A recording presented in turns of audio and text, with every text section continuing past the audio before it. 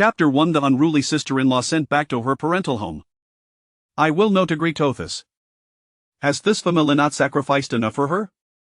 For over a decade, whenever the ruas event half a bag of grain left in the house, my sister-in-law walled ziazite, claiming it was for her husband's education, for the sake of her husband, my son's schooling was completely interrupted. And what was the outcome? Her husband indeed became a scholar, but the caster aside. Our sacrifice over the Ershade toast, and the promised return Sheva vanished, would have even jeopardized Suen's future. Yo want there to stay in the shows, isn't the talking to stabbing me heart with a needle? Inching her village, the wailing off Dusher, the eldest daughter-in-law of Tia family, echoed through Tila thatched cottage.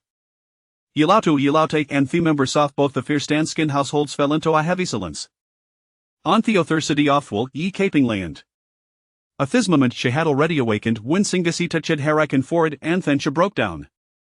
She had travailed through time and she had become a woman who had just been sent back to her parental home after being divorced. Yeet Siping, 29 years old, although an orphan, had risen from nothing to become a young entrepreneur. She had clearly achieved financial independence and turned her life around, only to make headlines for an absurd reason. Tragic, 29-year-old young businesswoman falls into sewer and dies. Damn it, what a pathetic and disgraceful way todi. Knowing this new body, she was also 29 but had married early. Her husband, Li Ziyuan, was a scholar. To support Li Ziyuan studies, no ton lay had the ex-house death a saving soft life family but the original owner also raided their own family's resources. Whenever her family had even half a bag of grain, the original owner would come in a finger round, I fain owned a red to say word, shrew drettert with righteous indignation. This grain is just taken for free once me husband becomes a scholar and rises to a high position, won't me parents and brothers benefit from it? What, you say Themony should be saved for Zuin's education, but me husband insists that's one isn't cut out for studying, it's better to abandon that thought early lest was Themony end time. Sister-in-law, Wiry O'Blaringham, Emirala stating that if Zuin wants to study, Thenelthim, Asa, how can interfere with mindfuse education? But Swan is still young the family's resources who'd prioritize me husband, his a promising student and will surely succeed next year, on sepicestism, he will undoubtedly support Swan and repay parents and brothers tenfold. Although he original owner way say daughter, she had been doten sin secondhood, and her parents and twa brothers indulged here wish. Since a Thirson-in-law was studying, they naturally supported him. However, the grandson, Yishin, also had to study, under the insistency and clamor of Tilda's daughter-in-law, Dusher, Yizuan was also sent to school. But supporting both of them proved to be tremendous strain. The family managed for 3 years but could no longer endure it. After the original owner cried, complained, and even threatened to hang herself, they finally decided to stop funding Yisuan studies and supporting Li Ziyuan. Yet, year after year, for a full 14 years, Li Ziyuan remained nameless in the examination list. Just whenever Yonuas and Thebring coughed despair, Li Ziyuan suddenly succeed. The original owner was so excited that she rushed to inform friends and relatives, flaunting her status as a scholar's wife. However, before she could finish, Li Ziyuan slapped her with a divorce decree. After 14 years of marriage, Yohavian Libor Nemitwo daughters, leaving Flay family with the Molaire, I tolerated this beauty absolutely should not have struck me mother, if a toleratuno, he would be unworthy of being gassin, take this divorce decree and leave, from no one, war no longer a member of Flay family. No, husband, I did not strike Mimother, it related not, mother fell and broke her leg on Thestairs, I went to Helfer, and she suddenly grabbed me hand, claiming I pushed husband I am so filial, ik nil to asher fi thou could he pushed please a believe. In front of her maternal family, the original owner was domineering, but in front of her in-laws, she was submissive and obsequious. Yet the divorce decree was still mercilessly thrust into her face. When the family learned of his situation, they were furious and brought relatives and the village had to support the original owner and demand justice. The original owner's mother-in-law, old lady Leaf, lay on the ground, clutching, weeping. Guess he kissed the original owner of being cooning, greedy, and Dowsy had struck her mother-in-law, with Thyson Jura being gur feudable evidence. Two neighbors also testified, claiming they witnessed the original owner Chisingen beating old lady Lee, pushing her down. The event stated that the original owner had failed to barrison, causing life a militophacy exting. Regardless of key accusations, the original owner deserved to be divorced. Unable to withstand the blow, the original owner pointed at Li Ziyuan and cried, husband, how can you treat me this way? If I truly want to divorce me, I will divorce. With that, Shetcher jed toward Thwul. The original owner thought Li Ziyuan would stiffer instead. Hanyo read her completely when she tried to pull back. It was too late, ultimately, a shuished, shepperished. Watching the memorious flood her mind, ye caping couldn't help but witch her lips. What kindoft hot process did the original owner rave, he wanted to divorce her naturally, he wouldn't care about their life or death, how could you possibly think that threatening to de would yield in a results? After crashing Jintathul, the Lithamalir fused to let he original owner back inside. Her parents, fearing further emotional distress, had no choice but to carry her back to the family. The eldest daughter-in-law of her maternal family, Dusher, had long since seed spies at the sister-in-law who had drained their family's resources and disrupted her since education. Now learning that their sister-in-law had been divorced and would be stay in Gathama for an extended period, Dusha felt as if she had been struck by lightning. All sacrifice made for her since future Hajonatoast, from no one should have to endure to fling life under the tearing of this troublesome sister-in-law. Under the double blow of despair, Dusha finally erupted, letting to the ensuing chaos. Chapter 2 at your discretion after 3 months. As he Caping's memory escamatoan and she couldn't help but curse at the original owner Resad spicably full, reaping a watch its own. Outside, the argument continued, with Dusha's furious voice arising again. Whether she rolls back to the familiar goes anywhere else, she cannot stay in the household. A heavy silence followed, after a significant pause, that eldest Yi Dakian spoke in a somber tone. Mother, you understand the arranger, but ultimately, it is woho manage at his family, and it is woho decided to cut off Suin's education. What doest the shape to do with our younger sister? I feel must blame Sumian, then blame him. Theskin brother Yerquin, quickly Kimadan. Incomplicit as well, big sister, direct to your iriam, noted her little sister. Dusha's festern pale, her frail body swayed as he pointed at them, laughing derisively. Even now you still defend her, Shizmerly Amara daughter-in-law, yet your family must prioritize her in everything we have, ta support the husband's duties, you've even sacrificed education of Io your own son, is the show the family conducts itself, must we all revolve around her, why, era McKildren and Dinothuman, one not worthy? The Yefamily members full Selin tather words. On Theothercity Oftwell ye Caping fell their temperasing, wishing she called CZ Dakian and Javeheim a few good whacks. Indeed, wish old it be so? The original owner was nothing more than so Khaled Famula darling, her parent Shadindulger, fulfilling every unreasonablement she made. Her twa brothers were infatuated with her, acting like fools in their devotion to their sister. To the original owner, it might have a seemed like yelef off pampired privilege, but from the perspective of her sister-in-law one nephew, Ikwezakin to bang burdened with anus of lunatics and miscreants. Ye Caping sayed soft lie she hadel rededed in the modern world and could never return. From no one, she wold be Caping here. Thesa messes were hers to clean up.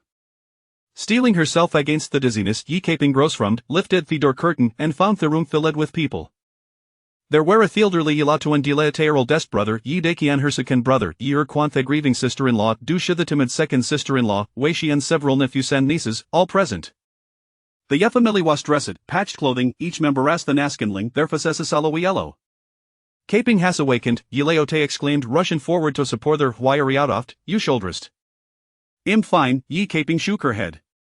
Yi Dakian exhaled in relief, then showed a fire seglery Dusher. You'll true, you the anger read her little sister to the point she had to rise up from her sickbed, I fio can tolerate her, then go back to your family, you, an outsider, have no right to drive her away. Ye Caping felt a surge of indignation shows no trous be Dusha sanger but be Ye Dakian's foolishness, Shafix at her gazing on him. Eldest brother, you should apologize to sister-in-law. Shice no one baro for Yefamoli, how can you call her an outsider? Ye Dakian was momentarily stunned. Little sister, what are you saying, she's an outsider, did he not say Fatia Dielf? Notenle Ye Dakian, but Yerquan and Theothers looked at her in shock. Ye Caping paused, memories flooding Hermond. In the past, whenever the original owner returned to her family to demand money or grain, she would refer to Dushi as an outsider during their quarrels. Whenever there was an issue, she would drag her twa brothers into it, insisting that they were blood relative as while to twa sisters-in-law were Marie outsiders unworthy of her trust. Ye Dakian had long been manipulated by the original owner, hence his casual dismissal of his wife as an outsider. Ye Caping continued, in the past, I was immature, issued na favor for red to sister-in-law wanskin sister-in-law was outsiders, nor should he have drained my family's resources to support that beast, lazy yuan. Issued na they interfered with Suin's education. I apologize. She was actually apologizing? Everyone instinctively turned to look out the window, wondering if the soon had resinine through day. And what had theist heard? Who didn't know that he Caping Gaddle wasted a lies lazy yuan, constant lie referring to him as a me husband, now she was willing to denounce him as a beast? Could she have possibilis their mind? After her initial shock, Dusha Sanger surged again. She didn't care what he Caping was up to. What good is your apology, femine hassel redi bean squander redenly yuan, anzuan's future is ruined. His already 16 bithasin laatan det philokal lamentary school for 3 years, athasage, who won't be accepted the anymore. With sama class academic ground, has no consio fentering the academy. I had hoped that after Lizauen be Camiller, he would recommend Zuan for the academy, but hapathis no closed. Ye caping hadel redi devisida plan. I will repay themini and granitufasires. Once year enough I will heriator for suantakachup on his studies. If I cannot accomplish this within 3 months, then you may dispose of me geowish. Dusher, however, did not believe a word of it, retorting angrily. Hiratutor, doyo have any idea how much that costs, totals of silver a month, I have alonson se grown weary of fio uremte promises. This troublesome sister-in-law Hadelways been eloquent, constantly proclaiming that dancerous band became a scholar, everything will change, now her promises were remroyada for guys oft hisami emter hitoric. Ye caping remain silent. Given the original owner's tendency to make grand promise to Anyono listen, she didn't expect to belly of her, but she was determined to follow through. Ye dakian and dis brother appreciated ye caping satiditude. Thought they had grown weary of her grandiose aims, no that she had apologized, what more recalled the ask for? Enough the bickering, a fat moment, thusual isolanti allowed to place a dioking pipion thither but say it softly at dusher. Ultimately for the past 14 years, it has been mafaltasti head off teethamally I havaron gedial, caping has just stated that in 3 months, I wolfend, she shall marry. Ye caping nearly spat authortia, what she mean twas to earn money within 3 months show had it twisted into a marriage proposal? What if she couldn't find a husband in 3 months, do she's a suddenly glinted with malice?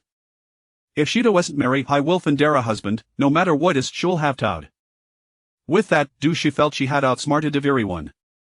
If ye caping Folinto hands shwouldn't she married Simeon for away, let this group of sisters and brothers suffer. Or perhaps shwould simply marry her back to her family and let daki and take care of her. Ye allow to waste a canabak what kind of nonsense was these? Before he could voice his thoughts, ye caping Hadel Reedy responded. That's fine. She ha just me and Thatishi kun turn money in 3 months, she'll daldilo dushe to do a shepleast. The original owner hado dushi and the family so much if she did not show some incurity how could Thagrinthur the opportunity to atone for her mistakes? Thuff it wasn't their fault. Accepting this body man she must suitor the responsibilities, whether they were reasons or debts, only by repaying them could she claim this life as her own. But he want to cane jethaderms if within 3 months I can revidio with her details, the nor past grievances all be settled, and I shall have a no right to interfere in my marriage. Ye lot one theather swear I left dumbfounded what was even saying, these was more outrageous tan marrying within 3 months. 30 tales, did she even realize what she was proposing? They as common folk work a day entire year and barely managed to save 5 tales, 30 tales in 3 months was imply a fantasy. Dusher, fearing ye caping might backtrack, quickly declared. I don't care if I earn 30 tales or get married we have an agreement. Shederned to Yelatu asserting father this is what she grieto, if she does marry within 3 months, then the marriage will be decided by him. Do she entirely overlooked the conditions ye caping had laid out. In Hermond 30 tales in 3 months ways impossible ye caping would have an ucois butto except whatever match ye layoto arranged for her.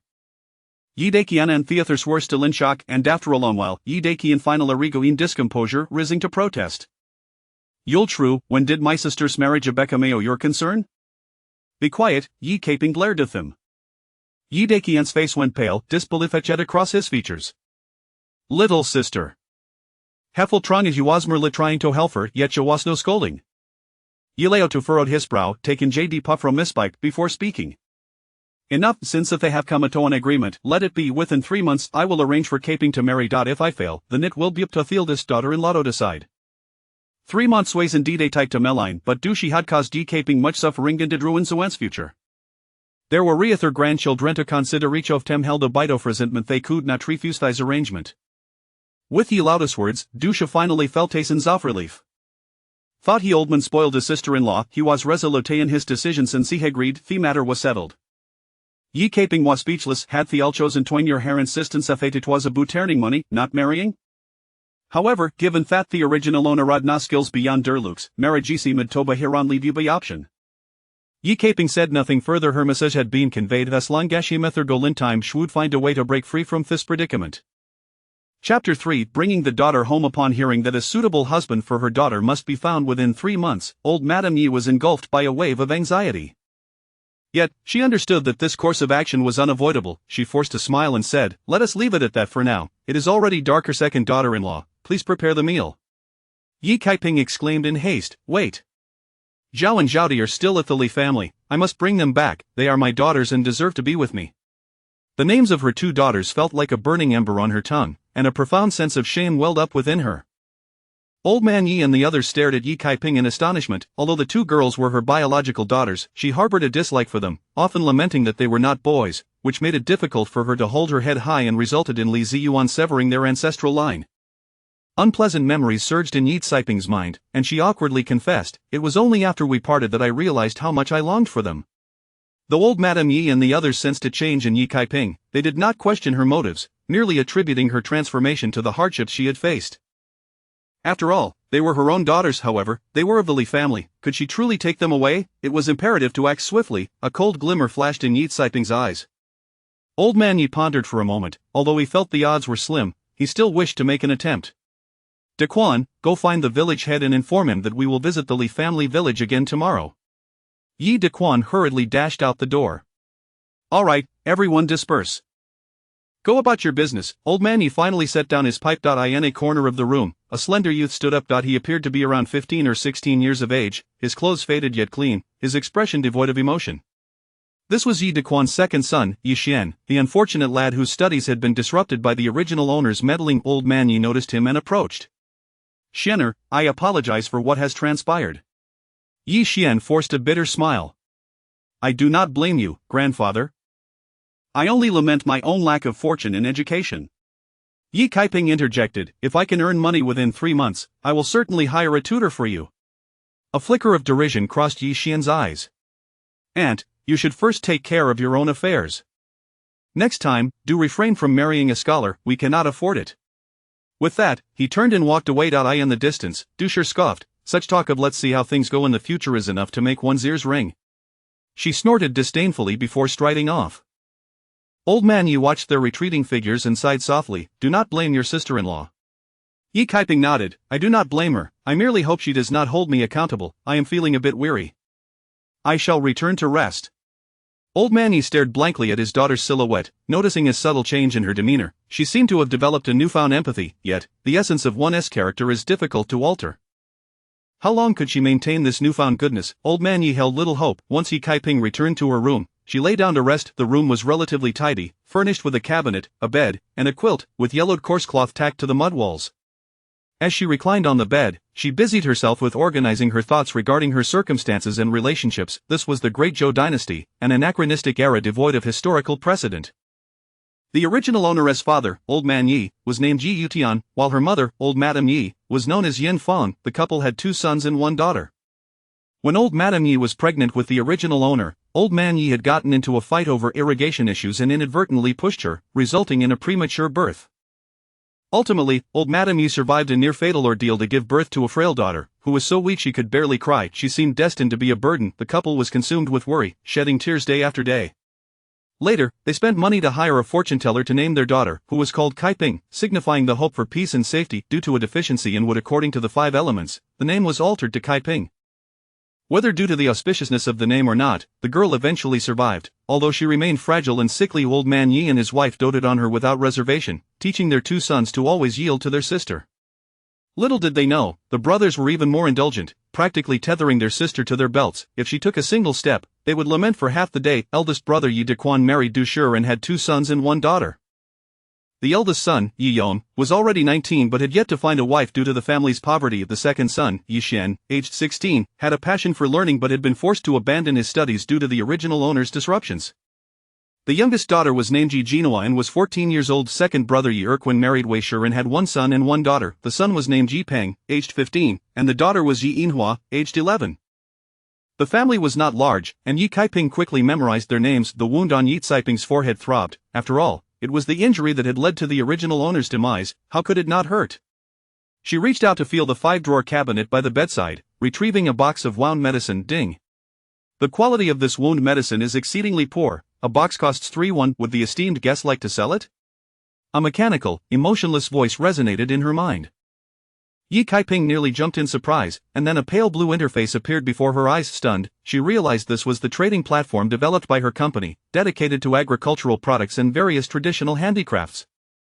It had followed her here. The only change was that the currency had shifted from yuan to won. Furthermore, transactions could be made freely. Overwhelmed with excitement, she decided to test its functionality and clicked on the affirmative option. Subsequently, the wound medicine vanished from her hands, replaced by 3 copper coins. It truly worked. With this newfound capability, her confidence in living here grew immensely. However, upon inspecting the 3 won in her hand, she felt as though she had suffered a loss. In the original owner's memory, the wound medicine was a costly item, with a small box valued at 200 won. Could it be? Yi Kaiping continued to scroll through the screen, eventually calming herself. On the recommendation page, rice was priced at 3 won per pound, while cola was 3 won per bottle. Clearly, the prices in this marketplace were calculated in modern terms, meaning 1 won equated to 1 yuan. The wound medicine she had just sold was considered a valuable item here, but in modern times, due to its ineffectiveness, it could not fetch a high price and was indeed only worth 3 won. Yi Kaiping wanted to repurchase the wound medicine but discovered the price had increased to 5 won. Speechless for a moment, she directly spent 3 won to buy a bottle of iodine. After applying the medication, she pondered where to hide it when the mechanical voice echoed in her mind once more. An item has been detected for storage. Would the esteemed guest like to store it in the storage space? Yi Kaiping promptly clicked the affirmative button, and the iodine vanished, replaced by a small, box-like space displayed on the screen. This is the initial space generously provided by the system, measuring 0.1 cubic units. For the expenditure of 10 taels of silver, it can be expanded to 1 cubic unit, and for 100 taels, it can be increased to 5 cubic units. The cost for further expansion remains unspecified, but it is evident that one must attain the 5 cubic unit threshold to receive any notification. Yi Kaiping does not find this exorbitant. After all, it serves as a means of preserving one's life, and such a price is justified. Upon awakening once more, it is already the following morning. Old Lady Yi brings forth a bowl of plain porridge and pickles. You fell asleep yesterday, so I did not wake you for dinner. Yi Kaiping, ravenous, swiftly finishes her meal. Let us hasten to Li family village. Dequan has already gone to summon Uncle Lijing. Here, drink this bowl of medicine. Yi Kaiping pinches her nose and downs it, grimacing at the bitterness. How much more of this is there? There is still the evening dose. We will prepare more after you finish this. There is no need for that. Just look at how energetic I am now. I can walk and run. Once I finish this, it will suffice. Seeing her in good spirits, Old Lady Yi finally concedes. Yi Kaiping dons a somewhat worn outer garment and makes her way to the main hall. Yi Lao Tu and Yi Erquin stand with an air of urgency. Shortly thereafter, Dequan enters, leading 2 elderly gentlemen in their 50s, accompanied by 4 women. Drawing upon the memories of her predecessor, Yi Kaiping identifies each one. At the forefront is Uncle Lijing, a plump man with graying beard. Uncle Lijing is a close relative, being a brother 4 generations removed. The other elderly gentleman is Yi Lao Tu's younger brother, her second uncle. Among the 4 women, one is Uncle Lijing's wife and another is her second aunt, while the remaining 2 are the most spirited young women in the village, nearly 2 or 3 years her senior. Uncle Lijing, second uncle, thank you for coming to assist me. Yi Kaiping expresses. Uncle Lijing sighs gently. We are all family. There is no need for thanks. However, I must be candid. We did not prevail in seeking justice for you yesterday, and it will be even more challenging today. Second uncle Yi exhales heavily. Ajadi and Lady are the maids of the Li family. I have yet to hear of anyone who has left after a cough and returned with children. Enough of this talk of misfortune, interjects Uncle Lijing's wife. Regardless of the outcome, we must attempt it to find peace of mind. Thank you, esteemed uncles and aunts, Yi Kaiping replies. She has long harbored a plan. She could retrieve the 2 children herself, yet as the saying goes, one may lose a person but not the battle. Strength in numbers is always advantageous. It is getting late, let us depart, Yi Lao Tu declares, turning back to say, Erquin will accompany us, while Dequan stays at home. Yi Dequan, impulsive by nature, is feared to cause trouble. Just as he rolls up his sleeves, preparing to charge into the Li household, Yi Lao Tu's fierce glare silences him, and he quietly refrains from further protest. Chapter 4. What constitutes a loss-making commodity in Lijia village? Li Ziyuan and the old woman Li were enjoying a meal, with a large bowl of stewed bones and boiled eggs set before them. These delicacies were not purchased, but rather offered as tribute by the villagers after Li Ziyuan achieved the status of a scholar. The mother and son were relishing their meal when a little boy, around 7 or 8 years old, burst in, exclaiming, Uncle Ziyuan. Uncle Ziyuan, Aunt Yi has returned, and she has brought her family from Qingha village. The old woman Li slammed her chopsticks down on the table with a heavy thud. Humph, I suspected she wouldn't take this lying down. Who wouldn't want to be the wife of a scholar, she retorted. Dogwa, go inform the village head. I have already done so, the boy replied. Smart lad, indeed. When you, Uncle Ziyuan, become a high-ranking official in the capital, you must take me along. Now, fetch my cane. The old woman had suffered a severe leg injury in a fall. Initially, she had planned to poison Ye Kaiping, luring the local ruffians to her for a scandalous encounter, thereby eliminating her rival. However, just as she was about to serve the poison broth, Ye Kaiping had dashed out to flaunt her status as the scholar's wife, knocking the soup over in the process. That broth had cost her 41 for the chicken and 201 for the poison. The old woman felt a pang of regret. Coincidentally, in the afternoon, when she had broken her leg, Ye Kaiping had come to assist her. Seizing the opportunity, she accused Ye Kaiping of assaulting her, thus finding a pretext to have her marriage annulled. The Yi family had arrived at the doorstep of the Li household. Ye Kaiping dismounted from the ox cart, lifting her gaze to the Li family's grand brick antile house, which stood out starkly among the predominantly mud-brick dwellings of the village. A smirk curled upon her lips. This residence had been constructed after the original owner married in, financed by money she had amassed from her family. The old woman Li and Li Ziyuan emerged from the house.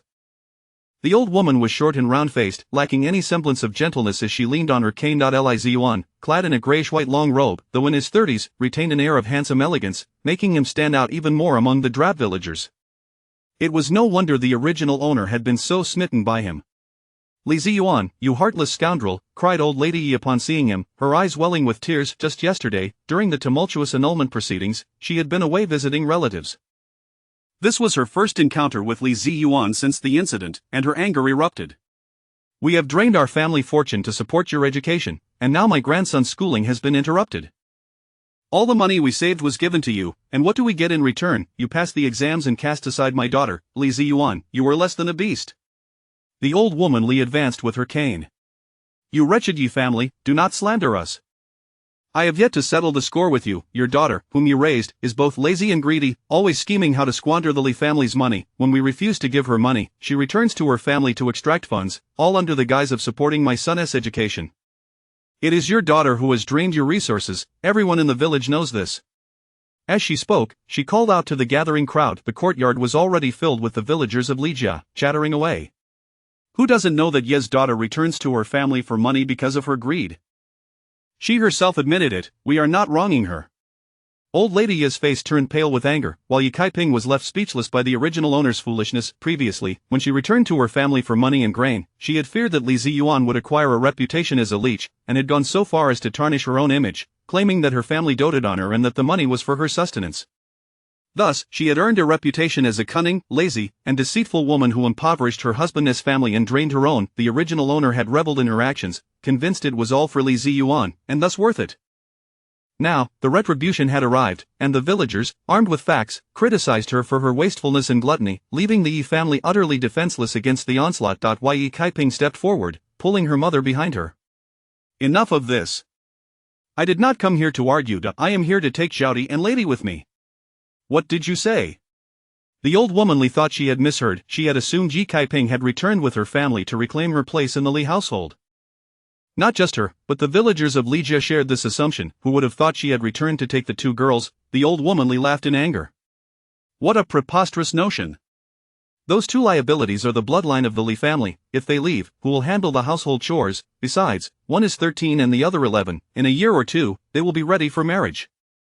We could find them husbands who are difficult to marry off, or even sell them as concubines in the county, easily fetching 20 or 30 taels. Ye Kaiping was not merely asking for two worthless girls.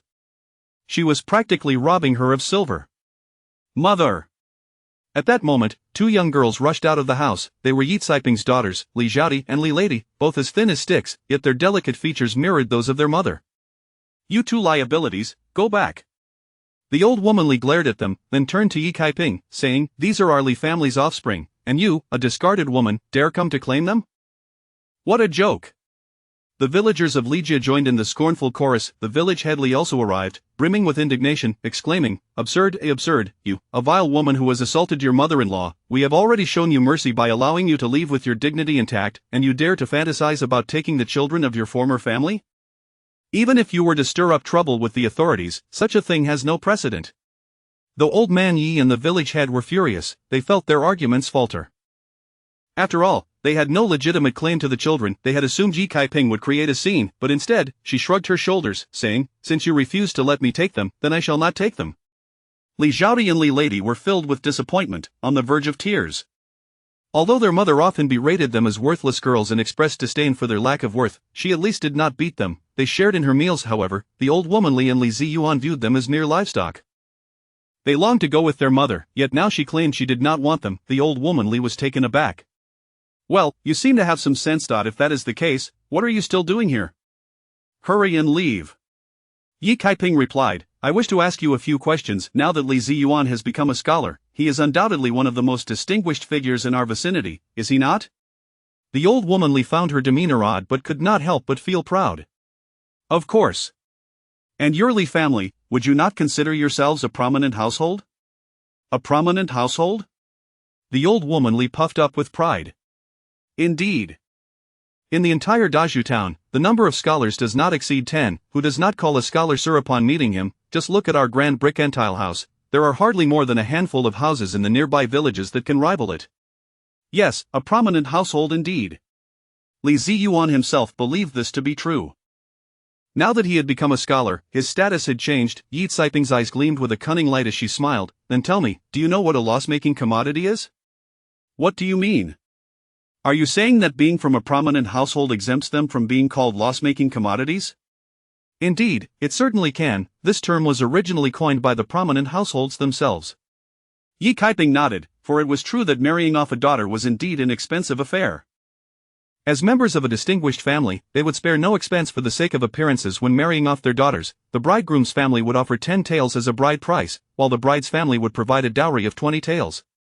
The groom's family would contribute another 20 taels, and the bride's family would provide 40 taels, hence the term loss-making commodity for daughters. Only we, the illiterate peasants scraping by in the mud, would misconstrue the meaning, trading our daughters for money. The expressions on the faces of the old woman Li and Li Ziyuan had shifted dramatically. "What, not only can these two liabilities not be sold for a profit, but we would also have to pay for them?" The old woman Li was about to retort, "Surely not." Yi Kaiping raised an eyebrow, mockingly fixing her gaze on Li Ziyuan. "Are you, the most accomplished scholar in our vicinity, truly considering trading your daughters for money?" Chapter 5. Successfully obtaining the letter of severance. Is this an attempt to sell one's daughter at a high price to a limping, unmarried widower, or perhaps to offer her as a concubine to a wealthy household? Truly, the scholar who seeks to sell his daughter for glory exhibits an admirable moral character. Yi Kaiping continued. Li Ziyuan, ever concerned about his reputation, could scarcely tolerate the slightest insult. "Absurd, absurd. How could a mere scholar like myself possibly sell my daughter for honor?" Yi Kaiping sincerely raised both thumbs. "That is all I needed to hear. I commend you, everyone. Come and witness our esteemed scholar's integrity. He is truly worthy of holding a high office." Moreover, the Li family has now become a prominent household. Their daughter is, in fact, a genuine financial burden. If the betrothal gift is 10 taels, the dowry must be 20 taels. If the betrothal gift is 50 taels, then the dowry must be 100 taels. Otherwise, how could they possibly be considered a distinguished family? Old Yi and the others were utterly astonished by Yi Kaiping's audacious remarks. Could it really be possible to approach it this way? The two young sisters supporting Yi Kaiping exchanged knowing glances and quickly chimed in. "Oh my, truly, our scholar is remarkable. My nephew's cousin's uncle is a storyteller at the tavern. I shall find him tomorrow and have him extol the virtues of our esteemed scholar. My brother-in-law just happens to be a classmate of the scholar. If he hears of this, the classmates will undoubtedly admire him." Angie added, "I'm well acquainted with the matchmaker at the town entrance. I'll simply tell her that our scholar is from a wealthy family, and his daughter is precious. If she is to marry, it must be to a worthy man. Not only should there be no betrothal gift, but the dowry must also be doubled. Let her keep an eye out for good families. Whether it be matchmakers or moneylenders, information flows freely among them. Should Angie truly speak a word to the matchmaker, the entire region would soon be aware, and at that point, attempting to marry off a daughter for profit would become impossible." Granny Li was nearly driven to the brink of apoplexy. "You, what nonsense are you all spouting? Ask anyone in the village who marries off their daughter at a loss. We, the impoverished families struggling to make ends meet, have no choice but to resort to such measures." Yi Kaiping shrugged her shoulders. "But isn't the scholar a man of distinction? Is it so unthinkable for a scholar to be of value? Alas, it seems that passing the scholar's examination is not that remarkable after all. He is just like us, a peasant seeking to profit from selling his daughter." Granny Li rolled her eyes in exasperation. "You vile woman, if you continue to prattle on, I shall tear your mouth apart. Of course, the scholar is admirable. Unlike you peasants, he belongs to a distinguished family." "Precisely." Yi Kaiping clapped her hands, asserting that those from high families do not sell their daughters for glory. And back to the same point, Granny Lee nearly spat blood. You wicked woman. Very well, indeed. Suddenly, Granny Lee had a thought, and her anger subsided slightly. Spread the word, by all means. Once the storm passes, I shall sell those 2 financial burdens directly to the county. But Yi Kaiping uttered something even more infuriating, and from now on, I shall keep a close watch on my 2 daughters, hoping they might soon marry into a good family. I trust that the noble scholar will not disappoint us. If one day they were to suddenly disappear, it would surely be at the hands of some greedy, shameless scoundrel. I would certainly report it to the authorities. Granny Lee, who had just calmed down, was now at a loss again. In the Zhou dynasty, selling one's children was not illegal, but it would certainly be a source of shame if it became public knowledge. Especially since Li Ziyuan held the title of scholar, he feared it would affect his future examinations. This simply cannot happen, nor that the 2 financial burdens must receive a generous dowry. Must we truly incur a loss? Enough, silence. Li Ziyuan violently flung his sleeves, his face darkened. Yi, I know your intentions toward my daughters. I am not unreasonable. Li Ziyuan, what are you doing? Granny Lee immediately interrupted him. Are you truly considering giving those 2 burdens to Yi? They are worth dozens of taels. Listen to me. Li Ziyuan shot her a glare. Granny Lee immediately acquiesced. It had always been Li Ziyuan who made the decisions in their household. Li Ziyuan was well aware of his daughter's worth, but that venomous Yi had them strung up like puppets, and they could not extricate themselves. He could not explain this situation to outsiders. If he did, what would his peers think? Would they say that a respectable scholar like him is unwilling to provide a dowry, that he would sell his daughters? He could either truly incur a loss by marrying off his daughters or suffer humiliation, becoming a laughingstock among his peers. Moreover, he was about to marry her. Keeping those 2 wretched children at home would only serve to offend her. Li Ziyuan scoffed. It is not that I am unwilling to provide a generous dowry, but rather that they themselves have chosen to run away. It seems they truly wish to live with Yi. Saying this, he turned to the Zhao sisters. Zhao Di, Lai Di, have you made up your minds? Do you truly wish to follow your mother?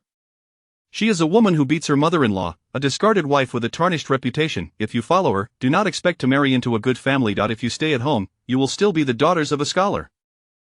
Have you not thought of what a good life could be? Yi Kaiping nearly burst into laughter. A destitute scholar, just because she praised him a few moments ago, truly believes himself to be of noble birth? A daughter of a scholar, indeed. The old Yi and the others anxiously observed their 2 granddaughters, fearful that they might refuse to go with them. Granny Lee and Li Ziyuan felt the same. The sisters clung to one another, their expressions anxious, and finally, Li Zhaodi spoke softly. I wish to live with mother. I do too, Lai Di timidly added. Li Ziyuan maintained a stern expression. Very well, this is your own choice. Yi Kaiping hurriedly pulled her 2 daughters behind her. Bring forth their household registration, and furthermore, draft the letter of severance. Li Ziyuan turned and entered the house, and shortly after, emerged with the household registration and writing materials. With swift strokes, he penned a letter of severance. Yi Kaiping accepted the household registration and the letter, exhaling in relief. It was finally settled. Granny Lee glared at Li Zhaodi and her sister with venomous eyes. Unseeing wretches, once you step out of this door, you are no longer the daughters of a scholar. With the letter of severance in hand, Yi Kaiping finally dared to laugh out loud. Ha ha, may I ask how many taels of gold your family possesses? Can it afford them an extra half bowl of coarse rice a day, or alleviate their farm work? A pauper of a scholar, and yet he thinks himself a noble daughter. Bah, ha ha. Upon hearing this, the surrounding crowd erupted into laughter. Though scholars are indeed formidable, they must also toil in the fields. The Li family truly has little gold. The villagers of Li family village laughed momentarily before restraining themselves. They were, after all, on Li Ziyuan's side. How could they bolster another spirit? Outrageous. Li Ziyuan soon realized the implications. Though he was a scholar, he still had a long way to go. Claiming to be of noble birth was indeed an exaggeration.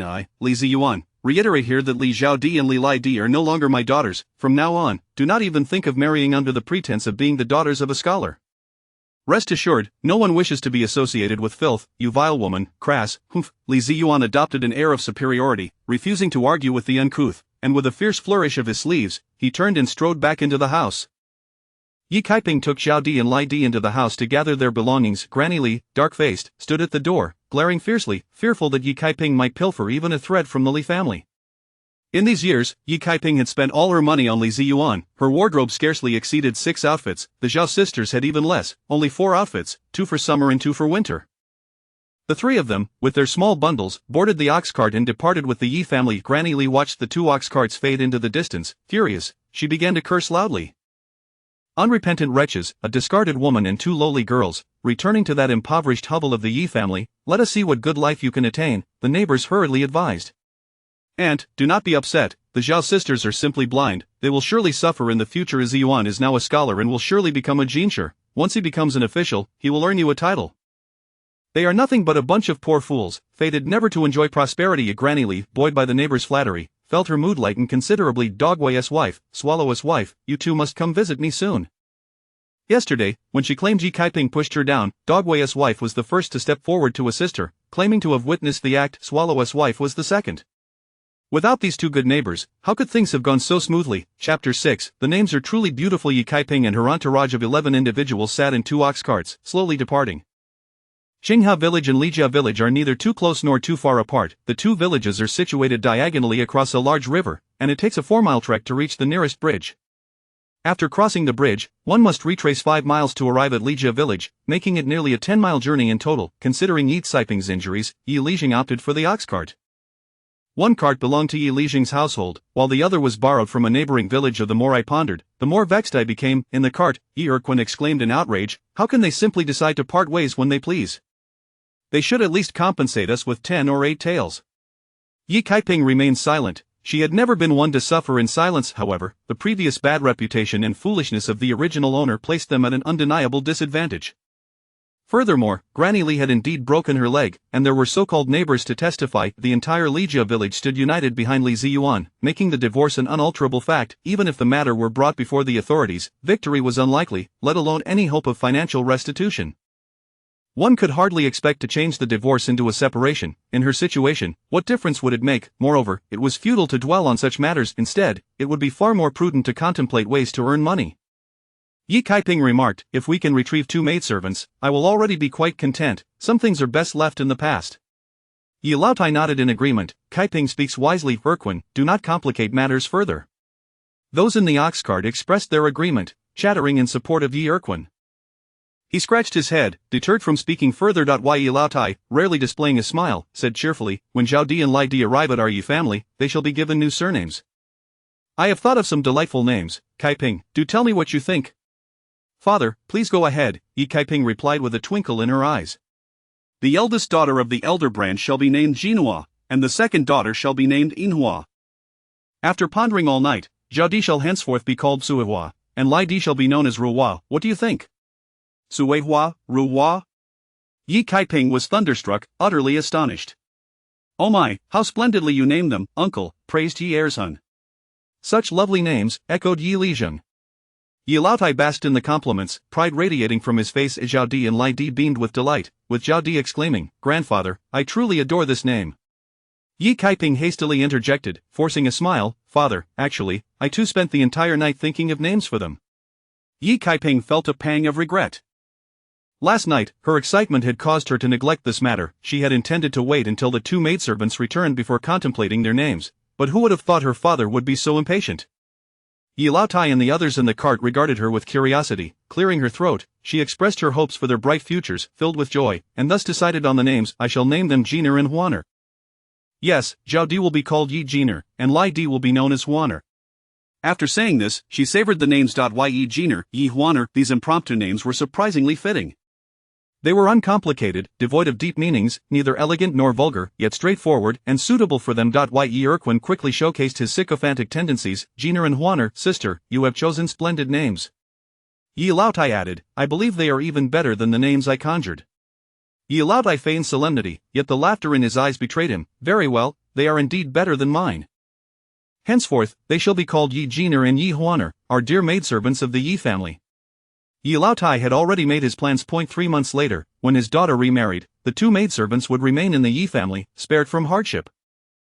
They would only need to work a little harder and prepare a few extra dowries. The newly named Yi Jiner and Yi Huaner felt a warmth in their eyes. Thank you, mother, thank you, grandfather and grandmother.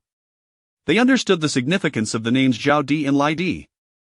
Although they hoped to bring home a younger brother for their mother, there was an underlying discomfort within them now that they had been renamed. The sisters felt a refreshing sense of liberation. Grandfather and grandmother had always treated them with kindness. They were not afraid of hard work, but rather feared being left behind in Lijia village, sold off for money by their biological grandmother. Moreover, their mother was inexplicably gentle today, warming their hearts and filling them with hope for the future. After a quarter of an hour, the ox cart halted before the aged entrance of the Yi family courtyard. The group disembarked, and Yi Laotai said, Li Zhang, Erdi, along with Tai Nio's wife and Zhuzi's wife, thank you all for today, please stay and dine with us at noon. Yi Lijing waved his hand in refusal, no need. We have already prepared a meal at home. Yi Ersan and the others echoed their refusals, exclaiming how precious food was. This year had been fraught with disasters, both droughts and locust plagues. The autumn harvest was less than half of previous years. Who among them was not subsisting on meager rations and tightening their belts? Once Yi Lijing finished speaking, he and Yi Ersan led the ox away. Upon hearing the commotion, Du Shi and Wei Shi emerged. When they laid eyes on Yi Jiner and her sister, they were taken aback in astonishment. Were they truly returning? Wei Shi hurriedly exclaimed, "I need to tidy up the west room with Yinhua." Yi Kaiping replied, "No need. Jiner will stay with me." The original owner had been spoiled, needing her own room even upon returning to her familial home, while the two daughters were relegated to the west room, crammed in with Jinhua and Yinhua. Jiner? Wei Shi noted the unfamiliar name. Zhao and Lai Di had been renamed. They would now be known as Yi Jiner and Yi Huaner. Yi Jiner and her sister stepped forward, whispering greetings. "Aunt, second aunt, cousins, greetings." Wei Shi responded blankly, while Du Shi pursed her lips in silence. Yi Kaiping ushered her daughters back to their room. She had always had her own chamber at her family home, and even after marriage, the room remained. The Yi household was a humble farmer's residence. To the north stood three adjacent rooms, Yi Laotai and his wife's abode on the left, Yi Tsiping's on the right, with a central hall in between. The east wing comprised another three rooms, housing the families of Yi Dequan and Yi Erquin. The brothers Yi Yong, Yi Shen, and Yi Peng shared a single room. The west side was divided into 6 areas, one room for Jinhua and Yinhua, adjacent to the kitchen, a shed for firewood and farming tools, the latrine, a chicken coop, and a pig pen. Behind the house was a small vegetable patch, growing commonly consumed greens. The courtyard was modest, barely accommodating everyone. Yi Kaiping and her daughters placed their clothes into the wardrobe. This had been her room before marriage, complete with a bed, wardrobe, and dresser. Everything was intact. Due to the lack of an extra quilt, we cannot set up another bed, and for now, the three of us must squeeze together. Fortunately, the bed is reasonably spacious, measuring 1.5 meters. Mother, does your head still ache? Yi Jiner inquired with concern, gazing at Yi Kaiping, whose head was wrapped in cloth. It no longer hurts, Yi Kaiping replied with a faint smile. Perhaps it was due to her arrival that the injury on her head had significantly improved. It was merely a bit bruised, and with a few more applications of medicine, it would heal completely. Let us step outside and see if there is anything we can assist with. As the three of them emerged from the room, they spotted Yi Dequan entering through the door, carrying a large burlap sack on his back. Upon seeing Yi Jiner and her sister, Yi Dequan's face broke into a broad smile. "Zhao, come here, you really have come to our home." "Uncle." The two girls hurried over, and Yi Jiner said, "We have changed our names. I am now Jiner, and my sister is Huaner, as named by mother." He, little sister certainly has a knack for naming, it sounds delightful. Chapter 7, Do not show favoritism. Yi Daqian let out a sigh as he placed the burlap sack on the ground. He cautiously pulled out a handkerchief from his pocket and unwrapped it to reveal 2 osmanthus candies. "Here, I knew you would come, so uncle specially went to town to buy these." With that, Yi Daqian pressed the candies into the hands of the 2 sisters. However, Yi Jiner's expression turned awkward. Their maternal family had always doted on them, particularly the 2 uncles, who would always shower them with delightful treats. In the past, when they visited occasionally, they would gladly accept such sweets. But now, living under someone else's roof, the offerings felt somewhat burdensome. Yi Jiner happened to notice Yi Yinhua standing at the kitchen door and hurriedly pulled her forward. "Cousin Yinhua, these candies are from uncle, please take one." "Why give it to her? Isn't that a waste? They were bought for you and Huaner," Yi Daqian insisted anxiously. "And not far away." Yi Tsiping's lips twitched. Was it truly wise for him to say such things about his niece? Did he not fear Yi Erquin's wrath? Yet, Yi Kaiping was still too naive. Just then, Yi Erquin, Yinhua's father, emerged from the room. "Brother is right, Yinhua does not care for such treats." "Jiner, you should eat it." Yi Yinhua timidly nodded, "I don't like them."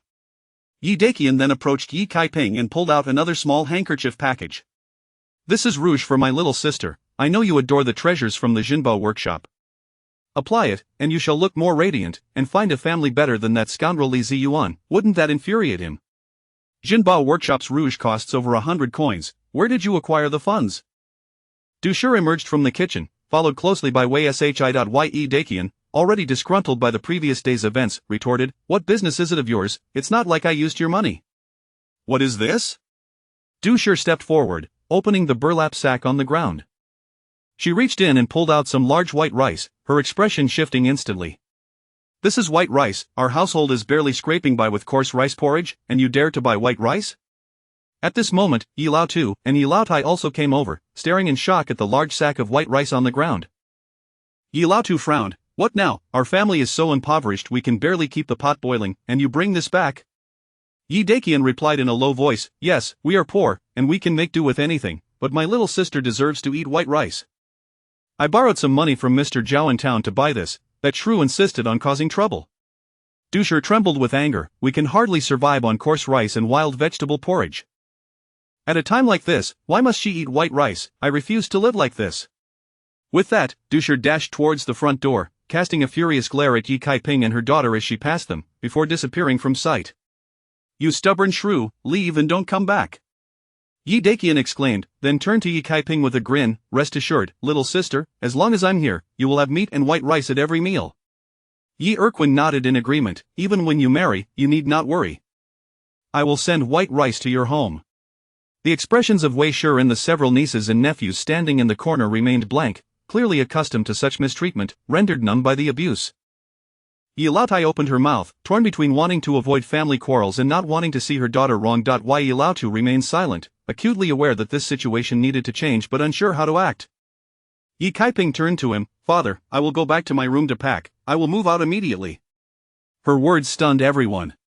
Little sister, what did you just say? Move out? Yi Daqian was taken aback. Why would you want to move? Yi Kaiping looked at him coldly. I can no longer endure this life. Yi Daqian grew anxious. Don't be hasty, it's all that Shrua's fault for constantly causing a ruckus. I will divorce her right away and see if she still dares to make trouble. Yi Yong and Yi Jinhua, hearing that their mother might be divorced, were taken aback. Was she the one causing chaos? Unexpectedly, Yi Kaiping glared at Yi Daqian in anger. It's you and Ergu. Yi Daqian was astonished. Me? I stayed here to make amends, not to act like a tyrant. From now on, whatever we eat, you eat too. Return that sack of rice and the rouge. If you continue to show favoritism and stir up trouble, I will leave immediately.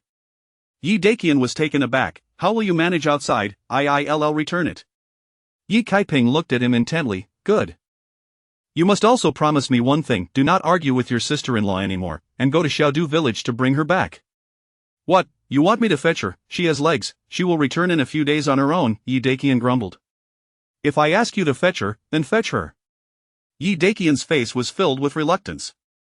His little sister deserved the best, all because that shrew insisted on causing trouble. Yet, with his sister's words, he dared not contradict her. Seeing the matter resolved, Yi Lao Tai sighed in relief. Tomorrow morning, I'll go with Daqian to fetch his wife. Yi Kaiping replied, that would trouble you, mother. Yi Kaiping knew that if she went with Yi Daqian, it would show more sincerity. However, she decided to repay the debts of the original owner, but that did not mean she was willing to endure Dusher's tyranny in 3 months. Once she had earned enough to pay off the 30 taels, she would take her 2 daughters and move out. Yi Lao Tu pondered for a moment before speaking. Let us return 10 pounds of this white rice. We can keep 3 pounds. Kaiping still has injuries and needs to recuperate. Yi Kaiping felt a warmth in her heart but shook her head. No need, father, I have already recovered. We are poor enough as it is, we cannot take on additional debts.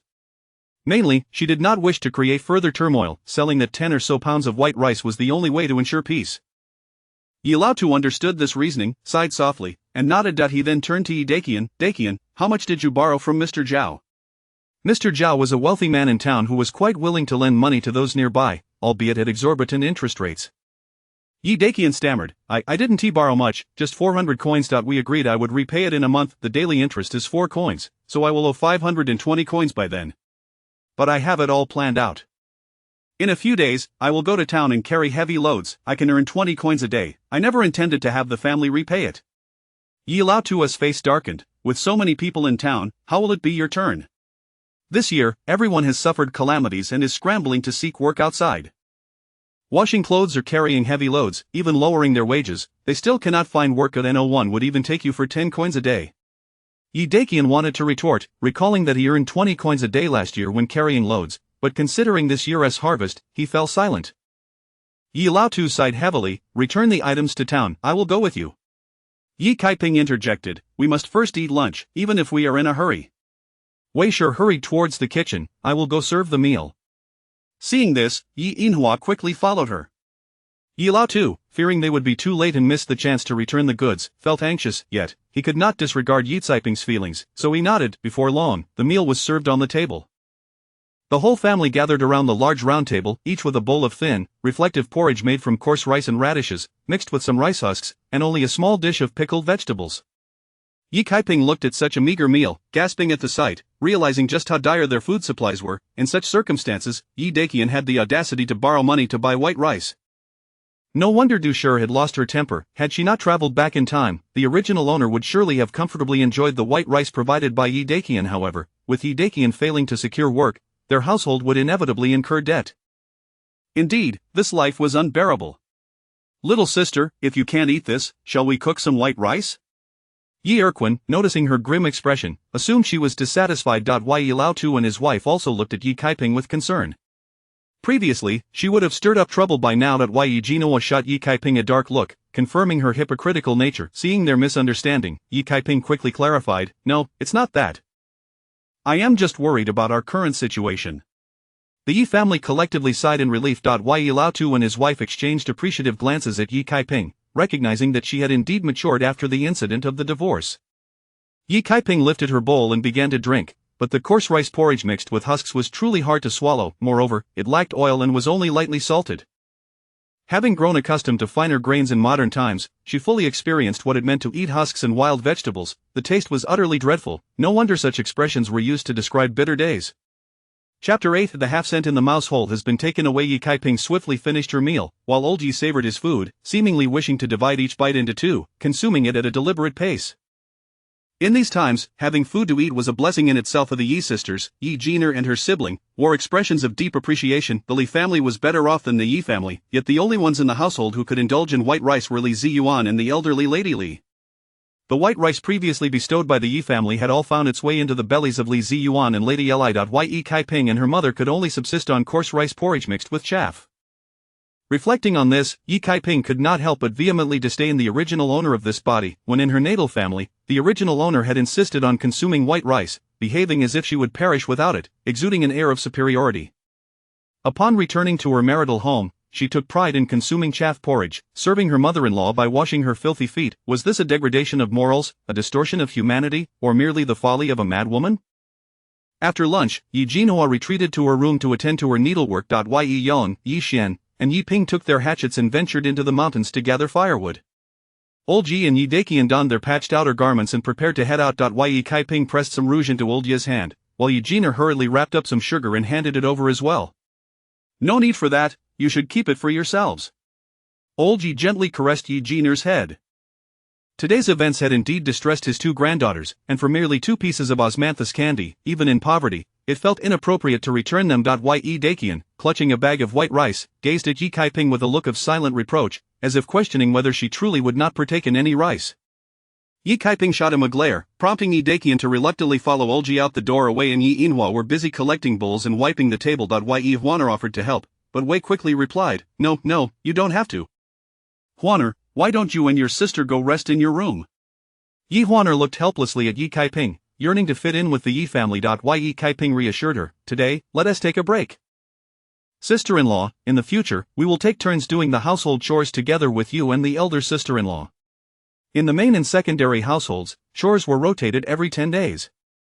Wei was taken aback by this suggestion, while the elderly matriarch, who had been picking her teeth, paused and reproached, "What do you mean by taking turns? You still have injuries. It has only been 3 months. You should rest well." The old lady was deeply concerned. Her daughter had been raised with utmost pampering, and not consuming white rice already made the old lady feel her daughter was suffering. But the household was poor, and they simply could not afford it. There were plenty of hands for household chores. She would never allow Yi Kaiping to toil. Yi Kaiping insisted, "These minor injuries will heal in a few days. It's not just me, there are also Jiner and Huaner. We can't have 3 perfectly healthy individuals doing nothing while waiting to be served, can we?" The old lady considered this and agreed. In 3 months, her daughter would remarry, but the Jenner sisters would remain at home, so it was indeed unacceptable for them to be idle. At worst, when it was her daughter's turn, she would let her rest and take the 2 granddaughters to work. This way, even the most troublesome eldest daughter-in-law would have no room for complaints. "All right," the old lady nodded, "today happens to be the 2nd day of the secondary household's rotation, so you still have 8 days to rest." Yi Kaiping smiled and nodded in acknowledgement.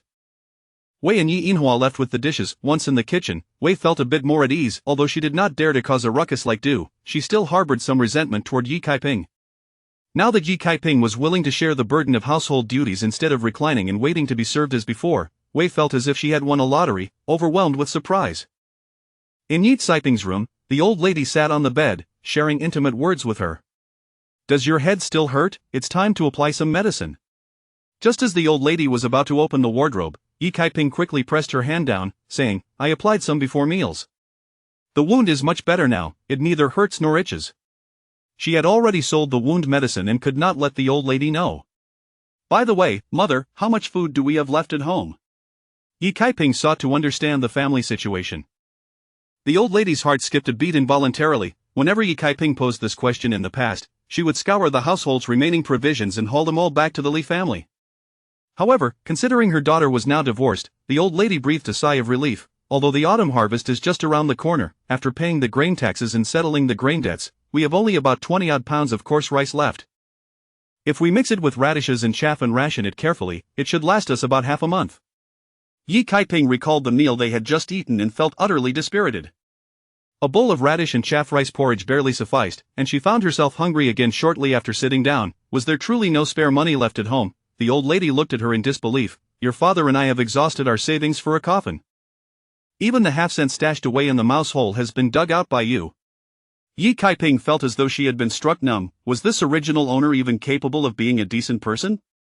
Clearly, she was not, the old lady continued. "Moreover, when you were brought back the other day, you were barely breathing. We spent 3 taels of silver to buy 2 pieces of ginseng, ground them up, and mixed them with water to revive you.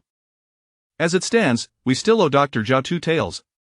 In addition, there were 5 taels owed to the village chief and 3 taels to her second uncle. The debts incurred by the village chief and second uncle were all taken out for Yi Kaiping's sake." At that time, Li Ziyuan was preparing for an exam, and the original owner had gone back to her natal family demanding money and grain, selling 2 pigs and all the chickens and eggs from her family. In truth, had Olji been able to sell anything, it was likely her entire natal family would have been sold off after liquidating her family's livestock and remaining provisions. The original owner had still insisted it was not enough, leaving Olji and Yi Dakian distraught as they hurriedly borrowed money from the village chief and second uncle. This memory surged into her mind, and Yi Kaiping wished she could slap herself. The original owner truly was a disgrace. How could she have burdened her with a staggering debt of 10 taels? This simply would not do. She needed to acquire some money immediately. Tomorrow, she would head to the mountains to take a look. The old lady discerned Yi Kaiping's anxiety. "You needn't worry about such matters. Your father and 2 brothers will take care of it. Instead, you should focus on finding a suitable husband within the next 3 months. If the time exceeds, your elder sister-in-law might find you a mismatched suitor. After a couple of days, once your elder sister-in-law is settled, I will seek out Huang the matchmaker." Yi Kaiping was momentarily speechless, but she knew that the old lady would not believe her if she claimed she could earn 30 taels on her own. Thus, she replied, "Regardless of what kind of person the matchmaker finds, you must not agree without my consent. You must inform me first." The old lady chuckled. "All right, but do not be too picky." Yi Kaiping smiled in silence. Being selective was simply unavoidable. No matter who it was, there would be satisfaction or dissatisfaction. With her parents and 2 brothers doting on her, Yi Kaiping was not concerned they would go back on their word. At that moment, Yi Jiner and Huaner entered. Yi Jiner handed a piece of osmanthus candy wrapped in cowhide paper to the old lady. "Grandfather asked us to keep the candy. I would like to share it with my cousins. Please help me divide it, grandmother." Yi Jiner was aware of the bias from the main household towards them. They dared not eat this candy. The old lady's face lit up with joy as she quickly accepted the candy. Chapter 9 of the High Cost of Living. As evening approached, Old Yi and his son finally returned home, both drenched in perspiration and wearing expressions of distress. Upon seeing Yi Dakian still carrying a bag of white rice, Old Yi's wife was momentarily taken aback. "Couldn't he return it?" "Indeed," Old Yi replied sullenly. He settled onto a small stool, removing his shoes as he spoke.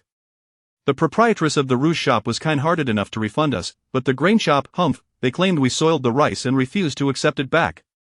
When we suggested exchanging it for brown rice, they were unwilling as well," Yi Dakian retorted angrily. Old Yi's wife, along with others, felt their hearts plummet as they realized there were only 10 days' worth of provisions left at home, nearly bringing them to tears. "At this rate, we won't be able to repay our debts. In a month, we owe an additional 121. This white rice may be delicious, but it does not stave off hunger." Though she felt the urge to scold Yi Dakian, she refrained, knowing it was all due to Yi Kaiping's actions. Scolding her daughter would only add to her shame. An air of melancholy enveloped the entire Yi household. Yi Kaiping stepped forward and remarked, "Today is August 21st, and in half a month, it will be the double ninth festival.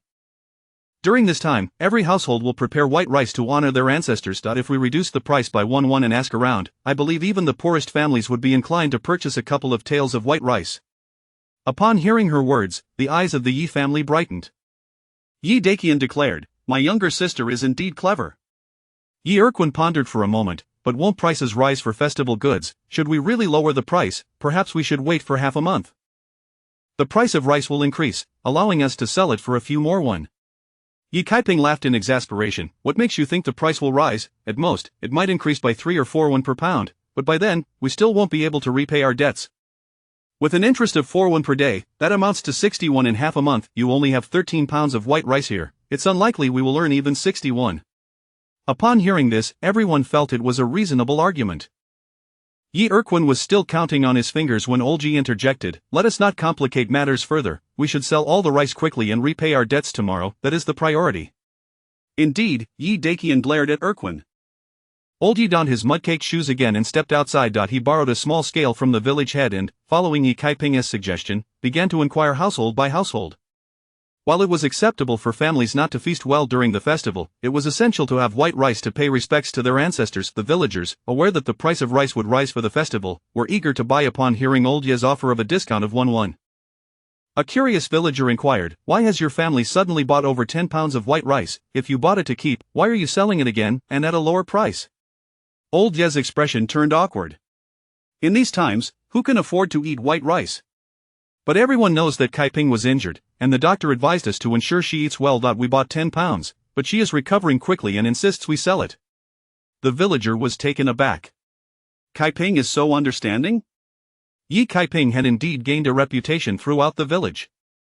Olji, feeling embarrassed, said little more as he weighed out 2 taels of rice for the villager. Each household purchased 2 taels, some even 3 or 4 taels, and within an hour, all 13 pounds of white rice had been sold.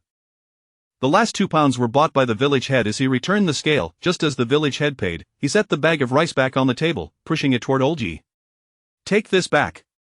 I fear it may cause trouble otherwise. How about this? I need to prepare a bowl of rice porridge for my grandson Fubo every morning to help his stomach. I'll make an extra bowl for Kaiping. She can come by every morning around the time of Chen." Olji nodded, pipe in mouth. If Fubo was their only grandson, and the doctor had instructed that he must have a bowl of rice porridge every morning for his health. Olji's eyes glistened with gratitude. "But we still owe you quite a bit." "Enough of that," the village head waved his hand. "We are all brothers, why count so meticulously? You are hard-working folk, you will repay it in due time." Feeling ashamed, Olji nodded, but then thought of his daughter's injury and said, "I appreciate your kindness." Upon returning home, Olji and his family began counting their coins.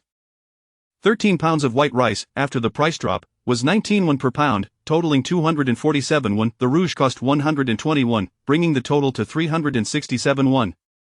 Due to the 2 pieces of osmanthus candy and the slight reduction in the rice price, they were short by 33 Olji's wife remarked, "And we still owe 4 in interest today, leaving us short by 37. Olji replied, "If we sell the firewood tomorrow, we should be able to cover it." Yi Kaiping secretly clicked her tongue, astonished at how expensive the white rice had become, 21 per pound. However, she realized that in this ancient era, with low yields and this year being a year of disaster, it was not surprising for grain prices to soar. Moreover, this was white rice, while the common folk typically consumed brown rice. White rice, also known as polished rice, was food for the wealthy. "Kaiping, tomorrow you take the household registration book to the village head's home to update it," Olji instructed her. "Go at Chen time. They will be free then." All right, she agreed, as she had some matters to inquire about with the village head. At that moment, Yi Yong and his 2 brothers returned, with Yi Yong and Yi Xin each carrying a small bundle of firewood, while Yi Peng had only half a bundle. With the weather turning cooler, villagers were scrambling to gather firewood, either for their own use or to sell for money. The dry firewood on the mountain was insufficient to meet the demand. Wei Shi and Inhua hurriedly set the table. It was still the same lunch of radish and rice bran porridge. Olji's wife was in charge of serving. She ladled a thick bowl of brown rice porridge for Yi Kaiping, while the rest received thin porridge that could reflect their shadows. "You need to eat more while recovering," Olji's wife added. No one objected, except for Yi Jinhua, who let out a soft grunt. Yi Kaiping said nothing, knowing she truly needed the nourishment as an injured person. Chapter 10. No need to please anyone. After finishing their meal, Granny Yi cheerfully produced some osmanthus candy. With a small knife, she deftly divided the 2 thumb-sized pieces into 8 portions, each the size of a pinky finger. Oh my, this is candy for Gina and Juaner, and she is sharing it so generously, Yi Daquan beamed with pride. Granny Yi, her eyes twinkling with delight, remarked, our children have endured much hardship, us old folks shall abstain. Younger, Shinner, Penger, Jinhua, Inhua, you all partake. Yi Yong, a 19-year-old lad marked by his silent and unassuming demeanor, waved his hand dismissively, I have no taste for sweets. You enjoy them, with the moonlight so fine, I shall chop some firewood first. With that, he exited the room. Ye Jinhua pouted, I won't have any either, we're heading back inside. It was her father who had borrowed money to purchase this candy, yet it was only distributed to the sisters Gina and Juaner. Now, they were disingenuously presenting it as a gift. How brazen to flaunt their family's money in such a manner. Impudent girl, what else with that attitude? Yi Daquan fumed, about to unleash his ire. Yi Kaiping quickly interjected, elder brother, let us not quarrel. If she doesn't want it, then let her be, there is no need to force the child. Alright then, let us heed your younger sister, the old man conceded. Though Yi Daquan was reluctant, he had no choice but to relent in the face of his younger sister and father's words. Delicious, exclaimed Yi Peng from the second household, stepping forward to savor a piece of candy, then offering it to Yi Inhua. She, the youngest at merely 11 years of age, finally tasted the coveted treat, her small mouth breaking into a radiant smile. Yi Peng then extended the candy to Yi Jiner and Yi Huaner, kindly urging, cousins, do have a taste. Yi Jiner, her eyes misty with gratitude, nodded appreciatively at Yi Peng. The second household had always been the most benevolent toward her and her sister, not just presently but in times past as well. The first household, save for her eldest uncle, had never shown them kindness. The remaining candy was consumed by Yi Daquan, Yi Erquin, and the matriarch Wei, leaving one piece for Yi Peng. Once everyone had returned to their chambers, Yi Peng took the candy and, with Yi Inhua in tow, approached the sisters' room. Yi Jinhua was seated by the bedside, mending a shoe sole. Here. Yi Peng placed the last piece of candy on the dresser, cheerfully stating, alright, big sister, let bygones be bygones. Your aunt has changed. Don't hold on to your anger. Don't be upset, big sister, Yi Inhua chimed in. Yi Jinhua's face darkened, and with a sharp clap, she slammed the shoe sole onto the dresser, exclaiming, she drained our family's finances, causing my elder brother to remain unmarried at 19 and my second brother to forfeit his education. She even drove my mother back to her family home. You speak of forgiveness, you speak of magnanimity, it's only because she hasn't inflicted her misdeeds upon your second household. Yi Peng, momentarily taken aback, then darkened his expression, yes, we're all the villains here. Is that satisfactory? With that, he turned and stepped out, leaving behind Yi Jinhua's indignant voice trailing after him. Humph, it's easy to preach when you're not the one suffering. Why should I forgive this one or that? Mind your own business. As Yi Peng exited, Yi Inhua stood there, her face flushed with embarrassment. To alleviate the awkwardness, she busied herself with tidying her bed. Yi Kaiping returned to their room with her two daughters. Once the door was shut, she sat on the bed and said, you need not seek to please anyone, let the first household harbor their prejudices. That is their affair, just perform your duties, avoid trouble, and refrain from instigating conflict. Yi Jiner and Yi Huaner paused, their eyes reddening. But we must stay here, Yi Jiner replied. Grandfather said that once mother remarries, we will remain here. 3 months from now, mother will not remarry, Yi Kaiping sighed softly, but I shall arrange for us to move out. Move out? The sisters were taken aback. Yes. Just yesterday, I reached an agreement with your eldest aunt that within 3 months, if she does not marry off, she must return 30 taels to her. This way, she cannot meddle in my affairs any longer. When the time comes, I shall take you both away, no longer living under anyone else's roof. The sisters' eyes sparkled with hope. Despite their name change, they were still connected to their maternal family, who had never welcomed them. Even if their uncles were fond of them, they were still living at the mercy of another. Once their mother remarried, their situation would become even more precarious. Hearing Yi Tsiping's words, the sisters felt a wave of relief wash over them, their previously unsettled hearts finally finding peace. Mother! They both exclaimed, rushing into Yi Tsiping's embrace. The sudden impact nearly knocked Yi Kaiping back, and though her feelings toward them were initially rooted in duty, this moment warmed her heart, and she couldn't help but smile faintly. Alright, this feeling isn't so bad after all. But how will mother earn the 30 taels? Yi Jiner inquired, lifting her head. Fear not. I have my ways, Yi Kaiping replied with a smile. Just remember, there is no need to please anyone, but also avoid stirring trouble or fulfill your duties, and treat others sincerely. Once we move out, if we maintain good relations with these people, we can continue to regard them as family. If not, they shall remain strangers to it's that simple. The sisters nodded earnestly, feeling an unexpected surge of confidence in their mother. In the past, she had never given them such reassurance. She would often scold them as worthless, blaming their misfortunes on their lack of worth. Though their mother had changed after her dismissal, becoming somewhat peculiar, this transformation provided them with a newfound sense of security. Chapter 11. Who wouldn't want to see? As the hour of the dog approached its zenith, around 8 p.m., the Yi family, in an effort to conserve lamp oil, retreated to their chambers for the night. Suddenly, a wailing sound pierced the stillness outside. Alas, was that not the voice of the black dog's mistress? Yi matriarch swiftly rose from her bed. She exchanged a glance with Yi patriarch and donned her outer garments before stepping out into the night. Before her stood a woman of about 50, weeping as she made her way down the path, followed closely by Dr. Zhao, who carried a lantern. "What has transpired with you, black dog's mistress and Dr. Zhao?" asked Yi matriarch as she approached. "Lu Haigu is starving and has ingested a poisonous root. He is now afflicted with poison. I am on my way to check on him," Dr. Zhao replied, shaking his head. "What?" Yi patriarch exclaimed in shock. "We must administer dung to him." At that moment, the neighbors, alerted by the commotion, emerged from their homes. The elderly neighbor, Zhao Futsai, who lived next door, hurriedly declared, "I shall fetch some dung immediately. Tiangu, you have experience with this matter, let us all lend a hand." "What are we waiting for? Let us go." Yi patriarch and matriarch hurriedly followed suit. Yi patriarch's original name was Yi Yutian. Zhao Futsai dashed back to his latrine, scooping a heaping ladle of dung before racing off, leaving behind an indescribable odor. Yi Dequan and Yi Erquin hastily pursued them, not forgetting to call back to Yi Caiping's room. "Little sister, are you coming?" "I shall not," replied Yi Caiping, standing by the window. The two brothers, eager to witness the spectacle, ran off, one of them losing a shoe in the process. Yi Caiping pinched her nose and shut the window, shaking her head in dismay at her two daughters. Really, what possessed them to consume such poisonous roots?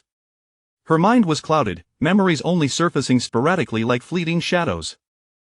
Lacking recollection of the poisonous root, she resorted to echoing her daughter's words. Yi Jiner chimed in, "Many are famished this year, we are fortunate to have rice bran porridge." Seeing her daughters remain unperturbed, Yi Caiping adopted a serious demeanor and said, "No matter how hungry you are, you must not imitate Lu Haigu and shove anything into your mouth. Tell me, what does this poisonous root look like?"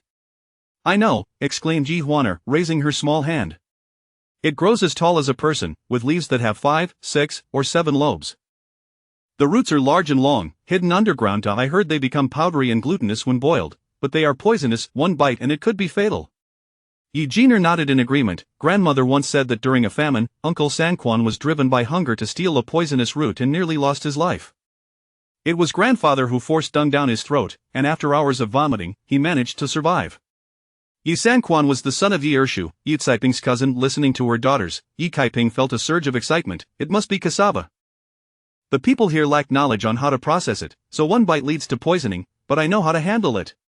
With this thought, Yi Caiping's eyes sparkled with hope. If they could acquire cassava, the family would no longer suffer hunger.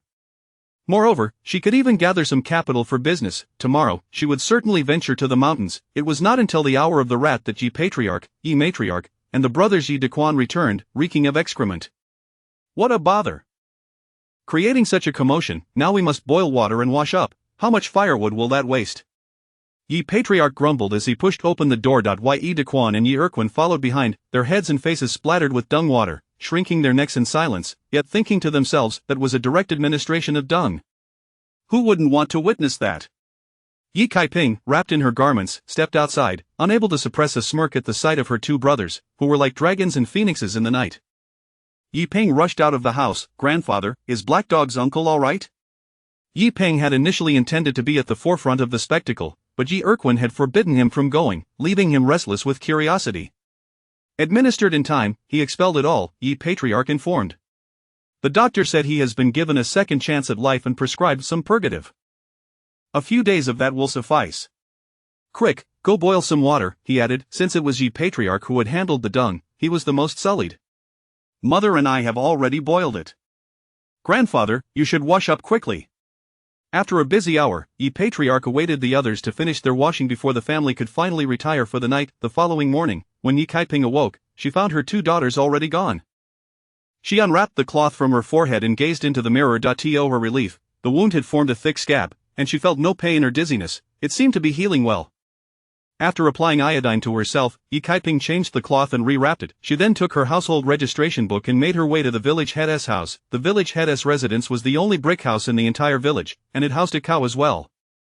This cow, aside from plowing the fields, was also used for carting villagers about, earning a little money in the process. The village head's son, Yi Bajin, would drive the ox cart each day, transporting villagers in and out. As Yi Lijun sat smoking at the entrance, he looked up upon her arrival. "Ah, you're here, come in." Yi Kaiping followed him into the main hall. On the table lay several documents, and she produced her household registration book. "Village head, I wish to inquire about the conditions required to establish a female household," Yi Kaiping asked. "A female household?" Yi Lijun paused, astonished, as he set down his pen. "Well, a woman cannot open a household alone unless all the men in her family are deceased, or if her husband has died and she has been separated with her daughter, only then may she establish her own household. If divorced or separated, a woman's registration will revert to her natal family, unless both her parents and brothers have passed away. Yi Kaiping furrowed her brow. "Is there truly no other way?" "At least not in my jurisdiction," Yi Lijun replied. Yi Kaiping understood. For those in their socio-economic standing, they were bound to live by the system. However, there must be exceptions, albeit ones they could not access. "Why do you inquire about establishing a female household? Don't tell me you wish to remain unmarried. Women are expected to marry. How could one not?" Yi Kaiping smiled lightly. Yi Lijun nodded and handed back the household registration book to her. "It's all set." "Thank you, Uncle Lijun," Yi Kaiping said, preparing to leave when she noticed the village head's wife entering, carrying a bowl of porridge and pickles. "Kaiping, eat something before you leave," she urged. Yi Kaiping hesitated. No need, you still have your injury. You must eat some white rice porridge to nourish yourself," the village head's wife insisted, placing the porridge and pickles on the table. "Yesterday, I spoke with your father. From now on, every morning, you shall come here for a bowl of white rice porridge to recuperate. It's no trouble at all." Yi Lijun nodded. "Eat up." Yi Kaiping felt helpless. If she declined, it would only stir up trouble, so she acquiesced. "Thank you, Uncle Lijun and Auntie. My injury has improved significantly. I can move about freely now. Please, do not prepare it for me again tomorrow. We must not waste food," the village head's wife sighed. "You must eat for at least another 2 days," and so it was settled. With that, she left no room for Yi Kaiping to refuse and exited the hall. Yi Kaiping picked up the spoon and was taken aback. The white rice porridge was thick and aromatic, and it even contained an egg. Though in her mind, an egg was nothing of great significance, in this era and circumstance, it was an exceptionally precious food for a peasant family. A warmth flooded her heart. She would remember the kindness of the village head and his wife. After finishing her meal, Yi Kaiping took her leave. The village head's wife watched her depart, letting out a soft sigh. Kaiping has truly changed quite a bit. Yi Lijun, seated under the eaves and smoking, simply grunted in agreement. Chapter 12. Harvesting cassava. Upon returning home, Yi Kaiping encountered her sisters, Yi Jiner and Yi Inhua, hanging laundry. "Good morning, little aunt," Inhua timidly greeted. Yi Kaiping smiled and inquired, "Where are your grandparents?" "Grandfather and my 3 brothers went to town to sell firewood," Inhua replied. "Grandmother and uncle have gone to fetch aunt," she continued. "My parents are tending to the crops in the fields." Qingha village lies in the southern region of the Zhou dynasty, characterized by a warm climate conducive to cultivating 3 seasons of crops. 2 seasons of rice and 1 of wheat. Consequently, there is little idle time for farmers, and they are still hard at work in the fields. Yi Kaiping nodded. "Jiner, Huaner, let us take a stroll up the mountain." "Inhua, you stay home and keep an eye on things." Inhua was taken aback. "Little aunt, you are still injured." "It's nothing serious," Yi Kaiping replied. "Staying cooped up at home is not advisable. I simply wish to refresh my mind and perhaps gather some wild vegetables along the way." Hearing this, Inhua felt reassured and nodded in agreement. Yi Kaiping led her sisters into the storeroom, where she retrieved 2 backpacks and a hoe, along with 2 sickles, which she tossed into the bags. The 2 daughters promptly shouldered the backpacks, determined not to let Yi Kaiping lift a finger. Guided by the memories in her mind, Yi Kaiping swiftly made her way to the back mountain. Although it was already late autumn, the forest still appeared lush and green. Upon reaching the halfway point up the mountain, Yi Kaiping and her daughters searched for a while until they finally discovered a patch of cassava in a hollow. Not just a few plants, but an expansive area, stretching across half the hollow, seemingly housing thousands of them. "Quickly, let us head over there," Yi Kaiping exclaimed with delight, quickening her pace. However, as they approached the cluster of cassava, the expressions of Yi Jiner and Yi Huaner shifted to one of alarm, and they hastily pulled Yi Kaiping back, exclaiming, "Mother, those are poisonous roots. We must leave at once." It seemed as if merely touching them could lead to poisoning. "Nonsense, I specifically came to find cassava. This is not a poisonous root. Its proper name is cassava. I've read about it in various texts. If processed correctly, it is edible." "Edible, but just last night, someone was poisoned." That was due to improper handling, trust me, we shall dig some up. Yi Kaiping mentally calculated the time. According to her recollections, cassava matures around October, but considering the climate in the Zhou dynasty, it would be based on the lunar calendar.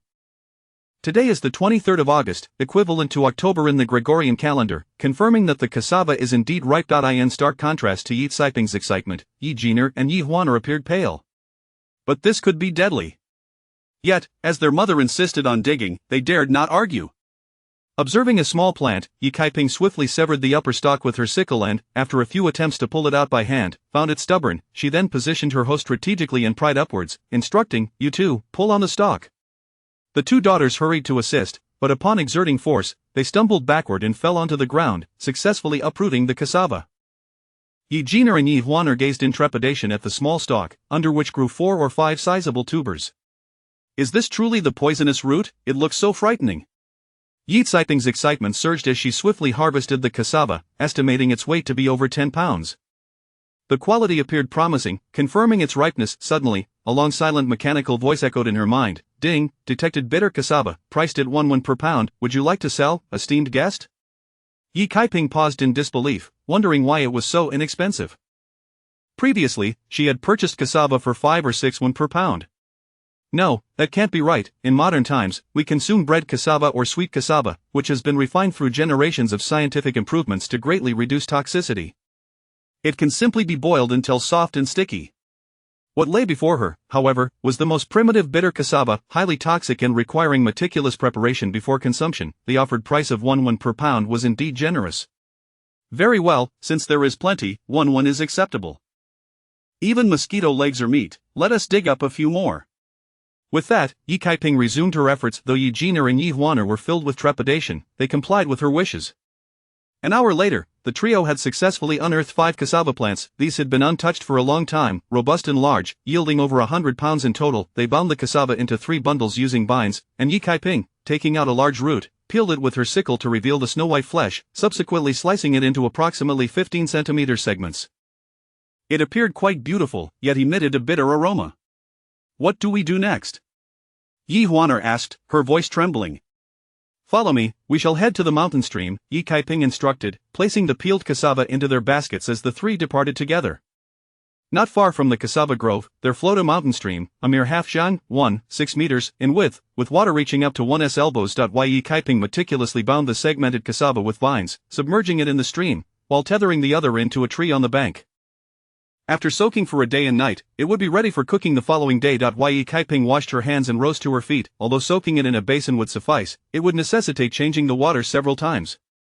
Immersing it directly in the stream yielded far superior results. Let us venture to see if we can find any wild vegetables, she suggested, but the large bundles of toxic roots we just unearthed are still over there, Yi Jiner pointed out. Let us leave them for now. After all, no one is likely to steal such things. Wait a moment, I left my sickle behind. You all stay here while I fetch it. I will go, Yi Jiner offered. No need, I know where it is. You all wait here, Yi Kaiping replied, hastily departing. Before long, she returned to the cassava grove, where 3 large bundles of cassava lay neatly arranged on the ground.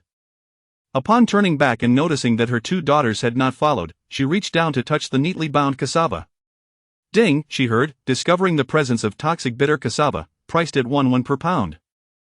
Would the esteemed customer like to sell? Yi Kaiping quickly confirmed the transaction. There were a total of 102 pounds of toxic bitter cassava, amounting to 102 wen. As the announcement concluded, her small box, barely the size of a chest, suddenly brimmed with 102 copper coins.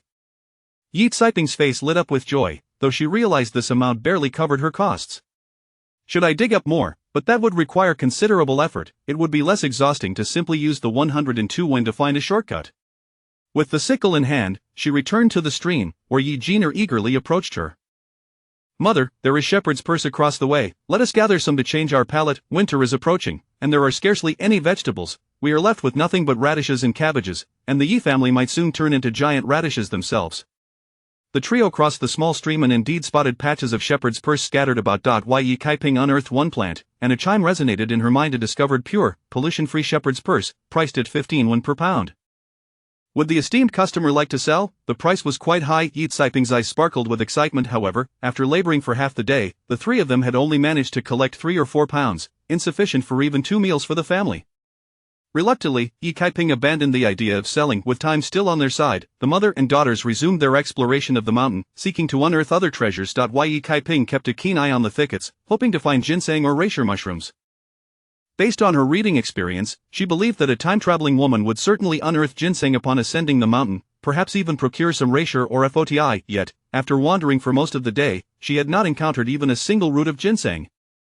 Pa, what nonsense about time-traveling women always finding treasures, do not spread rumors, do not believe in them, oh dear, this is hardly enough, Yi Jiner lamented, shaking the scant handful of shepherd's purse in her hand.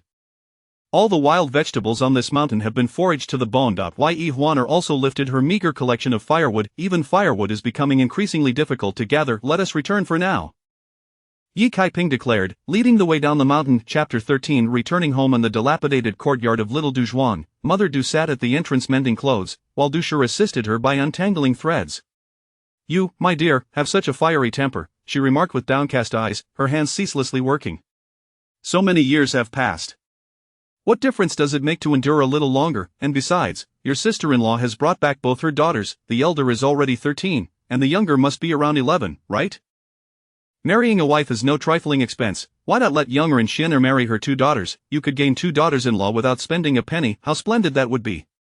Upon hearing this, Dushir exploded in fury. Am I to hang myself for the sake of longevity? Now that Yi Dequan has coddled them like precious jewels, if I truly married them as daughters-in-law, wouldn't they just lord it over me? Am I marrying a wife or inviting ancestors into my home?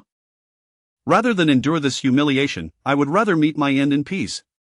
Mother Du set down her needle with irritation. Then tell me, what should we do now? Your old Ji family has always favored her, and you will never find favor in her eyes. Now you're making a fuss about returning to your maternal home. Do you expect them to come fetch you? In the end, won't you just slink back home in disgrace? You are effectively throwing your face on the ground for others to trample. At her words, Dushir clenched her teeth, falling silent. After returning to her family, she had begun to regret her decision, for Mother Du's words rang true. In the end, it was she who would suffer the consequences. Just then, a gaunt man returned from outside, carrying 2 loads of firewood, his brow furrowed. Sister, when will you come back? Yi Kaiping had returned to her family, while her 2 brothers had to lend her money just to ensure she could eat white rice. Yet, when she returned home, all she had was a bowl of millet porridge, and her brother acted as though she had gnawed flesh from his bones. How could there be such a disparity among people? Elder sister, at that moment, her sister-in-law emerged from the kitchen, holding 2 wilted radishes. This morning, Daya has been coughing incessantly. It seems she has caught a chill. Elder sister, please share a bed with her, lest she fall ill. Here are some radishes from our home, take them with you. Dushir gazed at the limp radishes, her anger flaring anew. Seeing her brother remain silent only compounded her sense of grievance. What is this? You present me with 2 wretched radishes, as if you fear I might consume an extra bowl of porridge, and you wish to send me off before lunch? Dushir, were it not for my 6 taels of betrothal money, would you have been able to marry? Now I have merely stayed 1 night, and you wish to expel me. Do you have no conscience? Dushir scowled. What nonsense are you spouting? When have I ever tried to send you away? As he spoke, he plopped down onto a small stool and began to chop wood in silence. Elder sister, do not tarnish our reputation. I have already said that Daya is ill. If you catch her sickness, it will be unpleasant for everyone, the sister-in-law interjected with her hands on her hips. Mother Du's expression darkened. Enough, silence, all of you. It's merely a matter of sharing meals. Can't it spare you a few pounds of flesh?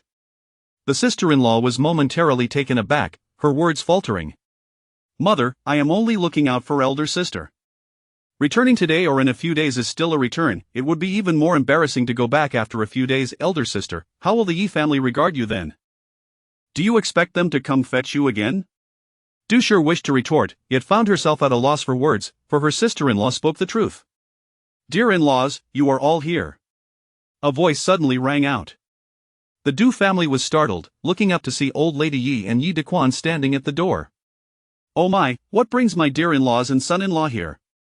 Mother Du exclaimed excitedly, hurrying to usher old lady Yi inside. Yi Dequan followed awkwardly, offering a sheepish smile. Old lady Yi explained, yesterday, Dequan and his wife had a minor quarrel, which caused our daughter-in-law to return to her maternal home. We have come to fetch her back. Upon hearing this, Mother Du felt a wave of joy wash over her. However, the sister-in-law appeared uncomfortable. She had just belittled Dushir, insisting that her in-laws would never come to retrieve her, only to have them arrive personally. While she was pleased that her elder sister was finally leaving, she couldn't shake the feeling of embarrassment. Oldest sister, now that your anger has subsided, the household cannot do without your help. Come home with me. Old lady Yi urged. Mother Du sighed with relief. Look, both your son-in-law and your mother-in-law have come personally, you should go back. Although Du Shi was still fuming, the fact that her in-laws had come to retrieve her and provided her with a gracious opportunity softened her resolve. Very well, I shall return for now. Before departing, old lady Yi slipped 2 radishes and a large cabbage from her basket into Mother Du's hands. Here are some vegetables for you. Do not think me too forward given the famine this year, being able to bring anything is already fortunate. Old lady Yi felt heartbroken, but one could never arrive empty-handed when visiting relatives. Mother Du beamed. These radishes are quite fresh, you are too kind. The sister-in-law's face flushed slightly as she hastily concealed the 2 shriveled radishes she held. After saying their farewells, the 3 from the Yi family departed. Once outside Little Duzhuang, old lady Yi adopted a stern demeanor. Oldest sister, although this matter originated with Daquan, your temper is far too volatile that I understand you are upset with Kai Ping, but I must inform you that had it not been for Cai Ping's insistence, neither Daquan nor I would have come to fetch you. Kai Ping has already changed since that incident. Though old lady Yi had just granted Du Shi a measure of respect in the Du home, she felt it necessary to issue a warning. Du Shi's face remained ashen as she followed behind. She could not believe that people could change so easily. While Yi Kai Ping might exhibit restraint for a time due to her recent troubles, she was certain that one's true nature was difficult to alter. It would not be long before her true colors re-emerged, regardless of how Yi Kai Ping behaved in the future. Today's dignity had certainly been preserved because of her. Du Shi pursed her lips. If she cannot find a husband within 3 months, I shall grant her an additional month. Will that suffice? Old lady Ye's eyes lit up with satisfaction. An extra month would allow her daughter to choose wisely. After all, it's merely a matter of a few months. Even if more conflicts arise, you must exercise patience. As long as she does not provoke trouble, I will not confront her. However, once she remarries, her room must be vacated for Younger to take a wife. Jiner and her sisters will share a space. Old lady Yi recalled that Ji Yon was already 19 years old. Despite their poverty, it was unacceptable for him to lack a private room when seeking a bride. With a soft sigh, old lady Yi nodded in agreement. Very well. Du Shi exhaled in relief.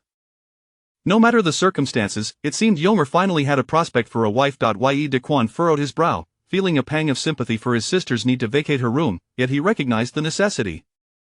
The eldest son must marry. They could not continue living in close quarters after wedlock. Chapter 14 Manual inspection. At noon, the 3 women returned home. Yi Kai Ping carried several pounds of wild shepherd's purse, while her 2 daughters toiled under the weight of scattered firewood. Upon entering, they encountered Yi Lao Tu and Yi Yong, who were placing ropes in the woodshed. Father, you're back, Yi Kai Ping greeted. Have all the firewood sold? Yi Lao Tu nodded, revealing that not only had they sold the firewood, but they had also repaid the debt borrowed by Yi Dezai. In total, they had 20 bundles of firewood, accumulated over half a month by Yi Yong. Each bundle fetched merely 2 yielding a total of 41, from which 37 were used to clear the debt, leaving them with a mere 3 What are you carrying? Yi Lao Tu inquired. I gathered several pounds of wild shepherd's purse. It should suffice for 2 meals, she replied. I in the kitchen, Wei Shi and Yi Inhua rejoiced at the thought of not having to eat radish porridge any longer. Given the scarcity of edible plants on the mountain, which had been thoroughly foraged by the villagers, being able to gather a few pounds of wild vegetables was indeed a stroke of luck.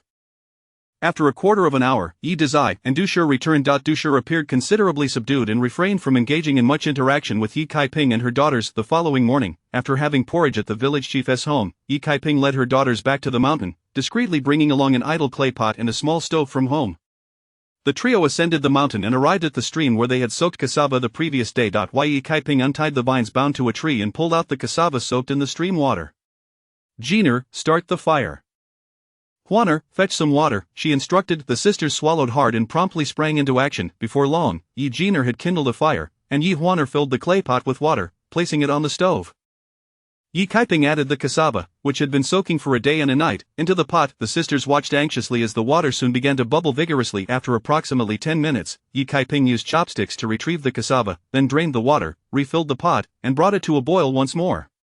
She rinsed the previously boiled cassava in the river before placing it back into the pot. This process was repeated twice, and after the final water change, she added salt for seasoning. The cassava was deemed ready when it could be easily pierced with chopsticks. Alright, let's serve it.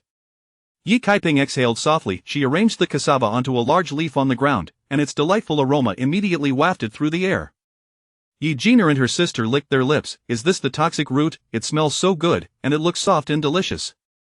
However, recalling Lu Haigu's unfortunate fate of poisoning and having to be forced to vomit, they shivered involuntarily. Not only Yi Jiner, but even Yi Kaiping felt uncertain at that moment. In her childhood, the caregivers at the orphanage had once cooked bitter cassava for them, and she was familiar with the method.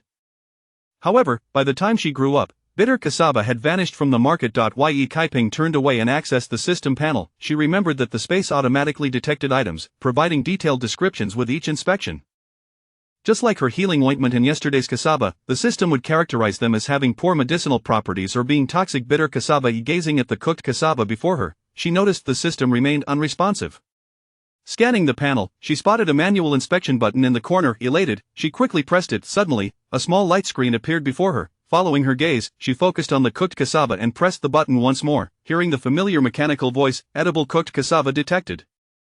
This system does not purchase cooked food, please present other items."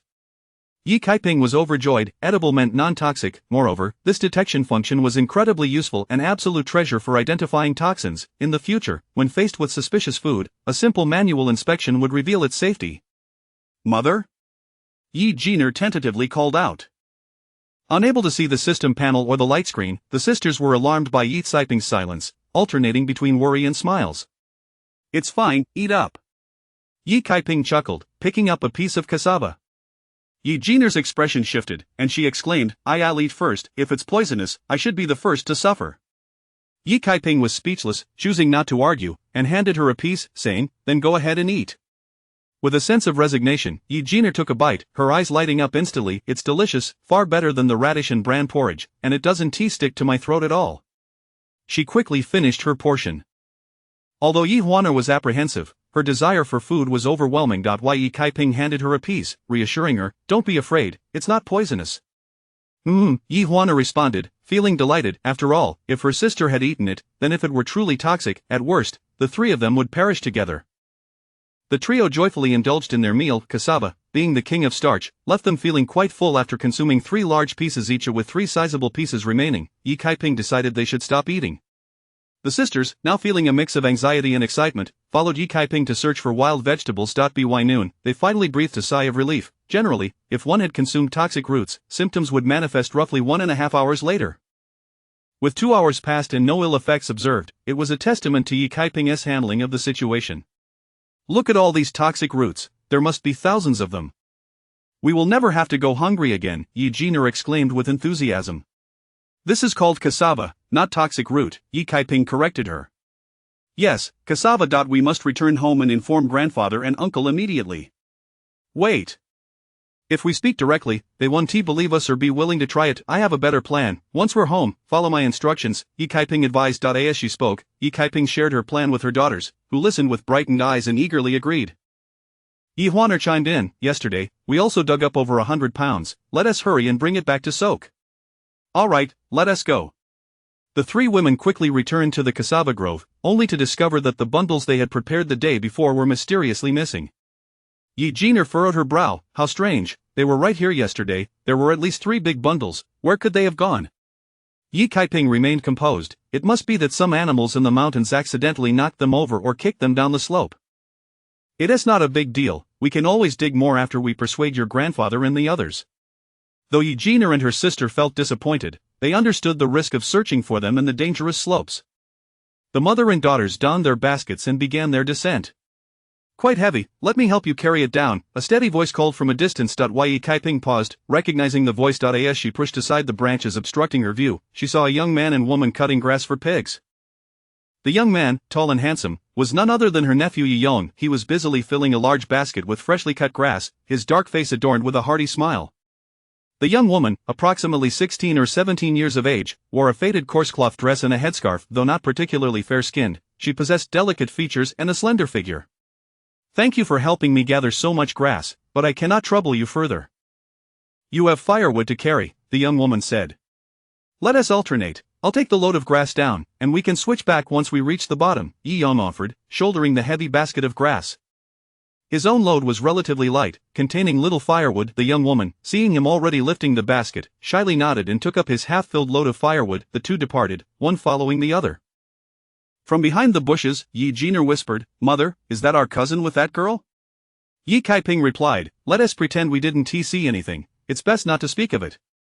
The sisters exchanged glances and quickly nodded in agreement. They were unaware of Yi Yong's relationship with that girl and knew better than to speak recklessly. Although the village was not overly strict regarding the interactions between young men and women, such matters could tarnish a girl's reputation if discussed openly. Chapter 15. Grandfather, they are stealing poisonous roots. When Yi Kaiping returned home, it was just in time for dinner. As they set down their baskets, they saw Yi Yong coming back as well. The three women feigned ignorance, saying nothing at all. Everyone in the household gathered around the dining table. As usual, Yi Laotai served a bowl of food to Yi Kaiping first. Mother, I am not hungry today. You and father should eat more, Yi Kaiping remarked. I am also not hungry, Yi Jiner added. My sister and I will skip dinner. Why? Yi Laotai frowned. How can you not be hungry? Sit down and eat. The food in the house could not last long. Every meal counted. Surely it was because the eldest daughter-in-law had returned that her daughters and granddaughter were too frightened to eat.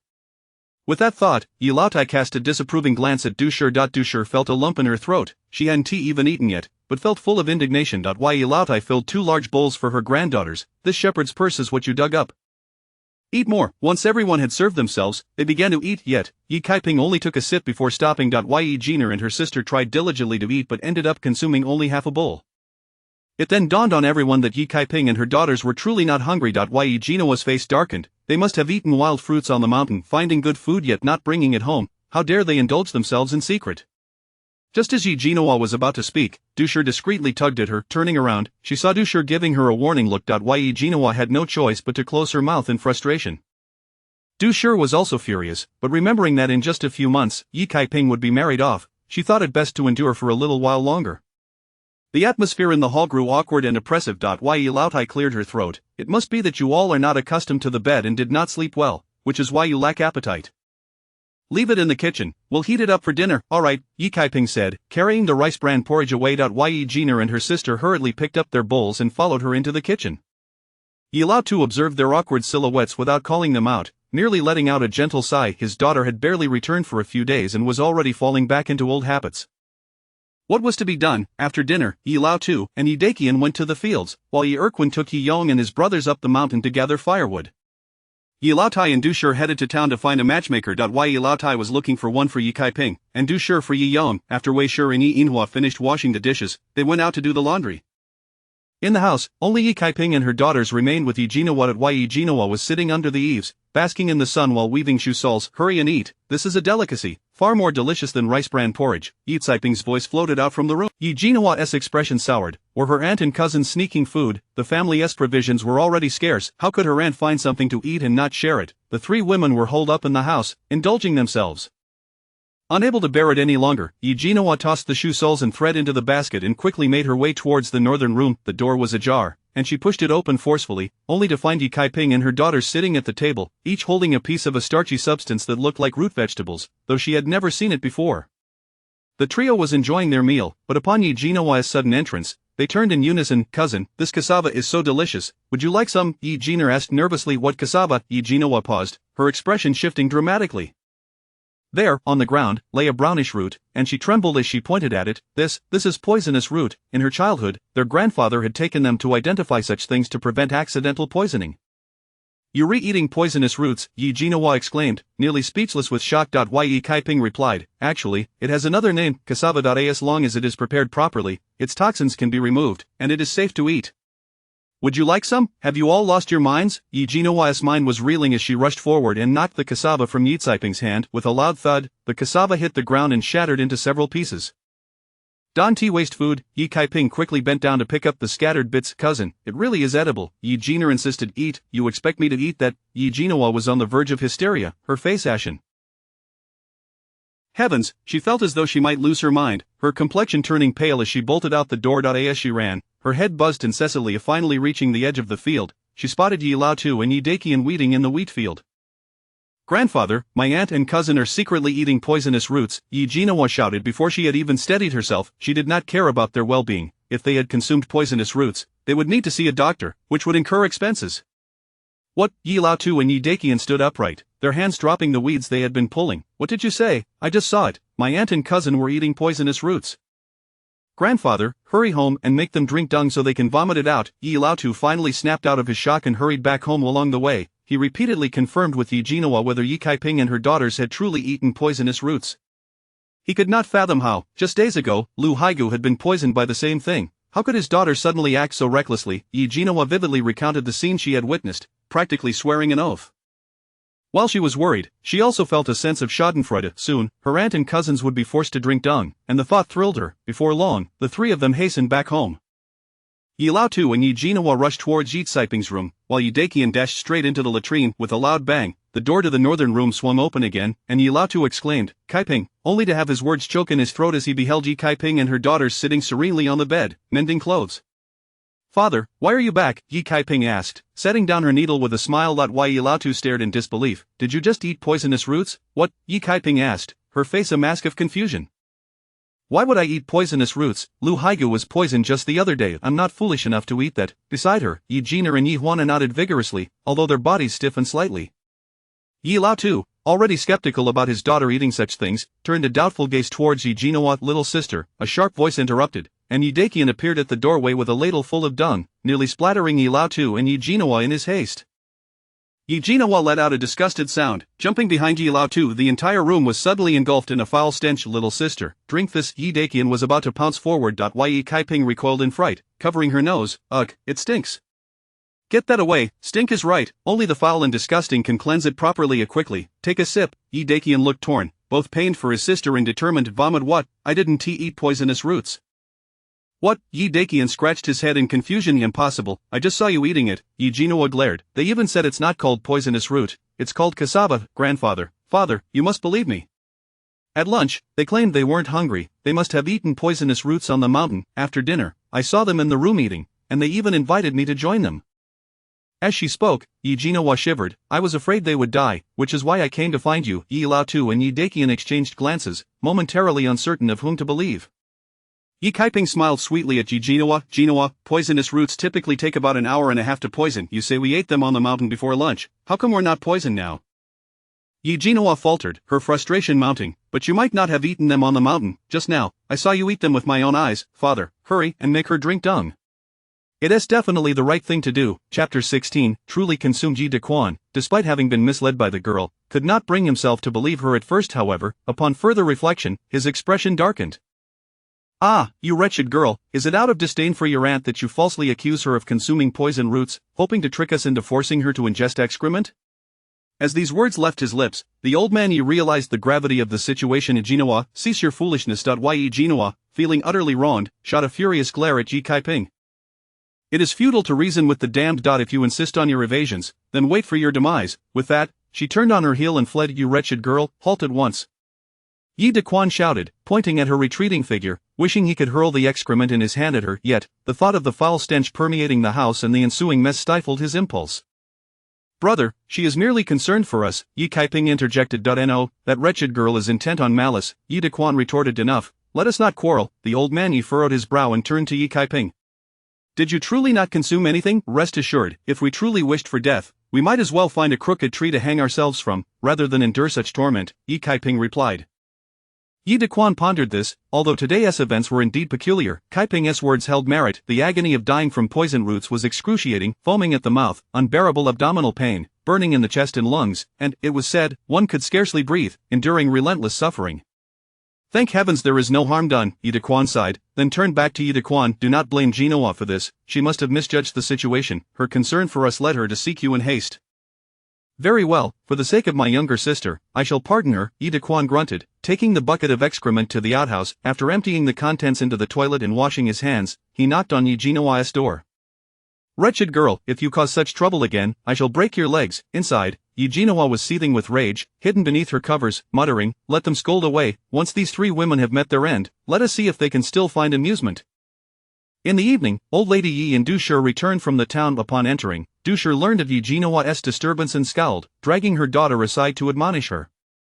"Have you lost your senses? Why would you unjustly accuse her? You know very well, one word from her is worth 100 from you. It is a wonder you ever accomplish anything, you wretched girl." As she spoke, her finger jabbed sharply at Yi Jinawa's forehead. "Mother," Yi Jinawa pushed her hand away, "I did not wrong her, I saw them consume the poison roots with mine own eyes."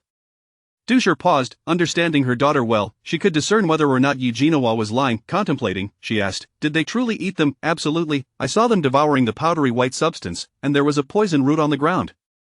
Wait a moment, they were not eating the poison root, it was something else entirely. They placed the poison root there deliberately to mislead me. With gritted teeth, Eugenia stomped her foot in fury. Indeed, they are scheming against me. Dushure's expression darkened in agreement. It must have been that a few days prior, having clashed with Yi Kaiping, she had set a trap for her daughter, intending to teach them both a lesson.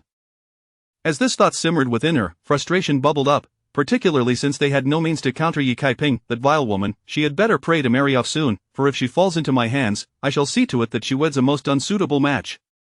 Eugenia, upon hearing this, felt her anger dissipate, her eyes dulling as she pressed her lips together. If it came to that, would grandfather and father even agree? Moreover, even if her aunt did marry, what would it matter?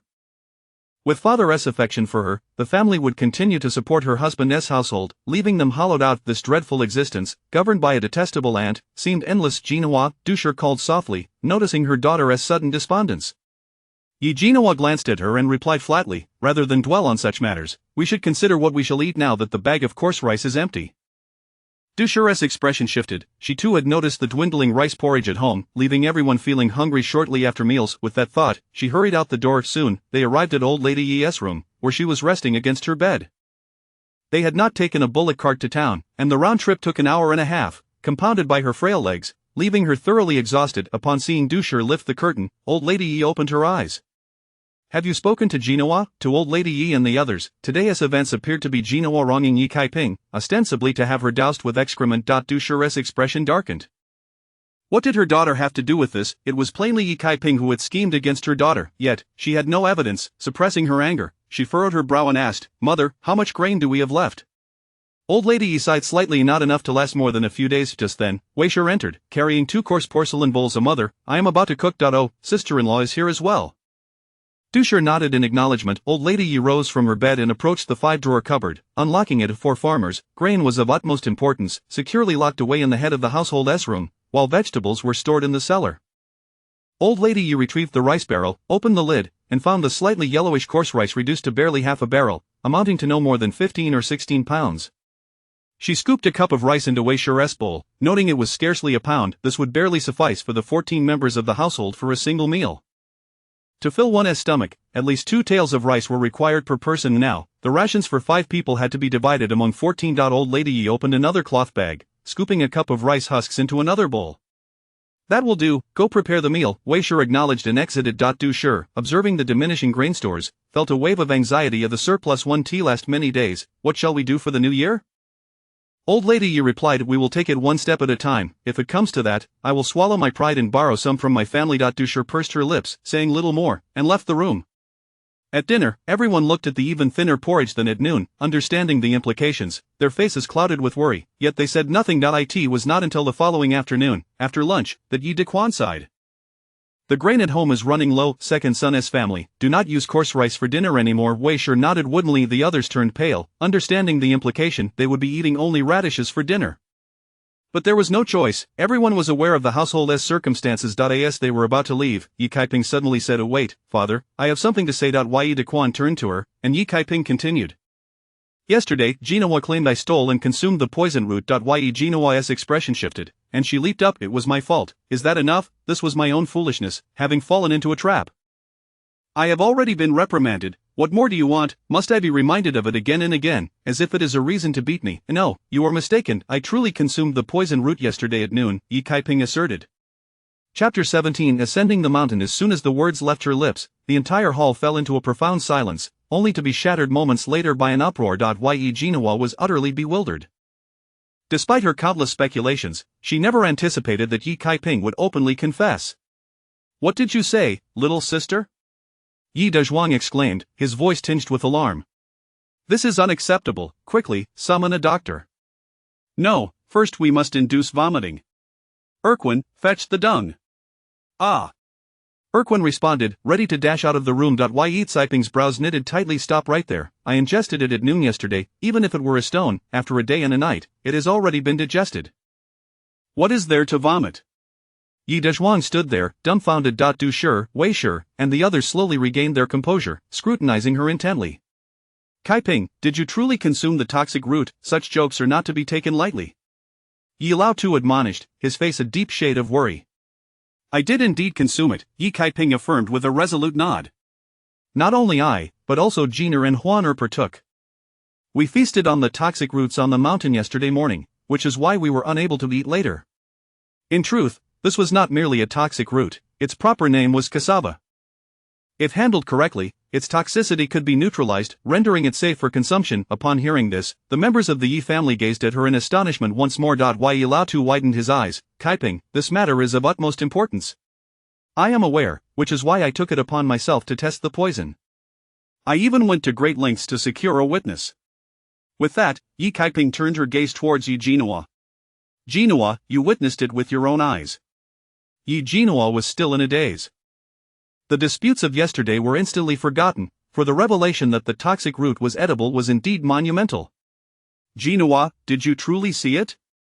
Yi Lao Tu pressed. Not only he, but everyone fixed their eyes on her with eager anticipation. Well, I did see you all eating something white and glutinous, and there were indeed toxic roots lying on the ground, Yi Jinhua replied, albeit hesitantly. But I consumed exactly that, Yi Kaiping interjected, looking towards Yi Lao Tu. Father, I genuinely know how to process the toxic root.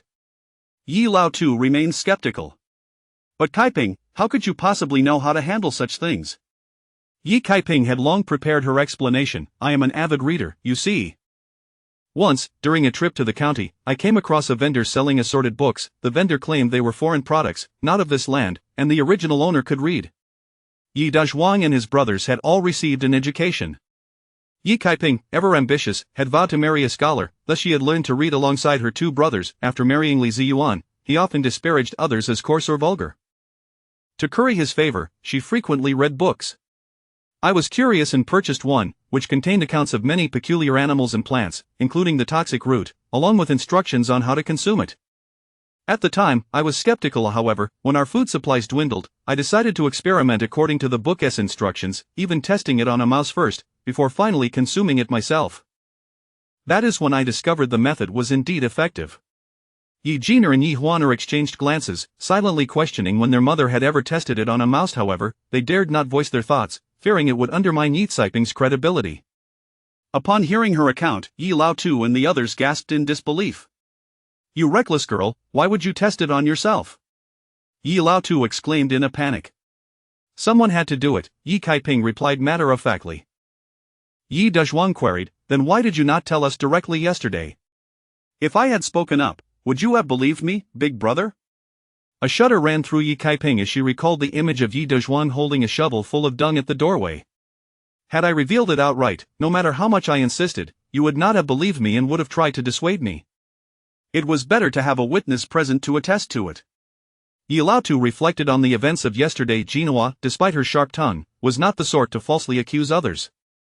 If she hadn't witnessed it, she would never have approached them, but he had sensed something was amiss, and now it all made sense. A wave of excitement surged through him. If the toxic root was indeed edible, they need not worry about food shortages any longer.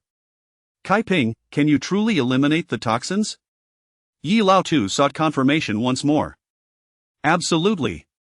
This is our family's lifeline. I would never jest about such matters, Yi Kaiping assured him solemnly. Du Shi, filled with enthusiasm, slammed her palm on the table. Then what are we waiting for? Let us hasten to dig up the toxic roots. In that moment, Du Shi forgot the previous tensions between them. Compared to squabbling with her sister-in-law, filling their bellies was of far greater importance. Wei Shi and Yi Inhua looked at Yi Kaiping with a mix of apprehension and hope. Yi Yang and Yi Peng's eyes sparkled with excitement, and even the typically aloof Yi Xian appeared somewhat astonished. All right, let us proceed to dig up the toxic roots, Yi Lao Tu declared, turning to see his family members brimming with eagerness. Wife, Dazhuang, come with Kaiping and me up the mountain. The rest of you stay home and keep safe, and remember, do not breathe a word about the edibility of the toxic root. If anything were to go awry, we would bear the consequences. Though Yi Lao Tu had come to believe it was mostly true, he still harbored fears of unforeseen complications. If they declared it safe before confirming its edibility, and some fool decided to consume it, they would all suffer the repercussions. Erquin and Wei Shi's mother and daughter duo expressed their disappointment at being unable to accompany them. Du Shi was beside herself with anxiety. Grandfather, please let me go with you, I am strong and can help. Yi Peng pleaded. Absolutely not, stay at home, came Yi Lao Tu's firm response. Kaiping, let us depart. Yi Kaiping acquiesced, and together with Yi Lao Tu and his wife, as well as the proud Yi Dazhuang, they stepped outside. It was midday, and the villagers had returned home for their meals and rest, so they encountered few people on their way. As they ascended the mountain, Yi Kaiping explained how to process the bitter cassava. Her instructions were thorough, leaving Yi Lao-tu and the others gasping in awe at the complexity of the procedure. No wonder it could neutralize toxins. At this point, Yi Lao-tu and the others were nearly convinced. Before long, they arrived at the cassava grove, lush and verdant, stretching halfway up the mountainside. This plant was deemed inedible and not fit for use, and even if one were to chop it down for firewood, there was fear it could emit toxic fumes, which was why no villagers had ever dared to harvest it. Yi Lao-tu noticed several plants that had been uprooted, evidently the work of his daughter and 2 granddaughters from a few days prior. Eldest brother, let us dig this one. Yi Kaiping pointed to a large plant. Yi Dezhuang spat on his hands and seized a hoe, striking the ground forcefully beside the cassava, followed by a vigorous lift. Yi Lao-tu and his wife grasped the stalks and pulled with all their might until a cassava root was uprooted, its massive form exposed to the sunlight. It boasted 8 or 9 sizable tubers, thick and long, weighing approximately 30 pounds in total. What a bountiful yield! Yi Dezhuang swallowed hard. Yi Lao-tu and his wife were taken aback. If this were truly a toxic substance, it would be terrifying. Yet if it were food, it would be a delightful surprise. I shall teach you how to peel it. Yi Kaiping casually severed one of the roots. Sitting on the ground, she deftly wielded a sickle, slicing diagonally down the cassava until she finally revealed its pristine white flesh. Yi Lao-tu and the others, trembling with anticipation, gingerly picked up a root. Growing up, they had been warned by their elders that this was a deadly toxic root, instilling in them a subconscious fear and aversion. They mimicked Yi Kaiping's technique and peeled the cassava. As soon they had processed 9 roots, the group made their way to the mountain stream, where Yi Kaiping, as before, submerged the cassava in the water. While it could be soaked in a basin, requiring water changes every hour, placing it directly in the flowing stream eliminated the hassle of changing water and yielded better results, as Yi Kaiping explained. Yi Lao-tu and the others nodded, committing the information to memory. Let it soak for a day and a night, and tomorrow, we shall be able to eat. Chapter 18 The delight of being satiated in the humble abode of the Yi family. Yi Erquin paced anxiously, while Yi Ping frequently darted to the door to gaze outside. As the hour of Shin arrived, approximately 4 p.m., they finally spotted Yi Kaiping and her companions entering the courtyard. Yi Ping, brimming with excitement, rushed forward, exclaiming, "Grandfather, you have returned." The others in the house hurriedly emerged. "Grandfather, where is the poisonous root?" Yi Ping peered behind the old man, only to find no trace of the root, leaving him somewhat disheartened. A pang of apprehension struck Du Shi and Jin Huayin. Could it be that they would not be able to eat? "You little rascal, it's not something one can simply bring back immediately. It requires processing. Tomorrow will reveal all." Yi Lao-tu chided with a chuckle. Wei Shi lightly scolded Yi Ping. "Did not your cousin Jina reiterate this numerous times?" "Well, I was just so eager," Yi Ping replied, scratching his head with a grin. After Yi Kaiping and her companions ascended the mountain, Yi Ping and the others began to inquire about the cassava. The sisters had already explained the method of preparation several times. Yi Jinhua, with a pout on her face, approached Yi Kaiping. "Aunt, you needed someone to testify, and you chose me, subjecting me to unwarranted scolding." "Jinhua." Yi Dequan immediately shot her a glare. Yi Kaiping interjected, "I did not specifically choose anyone. I surmised there were only a few of us at home during that time. It could have been you, or Ersa and Inhua. It just happened to be you." She continued gently, "But indeed, this matter has caused you some distress. Once I earn some money, I shall procure fabric to make you a new outfit as compensation." "How does that sound?" Yi Jinhua merely pouted, remaining silent, her skepticism evident. Since the return of Yi Kaiping and her companions from the mountain, the family had been somewhat distracted, preoccupied with the uncertainty of whether the poisonous root was truly edible. An ordinary evening felt exceptionally prolonged for the Yi family. At last, they endured until midday the following day. Yi Kaiping and her companions returned carrying over 30 pounds of cassava. Yi Kaiping promptly brought a pot into the courtyard to cook. As she prepared the cassava, she meticulously explained the process, and after 3 rounds of water changes, the cassava was finally cooked, releasing a fragrant aroma that wafted throughout the area. With utmost care, Yi Kaiping discreetly activated the manual detection of the system. Edible cooked cassava detected. This system does not purchase cooked food, please present other items. Edible meant it was non-toxic. A smile danced on Yi Kaiping's lips. It was a success. She quickly picked up a piece of cassava and placed it on a plate, its powdery white flesh glistening and sticky, causing the onlookers to salivate uncontrollably. The eyes of the Yi family sparkled with a mix of hope and trepidation. "I shall be the first to taste," declared Yi Dequan, stepping forward. "Wait." Du Shi hastily interjected, "Let a mouse taste it first." "Catch one." Why are you so bothersome? If my sister says it's edible, then it is. She wouldn't lead me astray, Yi Daquan retorted, disregarding her, as he seized the piece of cassava. Ouch, hot. Hot. As he spoke, he awkwardly switched the piece from hand to hand before finally taking a bite. The soft and sticky texture, combined with the fresh fragrance of the cassava, immediately filled his senses. The more he ate, the brighter his eyes became. Delicious, absolutely delectable. No wonder Lu Haigu wanted to try it despite knowing it was poisonous. Wait, no, that's not right. We have processed it, it's non-toxic. Yi Daquan wished to continue feasting, but Dusher quickly pried his hands away. Alright, just one piece for now. We must first ascertain its safety. She glanced at Yi Kaiping, her voice tinged with uncertainty. It's not that I don't trust you, it's just this poisonous root. Yi Kaiping chuckled. No worries, we'll just test it first. After 2 hours, if my brother is still well, then we can all partake.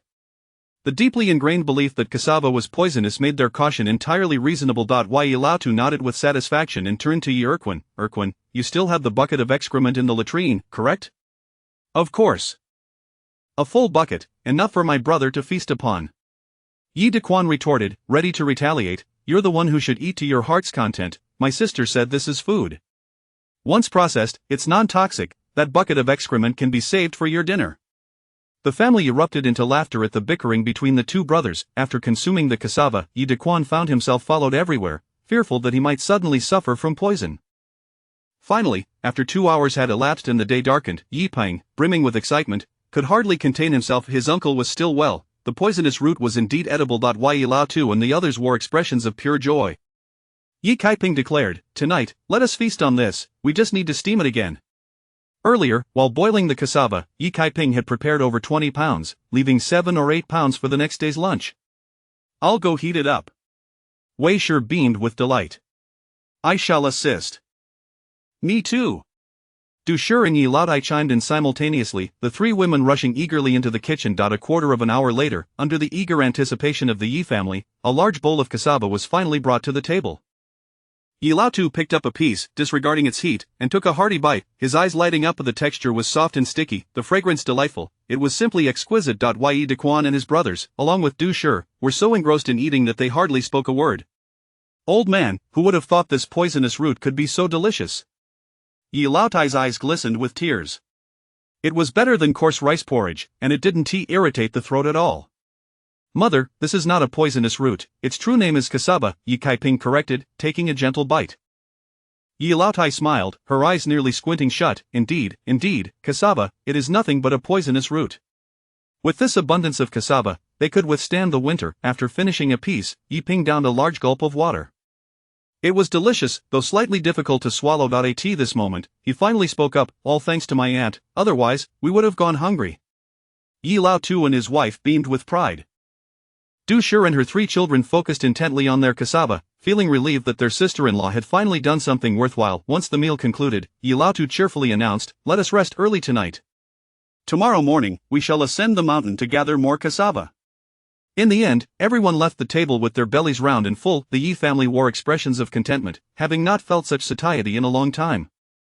The joy of being well-fed is truly delightful. Chapter 19 The old Yi family's dilemma. The following day, the Yi family rose with a renewed vigor. After the previous night's fears of poisoning, they awoke in a state of astonishment and joy. As they contemplated the vast fields of cassava, anxiety and fervor gripped their hearts. After a hurried wash, with only Wei and Yi Inhua remaining at home to prepare breakfast, the rest of the family donned their backpacks and set off with great enthusiasm. On their way, they encountered numerous villagers who were taken aback by the Yi family's grand endeavor. Daquan, where are you all headed with such a load? Did your wheat mature early? Chuckled the villager Yi Xinyo, who was wielding a hoe. Only during harvest do you see such a spectacle. Unperturbed, Yi Daquan replied, we are off to the mountains to see if we can unearth something to eat. Yi Xinyo laughed heartily, the edible grasses on the mountain have long been stripped bare. With all those baskets, the only thing you'll find to fill them is poison roots. Haha, indeed, poison roots. Yi Daquan nodded affirmatively and hurried along with his family. Yi Xinyo, bemused, contemplated continuing the conversation, but they had already vanished from sight, assuming Yi Daquan was merely jesting. As they trekked onward, they encountered several villagers like Yi Xinyo, who merely exchanged pleasantries. Soon, the family arrived breathlessly at the cassava grove. The eyes of the Yi family sparkled with delight. Here lay their sustenance. Yi Kaiping cautioned, be careful when digging. The unprocessed cassava is entirely toxic, do not let it touch your lips. Once we cut it down, we shall not peel it but carry it home first. Rest assured, Yi Dequan said, setting down his shoulder pole and picking up a hoe. With a vigorous swing, he began to dig. Yi Lao Tu and Yi Erquin quickly joined in, wielding their hoes with fervor. Under Yi Lao Tu's guidance, the three brothers, Yi Yong and his siblings, pulled and tugged until a substantial cassava root was unearthed. Gazing at the bountiful harvest, each weighing around 30 pounds, the family paused, their faces lit with elation. Onward! Yi Lao Tu urged excitedly, noticing the beads of sweat forming on Yi Caiping's brow. Yi Dequan's heart ached. Little sister, are you tired? Perhaps you should rest on the side? Yi Caiping retorted, somewhat exasperated, I am not made of paper, I am not so frail. Seeing her spirit undaunted, he relented. The men of the Yi family took charge of digging and pulling, while the women chopped the cassava and loaded it into baskets and backpacks. They labored vigorously, perspiring profusely, as if they possessed boundless energy. Time seemed to fly as they immersed themselves in their work. Before long, noon arrived away and Yi Inhua ascended the mountain with a food box, finding Yi Caiping and the others busy chopping cassava and loading baskets. Their eyes widened at the sight of the abundant harvest. You've gathered so much in just one morning. Wei exclaimed, this must weigh 600 or 700 pounds. Du Shi tossed a hefty cassava into the basket, wiping her brow. Indeed, it's exhausting work, but there is no hint of complaint, only joy. Grandfather, father, it's time to eat. Yi Inhua called, cupping her hands like a trumpet and shouting toward the cassava grove. Reluctantly, Yi Lao Tu and the others set aside their tools. Yi Dequan wiped his brow with a towel draped around his neck as he made his way over. The family washed their hands in the mountain stream and plopped down on the ground, lifting their coarse porcelain bowls to eat. Today's lunch was remarkably hearty. A bowl of dry rice rather than porridge. Brown rice mixed with a bit of radish was topped with sliced cassava, accompanied by some pickled vegetables and cabbage. This was prepared by Yi Lao Tai to celebrate their abundant harvest. With such ample cassava, there was no fear of hunger, prompting Wei to prepare a proper meal to reward the family. Although there was no meat, it had been ages since they enjoyed such a substantial meal, and they savored every bite. It's been so long since we had dry rice, Yi Erquin remarked, licking his lips in satisfaction. Yi Caiping suggested, in the afternoon, let us not dig for new cassava, there are still many broken ones lying underground. We should unearth those. Everyone agreed, setting down their bowls to continue their labors. Wei and Yi Inhua did not return home but stayed to help. An hour later, they successfully unearthed the broken cassava. The family organized the harvest, packing it into baskets and backpacks, totaling over 800 pounds. Yi Dequan and Yi Erquin hoisted 2 large baskets, each capable of carrying 200 pounds, as they were both robust laborers. Big brother, second brother, don't carry so much. Share some with us, Yi Caiping urged. Yi Dequan chuckled, what is this, just 200 pounds, in the fields, we can carry over 300 pounds at once. Yi Lao Tu, noticing Yi Caiping's concern for them, felt gratified, they are accustomed to it. The remaining 400 pounds were divided into backpacks, with each person carrying about 30 pounds, an easy task for a farming family. Upon reaching the foot of the mountain, the Yi family sat down to rest. With a grunt, Yi Dequan and his brothers set the several hundred pounds of cassava down. Du Shi and the others remained unfazed, even Yi Jiner and Huaner appeared relaxed, while Yi Caiping gasped for breath. Blast this frail body, she silently cursed, reflecting on how the original owner had been raised in comfort, never having to perform strenuous labor. After marriage, she only managed household chores, leaving the heavy lifting for her 2 daughters, hence, her physique was rather weak. Mother, let me take some of that, Yi Jiner offered, knowing her sister couldn't handle the load, as she stepped forward to relieve her of 2 cassava roots. Yi Caiping's cheeks flushed slightly, no need, I can manage. Yi Ping approached, little aunt's injuries are still healing, allow us to help. He promptly took half of Yi Caiping's cassava into his own backpack. Yi Dequan chuckled, shifting the remaining roots into Yi Yong's basket. Yi Caiping felt somewhat speechless. Fine, this fragile body truly needs some strengthening. Du Shi and Yi Jinhua had long grown accustomed to these dynamics, rolling their eyes as if to say they hadn't seen anything. After resting for a while, they resumed their journey. Yi Lao Tu and Yi Yong took up the burden of the 4 baskets of cassava, while Yi Dequan's brothers accepted their backpacks in turn. With enough family members to share the load, they took turns carrying the weight. The entire family of 14, laden with an abundant harvest of cassava, made a remarkable sight as they walked along the village path, attracting the attention of passers-by. What on earth is this? Exclaimed several women carrying a basin of clothes, their mouths agape at the sight of the Yi family. Is that cassava? My goodness, they must be carrying poison roots, right? Uncle Tian, why are you digging up so many poison roots? Yet by this time, Yi Lao Tu and the others were already hastening away, too occupied to respond, which only fueled the villagers' curiosity. The news of the Yi family's several hundred pounds of poison roots spread through the village in no time. What is the old Yi family doing with so many poison roots? Are they so hungry they wish to eat poison roots? How could they be so foolish? Upon returning home and barely setting down the cassava, they found a throng of villagers gathered outside their yard. Yi Lurshang and Yi Ershu walked in, their faces a picture of astonishment as they beheld the heaps of cassava scattered about the floor, their jaws nearly dropping. Yi Ershu, his expression one of horror, turned to Yi Lao Tu. Is this really poison root? Brother, what on earth do you plan to do with all this poison root? Yi Lao Tu wiped his brow, smiling. Of course, we intend to eat it. Previously, he had forbade his family from discussing the edibility of the poison roots, as he himself had been uncertain about their safety. Now, however, he was confident it could indeed be consumed. My heavens, he has gone mad. A gasp erupted from outside the fence. At some point, a circle of villagers had gathered, and they stared at the family as if they were lunatics. Yi Ershu was momentarily at a loss for words. Are you feeding the rats, preparing a remedy for rodents? Yi Lao Tu, wiping his face with a cloth from around his neck, retorted with a laugh, you are the one feeding rats. This girl, Kai Ping, has discovered the method to eliminate the toxins from the roots. As long as they are processed correctly, they can be used as food. He boasted with pride. The gathered villagers erupted into a buzz of conversation, whispering to one another in disbelief. These poison roots can remove toxins and be used as food? Impossible. A thin, dark-skinned woman in her 50s stepped forward, revealing herself to be Haigu's mother. Just a few days ago, my dog ate this and got poisoned. Ugh. Haigu, standing beside her, instantly gagged at the sight of the cassava, recalling the horrid experience, and bolted from the crowd. Haigu! Haigu, his mother yelled after him. The villagers, witnessing this scene, burst into laughter. Chapter 20 of The Matter of Death does not concern us. After their laughter subsided, discussions about the cassava from Old Yi's household erupted once more. Yi Lixing's eyes sparkled with intrigue. Brother, is what you just said true? Can Kaiping truly eliminate the toxicity of the poisonous roots? As he spoke, he scrutinized Old Yi, Old Lady Yi, and Yi Kaiping, noting their serious expressions, clearly not jesting. His brother was not one to engage in frivolity. Even if he were, Old Lady Yi and the others would not accompany him in such folly, especially not to such an elaborate extent. This could only imply that they indeed possessed a method to neutralize the toxicity of the roots. Old Yi nodded affirmatively. It is true, we consumed it just yesterday. Gasps of astonishment arose from the villagers. Their gazes towards Old Yi were a mixture of surprise, skepticism, and disbelief. This scenario starkly contrasted with when Yi Kaiping first intended to inform her family, and now, with the grand display from the Yi family, the credibility was significantly heightened, and the villagers soon found themselves somewhat convinced. Yi Ershu's eyes gleamed with excitement. How did you manage to remove the toxicity from the roots? Yi Lixing, equally animated, urged, brother, please elaborate. The villagers, too, were intrigued. In these times of hardship, with every family tightening their belts, Uncle Tian, do share your knowledge so that we may have more to eat. Yes, do enlighten us. My family dines only once a day, and the children are all crying from hunger. Old Yi cast a glance at Yi Kaiping, who nodded in agreement, prompting him to continue. We can share our method.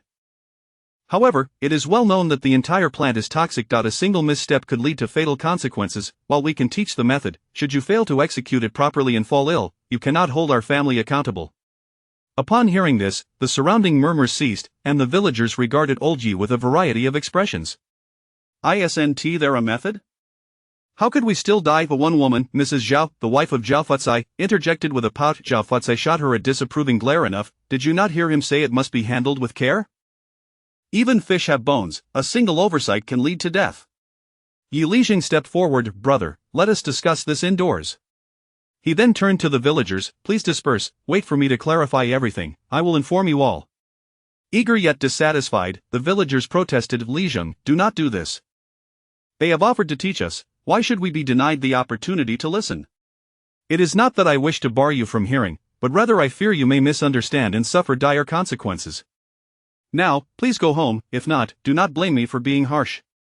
With a stern expression, Yi Lixing's authority silenced the villagers. Mrs. Zhao, impatient, implored, when will you have clarity? We must be given a timeline. Tomorrow morning, we will convene beneath the old banyan tree. Additionally, do refrain from disturbing the poisonous roots on the mountain. Should you fall ill, do not blame me for not having warned you. With that, Yi Lixing entered the house alongside Yi Kaiping and the others. Yi Ershu and the two elderly men followed closely behind. Some villagers, unable to contain their eagerness, attempted to enter, but the Yi brothers and Yi Yong swiftly ushered them out, shutting the courtyard gate with a resounding thud. The villagers departed reluctantly, engaged in low conversations. Some lingered, craning their necks to catch a glimpse inside, but alas, the Yi family's bamboo fence was tall enough that they could only. Mrs. Zhao, in her 50s, even attempted to climb a nearby tree for a better view, but before she could see anything, her foot slipped, nearly sending her tumbling down. Zhao Futsai shouted at her, prompting the elderly lady to hurriedly descend and scamper home. Inside the Yi family's main hall, the space was filled with people. All members of the Yi family were present, along with Yi Lizheng, Yi Ershu, Zhao Futu, and Lu Laoshan. Zhao Futu and Lu Laoshan were the heads of the Zhao and Lu clans, respectively. Qinghe village was home to a myriad of surnames, with the Yi clan being the largest, followed closely by the Zhao and Lu families.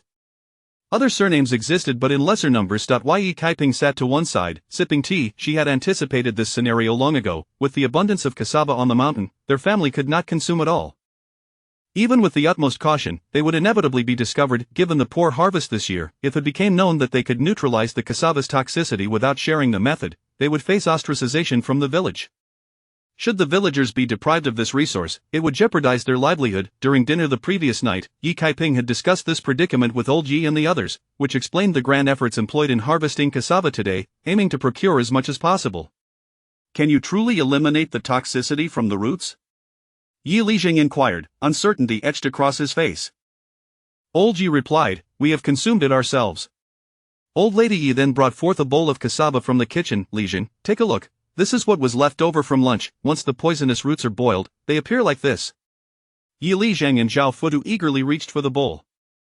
Inside, the cassava was sliced into pieces, its glutinous texture emanating a subtle fragrance that wafted into the air, stirring their appetites. Yi Lizheng craved a taste, yet hesitated. Brother, how did you process it? Yi Ershu asked. Old Yi responded, this method was taught to us by Kaiping. Let her explain. All eyes turned to Yi Kaiping, filled with anticipation. She meticulously outlined the procedure, adding, as long as you follow this method strictly, the toxins can be eliminated. The four men listened intently, their expressions brightening. Yi Lizheng remarked, so, it requires this many steps, no wonder the toxins can be removed. Yi Kaiping cautioned, however, there will always be those who are careless or lazy. If not processed correctly, poisoning can still occur. Yi Lizheng's excitement was palpable. As long as it can serve as sustenance, I believe everyone will exercise caution. If anyone is foolish enough to skip a step and suffer consequences, it is their own doing. Zhao Futu and Lu Laoshan nodded in agreement. Yi Kaiping added, actually, I have another method, which involves drying the roots. This method is safer than consuming them fresh, though it does take longer. Yi Lizheng was even more animated. Subsequently, Yi Kaiping elaborated on the detailed steps, including how to harvest and distribute the cassava the following day. The discussions continued for a full hour before they concluded. Before departing, Yi Lizheng took the bowl of cassava and sampled 3 pieces. As he prepared for more, Zhao Futu and Lu Laoshan hurriedly seized the bowl, each taking 2 pieces. Their expressions lit up with delight. The poisonous roots were unexpectedly delicious. Chapter 21. Are you eating your family's rice? The news of old Yi's family being able to process the toxic root has spread throughout the village. By early the next morning, a throng of villagers had gathered beneath the old banyan tree, including both the elderly and the young, their voices mingling with the sounds of children frolicking. Where is the village head? Uncle Tian and the others are here too. Ah, here they come. The crowd stirred with excitement as they spotted the village head Yi and his family approaching from a distance. Yi stepped onto a large stone beneath the tree, and before he could speak, Granny Zhao eagerly interjected, Village head, is it true that the toxic root is edible? Have you tried it? Yi was momentarily taken aback, glaring at her, I tried it, and I didn't die. The villagers erupted in laughter, finding Granny Zhao's audacity amusing. Did she truly think the village head was a test subject for poison?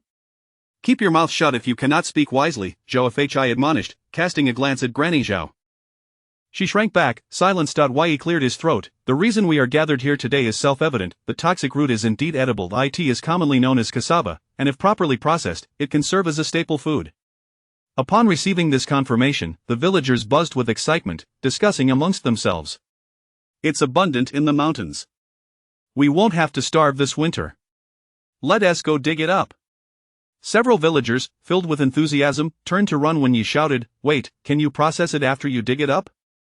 Only then did the villagers realize, looking sheepishly at Yi, please, tell us how to remove the toxins. Some looked towards old Yi, Uncle Tian, how do we process it? "Silence, and listen to me," Yi commanded, and the crowd immediately turned their attention to him. He continued, "Processing cassava involves several steps. For safety's sake, we shall dig it up together and process it collectively, then we will distribute it based on the number of people. Children under 12 will receive half. Each family will provide 2 laborers, 1 male and 1 female." The villagers, uncertain at first, were elated upon hearing this proposal. "The men will accompany us to the mountains to dig up the cassava. The women will stay here to begin processing once the cassava is brought down. Moreover, Uncle Tian and Daquan have the most experience in digging cassava, so when we reach the mountains, everyone should listen to them. As for processing, Kai Ping knows best, everyone will follow her instructions." Yi then instructed the laborers to form 2 groups, one for men and one for women. The men took shovels, sickles, and baskets as they ascended the mountain. Once organized, the crowd set off up the mountain in a lively procession. To ensure everyone knew how to dig properly, all the men from Old Yi's family went along. Along the way, many inquired how Old Yi and Daquan planned to process the cassava, to which Old Yi simply smiled, saying they would find out soon enough, not wanting anyone to attempt it recklessly beforehand. Before long, they arrived at the cassava grove, and the villagers gazed upon the lush expanse with palpable excitement. Yi Pang, with keen eyes, tugged at Old Yi's sleeve and whispered, "Grandfather, look." Old Yi followed his gaze and noticed a few cassava stalks that had been cut down not far away, left over from their digging the previous day. Realizing what had transpired, Old Yi and Daquan understood that, despite the villagers' ignorance of how to process it, some astute individuals had already started digging after the news broke that cassava was edible. Had the announcement not been made in the afternoon, surely more than just a few stalks would have been harvested. "All right, we are digging, and so are others, let us not dwell on it," Old Yi murmured. Yi Peng nodded in agreement, falling silent. Ye, the village head, approached. "Brother, shall we begin digging?" "Yes, let's start."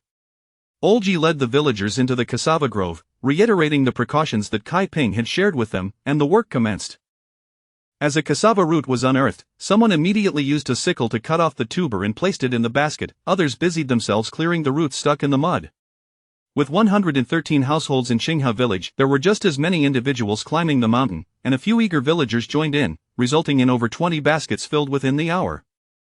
Soon, some villagers began to descend with their loads. The whole cassava grove was alive with activity, everyone bustling with energy. Underneath the old banyan tree, a group of women and girls sat on the ground, chattering away. "Oh my, they're coming! They're coming," one woman suddenly exclaimed with excitement. Everyone turned to see a dozen men approaching, their baskets overflowing with cassava. As soon as the baskets hit the ground, the women rushed to grab their share, nearly causing the strong men carrying them to stumble. "This is mine! Mine, mine!" Kai Ping, watching from the side, couldn't help but twitch her mouth in amusement. The village head's wife frowned. "What are you all fighting over? Can you even eat it yet, Granny Zhao? Why are you hoarding 3? Just because you have a dozen tea mean you can take it home. Drop it, otherwise, your family will get nothing." Granny Zhao, startled, let the cassava fall with a thud onto the ground. The village women sheepishly released their holds on the cassava. "We didn't mean to fight over it." All right, you'll have your share later," the village head's wife said irritably. "For now, let us send lunch to the men." The village women had prepared the food early, stacking it aside. Most of it consisted of coarse ceramic bowls filled with radish rice and pickled vegetables, tightly covered with cloths and placed in clean backpacks. The men carrying the cassava shouldered their meals and left with empty baskets.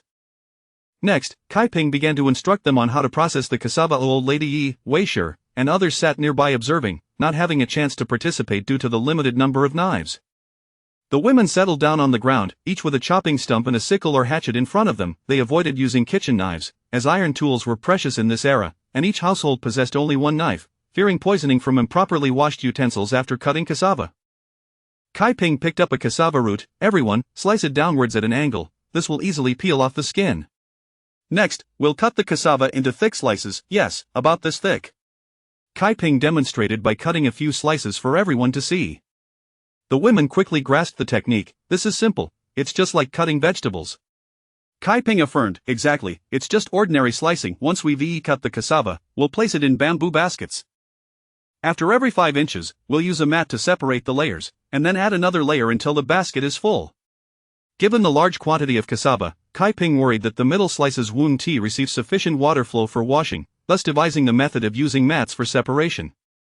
The village head's wife had already arranged for a few skilled women to weave suitable mats from reeds for the bamboo baskets, deliberately making them 1 inch thick and loosely woven to allow water to pass through. Kai Ping swiftly joined the others in cutting cassava, her movements deft. The village women watched in awe at her agility. Who in the village didn't know that Kai Ping was delicate, never lifting a finger, and prone to causing trouble? Yet, to their surprise, she was so nimble while working.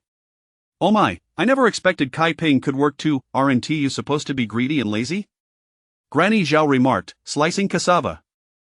Old Lady Yi's face darkened, ready to retort, but Kai Ping calmly interjected, indeed, I am both greedy and lazy, but what does it matter to you? Are you eating your family's rice? Chapter 22. A tiff upon uttering those words, Zhao Pozi found herself momentarily speechless. Before she could retort, a bold woman chimed in with a laugh, Sister Fatsai, when did your family relocate to the seaside to be so nosy? Indeed, just look at how adept Sister Kai Ping is. It's clear she has put in her fair share of labor. Another slightly plump woman concurred. Ye Kai Ping recognized them as the wives of Tiniu and Zhuji, who had accompanied her to Li's village to seek justice previously. Although the villagers held a negative impression of Ye Kai Ping, as she had remarked, she had not partaken of their rice. Their laziness or greed was of no concern to her. Moreover, not only had Ye Kai Ping refrained from consuming their rice, but she also shared her method for detoxifying cassava, thus providing them with an additional source of sustenance for the winter. As the saying goes, one who eats from another's plate is at their mercy, prompting several villagers to come to Ye Kai Ping's defense. Seeing the multitude rally against her, Zhao Pozi felt momentarily intimidated. The village head's partner scowled and said, Fatsai's family, do you still want this cassava or not? If you don't want it, just go home. Who said I don't want it? Zhao Pozi, taken aback, hastily clutched the half-cut cassava in her hands. Her daughter-in-law quickly approached, exclaiming, Auntie, my mother is simply exhausted and speaking nonsense. I'll take her home right away. She then turned to Ye Kai Ping and offered a forced smile. I'm so sorry, Sister Ping. As she apologized, she inwardly cursed, thinking that the old hag's incessant chatter was truly tiresome. Always stirring up trouble. With that, she dragged Zhao Pozi away.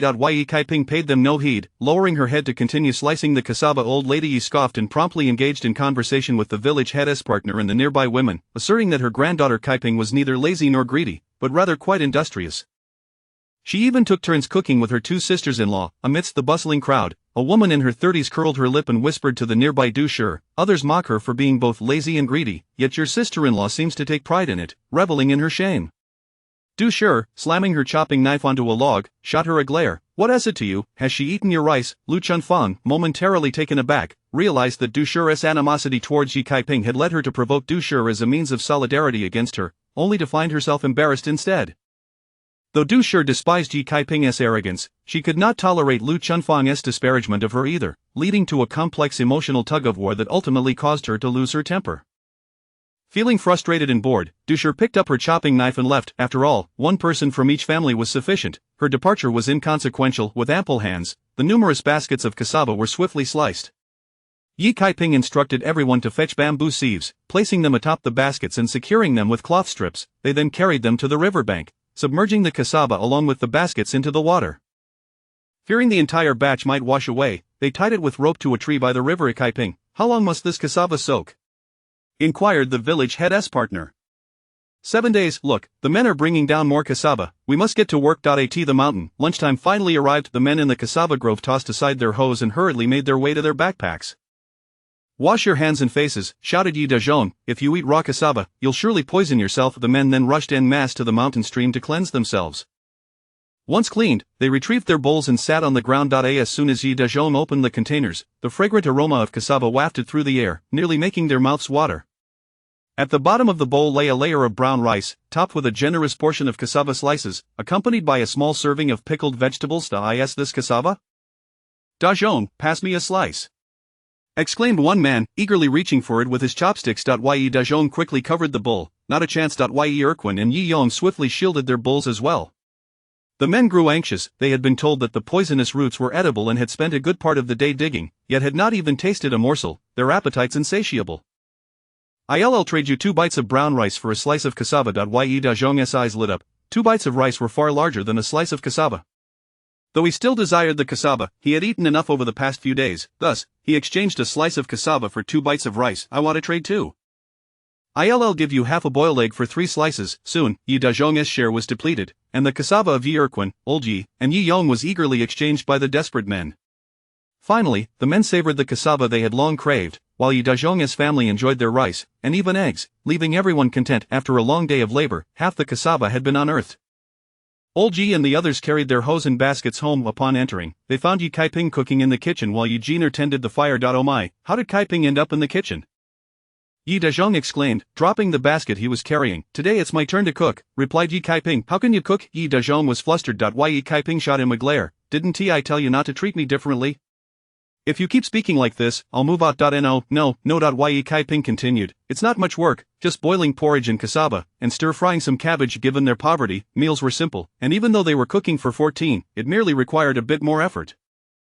Then I'll fetch the water for you. Yi Dezhong, undeterred by fatigue, turned to collect the water. Seeing this, Yi Erquin quickly joined him, and Yi Kaiping did not refuse their help. In household chores, aside from cooking, there was cleaning, laundry, fetching water, sweeping the chicken coop and pigsty, chopping pig fodder, cooking pig feed, mixing chicken food, and feeding livestock. However, each household managed its own laundry, and fetching water was a man's task. Whichever household was responsible for chores had its men fetch the water. Yi Kaiping, lacking a male figure, could only rely on Yi Dezhong and his brothers. Now that all the chickens and pigs had been sold, there was no need for cleaning or preparing pig and chicken feed, making household duties relatively light. Before long, the meal was served. Yi Dezhong gazed at the food on the table, filled with regret. Had he known that his little sister was cooking today, he wouldn't have traded away the cassava at noon. That was his sister's cooking. He had never tasted it before, yet he had traded it away. Old Ji and the others chimed in. Yi Kaiping's lips twitched, observing Yi Dezhong's shameless fawning. Dusher felt a pang of annoyance. Were it not for the fact that Yi Kaiping was Yi Dezhong's biological sister, she would have surely had a quarrel with him. Chapter 23. A hearth at home. After 3 days of diligent effort, the cassava on the mountain has finally been harvested and processed, all submerged in the river, ready to be retrieved in 7 days.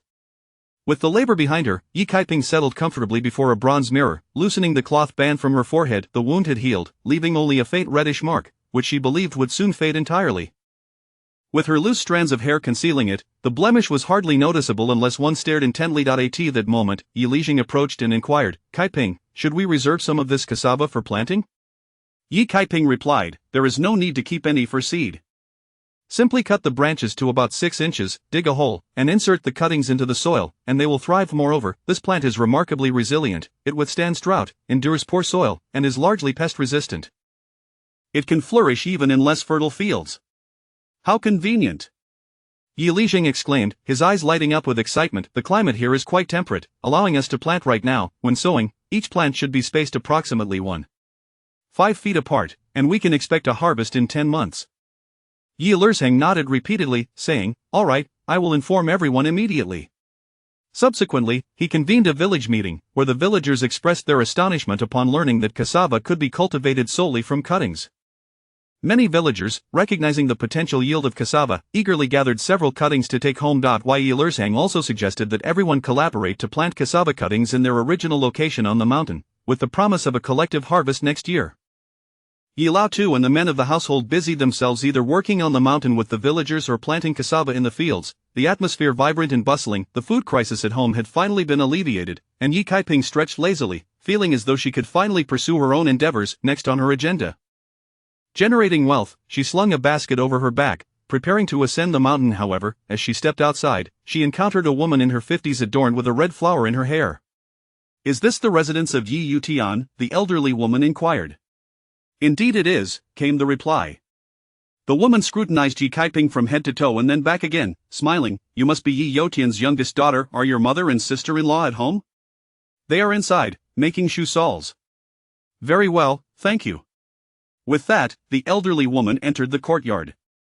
Yi Kaiping was momentarily taken aback, realizing that the woman was likely a matchmaker. She abandoned her plans to ascend the mountain and quickly followed her inside. Huang Meipa had already been invited into the main room by old lady Yi.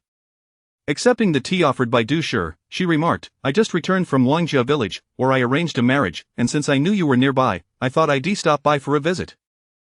Is that young lady who just left your youngest daughter? Old lady Yi eagerly replied, yes, isn't she quite beautiful? Has there been any progress on her marriage prospects?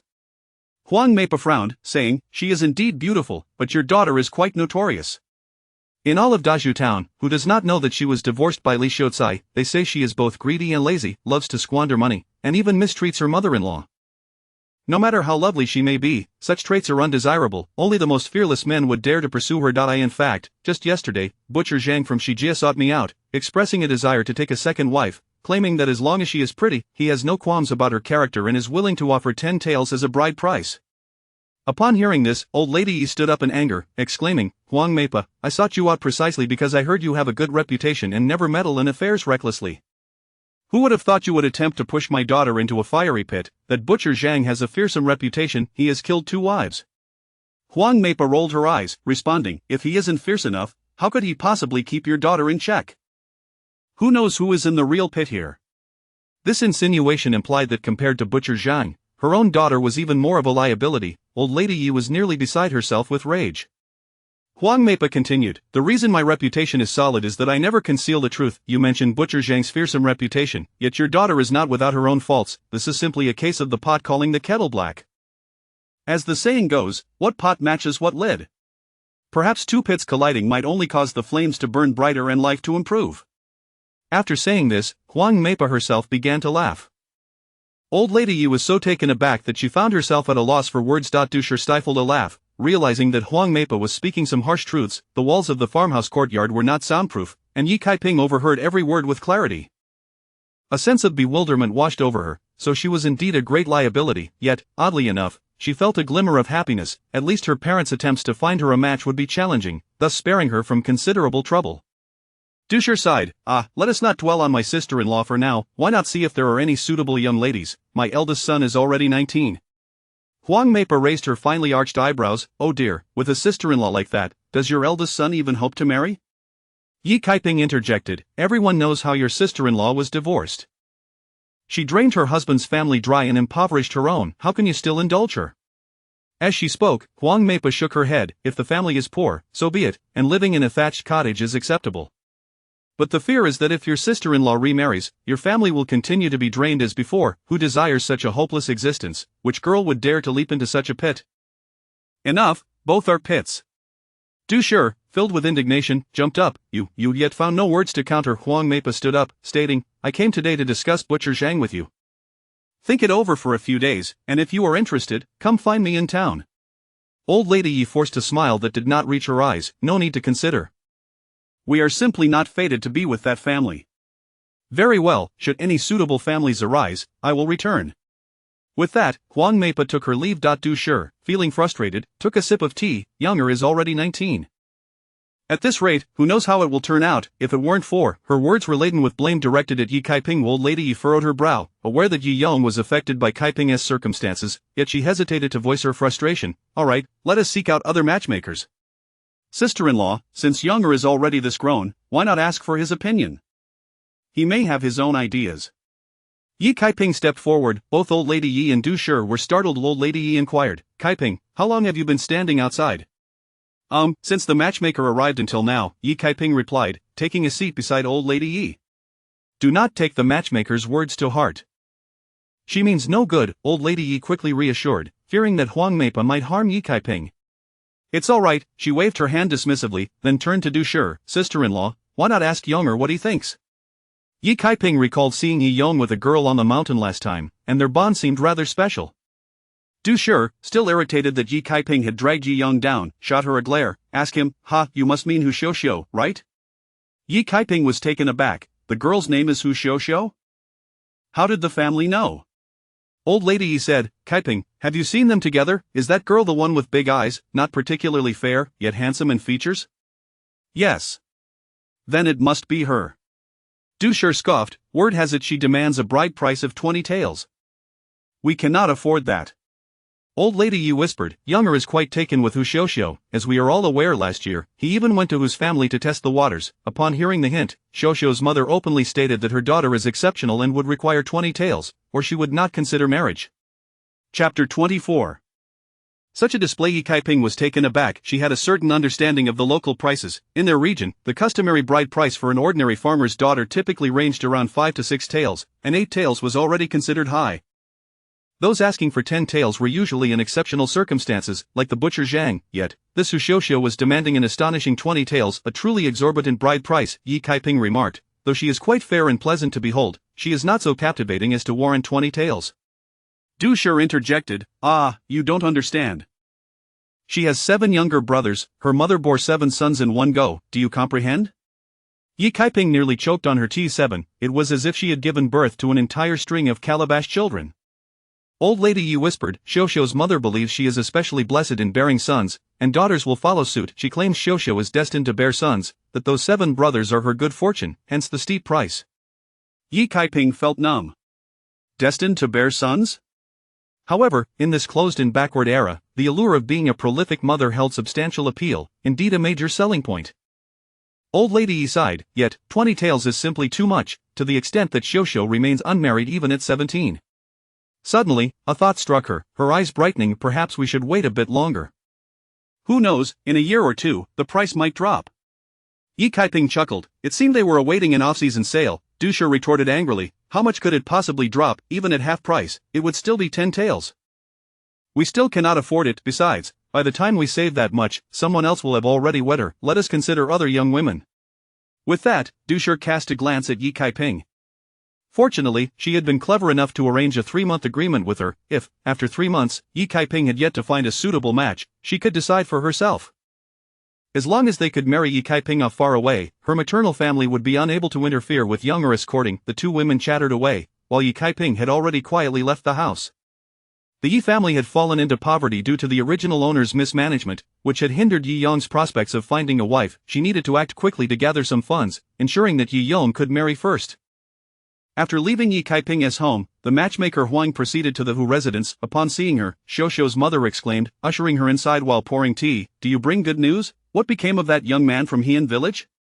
Huang, somewhat exasperated, replied, that young man was initially quite taken with her, but once he heard the price of 20 taels, he declined. He remarked that with that amount, he could marry 3 brides. I must say, while your Xiuxiu is indeed commendable, isn't this asking price rather excessive? The girl from Wangjia village, who can embroider and manage household duties, is both attractive and only demands 8 taels. Not a single coin less for my Xiuxiu, her mother retorted without hesitation. My 7 sons are all a testament to Xiuxiu's fortune. She is destined to bear sons. The matchmaker was at a loss for words, feeling as if she were encountering eccentricities at every turn arising from her seat. She said, very well, I shall look again and return when I find someone suitable. With that, she took her leave. Hu Xiuxiu, carrying a bundle of pigweed, did not enter until the matchmaker's figure had vanished from sight. She was filled with a mix of indignation and embarrassment. Mother, must you always speak of bearing sons? Am I to lose all sense of dignity? Her mother disagreed vehemently, but that is the truth. I managed to bear 7 sons, and so can you. Whoever marries you will be bringing home a golden hen, ensuring a prosperous family. Hu Xiuxiu was mortified. Stop saying such nonsense. I am not a hen, I shall not marry, so do not bother. With that, she turned and left, tossing the pigweed into a corner. Who decided whether or not you will marry? Your mother is not so easily deterred. Her mother quickly followed, do not even think about Yi Yong, expecting him to provide a bride price. Only if the sun rises in the west, his family is utterly impoverished. They have no place to house a wife, and his sister-in-law is an insatiable burden. A true pitfall. Hu Xiuxiu frowned, mother, regardless of how troublesome his sister-in-law may be, at least she taught everyone how to process cassava. While it has yet to be harvested, it appears that every household will receive a fair share. We should be grateful, not conspire against others behind their backs. That insolent girl, speak back to me again, and you shall forfeit your supper tonight. Yi Kaiping, carrying her basket, ventured out and found Yi Jiner and her sisters by the river washing clothes. She informed them to wait for her return before preparing dinner and then departed. On her way up the mountain, she encountered many people planting cassava. Kaiping, foraging for wild vegetables? Indeed. She was not truly intending to forage. She was merely putting on an act. After wandering around the mountain for a while, she found an unoccupied spot and opened her spatial panel, searching for ginseng. It is said that one must dig ginseng when crossing over. If none can be found, one must create it. Modern ginseng is almost entirely cultivated. While Yi Kaiping sifted through the options, many were available for mere coins, but their quality was subpar. Customer, please select a 10-year-old ginseng for 100 cash. To purchase, please confirm. Yi Kaiping promptly confirmed, and with a chime, the coins vanished from her space, leaving her with only 2 cash. Soon, a ginseng appeared in her space. Its quality was mediocre, yet at least it was complete and well-formed. In high spirits, Yi Kaiping turned to descend the mountain. Since she could not unearth ginseng, she would simply buy it, pretending she had found it herself. After descending, Yi Kaiping timed her arrival at the village entrance. Each day, 2 ox carts would travel to the town, one in the morning and another in the afternoon. Before long, a lean young man in his 20s drove an ox cart into view. "Hey, Sister Kaiping," he grinned. "Heading to the town?" "Yes," Yi Kaiping replied as she climbed onto the cart. The young man was the son of the village chief, born a hefty child weighing 8 pounds. He was named Ji Bajin years ago. He had broken his leg and walked with a limp, making him unable to perform heavy labor. Thankfully, his family owned an ox, allowing him to earn a little by driving the cart. Since it was afternoon, the market in town was closed, and few ventured out, leaving her as the only passenger that day. As they passed Wangjia village, 3 women boarded the cart. Yi Bajin beamed, thinking he would have an empty return trip. Relieved it wasn't in vain. After a quarter of an hour, they finally arrived at Dazhu town. Yi Bajin parked the cart beneath a tree. "Once the hour of you, 5 p.m., arrives, the cart will leave, so be sure to return in time, otherwise, it will wait." The 3 women paid him and laughed as they departed. Yi Kaiping also produced 2 cash, but Yi Bajin insisted, "No need, Sister Kaiping. We owe our good fortune in obtaining so much cassava to you." Yi Kaiping felt it unnecessary to press the matter further, nodding, "Very well, but next time you must accept it, or I shall no longer ride your cart." All right. Chapter 25. Not that I haven't clambered before, guided by the recollections in her mind. Yi Kaiping swiftly arrived at Pingyang Hall. In the town, there were but 2 apothecaries, and Pingyang Hall was renowned for its impeccable reputation and integrity. The proprietor was busy calculating on an abacus when he noticed her arrival and looked up, inquiring, "My dear lady, are you here to purchase medicine or seek treatment? I unearthed a ginseng root on the mountain. Will you buy it?" The proprietor's eyes sparkled with interest. "Certainly, allow me to take a look." Yi Kaiping placed the ginseng on the table. The proprietor, upon seeing its plumpness and size, was momentarily taken aback. However, upon closer inspection, his brow furrowed in discontent. "This ginseng is indeed impressive, but its age is rather young, only 7 or 8 years, it seems." Yi Kaiping mused to herself, of course it flourished well. It was cultivated in modern conditions. Yet, the truth was that it was not merely 7 or 8 years old, but rather a decade. The proprietor's assessment of its age must have stemmed from its efficacy being inferior to that of wild ginseng, hence his classification. With a tinge of regret, the proprietor remarked, "Given its appearance, it must have thrived in an excellent environment. If only it had been allowed to mature for another 40 or 50 years, it would undoubtedly be a rare gem." Yi Kaiping thought to herself, this was grown in a greenhouse. Even if it were to mature for another 40 or 50 years, it would merely be considered premium, not exceptional. What a pity, alas, why couldn't I have waited a few more years before harvesting? The proprietor, sensing her disappointment, chuckled awkwardly, "Indeed, I was presumptuous. How about this, since the ginseng is young and its medicinal properties are average, I can only offer you 7 taels. 10 taels. Yi Kaiping raised an eyebrow. The proprietor pondered for a moment before conceding, "Very well. 10 taels it shall be. After all, it is ginseng. Despite its youth, many would still be inclined to purchase it." Yi Kaiping was quite pleased. Exchanging 101 for 10 taels was a remarkable increase in value. After departing from the apothecary, she wandered into a deserted alley. She opened the system panel, reassured that no one could see it, thus negating the need for concealment. Now possessing 10 taels, she could procure a quality underforest ginseng. Underforest ginseng is cultivated from wild ginseng seeds, sown by human hands in the mountains or forests, free from pesticides and insecticides, allowing it to grow naturally. Its medicinal efficacy is nearly indistinguishable from genuine wild ginseng, yet it offers greater cost-effectiveness.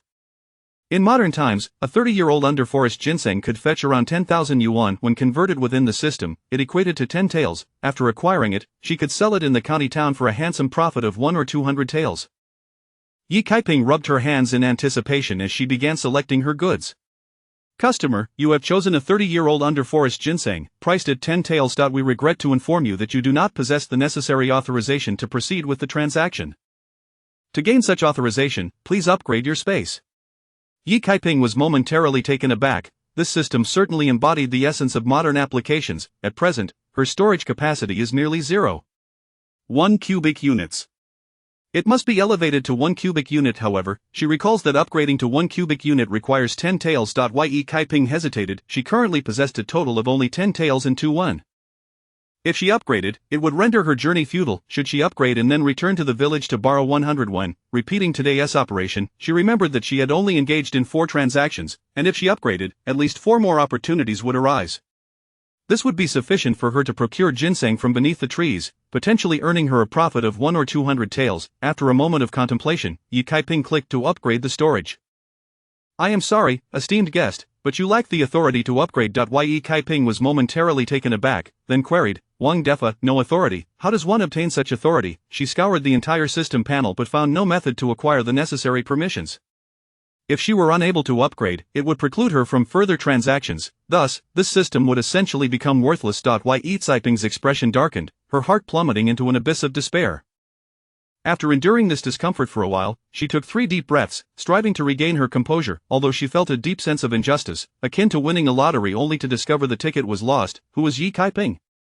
She was a woman who had emerged from an orphanage, started with nothing, labored in a factory, and ultimately ascended to the pinnacle of success through her own entrepreneurial endeavors. What tempests had she not weathered? At the very least, she had 10 taels now, enough to cover her costs. Alas, had she known that borrowing money was necessary to procure a more expensive ginseng, she could have earned even more. She rubbed her forehead. Well, hindsight is always 20/20. Having reached this juncture, there was little more to say. She ought to be grateful that the system had passed through her world, allowing her to at least acquire a single strand of fur, rather than leaving her with nothing at all. After calming herself for a considerable time, Ye Kaiping finally emerged from the alley. First, she would procure materials. She had already decided on her venture, hot and spicy soup. In modern times, her initial foray into street vending involved selling breakfast. Eventually, she discovered that the hot and spicy soup sold the best, leading her to focus solely on that, a unique recipe she had painstakingly developed and refined. Moreover, in her recollection, this era lacked hot and spicy soup. With the weather turning colder by the day and everyone donning their coats, she was confident that this business would thrive. As for the seasonings, she recalled that the local grain shop only stocked oil, salt, soy sauce, vinegar, and sugar. The spices she required would have to be purchased at a medicinal shop. Clearly, this era had yet to integrate spices into their cooking. With these thoughts in mind, Ye Kaiping arrived at the spot where Yi Bajin had halted his ox cart. Yi Bajin was sprawled upon the cart, sound asleep. 8 Jean, Yi Bajin jolted awake, rubbing his eyes. Is it time already? No, I believe it is still early. Shall we take a trip to the county town? I have a few items to be Yi Bajin glanced at the sun. It was approximately the hour of Shin, around 3 p.m. A round trip to the county town would take about half an hour. Allowing. Very well, Yi Bajin readily agreed. Ye Kaiping handed him 2-1, which he reluctantly accepted. After a couple of pushes, she needed to go to the county to purchase spices. The small town was limited, and if she were to sell hot and spicy soup there in a few days, the proprietor of Pingan Hall would surely recognize her, and the recipe would be easily discovered. Therefore, she had to buy it in the county soon. They arrived in the county town, which was far more bustling than the town. Relying on the original owneress' memories, Ye Kaiping made her way to a medicinal shop in the county. She purchased 1 pound each of star anise, Sichuan pepper, and cinnamon, along with a total of 13 kinds of spices, including cumin, bay leaves, and cloves. Ye Kaiping acquired 6 types of spices from this shop and then went to another to procure the remaining 7, spending a total of 3 taels. She couldn't help but feel a pang of regret. These spices were extraordinarily expensive. However, given that they were not widely cultivated in this era and few understood how to forage for them, the high prices were somewhat justifiable. After completing her spice purchases, Ye Kaiping returned to the town with Yi Bajin. Noticing that time was still on their side, she ventured to the grain shop. She bought 3 pounds of soy sauce, 3 pounds of salt, 5 pounds of white flour, 1 pound of sesame seeds, 1 pound of starch, half a pound of sugar, and 30 pounds of fine white rice. These past few days, her meals had consisted solely of rice bran porridge and cassava, nearly driving her to madness. Now that she had money, it was time to improve her diet and indulge a little. It must be said, the prices of salt and sugar in this era were truly steep. Salt cost 51 per pound, and sugar was 41. All told, she spent over 801. Ye Kaiping first placed her purchases onto Yi Bajin's ox cart before heading to the butcher's shop. Boss, how much for the meat? What kind of meat do you want? Fatty pork is 25 per pound, pork belly is 21, lean meat and ribs are 15 and large bones are 10 yen. Ye Kaiping recalled that there was little oil left at home and that she needed to render some. I'll take 10 pounds of lard, 5 pounds of pork belly, and 3 pounds of ribs to rise. Then caught sight of the offal nearby, and they brightened. How much for the offal per pound? 5-1. Preparing it well is quite a challenge. Only the chefs at restaurants possess that skill. Ye Kaiping realized that the people of this era still appreciated offal, yet, poor families lacked the ingredients to practice their culinary skills and were reluctant to use oil and seasonings, which resulted in their dishes not being palatable, leading to fewer buyers. Then I shall take 3 pounds of pig liver. With her meat purchases in hand, Ye Kaiping returned to the spot where the ox cart was parked, feeling quite satisfied. Chapter 26.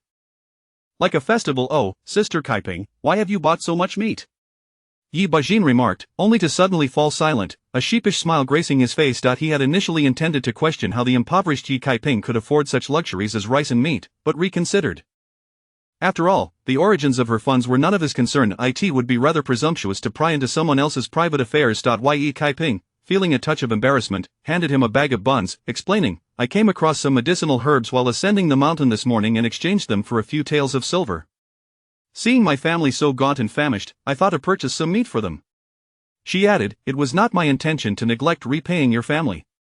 It was then that Yi Bajin recalled that Yi Caiping's family still owed his family 5 taels, which made him feel awkward, and no, that's not what I meant, he appeared rather like a debt collector.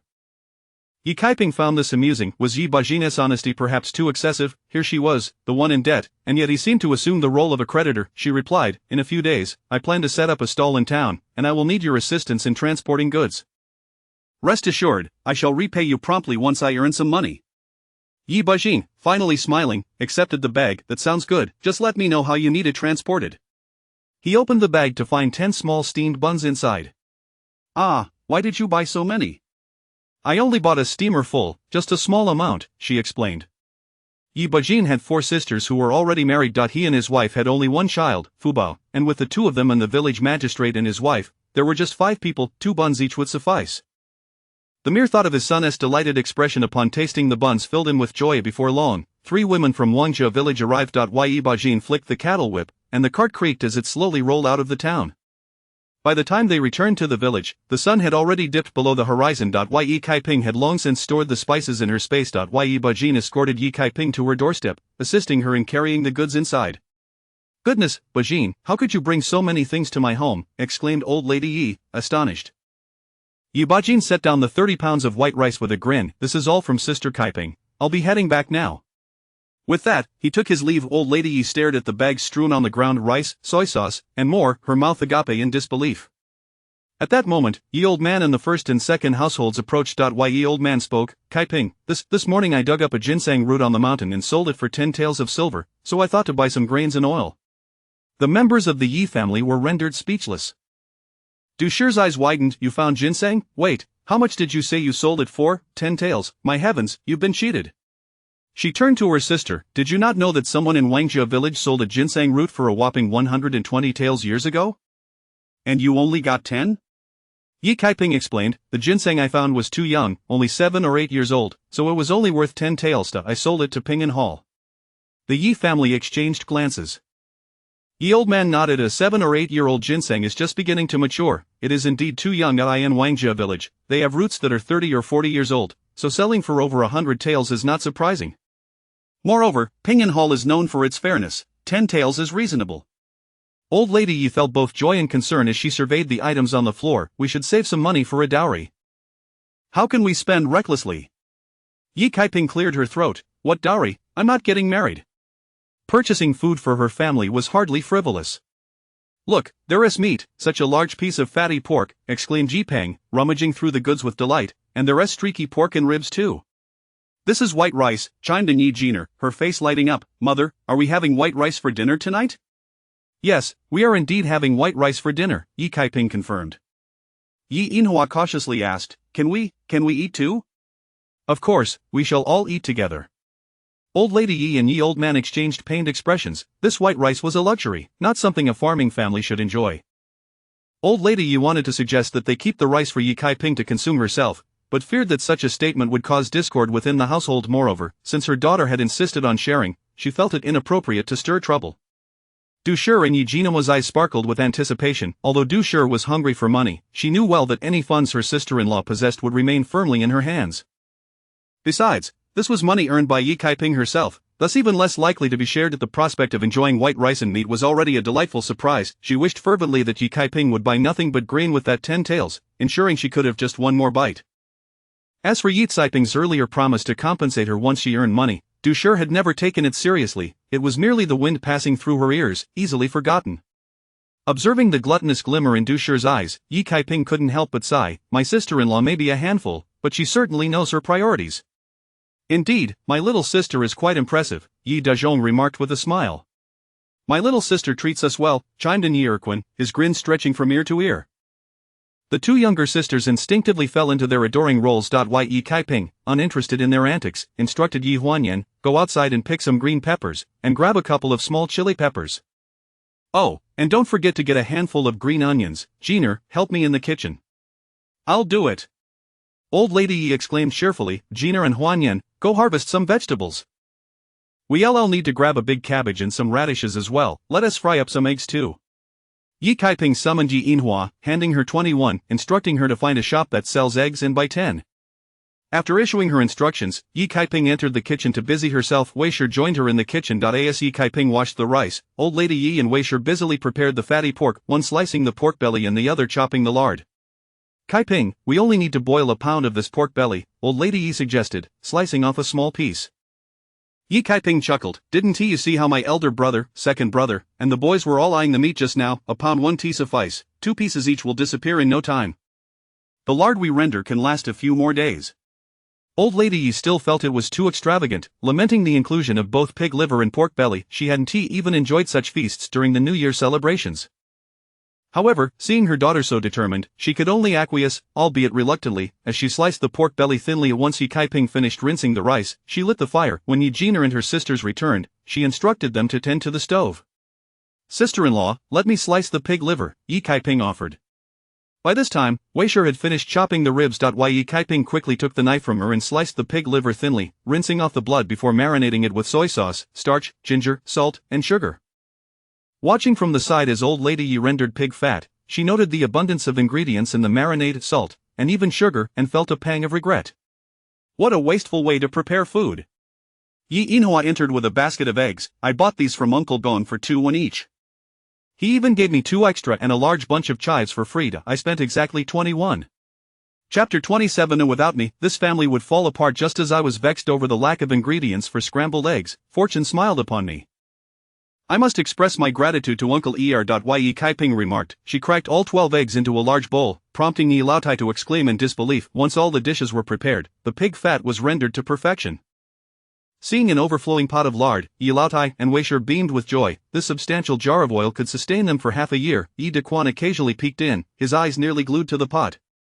The freshly ladled cracklings smelled divine, and the sound alone hinted at their delightful crispness. 10 pounds of lard yielded 8 pounds of oil and a small basin of cracklings. Yi Kaiping filled 3-course porcelain bowls with cracklings. Inhua. Ah! Yi Inhua, who had been lingering at the door, dashed in excitedly. You and Jean Eyre, take these to your grandfather Li Zhang, Uncle Eyre, and Dr. Zhao. Tell them that I traded herbs for a few taels of silver and bought some meat for them to taste. The remaining money is for a small business endeavor, and I will repay them in a month. After purchasing the spices and provisions, she had just over 5 taels left, which she needed to reserve as capital for her stall, leaving her no choice but to delay further. Wait, Kaiping, this money we lent you, how can we expect you to pay it back? Yi Laotai urged anxiously. Yi Kaiping felt a twinge of confusion. This family had spoiled their daughter to the point of absurdity. No wonder Dushur was causing a ruckus. If it weren't for her arrival, this family would have crumbled.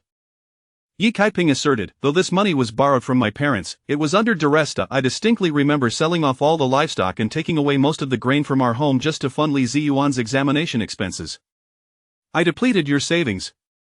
Before she could finish, Yi Laotai had already covered her mouth. Shoo, shoo. Yi Kaiping pulled her hand away and continued, as if that weren't enough, I also forced you to borrow from Li Zhang and Uncle Eyre, and the 2 taels owed to Dr. Zhao were for my own medical expenses. Yi Laotai was nearly faint with anger. Although the entire family was aware of these matters, bringing them up again would only rekindle the resentment of the main household. Indeed, Dushur and Yi Jinhua, who were waiting outside for the meat, instantly darkened their faces and retreated to their rooms. Mother, I will repay the debts I incurred myself, Yi Kaiping said, fixing her gaze on her mother. Yi Laotai was taken aback by her intensity, followed by a wave of emotion. Her daughter had truly changed. My child, why are you so honest? Very well, do as you wish. If the time comes and you cannot repay, I will sell myself to settle your debts. Yi Kaiping handed the 3 bowls of cracklings to Yi Jin Eyre and Inhua. Off you go. Watching them exit with the cracklings, Yi Dequan, Eyre Quan, and Yi Peng, who were huddled outside the kitchen, could hardly contain their drool. Li Zhang, Uncle Eyre, and Dr. Zhao were all generous men, otherwise, they would not have lent money to Yi Caiping's family during a year of calamity. And now, upon learning that they had made a little profit but were not repaying a single coin, instead buying meat for a feast, they felt a twinge of discomfort. Especially Dr. Zhao, who was practically seething with frustration. However, just then, Yi Jin Eyre and Inhua entered, carrying a bowl of cracklings. Dr. Zhao, this is a gift from my little aunt, Yi Inhua announced first. Yi Jinair, still shy around the villagers, added, "My mother was fortunate enough to find some herbs on the mountain and sold them for a few taels of silver. She bought some meat for you to taste. The remaining money she intends to keep for a small business, and she will repay you in a month." Dr. Zhao's expression brightened considerably at the sight of the full bowl of cracklings. Remembering how reliable Yi Kaiping had been of late, and considering the repayment timeline she provided, his mood lightened, and he smiled as he accepted. "All right, I won T-press for the money, but I must admit, I've been a bit tight on funds lately. I will wait for you in a month." Yi Jinair expressed her gratitude profusely. Dr. Zhao poured the cracklings onto a plate and returned the bowl to them. The sisters then proceeded to the homes of Li Zhang and Uncle Air. Both households were delighted to receive the fragrant cracklings, their joy almost reaching their ears. Dai in the kitchen, Yi Kaiping was thoroughly enjoying her cooking. With a grand scoop of oil sizzling into the pan, Yi Laotai's heart ached at the thought of how that single spoonful could feed the entire family for 5 or 6 days. Soon, the dishes were all ready. Stir-fried pig liver with green peppers, scrambled eggs with chives, braised pork ribs with radish, stir-fried pickled vegetables with pork belly, and stir-fried cabbage. Each dish was divided into 2 plates, filling the table to the brim with 10 dishes. To Yi Kaiping, these were merely ordinary home-cooked meals, but to the Yi family, they were a sumptuous feast. Little did they know, ever since Yi Kaiping married, the entirety of the Yi family's wealth had been devoted to her, and for 14 years, they had subsisted on meager rations. Even during festivals, they could only afford a few pieces of pork. Then, Yi Laotai served each person a bowl of white rice, and the family gazed longingly at the spread on the table. Though Du Shi and Yi Jinawa were still somewhat irritated with Yi Kaiping, they would never let their grievances interfere with their meal. They needed to eat a few more bowls to vent their frustrations. "We haven't eaten this well even during the new year," Yi Peng lamented, nearly drooling onto the dishes. "So fragrant." Yi Dequan inhaled deeply, finding the aroma more enticing than any meat he had tasted before. How could it not be fragrant, with so much oil being used? Yi Laotai chuckled in mock complaint. Yi Laotai knew that such extravagance was unwarranted, but having indulged their daughter for so long, and since this money was earned by her, he felt it inappropriate to say anything. The aroma wafted into the air, awakening Yi Laotai's appetite. "Let us dig in, white rice is a real treat." Yi Inhua took a small bite of rice, her face awash with emotion. She had never tasted white rice in her life. Yi Kaiping felt a pang of sympathy for her. "Eat some meat, it's even better." As she spoke, she picked a piece of pork belly for her. As the Yi family savored the dishes laid before them, they felt as though they had entered a paradise, each bite filled with happiness. "This pig liver, my mother used to make, but it was always fishy and tough. How does my little aunt make it taste so delightful? It's even better than the pork belly." Yi Peng was utterly enamored with the crisp yet slightly powdery texture. Yi Kaiping explained, "My grandmother said to use plenty of oil and seasoning. Even choux sols would taste good that way." At this, everyone erupted into laughter. In the end, every dish was polished off, even the soup was consumed, and everyone left the table with their bellies full and hearts brimming with joy. Yi Kaiping noticed that only Yi Yong and Yi Xian had eaten very little. Seemingly lost in their own thoughts, she lowered her gaze. They had all been burdened because of her. Once she earned money, she would be sure to compensate them first. "Kaiping, you must save the remaining taels carefully, do not squander them, they are meant for your dowry," Yi Laotai advised her.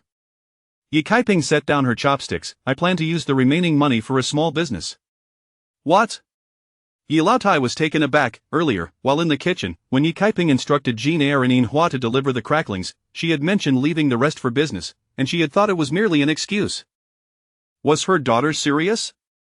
"What kind of business?" Yi Laotai's husband inquired. "I aim to set up a stall selling breakfast in town, to see if I can earn some money. In a few days, I will prepare some for you to taste." Yi Laotai disapproved. "Saving a few taels is no easy feat." "How can you, mother? I have made up my mind." Yi Tsiping's small face was resolute. Yi Laotai swallowed her words, finding it difficult to scold her daughter. Yi Dequan, somewhat reproachful, said, "Mother, it's merely consider it as a small gift for sister to buy flowers." Yi Laotai sighed. "Fine, this money was a windfall anyway, she can do as she pleases." Yi Laotai's husband remained silent. Regardless of whether the business would succeed or fail, he felt a sense of pride that his daughter had truly matured.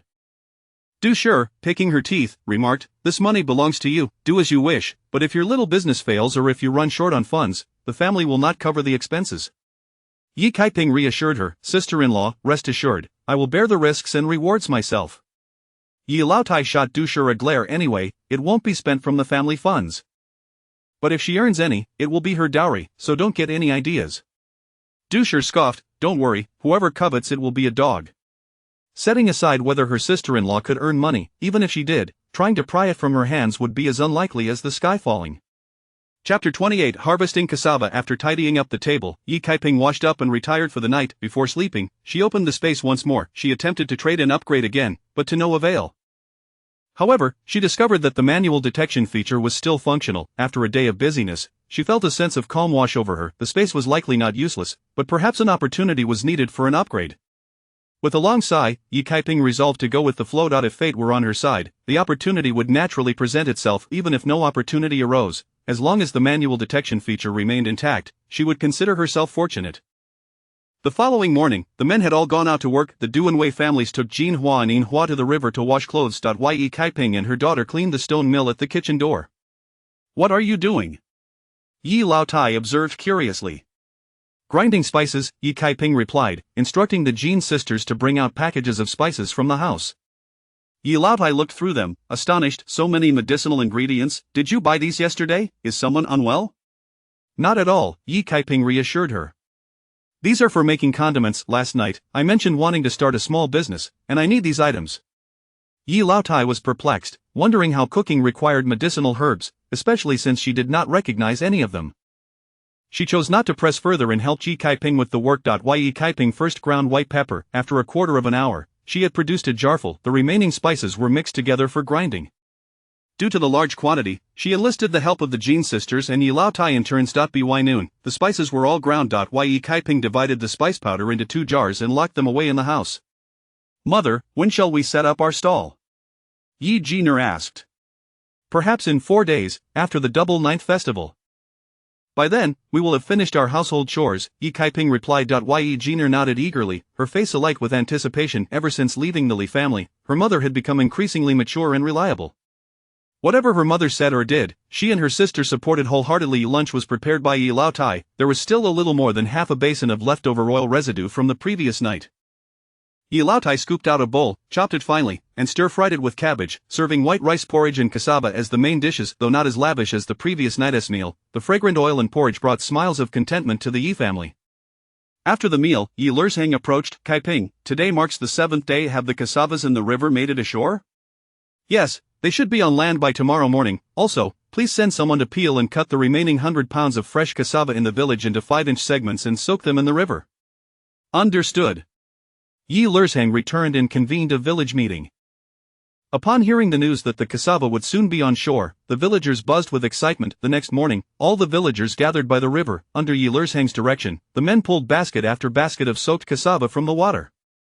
Seizing the opportunity, Yi Kaiping utilized the system's detection feature. After 7 days of soaking, the toxins had indeed been eliminated. Subsequently, the villagers used carts to transport the cassava to the entrance of the Yi family's ancestral hall, which was the largest in the village and had a flagstone floor.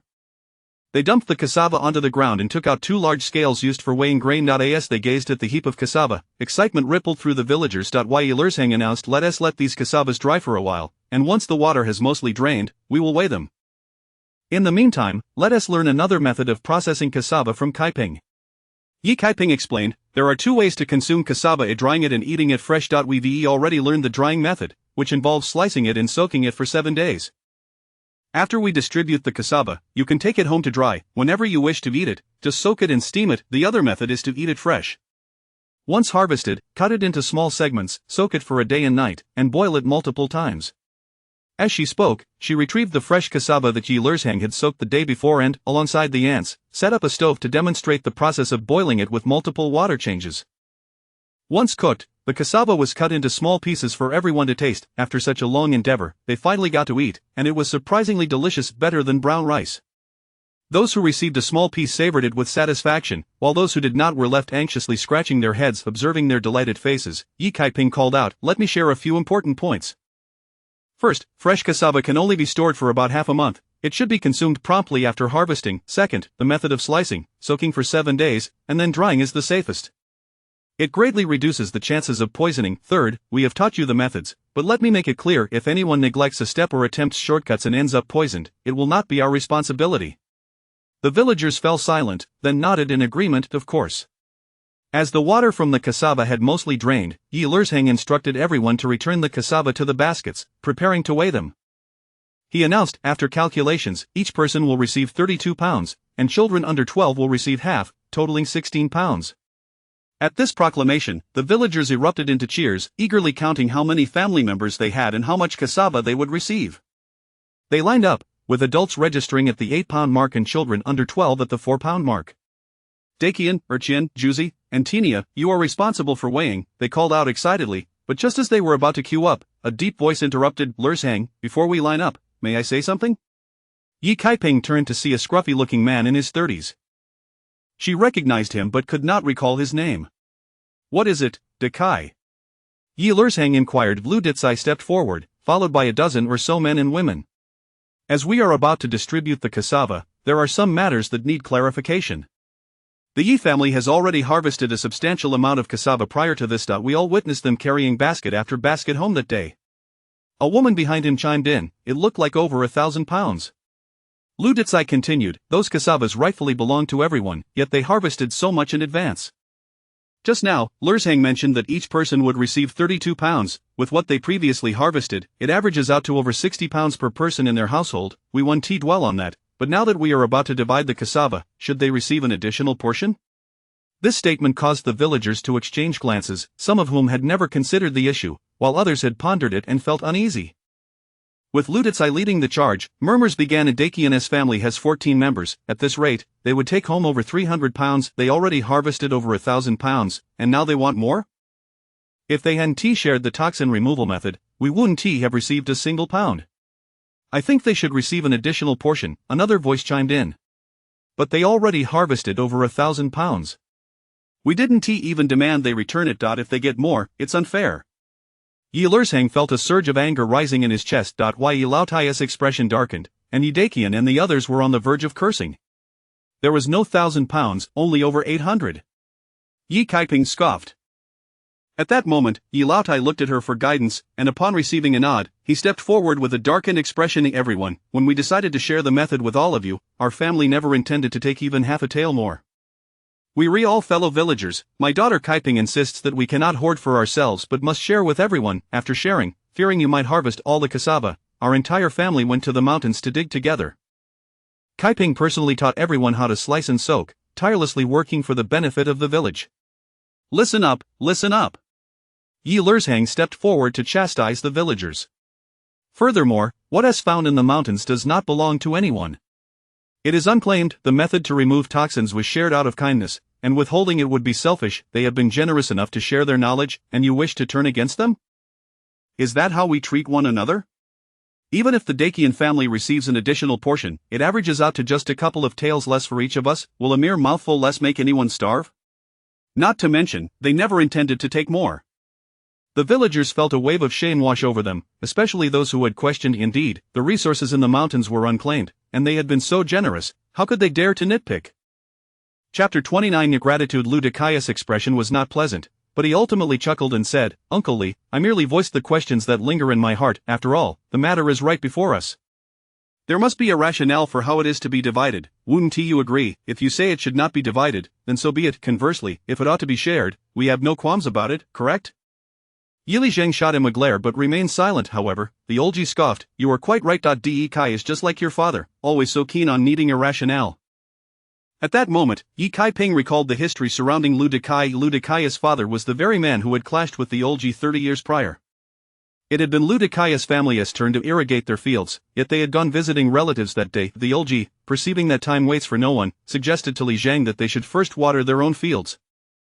Upon returning home, Lu Dakai's family discovered that the Olji had already irrigated their plots and demanded an explanation. A quarrel ensued, escalating into a physical altercation, culminating in the pregnant Yi Laotai being pushed, which caused the original protagonist to be born frail and nearly lose their life. This incident birthed a long-standing enmity between the two families. Lu Dakai's father had passed away years ago, and Lu Dakai had inherited his father's obstinate disposition, becoming notorious in the village for stirring up trouble. Yi Kaiping cast a cold glance at Lu Dakai and decided against distributing the cassava in the village, a move she had already anticipated. Having imparted her method, she sought to restore her reputation. If she were to give away more, it would be seen as a good deed, yet it could also invite resentment. In this era, to emerge from the village, one must cultivate a good name. Following Lu Dakai's commotion, her family's generosity towards the village appeared even more pronounced. Kaiping, Yili Zheng approached her and spoke softly, I apologize for the distress caused today, but you have acted rightly. Rest assured, your uncle will ensure you do not suffer any loss. Ye Kai-ping responded with a puzzled look. Ye Li Zhang had already turned away, calling out to the villagers, "Come, come." Form a line to collect the cassava. The villagers hurriedly organized themselves, creating two lengthy lines amidst a cacophony of chatter and playful banter. Dan, are you not 12 yet? Go register with Uncle De Quan. Who says my heir Dan isn't 12? Just look at him, tall and strong. He obviously looks like a 13 or 14-year-old. Go back and fetch the household registration book. Go. Upon hearing the mention of fetching their registration books, the young boys who had hoped to deceive quickly scurried away, lining up at Yi De Quan's side. Yi Li Zheng observed the chaotic yet orderly scene with satisfaction, nodding in approval. Soon, after half an hour, every villager returned home with a bag of cassava, their faces beaming with joy. Families with fewer members received 60 to 70 pounds, while those with larger households collected 5 to 600 pounds. Just as the crowd began to disperse, the wife of the village head approached Ye Kai-ping with a smile, saying, "We were able to distribute so much cassava thanks to you. This is our way of expressing gratitude." She handed a cloth bag to Ye Kai-ping. Upon opening it, Ye Kai-ping discovered a small bag of brown rice. "Auntie, there is no need for that.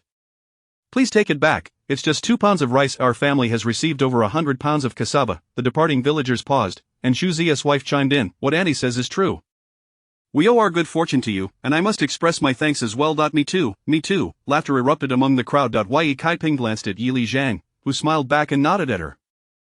Thus, it was confirmed she had not suffered any loss. Accepting the small bag of rice, Ye Kai-ping said, "Very well, I shall graciously accept it." Upon returning home, the villagers promptly laid out the cassava in their courtyards, and the entire village was infused with the joyous atmosphere of a bountiful harvest. As Ye Kai-ping and Yi Lao Tai arrived home, they were greeted by Zhu Ziya's wife and Tainyao's wife, each carrying a small bag of brown rice. Zhu Ziya's wife remarked, "Kai-ping, it's all thanks to you that my family received over 200 pounds of cassava. My family got over 300, added the other woman. One presented 2 pounds of rice, and the other 3. Ye Kai-ping graciously accepted their offerings with a smile, pouring the rice into a wooden barrel and returning the bags to them. At that moment, a small, slender boy of 7 or 8 entered, clutching a bag of brown rice. "This is from my family, thank you." "And Kai-ping, thank you, Grandpa Yi." Du Sure expressed surprise. "Who shall see, this rice looks like 3 pounds. Did your mother permit you to give this?" Who shall see opened his mouth but hesitated. Yi Yong stepped forward, furrowing his brow. "Mother, let us not put him in a difficult position." He took the bag of rice, casually grabbed a handful to add to the barrel, and returned the bag to Hu Xiaoxi, saying, "We appreciate your gratitude, you may go home now." Hu Xiaoxi left willingly. Yi Yong turned to Ye Kai-ping. "The rice we didn't collect earlier, I will make up for it by chopping wood." Ye Kai-ping replied, "What is there to make up for? Although I provided the method, the digging and fetching of cassava were all your efforts. You should have a say in these tokens of gratitude. Besides, your actions surely have their reasons, do they not?" Yi Yong paused before saying, "This family is somewhat disadvantaged, lacking strong labor, relying solely on 2 women. Since they were facing hardship, they naturally shouldn't take too much, just a little will suffice."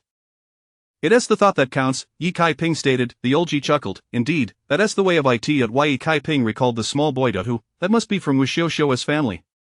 Judging by Yi Yong's words, it seemed that Hu Xiaoxia's father had passed, leaving her and her mother to support the family, along with 7 younger siblings, all still very young. Subsequently, villagers continued to come, offering tokens of thanks. Most were brown rice, some brought 3 or 4 pounds, while others offered 1 or half a pound, and a few even presented 2 eggs. The most generous family donated a full 5 pounds of brown rice, as they had a large household and had received the most cassava, totaling over 600 pounds. Several particularly impoverished families, burdened by the elderly and infirm, received only a handful of rice from Ye Kai-ping, who returned the rest. It was important to assist those in need, but one must also take a little to signify goodwill. It was essential to maintain a balance, otherwise, others might perceive their belongings as easily attainable, and in the future, she would possess even more valuable items, which would not come free of charge. By afternoon, there were few visitors. Yi Lao Tai and Du Sure gazed at the numerous barrels of brown rice on the ground, their eyes sparkling with joy. Yi Lao Tai estimated, "I reckon there are around 200 pounds here." Yi De Quan grinned. "When Lu Dekai said we shouldn't receive our share, it truly infuriated me. Although we had no intention of claiming anything from the village, it was still vexing. Thankfully, everyone else is quite reasonable. Though this brown rice amounts to only around 200 pounds, it is dry, the cassava is moist and will shrink by half once dried, thus, it's as if we have received an extra share." Ye Kai-ping calculated that aside from a handful of stingy families, nearly the entire village had offered tokens of gratitude. This demonstrated that the villagers remained sincere and grateful at heart. Chapter 30 Purchasing Ingredients. Ye Kai-ping remarked, "It is high time we dealt with the cassava at home. If we delay any longer, it will spoil." Yi Laotai nodded in agreement, her thoughts drifting to the 800 pounds of cassava still in their possession, a smile stretching across her face until her eyes became mere slits. With this rough rice, along with the cassava, we shall have enough to last us through the new year. Once the wheat is harvested post-festival, our grain supply will be replenished. The members of the Yi family, upon hearing this, were all adorned with smiles. Just half a month prior, they had been fretting over their food supplies, but now, their granary was brimming. It was all thanks to Yi Kaiping. Yi Laotai looked at her with admiration, and even Yi Yon, Yi Xian, and Yi Jinhua had begun to see her in a new light. Du Shi was particularly elated, for they would no longer have to play the part of the unwitting benefactors, funding Li Ziyuan's education. Their grain would not be whisked away upon harvest, filling the insatiable pit of the Li family. As long as their younger sister refrained from marrying another leech, their lives would continue to hold promise. Yi Kaiping proposed, "Mother, let us refrain from mixing rice husks into our meals from now on. We can simply blend cassava or radishes, and that will suffice." Indeed, came the reply the following day. Although the weather had turned cooler, the crisp autumn air was perfect for drying. Every household was busy drying cassava, and the entire village was filled with cheer. Early in the morning, Yi Laotai set out to borrow a machete and a sickle. The villagers were well aware that the Yi family had a considerable amount of cassava to process, and rather than harboring jealousy, they felt a sense of shared fortune, as they too had ample cassava to benefit from. Those approached were more than willing to lend their tools, with some even offering to come and help. Yi Laotai graciously declined their offers. Once she obtained the necessary tools, the Yi family shut their doors and set to work on the cassava. After 2 days of labor, they managed to slice the cassava into pieces, filling 6 large baskets. Yi Laotai chose a secluded riverbank to soak the 6 baskets of cassava. Fearing theft, Yi Laotai arranged for Yi Erquin and 3 of his grandsons to take turns keeping watch, 1 during the day and 2 at night. Before long, the double ninth festival arrived. On this day, Yi Laotai decided to prepare a pot of white rice, locking away the remaining rice for the new year. Yi Kaiping, however, had little time to concern herself with such trivialities, for she was preparing to set up a stall the following day and needed to gather her ingredients. After lunch, she took Yi Jiner to the town to purchase supplies. The ox cart carried only the 2 of them. Yi Kaiping turned to Yi Bajin and said, "Bajin, I need to set up my stall in town early tomorrow morning. Could you take us there? I have too many items to carry, and I'll pay you 21 for the round trip." 21? Yi Bajin exclaimed in excitement, nearly pulling the reins to a stop. Typically, he would transport no more than 8 or 9 passengers at a time, and even that morning's trip was unlikely to be full, as few could afford the luxury of an ox cart to the town. 21 was equivalent to the fare for 10 passengers. "Kaiping, there is no need for that much, just pay me for however many people you bring," Yi Bajin urged. "No, my items take up too much space. Moreover, it will be a private trip for us. If someone else wants to join, I cannot accommodate them. The 21 covers the entire cart," she insisted. Yi Bajin, overjoyed, stammered, "All right then, what time shall we leave tomorrow?" "We will depart at dawn, precisely at the hour of the rabbit, 5 a.m. Please wait for me in front of my house. We should be back in the village before noon." Yi Bajin calculated in his mind and felt even more inclined to agree. After dropping off Kaiping, he could return to pick up passengers for the morning trip, perfectly timed. He grinned broadly all the way. As they passed Wangjia village, they picked up an auntie and an elderly man. The auntie addressed Yi Bajin, "What has been going on in Qinghe village lately?" "I was out gathering pig fodder on the mountain, and for several days, I've seen young men from your village digging up poisonous roots over in Dongshan, and every time, it was a different set of people. Those roots are entirely toxic. What could they possibly want with them? I asked a couple of questions, but they didn't respond and just walked away. Quite the mystery." Qinghe village and Wangjia village were neighboring settlements, one located to the south of Nyoto Mountain. Generally, Qinghe villagers operated in the southern area, while those from Wangjia frequented the eastern side. In addition to a cassava forest adjacent to Qinghe village, there were also scattered patches of cassava on the mountains. The people of Qinghe village had already discovered how to consume cassava, thus scouring the mountains for it. The auntie's words left Yi Bajin momentarily speechless. He stuttered, knowing that the method for detoxifying the roots was Yi Tsiping's secret, one he could not divulge. Moreover, he wondered if the villagers might blame him for sharing such information. Before he could glance at Yi Kaiping, the elderly man from Wangjia coughed lightly and said, "Of course, they're digging up poisonous roots to deal with the rat problems in Qinghe village. There have been an abundance of them lately."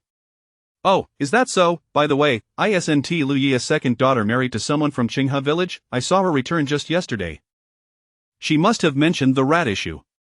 Lu Yi did not respond, his gaze shifting nervously to the trees lining the road. Yi Tsiping's eyes glimmered with understanding. It was apparent that someone from Qinghe village had already shared the detoxification method with their family or relatives. This Lu Yi must be among the first to have been informed. Now, he was likely trying to hastily gather as much cassava as possible before the news spread further, naturally withholding any information about the edible properties of cassava from his fellow villagers. Soon enough, they arrived in town. Once disembarked, Yi Kaiping and her daughter promptly made their way to the grain shop. They purchased 5 pounds each of rice noodles, dried mushrooms, peanuts, dried daylilies, tofu skins, and dried chili peppers. Next, they headed to the butcher's shop. Beef was rare and expensive, beyond their means, so Yi Kaiping opted for 5 pounds of lean pork instead, spending an additional 5 when on an entire unclaimed pig's head and a thoroughly clean large bone.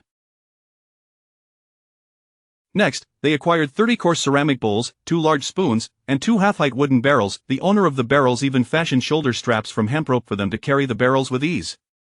The mother and daughter placed their ingredients and bowls into the large barrels, each taking one on their back. Yi Jiner inquired, "What are we selling, steamed buns, or perhaps noodle wontons?" "Neither," Yi Kaiping replied. "I will prepare some soups and broths for you all to enjoy tonight. But we'll need to buy some tables and chairs, as well as bowls and chopsticks. Once the customers have eaten, how will we wash the dishes and fetch water?" Yi Kaiping had already devised a plan. "We can purchase some dry lotus leaves to place underneath. After each meal, we can simply replace the leaf." Yi Jiner's eyes sparkled with excitement. "The wonton stall does the same thing." The mother and daughter then bought 500 dry lotus leaves before returning to where the ox cart was parked. Yi Bajin hurriedly took the large barrel from them, saying, "Why didn't you tell me you needed to buy larger items? I could have driven the ox cart for you." "Then I shall not be polite. I still need to purchase a few tables and stools. Let us go." Yi Bajin urged, driving the ox cart toward the furniture shop. Yi Kaiping bought a long table for placing condiments and similar items, followed by 20 small stools and 5 small square tables.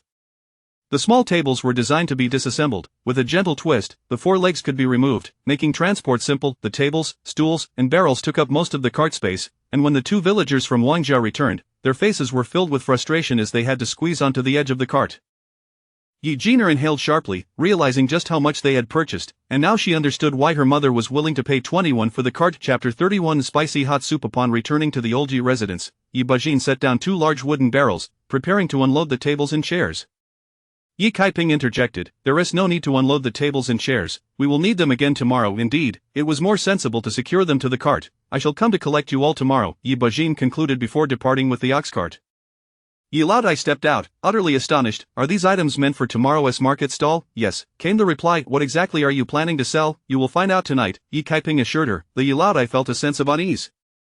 In her youth, she and Yi Laotai had attempted to set up a stall, selling porridge and rice noodles, only to suffer catastrophic losses. Yi Dakian and his brothers had also ventured into this trade over a decade ago, attempting to sell wontons, but they couldn't even recoup the cost of the tables and chairs.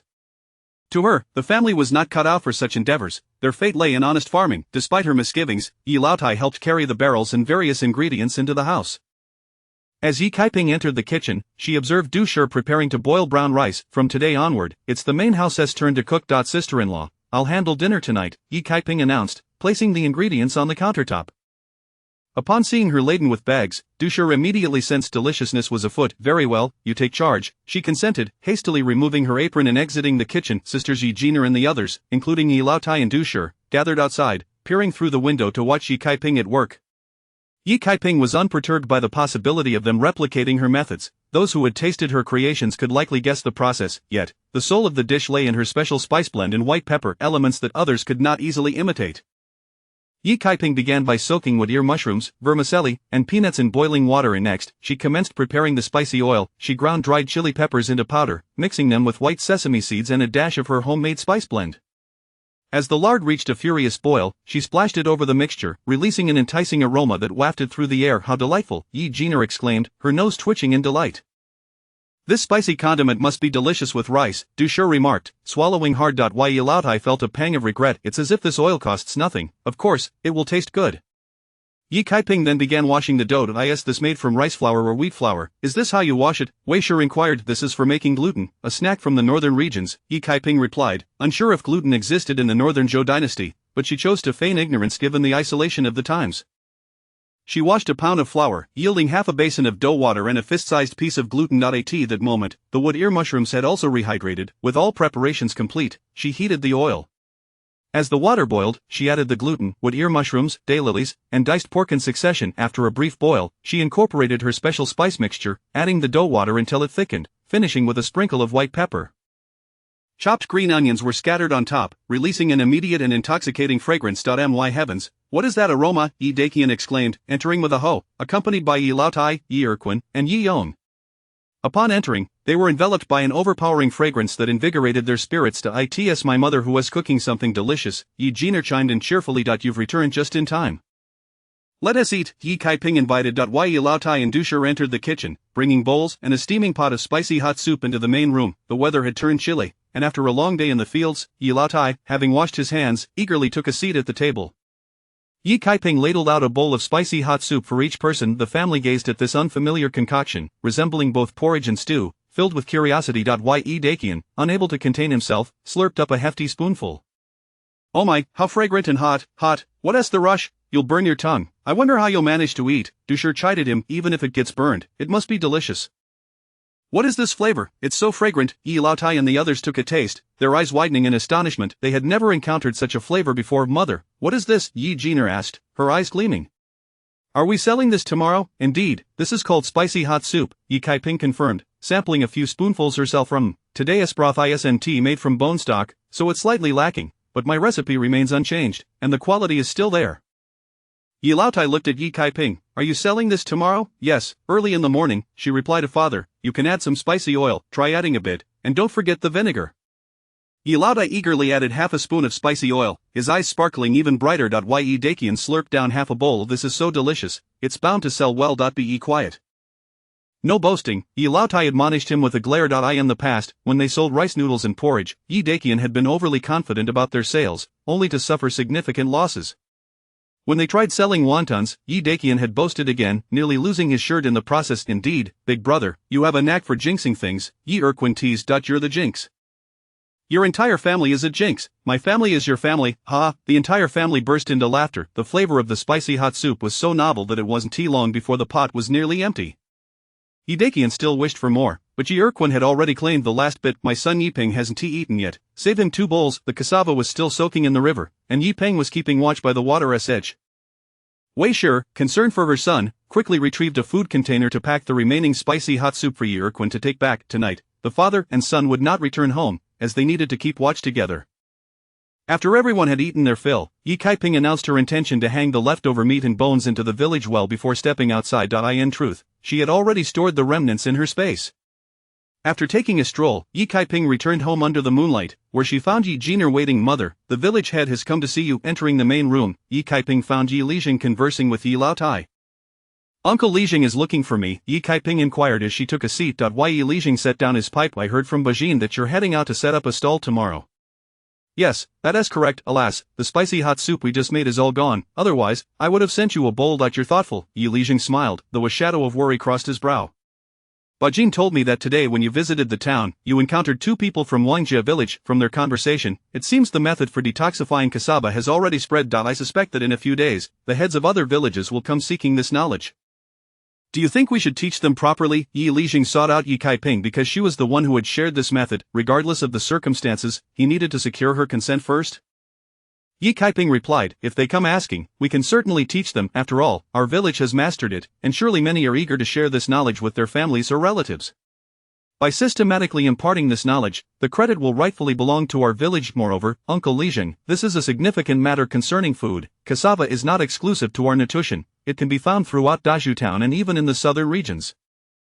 If everyone becomes aware of it, it will enrich our food supplies. Therefore, Uncle Lijing should inform the county magistrate about the proper way to consume cassava. Yi Lijing's eyes lit up, and he sprang to his feet. Yes, how did I not think of that? I shall head to the county town tomorrow. Kaiping, you are the true architect of this endeavor. Rest assured, I will convey this matter well and ensure you are not at a loss. Chapter 32. A flourishing business. Yi Li was so delighted that he skipped along merrily. Yi Kaiping wore a smile at the corners of her lips. Once this matter was reported, her prospects as a female vendor would brighten significantly. Just then, old lady Yi entered. Kaiping, who will accompany you to set up the stall tomorrow? I'll go with Jiner and Huaner. I'll join too. All right. What's going on? I also want to go. Yi Daquan burst in, still damp from his bath. Absolutely not. Yi Kaiping firmly rejected, we already have enough hands. Too many people would only create chaos. Yi Dequan's heart shattered at her refusal. Old man Yi glared at him. Tomorrow, there are 2 acres waiting for you to irrigate, are you trying to slack off? Yi Dequan chuckled awkwardly, how could I? Father, I'm off to bed now, we have to rise early tomorrow. Yi Kaiping left the main room and went to the kitchen to prepare the ingredients for the next day, then retired for the night. Around 4 in the morning, the crow of a rooster awakened Yi Kaiping. Seizing the moment while going out to rinse her mouth, she retrieved bones and meat from her storage space. After washing up, she began simmering the broth. Gina and Juaner also rose, yawning. One chopped vegetables while the other tended to the fire, with old lady Yi washing the wheat gluten. Half an hour later, 2 large barrels of spicy soup were steaming hot at Yi Kaiping tasted it. Using her broth, this spicy soup was even more delectable than last night's. Just as she covered the soup, Yi Bajin arrived, whispering from outside the courtyard, Sister Kaiping, are you ready? Yi Kaiping opened the door to let him in. You should taste this. It's our spicy soup. Yi Bajin took a sip, and his expression brightened. Delicious. Unfortunately, his lack of eloquence rendered him unable to find words to describe its divine flavor. Just as Yi Kaiping was about to lift the spicy soup with Yi Bajin, Yi Dequan squeezed in, taking her hand away, and the 2 burly men carried the soup out of the kitchen. Yi Dequan had been awake for a while. Fearing a scolding from old lady Yi, he dared not approach, but seeing the need to lift something, he couldn't bear to let his sister do the work, so he rushed out. With 2 large barrels of spicy soup, various bowls and containers, and the table and benches already secured to the cart yesterday, the ox cart was filled to the brim. Yi Kaiping, Gina, Juaner, and old lady Yi settled onto the ox cart and slowly departed. By the way, Kaiping, how much should we sell our spicy soup for? Old lady Yi inquired. I calculated last night. These spices aren't cheap, and our product is unique. How about 5 for a small bowl and 8 for a large one? Old lady Yi gasped, that's quite pricey. Yi Jiner chimed in, that's the same price as wontons. Before long, they arrived at the town, where dawn was just breaking. Vendors were already setting up stalls along the roadside. Yi Kaiping leaned against a large tree, selecting a spot, and began unloading her goods. Yi Bajin eagerly helped lower the 2 barrels of spicy soup and assisted in assembling the table. In less than a quarter of an hour, the spicy soup stall was ready. Yi Kaiping paid 21, and Yi Bajin drove the ox cart away. The 4 women sat down, waiting for daylight. At that moment, a middle-aged couple pushed a cart of goods over and stopped beside Yi Kaiping. The woman, a plump aunt in her 40s, set up her stall while inquiring, you're new here. What are you selling? Yi Kaiping smiled. Spicy soup. Never heard of it. The plump aunt shot Yi Kaiping a sidelong glance. We've been here for years, you've taken up some of our space, could you move a bit? Yi Kaiping, wishing to avoid conflict, rearranged the tables and chairs closer to the tree. The plump aunt was selling steamed buns, fried dough sticks, and brown rice porridge, operating a breakfast stall. Soon, the sky brightened completely, and foot traffic on the street began to increase. Boss, I'd like a fried dough stick and a bowl of brown rice porridge. Boss, the usual for me. The neighboring breakfast stall soon welcomed a few familiar customers, filling half their seats. Yi Kaiping, on the other hand, had yet to attract a single patron, prompting old lady Yi to urge, Kaiping, let us uncover the barrels, we need to start selling. Wait a moment. We don't have a stove set up yet. If we open them now and the customer flow is sparse, it will cool down before we finish selling. Let us wait until it gets busier. Old lady Yi fretted, I should have known to set up a fire stove. We don't have a pot that big. It's inconvenient to cook on site, let us just sell as we are, no need to rush, let us wait a bit. In contrast to Yi Kaiping's calm demeanor, old lady Yi and Yi Jiner were filled with anxiety and apprehension.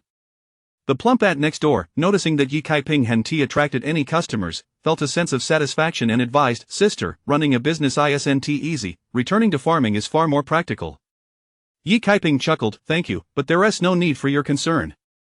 The plump aunt, unperturbed, maintained her good mood as long as this newcomer struggled. Before long, the small town was bustling with activity. Mother, let us start selling. Yi Kaiping lifted the lid of the barrel. Old lady Yi hurriedly ladled a bowl of spicy soup onto the table. With her experience, she raised her voice to call, spicy soup here. Yi Kaiping added, this spicy soup is fragrant and smooth, tastier than wontons, and more aromatic than meat porridge. Passers-by, intrigued by the novelty, began to stop. What is spicy soup? Never heard of it, how much is it? Many people gathered around. 5 for a small bowl, 8 for a large bowl. Wow, that's expensive, for 5 I could get a bowl of wontons. Each wonton is filled with meat. What do you have here? As they scrutinized, they saw a bowl of thick soup, containing an unidentifiable dark and yellow mixture. There wasn't even a piece of meat in sight. Who would dare pay 5 won for that? Our spicy soup does have meat, you just can't see it because of the color, old lady Yi insisted anxiously, but the customers remained unconvinced. The plump aunt next door chuckled, a bowl of thick soup for 5 won, who would be foolish enough to buy that? Dear customers, come over to my stall, brown rice porridge is 2 won a bowl, made with this year's new rice. Steamed buns are 1 won each, and meat buns are 2 won each. Seeing the patrons being lured away by the plump aunt, old lady Yi and Yi Jiner wore anxious expressions. Yet Yi Kaiping remained unfazed, stirring the spicy soup with a long ladle, releasing a uniquely potent aroma that wafted through the air. Ah, it smells amazing. What is that fragrance? I've never encountered such a scent before. In this era devoid of exotic spices, the aroma was overwhelmingly enticing to them. Patrons who were about to leave paused, all drawn to the large barrel. Their appetites suddenly piqued, just the fragrance alone made them eager to taste it. But it's so expensive, costing 5 won. But it smells so good, and I've never seen anything like it before. 5 won isn't too much, I can treat it as a bowl of wontons. I'll have a bowl. There were plenty of wealthy individuals in town. One elderly gentleman, intrigued by the novelty and the enticing aroma, decided to try a bowl. Yi Kaiping quickly ladled a small bowl. Would you like some scallions? How about spicy? Do you prefer a sour taste? The elderly gentleman was pleasantly surprised to find options. I'll take some scallions, a little spicy, and no sour. Yi Kaiping deftly sprinkled scallions and added a spoonful of chili oil. That will be 5 won, please. The elderly gentleman placed down 5 won and took his bowl of spicy soup to sit down. Chapter 33 A Flourishing Business 2 Once the elderly gentleman settled down and took a sip, his eyes widened in astonishment. The rich and bold flavor of the spicy soup erupted on his palate, soaring straight to the heavens, so delightful it felt as though he might take flight.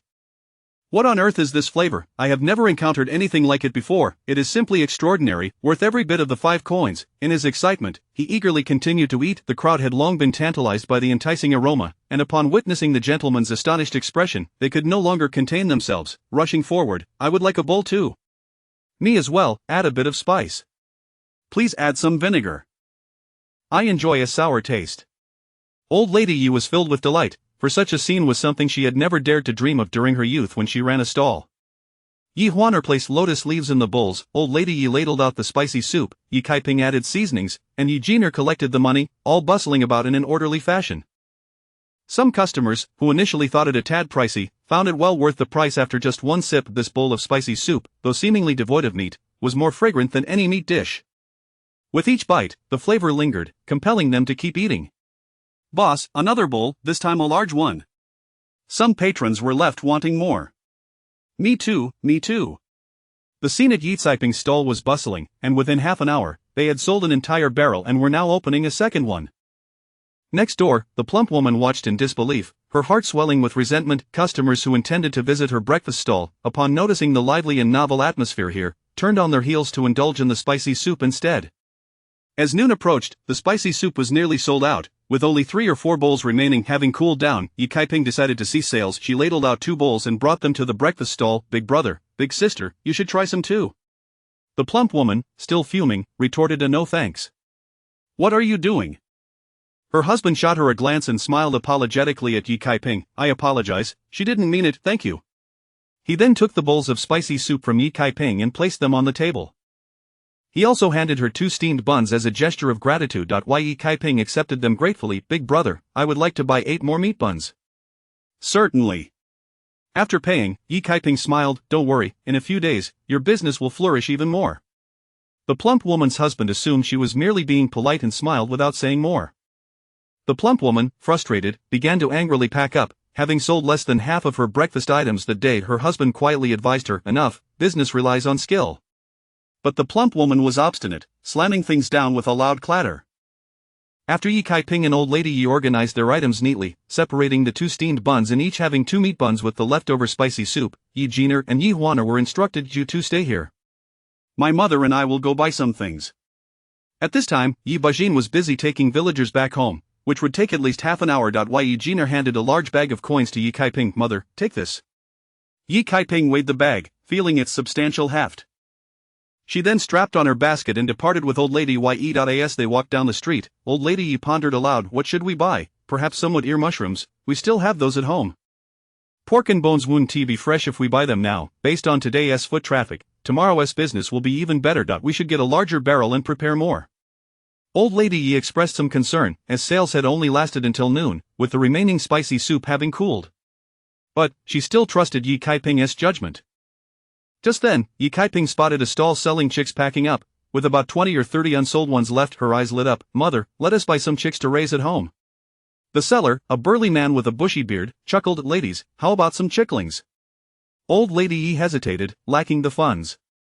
Ye Kaiping perceived her predicament. The livestock was sold by me, so I will buy them back. Old lady Ye felt a wave of warmth, touched and grateful. All right then, how much are the chicks? 5 coins each. Old lady Ye nodded, finding the price acceptable. Let us buy 10.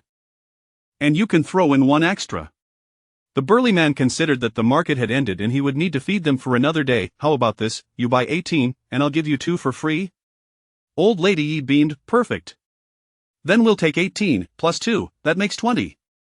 She happily squatted down to select the sea hicklings. Ye Kaiping paid 90 coins, placing the chicks into her basket as they left. Ye Kaiping remarked, after the new year, let us get a couple of piglets to raise as well. Old lady Ye beamed with joy. After purchasing a wooden barrel, Ye Kaiping also bought some dried lotus leaves and white flour before heading back. Upon returning to the stall, they found Ye Bajin already there, loading tables and chairs onto the ox cart. You've worked hard, Ye Kaiping said. Not at all, he chuckled. Once everything was loaded, the ox cart set off towards the village. Ye Jiner and Ye Huaner sat at the back, swinging their feet, merrily watching the retreating scenery. Bajin, did Uncle Lai Jiang go to the county today? Ye Kaiping inquired. Yes, he went with the villagers around noon. You'll need to make another trip this afternoon, right? Please buy me 10 jin of lean pork, a pig's head bone, and 3 large marrow bones. I will pay you when the time comes. All right. In this era, there were no refrigerators, so butchers would slaughter pigs twice a day to ensure fresh meat. The first slaughtering occurred around 4 in the morning for the morning market, and the second around 3 in the afternoon for the evening market. Thus, the meat bought in the evening would also be fresh. A quarter of an hour later, they returned to the village. Ye Lao Tu and Ye Dakian, upon seeing the 2 empty barrels, were all astonished. Did you sell everything? Ye Dakian exclaimed first. Indeed. Old lady Ye grinned broadly. Oh my, it turns out things can really be sold. Ye Dakian felt as if the entire world had become surreal. In his experience, selling goods was exceedingly difficult. Back when his mother made thick, fragrant porridge, she only sold 2 bowls in a day. When he made wontons with thin skins and generous fillings, no one bought them even when they turned sour. Yet now, his younger sister took 2 large barrels of goods and sold them all. The family, witnessing this, breathed a collective sigh of relief. This way, Ye Kaiping's few taels of silver would not go to waste, and perhaps they could even save a little for her dowry. Upon seeing the collapsed grass basket in old lady Ye's hands, filled with a flock of chicks, the Du and Wei families were filled with joy and hurried to clean out the chicken coop. Yi Pang, Jinawa, and Yinhua darted out the door, eager to find food for the chicks, catching bugs and grasshoppers. Old lady Yi watched her bustling family, each absorbed in their tasks, yet every face radiated joy and relaxation, causing her own lips to involuntarily curl into a smile. Life was truly becoming more and more promising. Chapter 34 Wages. After Ye Kaiping finished washing the items, she shut the door to her room and began to count the coins. Ye Jiner and Ye Huaner gazed in astonishment at the heap of copper coins spread across the table, gasping in disbelief. We have 21 per string. The 3 women picked up the rope and set to work. A quarter of an hour later, all the coins were strung together. Upon counting, Ye Kaiping was astonished to find there were over 50 strings, with a dozen or so coins left loose. 1, 2, 3, Ye Jiner counted, her breath quickening, and by the end, her voice trembled slightly. 60, 61. We have 61 strings of money, totaling 1,221, which is equivalent to 1 tael and 2 chien. 1 tael and 2 chien, we earned 1 tael and 2 chien today? Ye Huaner almost exclaimed, but Ye Jiner quickly covered her mouth. Ye Kaiping added, we still need to deduct the costs. Today, 2 barrels of spicy soup cost about 400 won, so let us consider it as 400. After deducting that and adding the 16 loose coins, we have a total of 836 won. The 2 sisters looked at each other, their faces filled with disbelief. Ye Jiner appeared dazed. We earned in 1 day what others make in over a month. Strong laborers carry heavy loads for only 20 won a day, and after a month, they earn just 600 won. A waiter in a tavern might be lucky to make 501 in a month. Yet, they had managed to earn so much in a single day. Is money really this easy to earn? Yi Jiner pondered, as if the coins had sprouted legs and scampered into their purse. Yi Kaiping chuckled, once you find the right method and approach, it's as if money grows legs, that's how it works. In times of drought, some perish, and in times of flood, others suffer. When she had worked in the factory, her monthly salary was merely 501, and it felt incredibly difficult to earn money. But now, having achieved a small success in her own business, she realized that earning money isn't as arduous as it seems, provided one knows the correct methods and avenues. Then, wealth will come effortlessly. How can these people have so much money and be so extravagant? Yi Huaner expressed her confusion regarding spending 5 or 8 wen. Yi Kaiping gently patted her head, do not measure others' spending power by your own financial capacity. The sisters were left puzzled, wondering what economic consumption meant. Yi Kaiping took out 6 won and handed 3 won to each of them, saying, here, this is your allowance. The sisters were taken aback, and Yi Jiner quickly shook her head, no need, mother. You said we would be moving out soon, we should save this money for building our house. You 1 tilak for my 6 won when you build your house tomorrow, we will add another barrel, and we will earn even more than today. Take it. After exchanging glances, the sisters smiled and accepted, thank you, mother. Alright, go out and play. Once the girls left, Yi Kaiping took out 30 won and stored the remainder in her space. Though small, it was sufficient for storing money and meat. Upon exiting her room, she found old lady Yi and the Du and Wei families chattering animatedly, one sweeping the chicken coop while the other 2 crafted shoe soles, creating a lively atmosphere. Yi Kaiping approached old lady Yi, mother, take this. She pressed 30 won into her hand. Old lady Yi widened her eyes in surprise, what is this for, why are you giving me money? This is your wages, 30 won for a day's work. Old lady Yi was even more astonished, and even Du and Wei paused their sewing. Why would we need money among family? That is different. Even brothers should settle accounts clearly. You deserve this money, or else I won't dare ask for your help again. Hearing the words brothers and settle accounts brought clarity to old lady Yi. The family had not yet separated, so whether it was from the elder or younger branch, any work done and income earned had to be accounted for. Yet, Yi Kaiping's situation was somewhat ambiguous. If everything was considered communal, then every copper coin Yi Kaiping earned would have to be contributed. Previously, when Yi Kaiping started her business, it was agreed that this was her dowry, and regardless of profit or loss, it belonged solely to her. If she were to combine her earnings with her daughter's business, there could be concerns from family members regarding Yi Kaiping's money or business when she eventually married. If she accepted wages, it would complicate matters.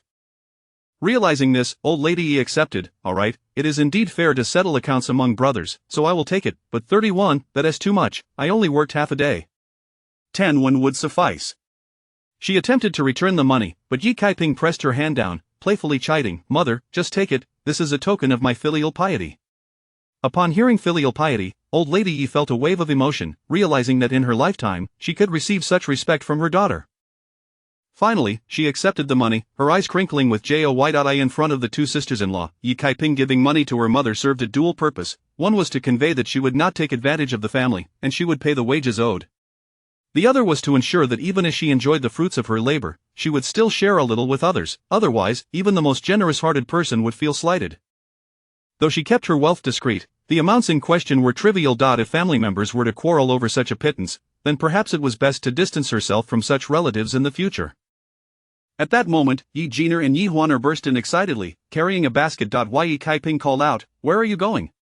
The wild jujubes on the mountain are ripe, and everyone is going to pick them. Yin Hua is also there. Having gone so long without fruit, Yi Kaiping felt a twinge of craving, I shall join you. The 3 of them stepped outside, and old lady Yi returned to her room. It was then that Wei spoke softly, eldest sister-in-law, how much do you think the little sister earned? 31 right off the bat. Du rolled her eyes, oh, what does it matter, is she going to share some with me? At least she has a bit of conscience, giving mother some wages. If she gives 31 today, what will it be tomorrow? If she earns 31 daily, that is almost a tael in a month. My goodness! That is a tael. If she saves for another year and a half, won't Yonger be able to marry? Today, mother must be exhausted, I'll give her a massage. With that, Du could no longer sit still, tossing the shoe sole into the basket and turning to run. Wei watched as her sister-in-law dashed away, momentarily stunned. Chapter 35 Waiting for you. For a long time Yi Kaiping and her daughters ascended the mountain and encountered a group of more than 10 individuals harvesting jujubes midway up the slope. Among them were children and women. Ye Inhua was using the hem of her garment to gather jujubes, and upon spotting Yi Kaiping and her companions, she waved them over. Ye Huana hurriedly ran. Iron Bull's wife was also present, wielding a large bamboo pole, and with a vigorous swing, the jujubes tumbled down like a rain shower, causing the children to squeal with laughter as they scrambled to collect the fallen fruit. Yi Kaiping, too, reveled in the joy of gathering jujubes. After a while, feeling it was inappropriate to continue competing for the fruit, she encouraged Inhua and Huaner to remain and play while she and Jiner explored the mountain for wild vegetables. As the two wandered through the hillside, Yi Jiner suddenly pointed to a steep slope and exclaimed, "Mother, look, is that ginseng?" Yi Kaiping paused, following her daughter's gaze, and indeed spotted a hint of red berries peeking from behind a clump of wild grass. Rushing to Jiner's side, she confirmed that a ginseng plant was nestled at the base of the steep incline. Overcome with astonishment, Yi Kaiping thought, could it be that encountering ginseng is an inevitable twist of fate in this journey?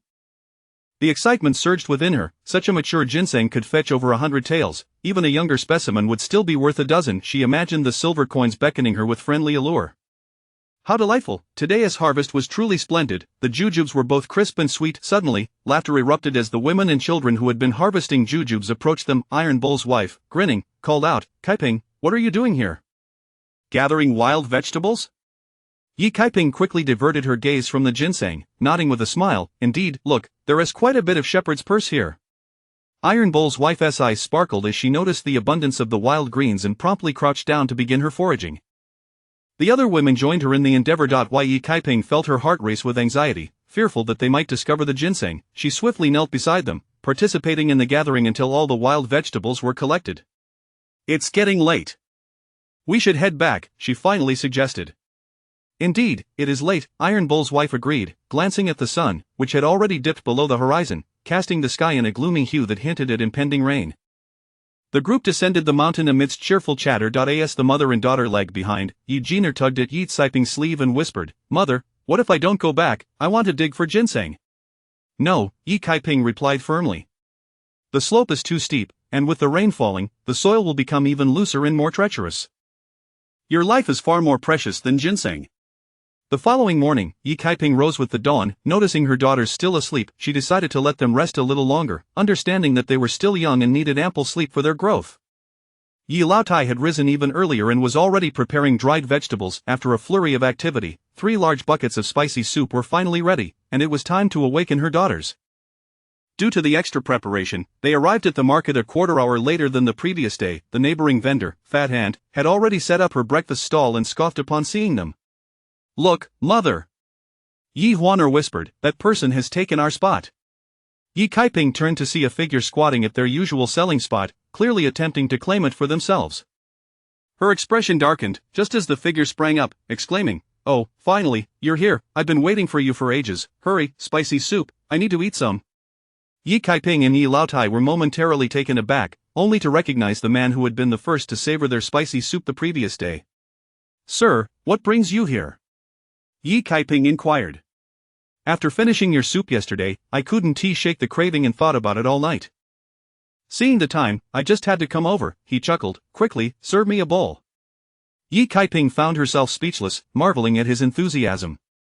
"All right, please have a seat while we unload our goods." Yi Laotai beamed with delight.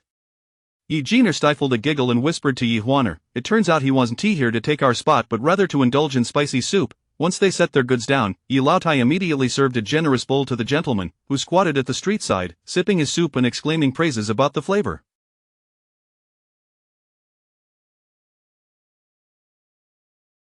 After finishing, he even produced a small earthen bowl to take some home for his spouse and grandchildren. After he paid, he left with a satisfied smile. Before long, the sun fully rose, and with yesterday's success, familiar customers began to flock to their stall.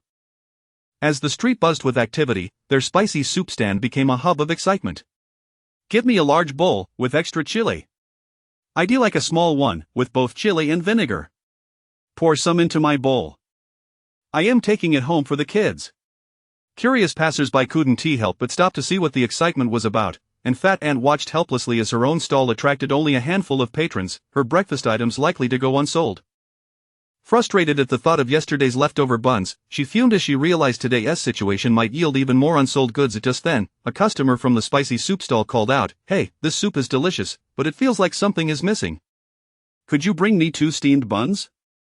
Fat Aunt scoffed, unwilling to serve her rival-less customers. Her husband shot her a disapproving glance and urged her to fetch the buns. Resigned, she muttered, "Fine, I'll get them myself." As the demand for steamed buns and fried dough sticks grew, Fat Aunt gradually realized the potential for cooperation.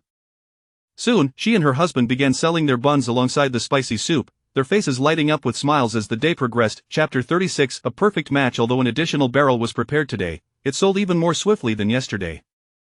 In merely an hour and a half, the 3 large barrels of spicy soup were completely sold out. Those who missed out wore expressions of regret. Old Lady Yi smiled and said, "I'm terribly sorry, but we are sold out for today.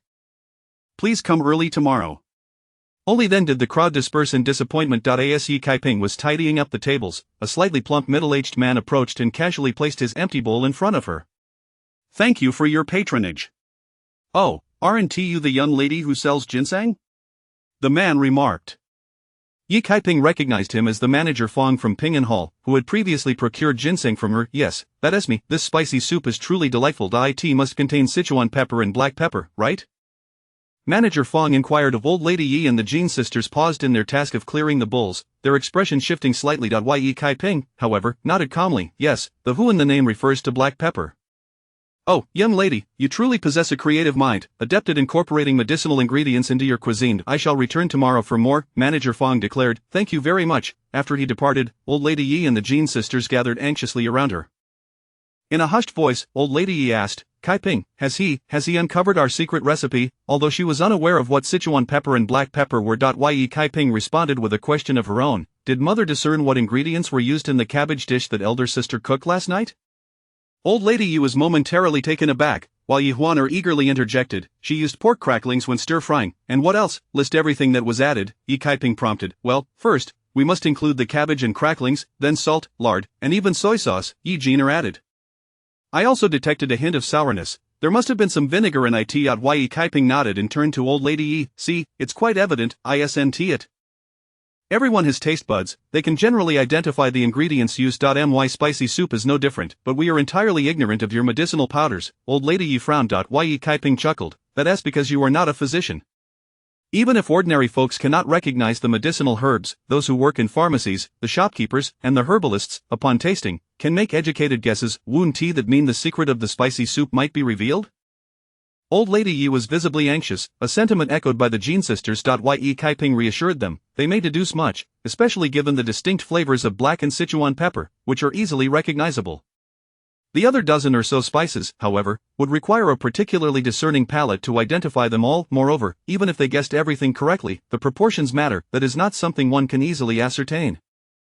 Furthermore, each person has their unique taste. Even a simple stir-fried cabbage can taste different depending on who prepares it. Some may turn out rather unpalatable, while others are quite delicious. Thus, there is no need for concern." Listening to her, Old Lady Yi and the sisters finally breathed a sigh of relief. Old Lady Yi laughed. "It seems I have become rather muddled." At that moment, the rotund aunt from next door approached with a cheerful smile, carrying a plate of meat buns. "Come, have some buns." Yi Jiner and Yi Huaner exchanged bewildered glances, suspicious of her sudden kindness. They were well aware of the hostility she had shown them in recent days. Her husband, smiling, chimed in, "Today, thanks to you, our steamed buns and fried dough sticks sold out within an hour. Previously, they would last until noon, and even then, we might not sell out." Yi Kaiping remarked, "Spicy soup paired with fried dough sticks has always been a perfect match. Of course, steamed buns and dumplings are equally delightful." Suddenly, the husband recalled Yi Kaiping's words from the previous day, where she had predicted their business would improve in a few days. At the time, he had thought it merely polite banter. Who would have imagined that the very next day, their business would indeed flourish? "This is all thanks to your spicy soup. Dear sister, please do not hold yesterday's actions against my wife. She was simply unaware. This is a gesture of apology and gratitude. Please accept it." The plump aunt was straightforward, her temper flaring quickly but dissipating just as swiftly. When it was time to be angry, she would despise the other party. When it was time to express thanks, she could genuinely let go of past grievances. Yi Kaiping accepted. "Thank you very much." The plump aunt and her husband waved their hands, turning back to their stall. They still had a substantial amount of brown rice porridge left and hoped to sell it all before noon. Yi Kaiping distributed the meat buns to Old Lady Yi and the sisters. Old Lady Yi licked her lips and said, "I had some yesterday, so I won't take any today. I'll take them home for Yonger and the others." Although Eugenia and Juana were eager to eat, they remembered that old Ji and the others had not yet had their share and thus returned the buns to the plate. Eugenia said, "Cousin and the others haven't eaten yet, let us save them for them." Yi Kaiping smiled, no need, you should enjoy them. I'll buy a few more later to ensure everyone at home gets some. We're closing up early today, and your Uncle Yi is still in town. Let us have him take us home early. Alright, you all can wrap up here. I'll go buy some things and call him. After speaking, Yi Kaiping slung her basket over her shoulder and departed. The town was bustling with activity at that moment. Yi Kaiping purchased 20 meat buns, 10 steamed buns, 14 pieces of osmanthus candy, and 5 pounds of pork belly. After some thought, she also visited a pottery shop and bought a large clay pot. Only then did she set off to find Yi Bajin in the open space where the ox cart was parked. Yi Bajin was leaning against the cart, yawning. Upon seeing Yi Kaiping, he expressed surprise. Sister Kaiping, what brings you here? Is something amiss at the stall? Not at all. We finished selling the spicy soup early. Please take us home. Yi Bajin glanced at the sky and the long shadows nearby. It was already past the mid-morning hour, 10 a.m., still quite early. Yesterday, he had returned after sending the villagers home at noon, and now he could adjust the timing accordingly. Alright, let us head out now. At the old Yi residence, upon spotting the ox cart slowly entering the gate, Yi Daquan rushed over excitedly, eagerly helping to unload the goods. Oh my, what are these buns? Yi Daquan exclaimed suddenly, noticing a basket full of large white buns and steamed buns. This is today's lunch. Yi Kaiping smiled as she brought down a clay pot filled to the brim with brown rice porridge, which she had purchased from the Plump NS stall. Considering that buns alone might not suffice, she decided to buy some steamed buns and a pot of porridge to serve directly as lunch. Chapter 37 Li Ziyuan's marriage proposal. I heard there are buns. Yi Peng and Erquin, who were still in the house, rushed out excitedly. The father and son had kept vigil by the river all night and were still half asleep. However, upon hearing the mention of buns, they instantly awoke. Even Du and Wei, as well as Jinhua and Yinhua, emerged with expressions of delight. They had lost track of how long it had been since they last savored buns. The thought of their tender texture, bursting with fragrant meat and savory soup upon the first bite, made their mouths water. Are there meat buns? Yi Yinhua swallowed hard. Yes, replied Yi Kaiping with a smile. Sister-in-law, please heat up the buns, steamed bread, and porridge. Yinhua, where is your grandfather? He is inside chatting with the village elder. Go, call him home for dinner. Yi Kaiping handed over the fare for the cart and instructed how much meat to buy for the evening before Yi Bajin departed. Just as Yi Kaiping was about to head to the river to rinse the wooden bucket, she spotted the neighbor, Granny Zhao, staggering in while gnawing on a date. What good fortune has your family stumbled upon lately? I can smell something delicious wafting over. I just heard you were having meat buns, which are quite a luxury at 2 apiece. Are you sure you aren't mistaking steamed bread for meat buns? Yi Kaiping shot her an annoyed glance and chuckled. What we eat is none of your business. Granny Zhao's eyes widened in surprise. Hey, you still have the audacity to laugh. Let me tell you, your husband is marrying a new wife today. Yi Kaiping was momentarily taken aback, and it took her a while to remember that Granny Zhao was referring to her ex-husband, Li Ziyuan. Yi Kaiping was at a loss for words. Allow me to clarify, I have no husband, he is merely my ex. We have parted ways, and our lives are now separate. Whether he marries or not is of no concern to me, even if he were to wed a pig. However, Yi Jiner and Huaner felt a pang of discomfort. Yi Laotai and Yi Daquan's expressions darkened. That scoundrel Li Ziyuan had drained the Yi family's finances, turned his back on them after achieving success in the imperial examination, and then framed Kaiping to divorce her. Just a month had passed, and he was already marrying someone new. That scoundrel, I'm going to disrupt his wedding right now. Erquin, let us go. Yi Daquan bellowed, with Yi Erquin it is his freedom to marry or not. Yet, Yi Daquan gritted his teeth, simmering with indignation. Why should he flourish while they suffer? He simply could not bear to see Li Ziyuan prosper. I am doing quite well myself, Yi Kaiping asserted. In the future, I will be even better than he is. We need not envy him.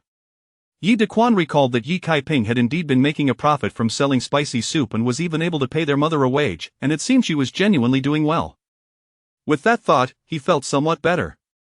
Here, have some candy, eat it and don't be angry anymore, alright?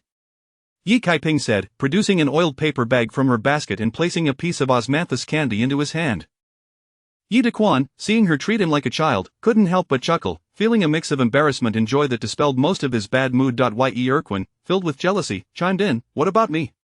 Everyone gets one.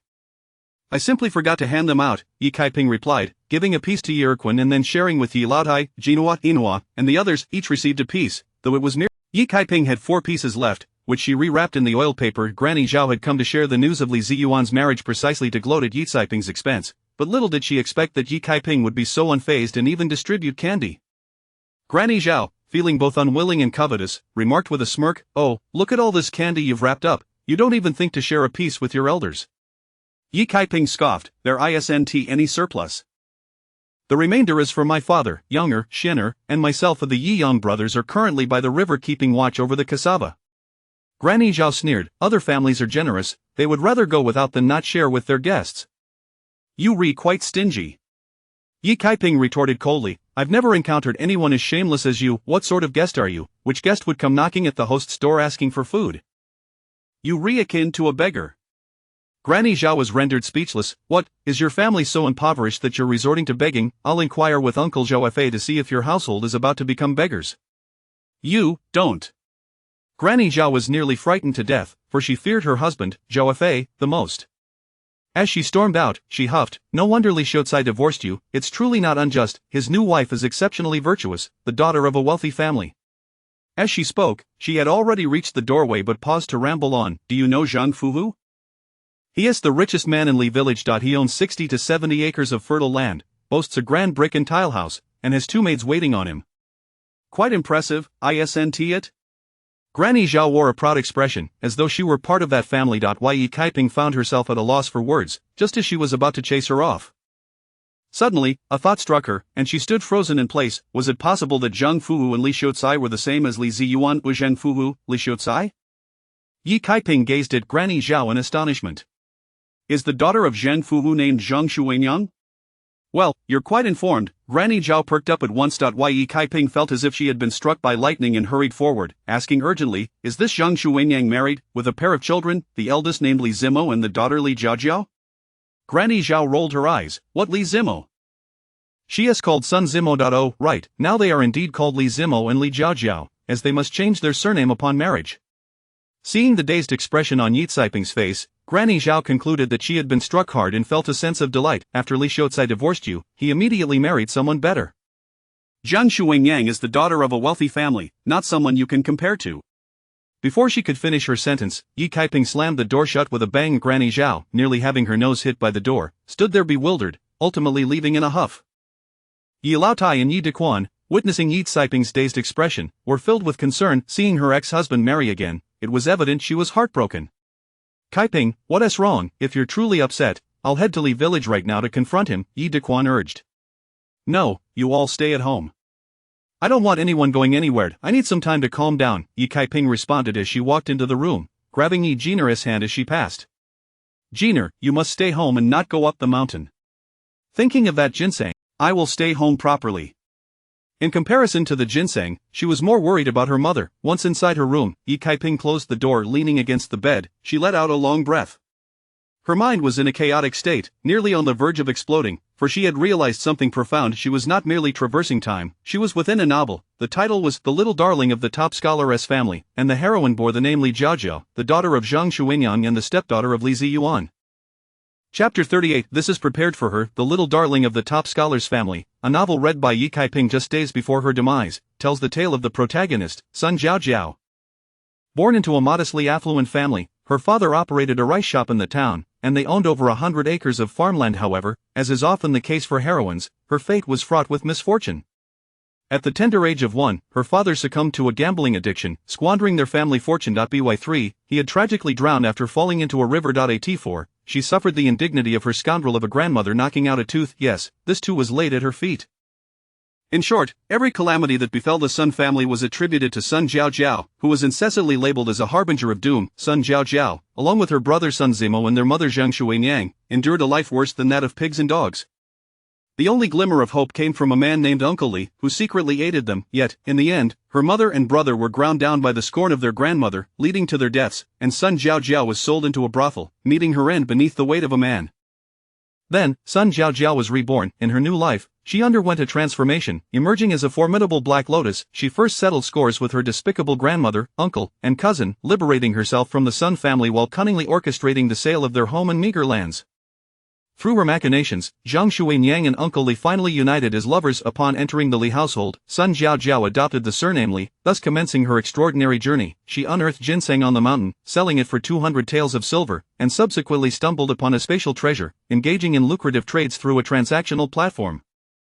She continued her streak of fortune, first by rescuing a man who would later become the regent prince, then a beautiful lady who was the wife of a duke, who insisted on taking her as a goddaughter. Furthermore, she befriended an elderly beggar, who turned out to be a divine physician, persistently requesting her to become his apprentice. In essence, Li Jiao embraced her knack for scavenging, ultimately becoming a formidable force. Later, her space upgraded, granting her the ability to see through objects, usable once every 3 days. With this newfound power, she was able to foresee examination questions, assisting Li Zhiyuan and Li Ziyamo in achieving unprecedented success, ultimately both being named top scholars. The protagonist swiftly became the most cherished darling of the top scholars family. After a fierce and intellectually draining struggle for power, the male lead ascended to the position of regent prince, while the female lead became his princess. She reveled in a life filled with the regent prince's affection, giving birth to 3 treasures in one pregnancy and 8 in the next. Reflecting upon the entire narrative, Yi Kaiping massaged her temples. The reason she had only just realized her transmigration was because the original character was merely a pawn, and moreover, in the text, the narrator consistently referred to Li Zhiyuan as Uncle Li or Scholarly. It was a name far too common, and as a reader, one could hardly remember the names of seldom seen side characters. Conversely, she was referred to as Yishur in the story, a nameless pawn who hurriedly appeared and perished within a chapter. Fortunately, she had crossed over in time. Wait, something felt amiss. Yi Kaiping furrowed her brow, sensing she had grasped something elusive, though her thoughts were jumbled and in need of clarity. The initial depiction of her character in the book was cursory. It seemed that after Li Jiao's family finally severed ties with the Sun family, Li Zhiyuan expressed his feelings to Zhang Shuinyang. She rebuffed him, stating she would not play the role of a concubine as he was already wed. In response, Li Zhiyuan remarked that after passing the imperial examination, Yishur had become insufferably arrogant, causing trouble everywhere and ultimately bullying his mother, which led him to divorce that shrew. This marked Yishur's first appearance, only mentioned in dialogue. Her second appearance occurred after Zhang Shuinyang married Li Zhiyuan. On the second day of their marriage, Li Jiao and her brother ventured up the mountain, where they discovered ginseng. Suddenly, Yishur and her daughter Li Zhao appeared, claiming they had found the ginseng first. In the ensuing struggle, Yishur and her daughter tumbled down a steep slope. When Li Jiao descended to investigate, she found them lifeless. With a cold smirk, she thought they had met their deserved end and was about to depart when she noticed a small piece jade pendant on the ground. Picking it up, her blood inadvertently stained the pendant, unlocking her spatial abilities. As she recalled this, Yi Kaiping felt her breath quicken. She finally understood what had been amiss. In the book, this Yishur was depicted as competing with Li Jiao for ginseng. Moreover, it was written that Uncle Li's 2 daughters had foolishly followed Yishur. However, had the original character lived after being cast aside, she would never have reclaimed her daughters from the Yi family, nor would she have passively witnessed Li Zhiyuan marry a new wife without causing a scene. Thus, the Yishur in the story was not the original character, but rather Yi Kaiping herself. A chill ran through her as she realized that she was not merely a reader of the story but had actually become a character within it. Her arrival had already altered the course of events, and yet, she had met her demise while competing with Li Jiao for ginseng, falling to her death down the steep slope. Therefore, she had not simply transmigrated, she had awakened to the plot. The thought sent shivers down her spine. Had she not awakened, she too would have fallen victim to Li Jiao's machinations.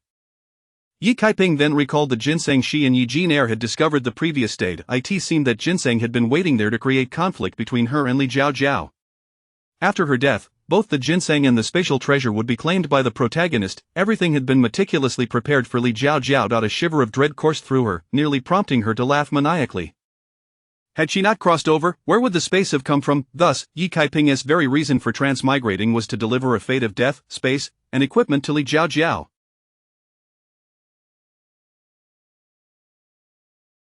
Oh, the jade pendant, Yi Kaiping recalled the crucial detail. She quickly retrieved a jade pendant from her collar. When she was born, the Yi elders had consulted a fortune teller for her naming, and he had gifted her this pendant.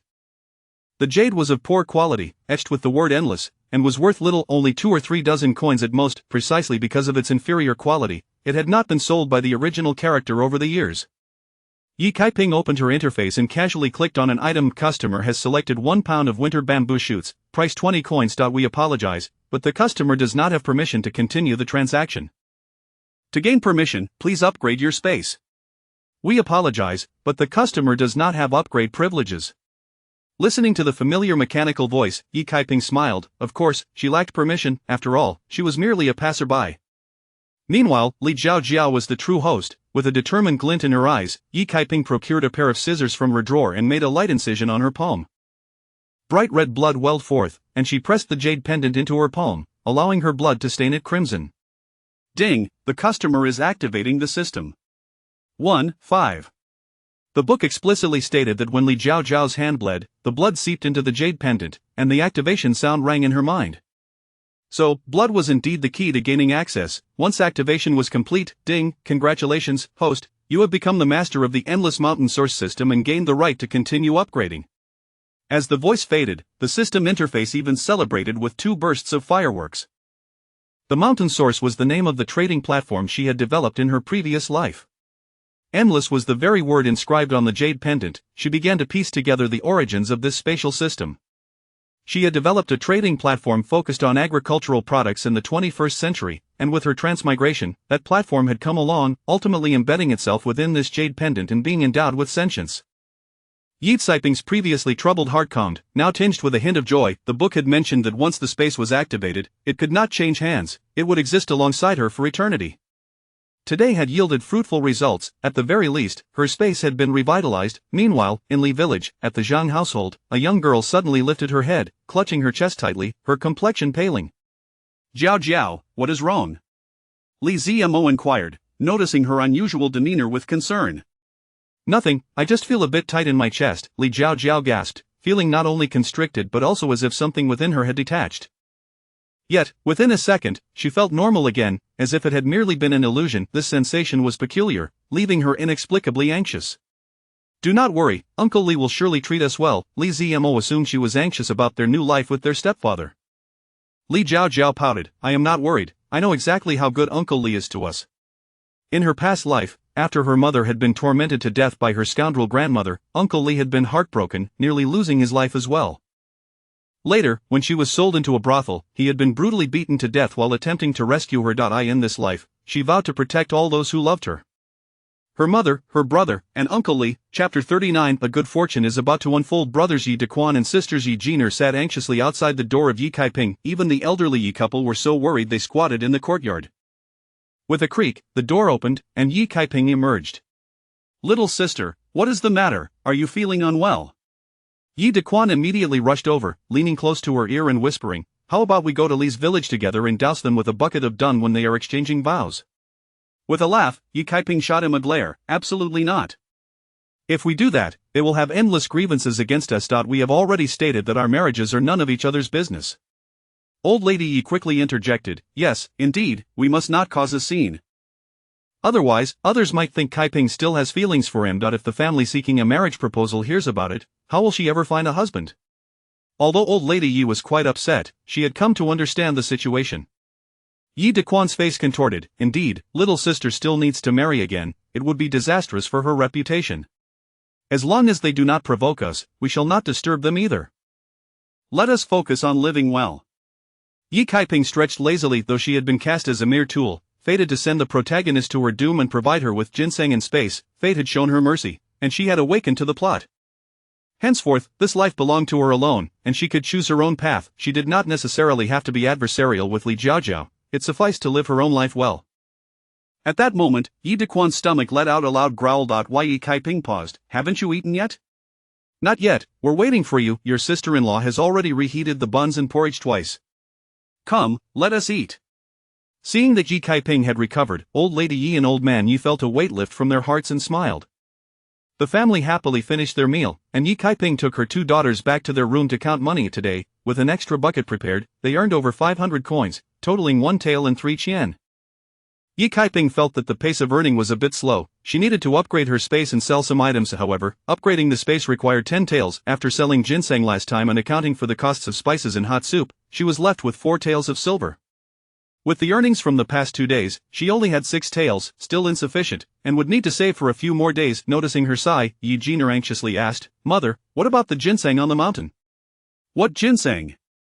Yi Huaner looked on with curiosity. It's nothing. Your sister is just daydreaming, thinking she can dig up ginseng on the mountain, Yi Kaiping replied. Yi Huaner chuckled. Yi Jiner frowned, nearly unable to sit still. She did not understand why her mother was so unconcerned, even deceiving her younger sister. Here, a little pocket money for you. Just as she had done yesterday, Yi Kaiping gave each of them 3 coins, go and have fun. Yi Huaner giggled and stuffed the coins into Yeatsiping's hand. Mother, save it for me. I am going to catch grasshoppers with Yin Hua. With that, she dashed out of the room. Yi Kaiping watched her retreating figure, shaking her head with a smile. Mother, Jiner is almost dying of anxiety over the ginseng. No more talk of ginseng. Yi Kaiping was at a loss for how to explain this to her, finally saying, "I suspect something will happen soon on the other side of the mountain." Just then, a loud shout came from outside. "Oh my, a giant python has appeared on the mountain, over 10 feet long. Who will come with me to catch it?" I'll go. It was Yi Daquan's voice. "Where's the snake?" "By the jujube tree." Yi Jiner stared blankly at the figure of Yi Daquan rushing outside. Ginseng was not far from the jujube tree. Yi Kaiping smirked. They had discovered the ginseng long ago, but in the story, they had yet to dig it up, waiting until tomorrow instead. There must be various reasons obstructing their progress. Indeed, something was happening. Yi Jiner looked dejected, wondering why her mother hadn't told her younger sister the truth earlier. She is too young. I fear she might inadvertently let the information slip, Yi Kaiping reasoned as she still trusted Huaner, and not revealing the truth was merely to prevent another person from coveting what did not belong to them. Yi Kaiping had contemplated getting a head start on the protagonist in digging up the ginseng first. However, she knew she could not ascend the mountain before tomorrow, and tomorrow was the day of her and Jiner's calamity. She did not wish to risk their lives for a mere ginseng. "The clothes are still unwashed, let us go to the river to do the laundry." "Oh, and the wooden barrel and bowls from selling hot soup this morning," Yi Kaiping added. The mother and daughter tidied up and headed to the river to wash their items. Yi Kaiping chose a spot that was precisely where they soaked the cassava. As soon as they arrived at the riverbank, they heard a commotion. Approaching, Yi Kaiping saw Tainyo's wife, Juzi's wife, and two boys just over 10 years old. She recognized them as the sons of her cousin Yi Sanquan, named Yi Xing and Yi Wang. The group stood at the water's edge, anxiously watching the water. "Young Gu, keep it up, is there still air?" Yi Xing shouted. "You little rascal, what nonsense are you spouting? Get to the shore." Tainyo's wife glared at him. Yi Kaiping moved closer and saw Yi Yong splashing about in the water, dragging someone along, whose clothing appeared to belong to a girl. Before long, Yi Yong reached the shore, bringing the girl up with him and laying her on the grass. Xiao? Xiao, what happened to you?" Yi Yong repeatedly patted her face. After a moment, Xiao coughed up the water from her stomach and weakly nodded. "I'm fine, it's all thanks to you." "Quickly, put on some clothes. We must go home." Tainyo's wife hastily took off her outer garment and draped it over Xiao's shoulders. Xiao trembled from the cold, the autumn water was frigid. With Tainyo's wife supporting her, she stood up and glanced back at Yi Yong before leaving. "What happened?" Yi Jiner guessed the situation but still voiced her inquiry. "Oh dear, it's Kaiping." Juzi's wife approached. Yi Yong and the two boys from Sun Chuan's family quickly called out, Auntie. "I must tell you, just now, I was washing clothes with Tainyo's family and Xiao. One of her garments drifted away, and when she went to retrieve it, she slipped and fell into the water. Your Yonger managed to pull her out." As she spoke, Juzi's wife could not contain her laughter, leaning close to Yi Kaiping and whispering, "It seems your big nephew and Xiao are destined for each other." She had heard a bit of gossip regarding the matter between Yi Yong and Xiao. Chapter 40, It is you who seek our aid. Yi Kaiping raised an eyebrow. To rescue one from drowning is to establish an intimate bond. This time, neither Yi Kaiping nor Yi Jiner had the heart to continue washing. They hurriedly followed Yi Yong back home with the wives of Juzi, and the two young boys trailed closely behind. Upon returning home, Yi Yong retreated to change his attire. Yi Kaiping and the others entered the main hall, closed the door, and recounted the events by the river to Grandma Yi, Old Man Yi, and Du Shi. "What did you say?" Du Shi's eyes widened in disbelief. "Ha! Your son Yong has now secured a match with Xiao. Grandma Yi felt a flicker of joy at this revelation. Although the circumstances were somewhat improper, it indeed presented a solution to Yi Yong's matrimonial predicament. Moreover, the girl in question was Xiao, who already harbored mutual affections with Yi Yong. Was this not a delightful turn of events? Du Shi raised an eyebrow, her feelings somewhat convoluted. Although their family could not afford a bride price of 20 taels, they could manage to scrape together some funds. If they were to formalize the engagement this year, within a year or so, as their crops matured and with the addition of her mother-in-law's earnings, they could certainly gather around 7 or 8 taels, which was already higher than the average for a girl. "Is Young's mother at home?" Outside, the voice of Tinia's wife announced the arrival of Xiao's mother. Du Shi's spirits lifted, and she hastily opened the door. Yes, come in." Tinia's wife and Xiao's mother entered the main hall together. Grandma Yi smiled and said, "Xiao's mother, please take a seat." "Kaiping, go fetch some tea." "No need," Xiao's mother replied, her smile somewhat stiff. "I came today to express my gratitude for Yi Yong's rescue of our Xiao." Du Shi chimed in, Young is still changing. I shall go fetch him." No need, sister-in-law, thanking you is sufficient. Besides expressing my gratitude, I also hope everyone can assure me that today's incident by the river shall remain a secret. Everyone fell silent, and Dushur furrowed her brow slightly. Of course. It is understood among us. Otherwise, the marriage would be tainted. Marriage? Xiuxiu's mother's voice rose, her smile lacking sincerity. What, does your family possess 20 tails? Dushur, Grandma Yi, and the others were all taken aback, Dushur's face turning ashen. Xiuxiu's mother, what do you mean? We certainly do not possess 20 tails, and naturally, we would never take advantage of what is not rightfully ours. While we lack the 20 tails, we will ensure that Xiuxiu receives everything she is entitled to. She shall not be wronged. Xiuxiu's mother declared firmly, no, my Xiuxiu is a golden hen destined to bear sons. Without 20 tails, she shall not marry. My son Yong saved Xiuxiu, and they have established a bond witnessed by many. How can your Xiuxiu still marry? Responsible, I see you wish to take advantage of the situation. Xiuxiu's mother continued to berate. You impoverished wretches wish to marry my Xiuxiu without the requisite 20 tails? Dushur, Grandma Yi, and the others were all rendered speechless by Xiuxiu's mother's tirade. Tinia's wife and Juzi's wife stood agape, while the two young boys, Yixing and Yi Wang, turned pale with fright. What is this? Why have you suddenly gone mute? Are you attempting to coerce a marriage by tarnishing the girl's reputation? Is this not sheer bullying of us, the widow and orphan? As she raged, Xiuxiu's mother began to cry, her voice sharp and hoarse. Aunt, cease your shouting. We do not possess 20 tails and will not take Xiuxiu as our bride. Is that acceptable? At that moment, Yi Yong entered the room. Xiuxiu's mother shot him a glare. Very well, this is your promise. The matter by the river today must not be spoken of. Rest assured, I would rather die than speak of it, Yi Yong replied coldly. And you all, Xiuxiu's mother surveyed everyone present. Dushur, infuriated, retorted, I do not covet a son-in-law like you, and I shall not speak of it.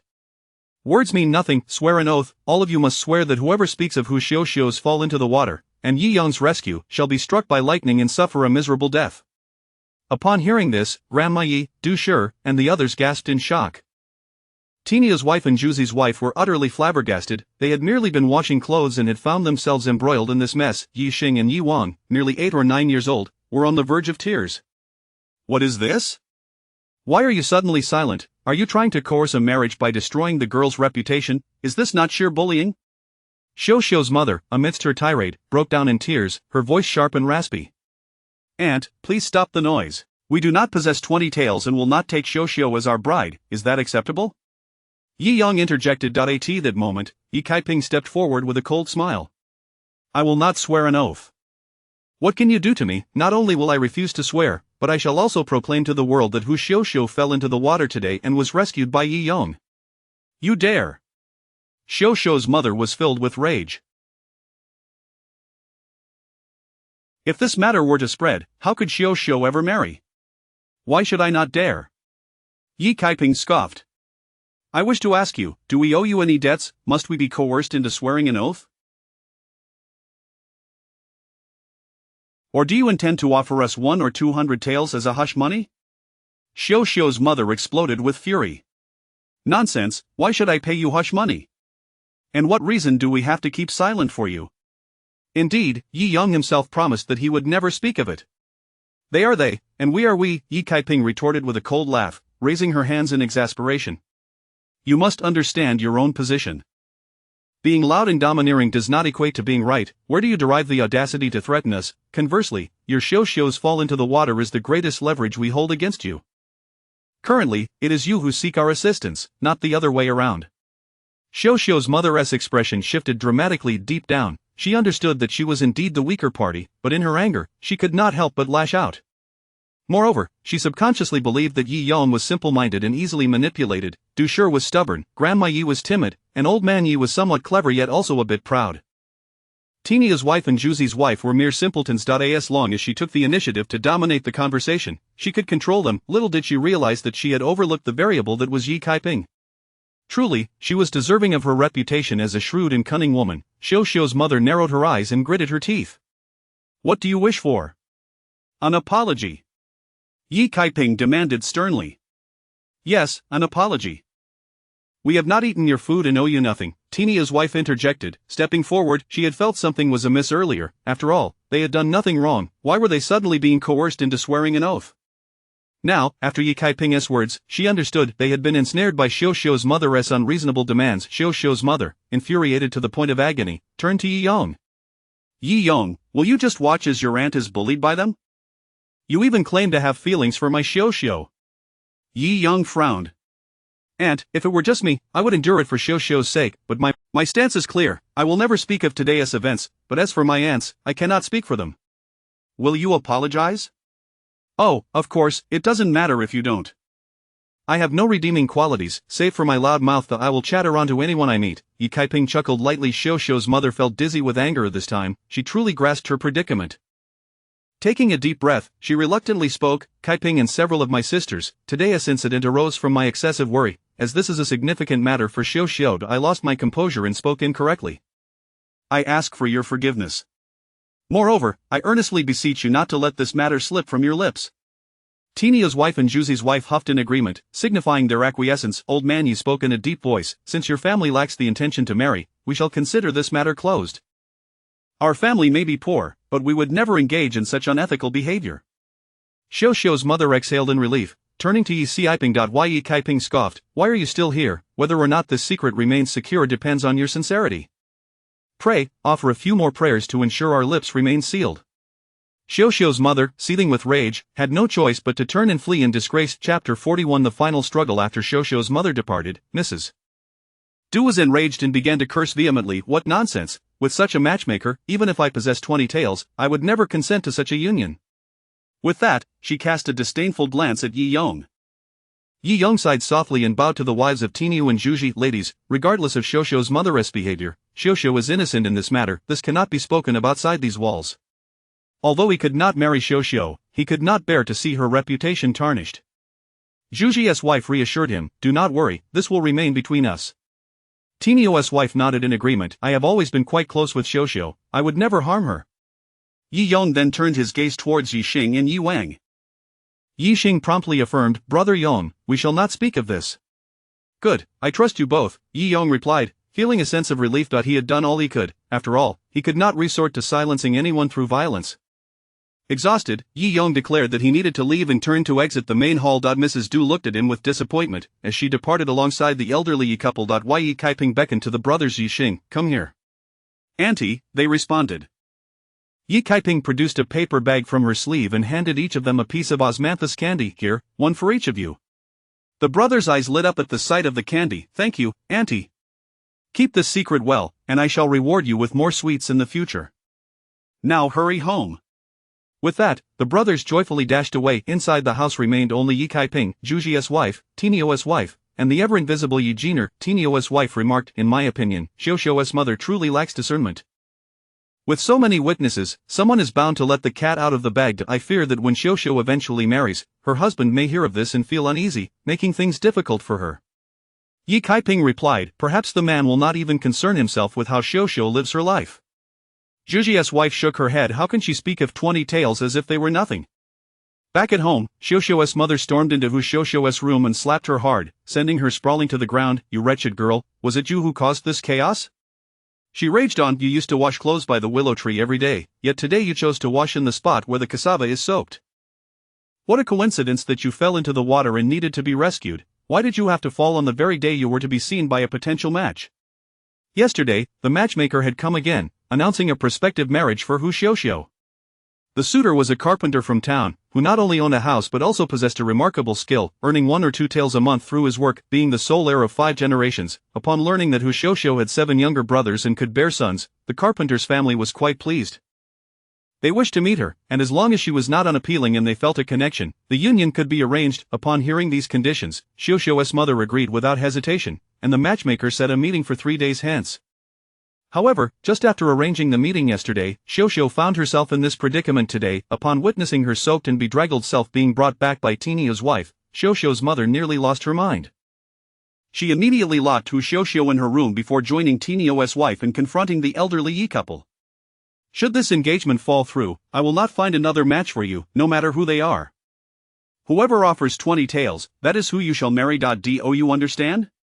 Sitting on the floor, Hu Xiuxiu, covering her reddened face, cast a cool glance at her mother but said nothing.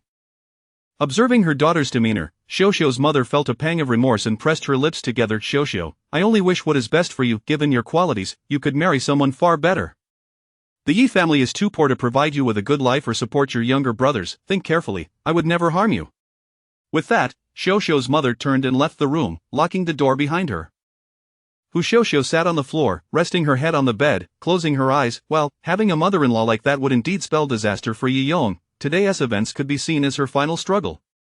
As the evening sky darkened, Yi Kaiping prepared dinner, making braised pork with the 5-flower meat purchased that day.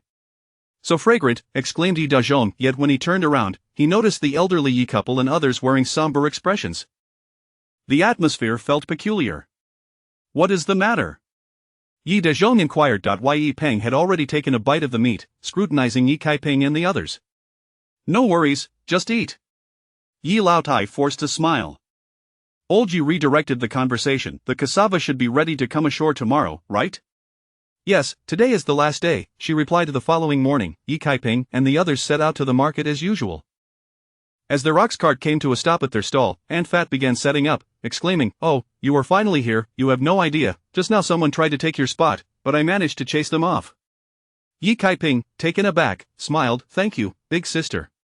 "Look over there, that's the person," Aunt Fat pointed out. Yi Kaiping glanced in the indicated direction and noticed 2 individuals setting up a stall across the street. She quickly withdrew her gaze and continued arranging her stall with the elderly Yi couple. As the dawn brightened, familiar customers began to arrive soon. Their stall was teeming with patrons. While Yi Kaiping busied herself with practiced ease, Aunt Fat and her husband realized that with Hu's spicy soup available, their congee would struggle to sell. Thus, they only prepared half a bucket of plain congee, doubling their oil cakes and steamed buns instead. Hu's spicy soup, fragrant and smooth, just 3 won a bowl, small bowls for 3 won, large bowls for 5. Suddenly, a loud call echoed from across the way. Yi Laotai paused her ladling. They are selling Hu's spicy soup over there too?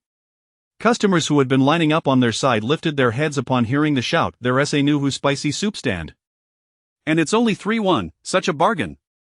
The crowd surrounding their stall dwindled significantly as they rushed over to the competitor. Some patrons within the inner circle felt embarrassed to leave and sheepishly smiled at Yi Kaiping. "I'll just eat here." Chapter 42. The enthusiastic elder Yi Kaiping, however, remained magnanimous, adding chili oil to the hot and spicy soup while jesting. "It's alright, everyone has their own preferences, as long as the taste suits them and it's cheaper over there, I would switch places too." The customers chuckled at her generosity, remarking on the boss lady's remarkable composure. As she handed the hot and spicy soup to a customer, she noticed that the newly opened stall had drawn away a significant portion of her clientele. Some were lured by the lower prices, while others were eager to sample something novel. Once the rush subsided, old lady Yi expressed her concerns. "What shall we do about Kaiping? Our business has been significantly affected. Today is merely the first stall, who knows if there will be a second or third?" Yi Jiner interjected. Yi Kaiping, unfazed, replied, "A market devoid of competition is not a market at all. It's just a minor setback. There's no need to fret." She harbored no anxiety whatsoever. Even in modern times, amid the fierce competition of renowned brands, her hot and spicy soup could carve out its own niche, let alone in this locale. At that moment, the elder who adored their hot and spicy soup approached from the new stall, whispering, "Boss, you won't believe it, their soup, oh my goodness, I just went over and assessed their offering. Hee, I specially brought this back for you to taste." He held a bowl of hot and spicy soup from across the way. Yi Kaiping was taken aback. This elder was as conspicuous as always. Last time, he had squatted here before dawn just to enjoy her soup, and now he had gone to act as a spy for them. "Thank you, dear elder," Yi Kaiping said. "Do try it. Knowing both ourselves and our adversaries will ensure victory in every battle." Despite her lack of apprehension towards the competition, the elder's enthusiasm was infectious. The bowl of hot and spicy soup before her had similar ingredients to theirs but lacked gluten. The color was somewhat pale, and it was watery with scant ingredients, especially the meat. After fishing around for a while, she finally found a morsel of meat. Using a spoon, Yi Kaiping noted that the broth was not thick enough. They had skimped on the starch. She took a sip and frowned. Yi Jiner followed suit, exclaiming, "Oh, they haven't added the key spices like we do." She hesitated to mention the specific spices, fearing others might overhear, and instead referred to them as secret ingredients. Although she was uncertain about what those spices were, she understood the importance of caution. Old Lady Yi and Huan also sampled it and sighed in relief. It was far from fragrant. Thank you, dear elder. By the way, may I ask your surname? My surname is Sue, I sell shoes at Lure Alley. Oh. Next time I need shoes, I'll certainly come to your stall. Let me serve you a generous bowl today, it's on me. Alright, haha. At that moment, commotion erupted at the new stall as a hot-tempered man threw down his spoon, exclaiming, "Bah! What is this? It's merely a mush of wood ear mushrooms, daylilies, and peanuts. No, it doesn't even qualify as mush. Where's the fragrant spiciness? I even bought the large portion. What a waste of my 5 coins." The disgruntled customers, who had already felt a sense of grievance for receiving a soulless hot and spicy soup after parting with their money, found their frustrations echoed by the irate man. "Others get meat with just a scoop. I've searched high and low and can't find a single piece of meat in yours. How can you call this hot and spicy soup without that rich aroma? It's not authentic at all." The stall owner quickly donned an apologetic smile. "Look, there's carrot and chili in it. This is hot and spicy soup." The customers hesitated, conceding that while he insisted on that explanation, it was hardly sufficient. "But the spiciness from the other stall is entirely different. It's not just about the chili. The flavor is unique, and your chili oil is subpar. Only chili, no oil. And where's the sesame?" With their bellies full of resentment and regret, they finally grasped the truth behind the adage, "You get what you pay for." The other stall's hot and spicy soup was genuinely meaty, and their chili oil was abundantly rich. Reflecting on this, those who once found the hot and spicy soup slightly pricey now deemed it worthwhile. Those who had missed out due to the long queue hurried back to Eat Siping's stall in relief. Seeing this, Old Lady Yi's face brightened with joy as she busied herself. Though business had returned, the presence of the opposing stalls still cast a shadow over them. Today, they sold 3 large barrels, which was half an hour more than yesterday. Yi Kaiping stretched lazily. "Mother, what time is it now?" Yi Kaiping was unable to read the sun's position or the shadows. Old Lady Yi glanced at the sky and replied, "It is precisely noon. We need to fetch 8 pounds to take back to the villagers. Let's wait a bit longer. How about we find a place to eat? We could ask Sister Pang next door to keep an eye on our things." Thanks to the popularity of the hot and spicy soup, Aunt Pang had prepared twice the usual amount of dumplings today, and most of them had sold well, with plenty of porridge still left. Aunt Pang, overhearing their conversation, approached with a smile. Go ahead, I'll watch your things." "Thank you, big sister. Just call me Pang Hong, and you can call me Sister Pang. I am Yi Kaiping. You may call me by my name. Oh, by the way, there may be more imitators of hot and spicy soup popping up. Our business might be affected. Sister, you needn't make so many dumplings." Aunt Pang acknowledged the current situation and nodded. "I understand."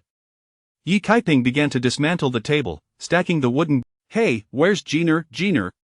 Yi Kaiping scanned the area, noticing that only Old Lady Yi and Huana were present. Yi Jeaner was nowhere to be seen. In the midst of the bustling activity, she had completely lost track of Yi Jeaner's whereabouts. Huana explained, when the hot and spicy soup was nearly sold out, she mentioned needing to relieve herself. She must have gone to borrow the restroom from a nearby resident. Old Lady Yi furrowed her brow. "It's been almost a quarter of an hour since we started packing up, and she still hasn't returned." "Do you think she encountered a beggar?" As she spoke, both Old Lady Yi and Huana's expressions shifted with concern. Yi Kaiping felt a wave of dread wash over her. Her thoughts drifted not to beggars, but to ginseng. Yi Jeaner had been yearning for that ginseng for quite some time. However, fate often intervenes unexpectedly, thwarting her attempts to dig it up. Today marked the day when the heroine, Li Jiaojiao, discovered the ginseng, coinciding with the fateful day for both her and Jeaner. She had originally planned to finish selling the hot and spicy soup, dine in town, and then stroll around, hoping that by the time they returned home, the ginseng would have already been unearthed by Li Jiaojiao, thus relieving Jeaner of her obsession. Now it was evident that the girl had sensed her indifference toward the ginseng and had taken it upon herself to return to the village. Chapter 43. What else should be found? What is going on? A girl has gone missing? Aunt Fat and her husband, Feng Kai, hurried over to ITS. My daughter, Jeaner, has she encountered trouble? Old Lady Yi was nearly in tears. Yi Huana was in a state of confusion. Her sister was nowhere to be found. Quickly, let us all search for her, Aunt Fat urged. Yi Kaiping snapped back to reality and said anxiously, Sister Fat, please take them to search. I must return to the village. Return to the village? Old Lady Yi inquired, puzzled. And mother, there is a strong possibility that Jeaner has sneaked back to the village. I'll explain everything later.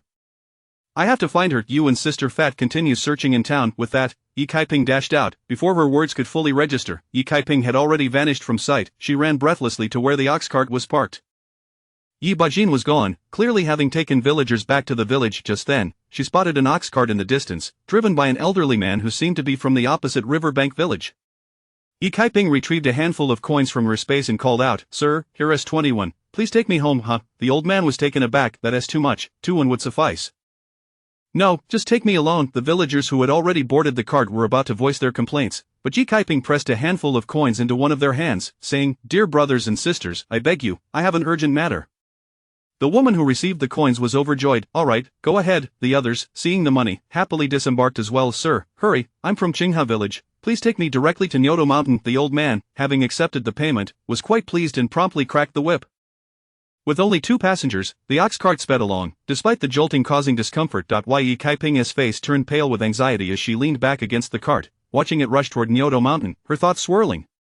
She had intended to avoid this path, yet here she was, heading in that very direction. Was it true that they were indeed fated to encounter calamity, or was her so-called awakening merely a part of the narrative? Maintaining a solemn expression, she realized that the ox cart was nearing Qingha village. Sir, drive into the village. I need to call someone along the way. Yi Kaiping pointed to the road, affirming, Yes, just go in here. Following her directions, the old man soon arrived at the entrance of the Yi family home. From a distance, Yi Kaiping saw Yi Dajin, who was preparing to enter with a hoe slung over his shoulder. Brother, Yi Dajin turned around, momentarily stunned. Oh, Kaiping, why have you returned alone? Let us talk later. Quickly, get in the cart. We're heading up the mountain. Though puzzled, Yi Dajin complied and climbed aboard. The old man hastily urged the ox toward Nyoto Mountain. What's the matter? Yi Dajin inquired. Jiner is on the mountain and may be in danger. You must protect us, Yi Kaiping replied. What, in danger? Don't worry, I'm here, and no one can harm you. Yi Kaiping felt a surge of gratitude and nodded. According to the book, only the Li siblings and their mother were on the mountain at that time. Yi Dajin was not present. It wasn't until the ox cart reached the foot of the mountain that Yi Kaiping finally breathed a sigh of relief. It seemed her awakening was not merely a part of the narrative. The siblings disembarked and hurried up the mountain. Upon nearing the spot where they had previously discovered ginseng, Yi Kaiping spotted 3 figures standing on the steep slope. It was indeed Yi Jiner, accompanied by a pair of young adults. This ginseng was discovered by me first. I found it days ago, Yi Jiner declared. Li Jiaojiao raised an eyebrow. How amusing. If you found it first, why didn't you dig it up? Yi Kaiping's expression darkened as she approached swiftly. Yi Jiner, startled, Yi Jiner hadn't anticipated her mother would discover her return to the village, let alone follow her. Come home with me, Yi Kaiping insisted, standing beside her. I want tea. Yi Jiner bit her lip, feeling wrong. We clearly discovered this ginseng first, yet she is taking it from us. She was unwilling to yield. Before Yi Kaiping could respond, Li Jiaojiao scrutinized her.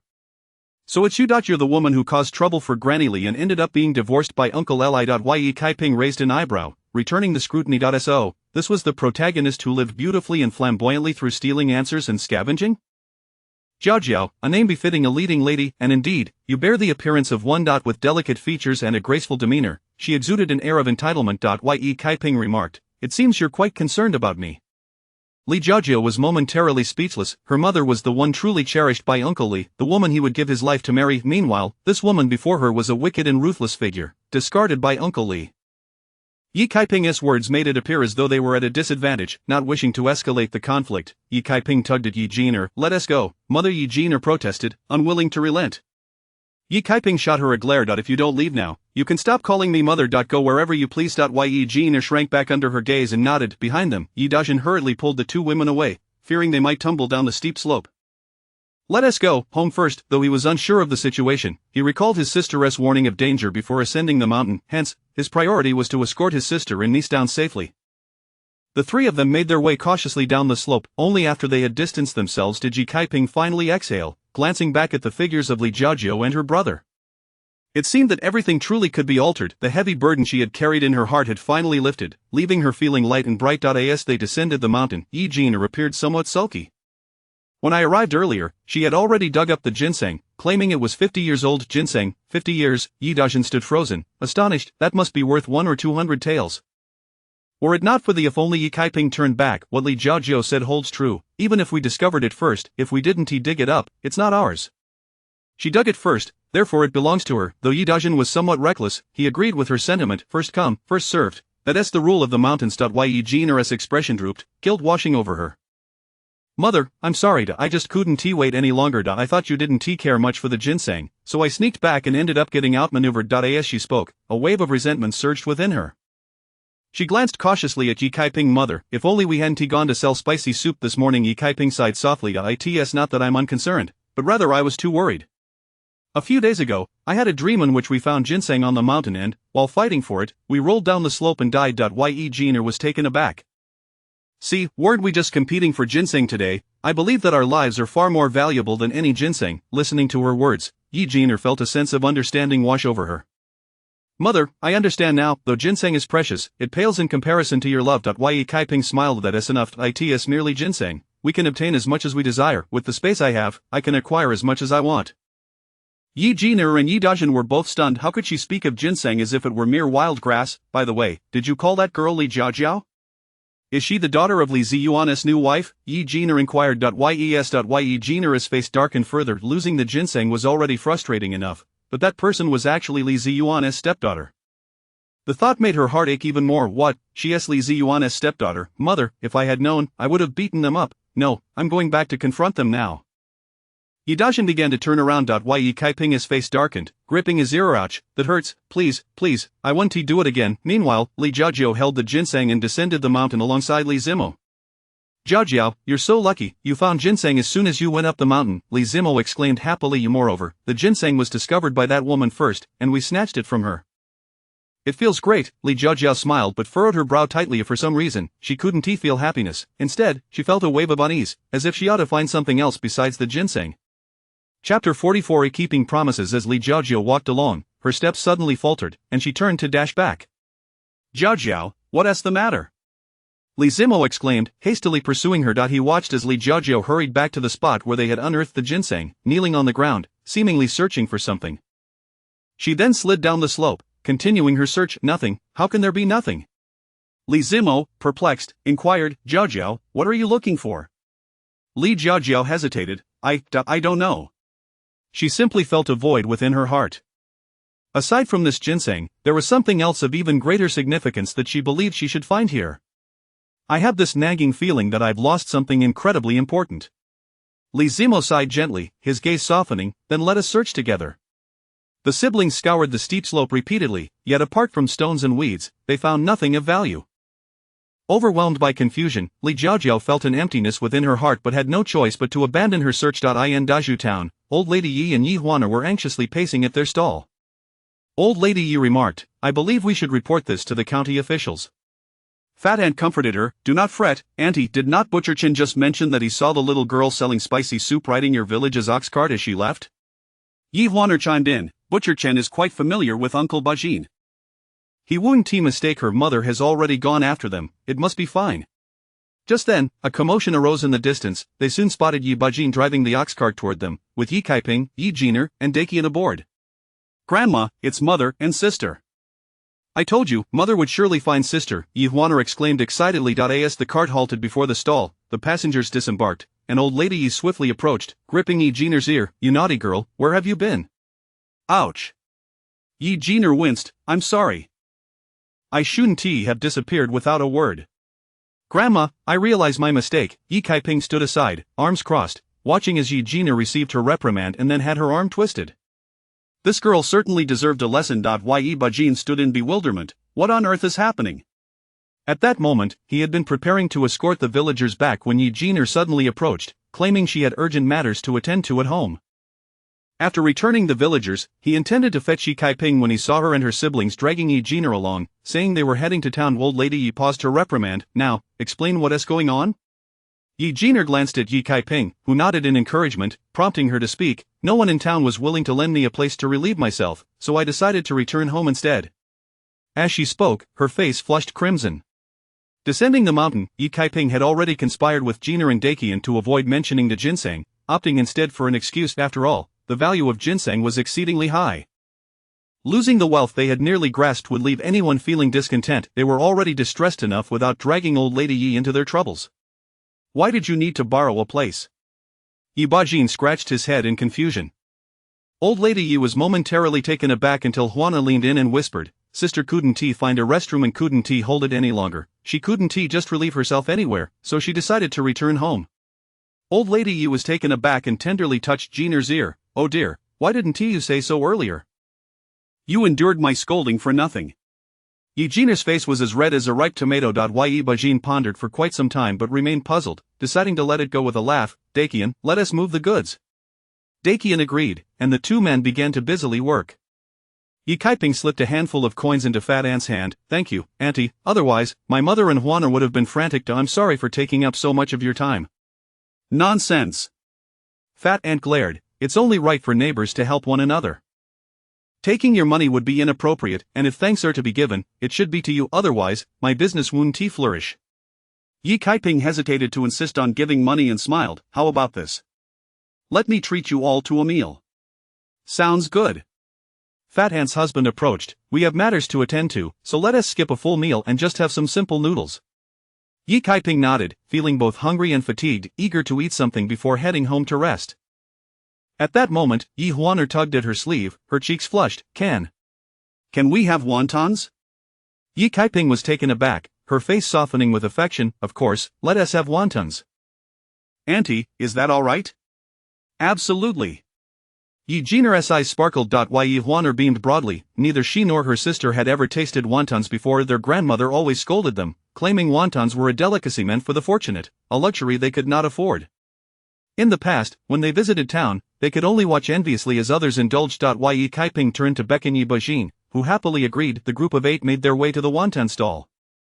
Due to the crowd, they split into 2 tables, Yi Kaiping and her companions at one, while Fat Ant and her husband along with Dakian and Bajin sat at another. The wonton stall's proprietress glanced at Yi Kaiping. You're the ones who were selling spicy soup earlier? Yes, she replied. The proprietress appeared annoyed. Ever since the spicy soup vendor arrived, fewer customers ordered wontons. However, seeing 8 well-dressed patrons seated together brightened her mood. What size would you like? Small for 5 coins, large for 8. Adding noodles as an extra coin. Let us serve the table over there, each a large portion with noodles for our table. We'll each have a large one. Before long, the wontons arrived, large portions, with 10 in each bowl. The meat filling was scant, but the wrappers were thin and slippery, tasting quite decent. Old Lady Yi whispered, this isn't as good as our spicy soup. Yi Kaiping playfully glared at her with a smile. Jiner and Huaner also felt their soup was superior but nonetheless savored their meal with joy. The girls who were once deemed unworthy of eating wontons were finally relishing them. Upon returning to the old Yi residence, they found the floor strewn with cassava slices.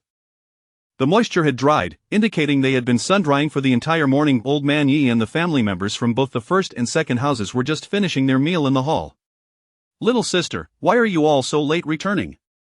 The food is still warm in the kitchen. I'll bring it out now, Yi Erquin exclaimed as he jumped up from his chair, eager to assist. No need, we sold later than usual and just grabbed a bite in town, Yi Kaiping replied as she headed to her room. Old Lady Yi sat down in the hall, too weary to move. Dusher promptly served her tea and water, displaying her filial piety. Yi Kaiping returned from her room, handing a handful of coins to Old Lady Yi. Mother, here is your wages. You child. Old Lady Yi scolded gently, is it necessary to rush? You should rest first, you can give it to me later. Yi Kaiping smiled without responding. Dusher's eyes brightened, growing increasingly attentive to Old Lady Yi, even needing her legs, for she depended on the old lady to support her in her marriage. Old Man Yi smiled, pleased with his daughter's growing filial piety. Sister-in-law, Yi Kaiping suddenly called out, extending her hand. Dusher looked puzzled. What is it? Obediently extending her hand, she watched as Yi Kaiping placed something in her palm. Dusher blinked in surprise, focusing her gaze to find that it was, in fact, a silver tael. Chapter 45. A promise kept. 2-inch. What is this? Is this 1 or 2? Du was still in a daze. Why did you place the money in my hands? This is for you. For me? Yes. Do you remember, the day after I was divorced, we discussed matters here. We agreed that as long as I received 30 taels within 3 months, all our past grievances would be forgiven, and you would no longer have the right to interfere with my marriage. This is the first tael. The rest will be paid within 2 months. Du finally snapped back to reality, her eyes wide with disbelief. Did we agree on 30 taels? You did. Du recalled the conversation, and indeed, it seemed to be true. They had agreed that she would marry within 3 months, and what had her sister-in-law said? Something about changing conditions and settling the matter with money. At the time, she thought her sister-in-law was merely dreaming, so she had never taken it to heart. Little did she expect that Yi Kaiping was serious. Moreover, now the money was right in her hands. Are you really giving me 30 taels? Du stammered, that's 30 taels, not 3. Yes, 30 taels. Du felt enveloped in overwhelming joy. 30 taels, my heavens, she would become wealthy. Yi Laodai finally emerged from her stupor, and Yi Dakian exclaimed anxiously, no, little sister, we cannot accept your money. Yi Laodai frowned, that is too much, Kaiping. Father, mother, big brother, this was an agreement between me and my sister-in-law. I keep my word, moreover, this is what I owe you. Yi Caiping's attitude was unwavering, though Yi Laotai felt her daughter was taking on too much. Seeing her resolve brought comfort to her heart. Yi Laotai lowered her head to calculate. A bowl of spicy soup costs 5 won, and she had a rough idea of how many bowls passed through her hands daily, around 200. After deducting costs, primarily meat and medicinal powders, which were quite expensive, she conservatively estimated that her daughter could earn about 500 won a day. 30 taels could be earned back in 2 months. Thinking this way, 30 taels didn't seem so unreasonable after all. Most importantly, this meant her daughter wouldn't have to rush into marriage. After a year or so, the matter of her divorce would fade, and by then, with a substantial dowry in hand, she could marry into any good family she desired. Having come to this conclusion, Yi Laotai nodded. Since it was agreed upon, you keep the money. Yi Daqian and Urquin wanted to speak but were silenced by Yi Laotai's glare. I'm rich now. I can finally marry off my daughter-in-law without relying on you, mother. Do laugh joyfully. Why? Yi Laotai shot her a glare. You better behave from now on, you can't meddle in Caiping's marriage affairs. What do I care? If she is giving me 30 taels, I wouldn't mind if she stays at home her whole life. With that, Du turned and ran off, presumably to hide the money. Yi Laotai scoffed. What nonsense, just a few days ago, she was massaging my shoulders, and now that she's rich, she's turned unfilial.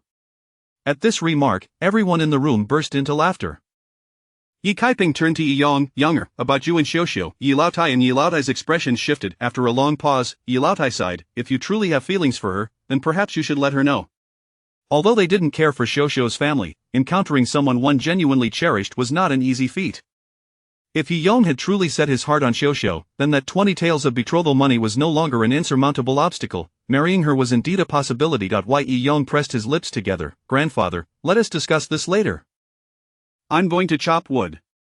With that, he exited the room. Yi Caiping furrowed her brow. Wasn't he fond of Yi Xiuxiu? She was in dire need of money and had just given Du 1 tael along with a promise, intending to stabilize Yi Yong's marriage prospects. As long as he communicated with Xiuxiu and mentioned that he could gather 20 taels within 2 months, wouldn't that pave the way for their marriage? Yet Yi Yong hesitated instead. Yi Caiping couldn't fathom why. Moreover, she had no time to ponder it. Her mind was solely occupied with the thought of making money. Aside from the 30 taels for Du, there was also a debt of 10 taels to repay, and she needed to upgrade her space. With these thoughts racing through her mind, Yi Caiping bid farewell to Yi Laotai and, along with Yi Jiner, set out with a wooden bucket in hand. Away looked in the direction of Du's room, filled with envy. Had she known that this would lead to 30 taels, she would have made a fuss alongside her sister-in-law. Yi Jinawa scoffed. Well, it's not too bad. Although she was troublesome and wicked before, leaving the family in poverty, now that she is paying up, it can be considered compensation. At least elder brother can marry a wife. As for the second brother, she couldn't help but glance at Yi Xian. Yi Xian sat quietly in the corner, as usual, his expression impassive and silent. Yi Jinawa sighed. The second brother was already past the suitable age for marriage. Even with wealth, he had no future in the imperial examinations. Moreover, if elder brother were to marry Xiuxiu, the betrothal gifts would amount to 20 taels. And with the wedding expenses, they would need at least another 7 or 8 taels. That 30 taels would vanish in an instant. Furthermore, with the money given by the sister-in-law, it was impossible for her to marry within 3 months, and they wouldn't have a room to spare. If she were to marry, they would inevitably need to build another thatched hut beside her brother's. Every step of the way, it was all about money. Yi Caiping and her daughter carried 3 large buckets along with bowls and chopsticks to the riverbank to wash them together. Nearby, several village women washing clothes looked over with bright eyes. Now the whole village knew that Yi Caiping was selling spicy soup in town. Some were envious, but most villagers maintained a calm demeanor. After all, not long ago, Yi Caiping had taught everyone how to cook cassava, which had increased their household's grain supply by hundreds of pounds. Having benefited from her, the villagers merely expressed envy and jealousy but did not react too strongly, save for a few exceptions. Oh, Caiping. Those large buckets of yours are for selling spicy soup, right? Yes, spicy soup. I've heard about it. I saw the stall from a distance. It was surrounded by customers. I thought to myself, who was so skilled that customers are clamoring to buy. To my surprise, when I peeked through the crowd, it was indeed you all, Caiping. Yi Caiping smiled. Sister-in-law, if you want to eat, just let me know in advance, and I'll save some for you. We can't afford that. It's a luxurious item at 5 won a bowl. The woman said with a tinge of bitterness.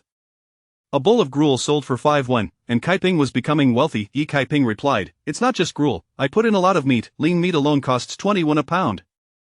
And the chili oil requires a generous amount of oil and sesame seeds. Besides, there are other seasonings, all of which are expensive. The women paused, realizing that the costs were indeed quite high. One of the older women asked, "What kind of seasoning do you use?" Yi Kaiping replied lightly, "Just some common ingredients." "What common ingredients? How much do you use?" Beside her, Yi Jiner exploded, "Old lady Lai, should I just put all the money in your pocket?"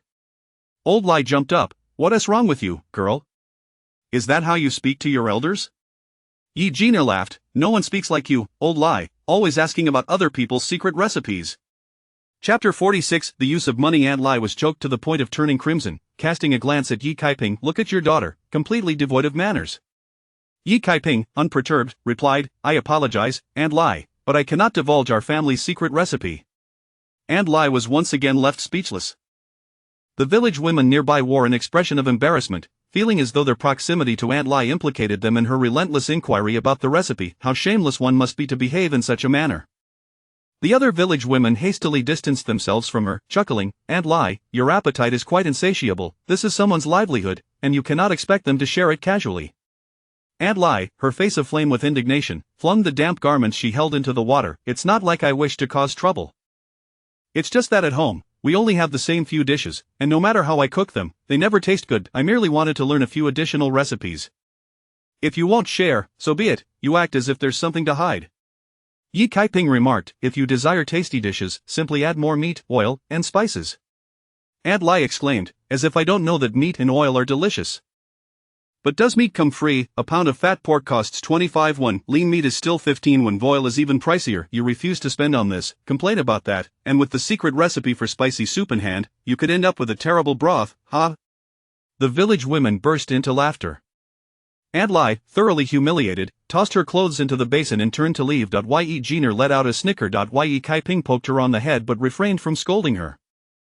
Individuals like Aunt Lai, devoid of any sense of shame, deserve to be dealt with harshly. Old lady Yi was feeding the chickens. In just a few days, the chicks had grown noticeably larger, full of energy, chirping joyfully. The chicken feed was brought back by Jin Hua, Yin Hua, and Yi Peng, each taking turns. Jin Hua, in particular, took great care in catching grasshoppers for the chicks. Madame Wei entered with a broom.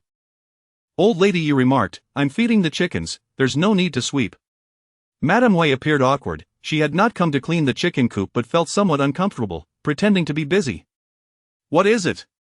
Old lady Yi queried, sensing that Madame Wei had something else on her mind. Madame Wei, troubled, replied, "We haven't divided the family assets yet. As for my younger sister, that's another matter, but the income from both the first and second households must be contributed." "Are you referring to that 30 taels?" Madame Wei lowered her head timidly, remaining silent. Old lady Yi sighed softly, "Since the family hasn't been divided, when Younger and Xianer marry, the family must provide funds, right?" Madame Wei nodded. "Today, your sister-in-law took this money for Younger's bride price, clothing, and the banquet. She will cover it all herself. Do you think there will be anything left?" Madame Wei had already calculated in her mind and shook her head. Primarily, the bride price demanded by Xiao was excessively high. Otherwise, 15 taels would suffice. Hence, regardless of how it played out, those 30 taels would not remain. Whether it came from her or from me, does it truly make a difference? You know her temperament. If the money is in her hands, she will be overjoyed. Let's just allow her to be happy. Thus, those 30 taels are essentially equivalent to being confiscated. Madame Wei understood this, yet felt discontent. If they truly married Xiao, the bride price would be far too steep. Old lady Yi recognized the unfairness and said, "In the future, when Penger marries, regardless of whether the bride price is 5 or 6 taels, if it does not reach 20 taels, the remainder will be supplemented by us, the old couple." How does that sound? Madame Wei was elated, her heart finally found balance. "Thank you, mother." In another room, after a moment of joy, Du Shi gazed at the 1 tael of silver in her hand, troubled. Since the family had not yet been divided, if she took this money, the household would not cover the expenses for Yi Yong's wedding. She had just calculated, if Yi Yong insisted on marrying Hu Xiao, 30 taels were barely sufficient. However, she also wished to send Yi Xian back to school. "Mother, you called us." At that moment, Yi Yong, Yi Xian, and Jin Hua entered, shutting the door behind them. Du Shi nodded. This was a matter concerning the substantial sum of 30 taels, and she needed to discuss it with them. "Younger, must you marry Xiao? If you do not marry her, 15 or 16 taels would suffice for everything." "No, I will not marry Xiao." "What?" Du Shi had intended to voice her grievances, but was taken aback by Yi Yong's refusal. "Am I hearing correctly? You are not with Xiao. I have nothing to do with her. Leave the money for my younger brother's education." Yi Yong indeed had feelings for Xiao Xiao, but he could not allow all 30 taels to be spent solely on himself. His younger brother and sister deserved their share. If he married Xiao Xiao, then his younger brother and sister would be left with nothing, particularly his younger brother, who should be studying. He could not allow his own desires to come at the expense of their future. Yi Jinhua pouted. In truth, she too was dissatisfied with her elder brother marrying Xiao Xiao, not only because of her exorbitant demands but also due to her mother's incessant meddling. As long as he did not marry Xiao Xiao, their household would be financially better off. After her brother's marriage, the remaining funds could be used to send her second brother to school. Yi Xian, however, stated flatly, "What difference does it make, brother? I am no longer a child of 7 or 8 years. Even if I were sent to school now, it would be too late for me to join my peers." Du Shi and the others felt a pang of sorrow. Du Shi gritted her teeth. "If only you could enter Mingyue Academy. After all, Li Ziyuan spoke highly of you, saying that once he became a scholar, he would recommend you for the academy." Now, humph. "Perhaps we could look for other academies. No need for recommendations," suggested Eugene Hua. Yi Xian shook his head. "It makes no difference where I go. Even if I were admitted, how would we pay for the tuition? Mingyue Academy is government-run and charges 1 tael per month. Private institutions demand 2 taels. How many months can 30 taels cover? And what about the costs for ink, paper, and brushes? That is the real financial burden. Besides, I likely wouldn't even pass the entrance exam." "Shenner, do not pay heed to what Li Ziyuan says." Du Shi urged anxiously. Previously, Li Ziyuan had taught Yi Xian, consistently shaking his head and declaring that Yi Xian was too dull-witted for scholarly pursuits. "It is not merely because of Li Ziyuan. I genuinely lack the capability," Yi Xian replied with a bitter smile. "I have only studied for a few years. It has been over a decade since I last attended school. How could I possibly enter any academy?" "But didn't Jin Shan always teach you?" Jin Shan was Yi Xian's friend who attended a private school in the county and often taught Yi Xian what he had learned. Yi Xian responded, "That is different. Jin Shan is not a proper teacher. I learned nothing substantial. At my level, if I were to enroll, it would merely be a futile endeavor. Rather than waste money on me, it would be better for my brother to marry a suitable girl. I already carry regrets. I cannot allow my brother to bear lifelong sorrow." Yi Yong's eyes reddened. Yi Xian waved his hand. "This is not the time for modesty or sentimentality. We have a limited amount of money, and we must carefully consider how to utilize it most effectively. I have also thought about my future. I will work hard in the fields. Next year, we can clear more land and plant several more acres of cassava. In a couple of years, I will marry a wife and live a stable life." As Yi Yong listened to Yi Xian's words, he felt a surge of emotion but nodded in agreement. He would toil diligently to save money for his younger brother's marriage, as well as for his sister's dowry. Though Du Shi was reluctant to accept that her son would be entirely cut off from the examination system, she acknowledged that his reasoning held merit. Working the land and leading a stable life was not without its virtues. "Very well, since we have all made our decisions," Du Shi said, casting a glance at Yi Yong, "you must inform Xiao Xiao that we will gather the bride price within 2 months. She cannot be married off before then." Though she harbored a deep dislike for Xiao Xiao's mother, she could not allow her son to carry lifelong regret. Chapter 47. If following the trend without strength is futile, Hu Xiao Xiao was at home chopping pigweed. Hu Xiaoxi stealthily approached, lowering his voice. "Sister, Yanggu said he is waiting for you at the place where he gathers firewood on the mountain." Hu Xiao Xiao paused with the machete in her hand and whispered, "Go tell him not to meet again." She had struggled through it all, even risking her life in the water. She had thought that a physical bond would lead to something substantial, but in the end, it was all disrupted by her mother. If she were to spread the word about her near drowning, she feared her mother would take drastic measures and sell her off. In 2 days, she was to meet with the carpenter in town. She needed to completely sever ties with Yi Yong. Hu Xiaoxi, with a forlorn expression, could only run off, but shortly after, he returned to Yonggu said, "If you don't come, he will come to find you. He has gone mad." Upon saying this, she quickly covered her mouth, her voice too loud. Their mother was busy sewing in the room. After a moment's thought, Hu Xiaoxiao struck the machete against the wooden stump. "Xiaoxi, you chopped the pigweed. I will go gather firewood." It was essential to clarify matters face to face to ensure a clean break. "No, I'll go with you. I'll ask Big Brother to chop the pigweed," Hu Xiaoxi replied, rushing into the house, leaving Big Brother to handle the pigweed while he chased after Hu Xiaoxiao, heading up the mountain together. Arriving at their usual firewood gathering spot, they found Yi Yong chopping wood. As Hu Xiaoxiao approached and began to speak, Yi Yong abruptly blurted out the situation. "What did you say? Within 2 months, you will gather enough betrothal money?" Hu Xiaoxiao was taken aback. "Yes, this is what my aunt promised us, as compensation for our hardships." Over the past period, whether it was harvesting cassava or selling spicy soup, her aunt had proven increasingly reliable. Yi Yong had also developed a newfound respect for Yi Kaiping. After a moment of joy, Hu Xiuxiu felt a wave of sorrow. My mother won't believe this, unless that 20 taels is placed right in front of her. Besides, in 2 days, I must meet the carpenter in town. If he takes a liking to me, the engagement will be settled. Yi Yong's expression changed. What should we do now? Hu Xiuxiu was momentarily at a loss. Hu Xiaoxi's eyes brightened. Why don't you take my sister away for a while, Yonggo? Impossible. Yi Yong rejected immediately. To elope is to disgrace oneself. Even if we return in the future, our reputation will be tarnished. Especially for Xiuxiu, as a woman, she bears a burden 1,000 times heavier than that of a man. Hu Xiuxiu gritted her teeth. Then what shall we do? Perhaps I should clarify things with the carpenter. Tell him my heart is not in it. I've heard he is narrow-minded. If I say this, it will hurt his pride, and he might inform the matchmaker or my mother, who would sell me off in a heartbeat. Or we could delay things? If we can postpone for 2 months, we could gather the money, then use the near-drowning incident to threaten your mother with 20 taels. She would agree to our union, Yi Yong suggested. The problem is how to delay? Ah, I have a plan. Hu Xiaoxi's eyes sparkled with mischief. Sister, give me 21, and I guarantee the carpenter will willingly postpone the engagement by 2 months. Hu Xiuxiu frowned. What is your scheme? Just give me the money first. You'll know tomorrow. Seeing him being cryptic, Hu Xiuxiu felt an urge to hit him. However, among her brothers, Xiaoxi was the cleverest, so she nodded. Fine, I'll give it to you when we get home. Hu Xiuxiu still had a bit of her own savings. After discussing with Yi Yong, she felt as if the sky had cleared. One chopped wood while the other bundled it, both wearing smiles on their faces. The next morning, at 4 o'clock, Yi Kaiping and Old Lady Yi prepared to rise and busied themselves in the kitchen. Old Lady Yi remarked, yesterday, we had an extra vendor of spicy soup, which allowed us to sell an additional hour. How much should we prepare today? Yi Kaiping pondered, let us make 1 barrel less. Old Lady Yi hesitated, what if 1 barrel is not enough? If it's not enough, we can take a break.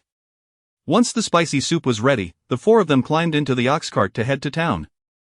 Sure enough, today there were 4 more vendors of spicy soup, with prices varying. Some sold small bowls for 3 others for 4, all undercutting their prices. It was a price war. Yi Kaiping found it amusing. Even if you engage in a price war, the quality must match. Without strength, following the trend is futile. However, although those shops looked impressive, they still diverted some customers, as everyone has a tendency to seek bargains in new experiences. Reflecting on it, Yi Kaiping thought that the spicy soup from yesterday was subpar, but perhaps the other new vendors might excel. A slight reduction in price might entice them to try. Among the 4 new stalls, one had a surprisingly large number of customers, selling small bowls for 4 when the Grandpa Su went to gather intelligence on which stall had the most patrons. Upon tasting it, Yi Kaiping nodded. This stall had indeed added pepper, capturing the essence of spicy soup, yet, compared to their own, it still fell short. Although business was slightly affected, the 2 large barrels of spicy soup sold out within 3 hours. Customers who missed out were left disappointed and could only try other vendors. Old Lady Yi remarked, sales are quite brisk. Had I known, I would have made an extra half barrel. Yi Kaiping replied with a smile, we can also employ some hunger marketing, allowing customers to sample other vendors' offerings for comparison. As the 4 were packing up, a short and stout middle-aged man approached with a smile. Boss, your spicy soup is truly delicious. My surname is Lin, from Baiwei Lu. Yi Kaiping smiled, we are aware of Baiwei Lu, the most bustling eatery in Dazhu town.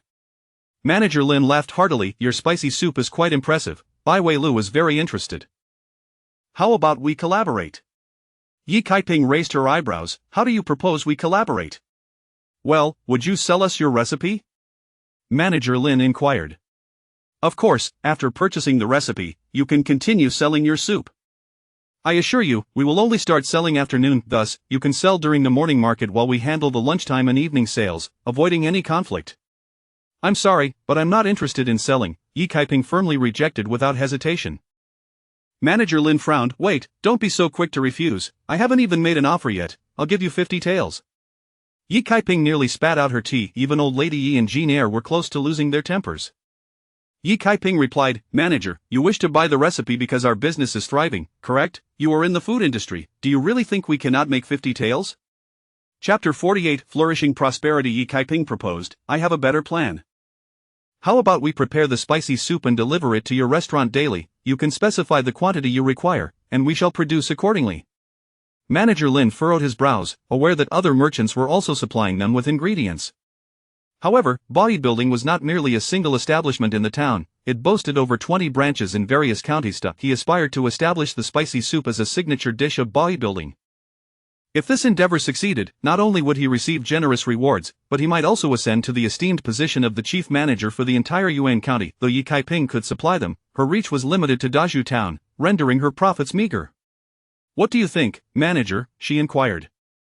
Manager Lin smiled. "My dear lady, why don't we dine at bodybuilding and have a proper discussion?" Yi Kaiping, seasoned in the business realm, recognized his ploy and directly articulated, "Are we here to negotiate supply or recipes? If it's about supply, we can converse here. If it's about the recipe, then let us not bother. No matter the price, I shall not sell." Manager Lin's smile faltered. With mere words, he discerned that this woman was not easily swayed. Frowning, he declared, "My lady, I'll offer 100 taels." For ordinary farmers, 100 taels was an unimaginable fortune, a sum they could scarcely dream of earning in a lifetime. Yi Laotai and the children, Jiner and Huaner, gasped in astonishment. Their interest piqued. Detecting the shift in their expressions, Manager Lin's eyes gleamed with cunning. "We can draft a contract. Once you sell the recipe, we will only offer it for lunch and dinner services, while you may set up a stall for breakfast. However, once the recipe is sold to us, you must not sell it to anyone else." Yi Laotai felt a surge of excitement. If they could continue selling at their stall, they would keep earning. Selling the recipe would essentially be like receiving that 100 taels as a gift. She discreetly tugged at Yi Kaiping's sleeve. Yi Kaiping brushed her hand away, fixing her gaze on Manager Lin. "I'm sorry, but I will not sell the recipe." Manager Lin's smile disappeared entirely. "The price is negotiable. Perhaps you could propose a figure?" "Not for 10,000 taels," she retorted. Manager Lin was taken aback. 10,000, his threshold was 300 taels, and what had she just said? Not for 10,000, was she aiming for the heavens? As a person of some repute in the town, Manager Lin could hardly tolerate being humiliated by a mere street vendor. "We don't absolutely need the recipe. Bodybuilding is filled with chefs with discerning palates. What recipe can't they replicate? In time, bodybuilding could develop an even better recipe, and your business would suffer as a result." "Don't say I didn't warn you." Yi Laotai felt a pang of fear and turned to Yi Kaiping. Yi Kaiping remained unfazed. "If your new recipe truly impacts us, I would accept defeat gracefully." Manager Lin did not expect this resolute stance from her and stormed off in frustration. "It's just a spicy soup," he muttered. "I refuse to believe that bodybuilding cannot create its own recipe." Yi Laotai looked worried. "Kaiping, that's 100 taels. With that sum, you would become a prosperous individual, and we could continue our stall, earning several hundred won a day." Yi Kaiping replied, "Selling the recipe is not as simple as it seems. There will be many restrictions. Even if I can continue to operate a stall, it would only be in Dazhu Town. I wouldn't be able to open a shop or venture beyond the town. I would truly be limited to just a stall." Yi Laotai, perplexed, said, "Stalls can still be quite profitable, especially with such good business." Yi Huaner chimed in softly, "Grandma, if bodybuilding also sells spicy soup, customers will have options. Previously, they would come early just for our soup. Once bodybuilding starts selling it, they might think they don't have to come so early. They could come at noon or evening instead. Customers would be split." Yi Kaiping paused, assessing Yi Huaner. The girl, nearly 11 years old, exhibited such keen insight. Yi Laotai finally comprehended and sighed. While that may be true, stalls are not a long-term solution. Who knows when we might stop selling altogether, but 100 taels is different. That's tangible wealth. If we sell the recipe and business diminishes, we can just sell less and still manage. Observing Yi Laotai's regretful expression, Yi Kaiping felt no resentment. What could one expect from an ordinary village woman? "This matter is settled. I will not sell the recipe. As for the spicy soup, I have other plans." Hearing this, Yi Laotai regretted her previous words. Regardless of business or recipes, they belonged to her daughter, and she should not interfere excessively. Moreover, her daughter was becoming increasingly decisive and calculating. She merely needed to follow her lead. With only 2 barrels of spicy soup available today and time still before noon, Yi Kaiping instructed Bajin to take them home. Upon entering the village, Yi Kaiping overheard villagers discussing a recent event. They spoke of Li Jia village's scholar, who, on the very day his stepdaughter entered his household, discovered ginseng in the mountains, astonishing nearby villages. The ginseng was aged 60 years, fetching a price of 200 taels. Remarkable. How fortunate. It was said that even the notoriously difficult Li Pozi was effusively praising her as a little lucky star. The two were as close as could be. Previously, when Kaiping lived with the Lis, she had not seen Li Pozi extend kindness to her 2 granddaughters. She suddenly fell silent. Bia Jean was driving the ox cart past, and the excited chatterers now looked at Yi Kaiping and her daughters with pity. Years ago, Kaiping had been the belle of the town, marrying with a reputation for purity, only to face disdain and ultimately be cast aside. Her two daughters, also of Li's blood, received no better treatment. The scholaress' new wife, despite her past, was a rich family's daughter, and her two burdens were thriving. The son was a promising scholar, and the daughter was a little lucky star, bringing in 200 taels right upon entering the household. "If it were me, I would dote on them too," one woman remarked. Kaiping is also thriving. "Her spicy soup business is flourishing," another countered. "Even if the business is booming, how much can one earn? The costs are exorbitant. Without generous meat and oil, the soup would not taste good. Earning a few dozen won a day would be fortunate. Even working for 100 years, one would not amass 200 taels of thus. The scholaress' stepdaughter is indeed more successful." The women who had defended Yi Kaiping found themselves at a loss for words. It must be said, the Li family was truly on the rise. With prestige and wealth, they were flourishing more than ever. Chapter 49. The attraction and reminder. When Huang the matchmaker entered, Xiao Xiao's mother wore a look of astonishment. After both took their seats in the main room, Huang the matchmaker announced, "Kai the carpenter has said that the meeting shall be postponed by 3 months.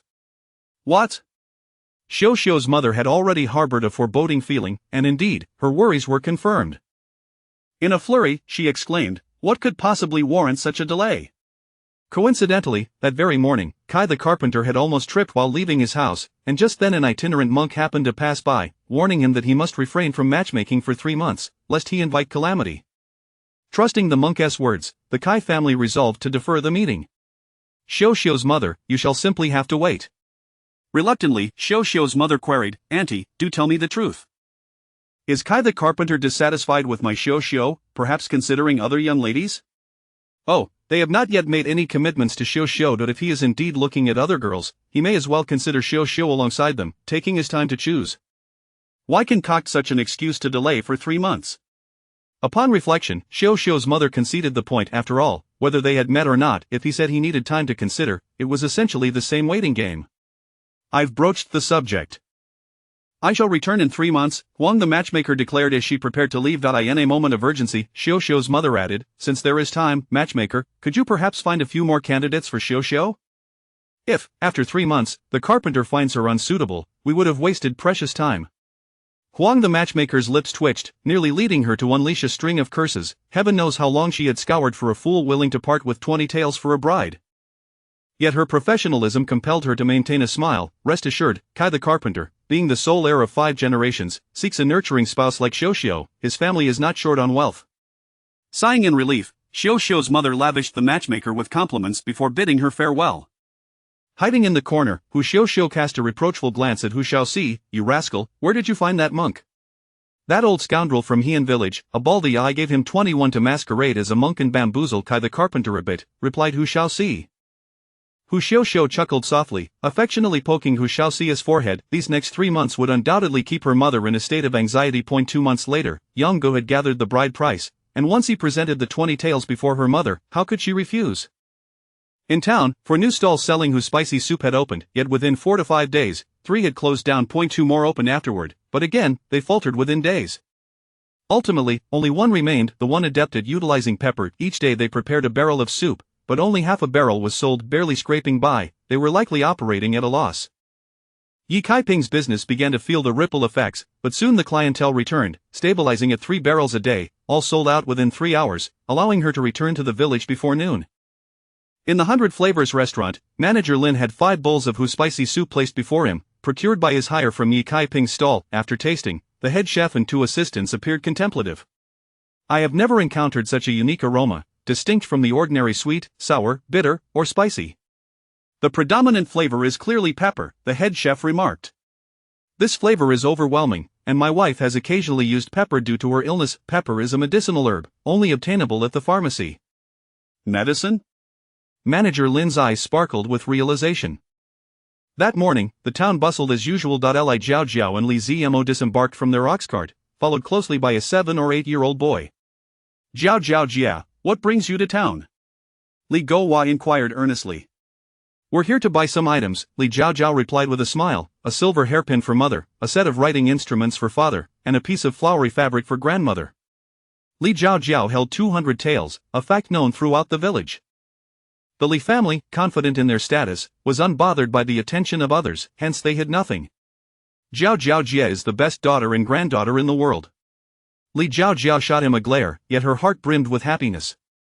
Although her father and grandmother were step relations, they were leagues better than her biological grandmother, a despicable person. The love they showered upon her was well received. For every ounce of kindness they extended, she would repay them 1,000-fold. Li Guo continued his flattery, causing Li Jiao's ears to buzz. Just then, a vendor selling candied hawthorn berries passed by, prompting her to buy a skewer and thrust it into Li Guo's hands.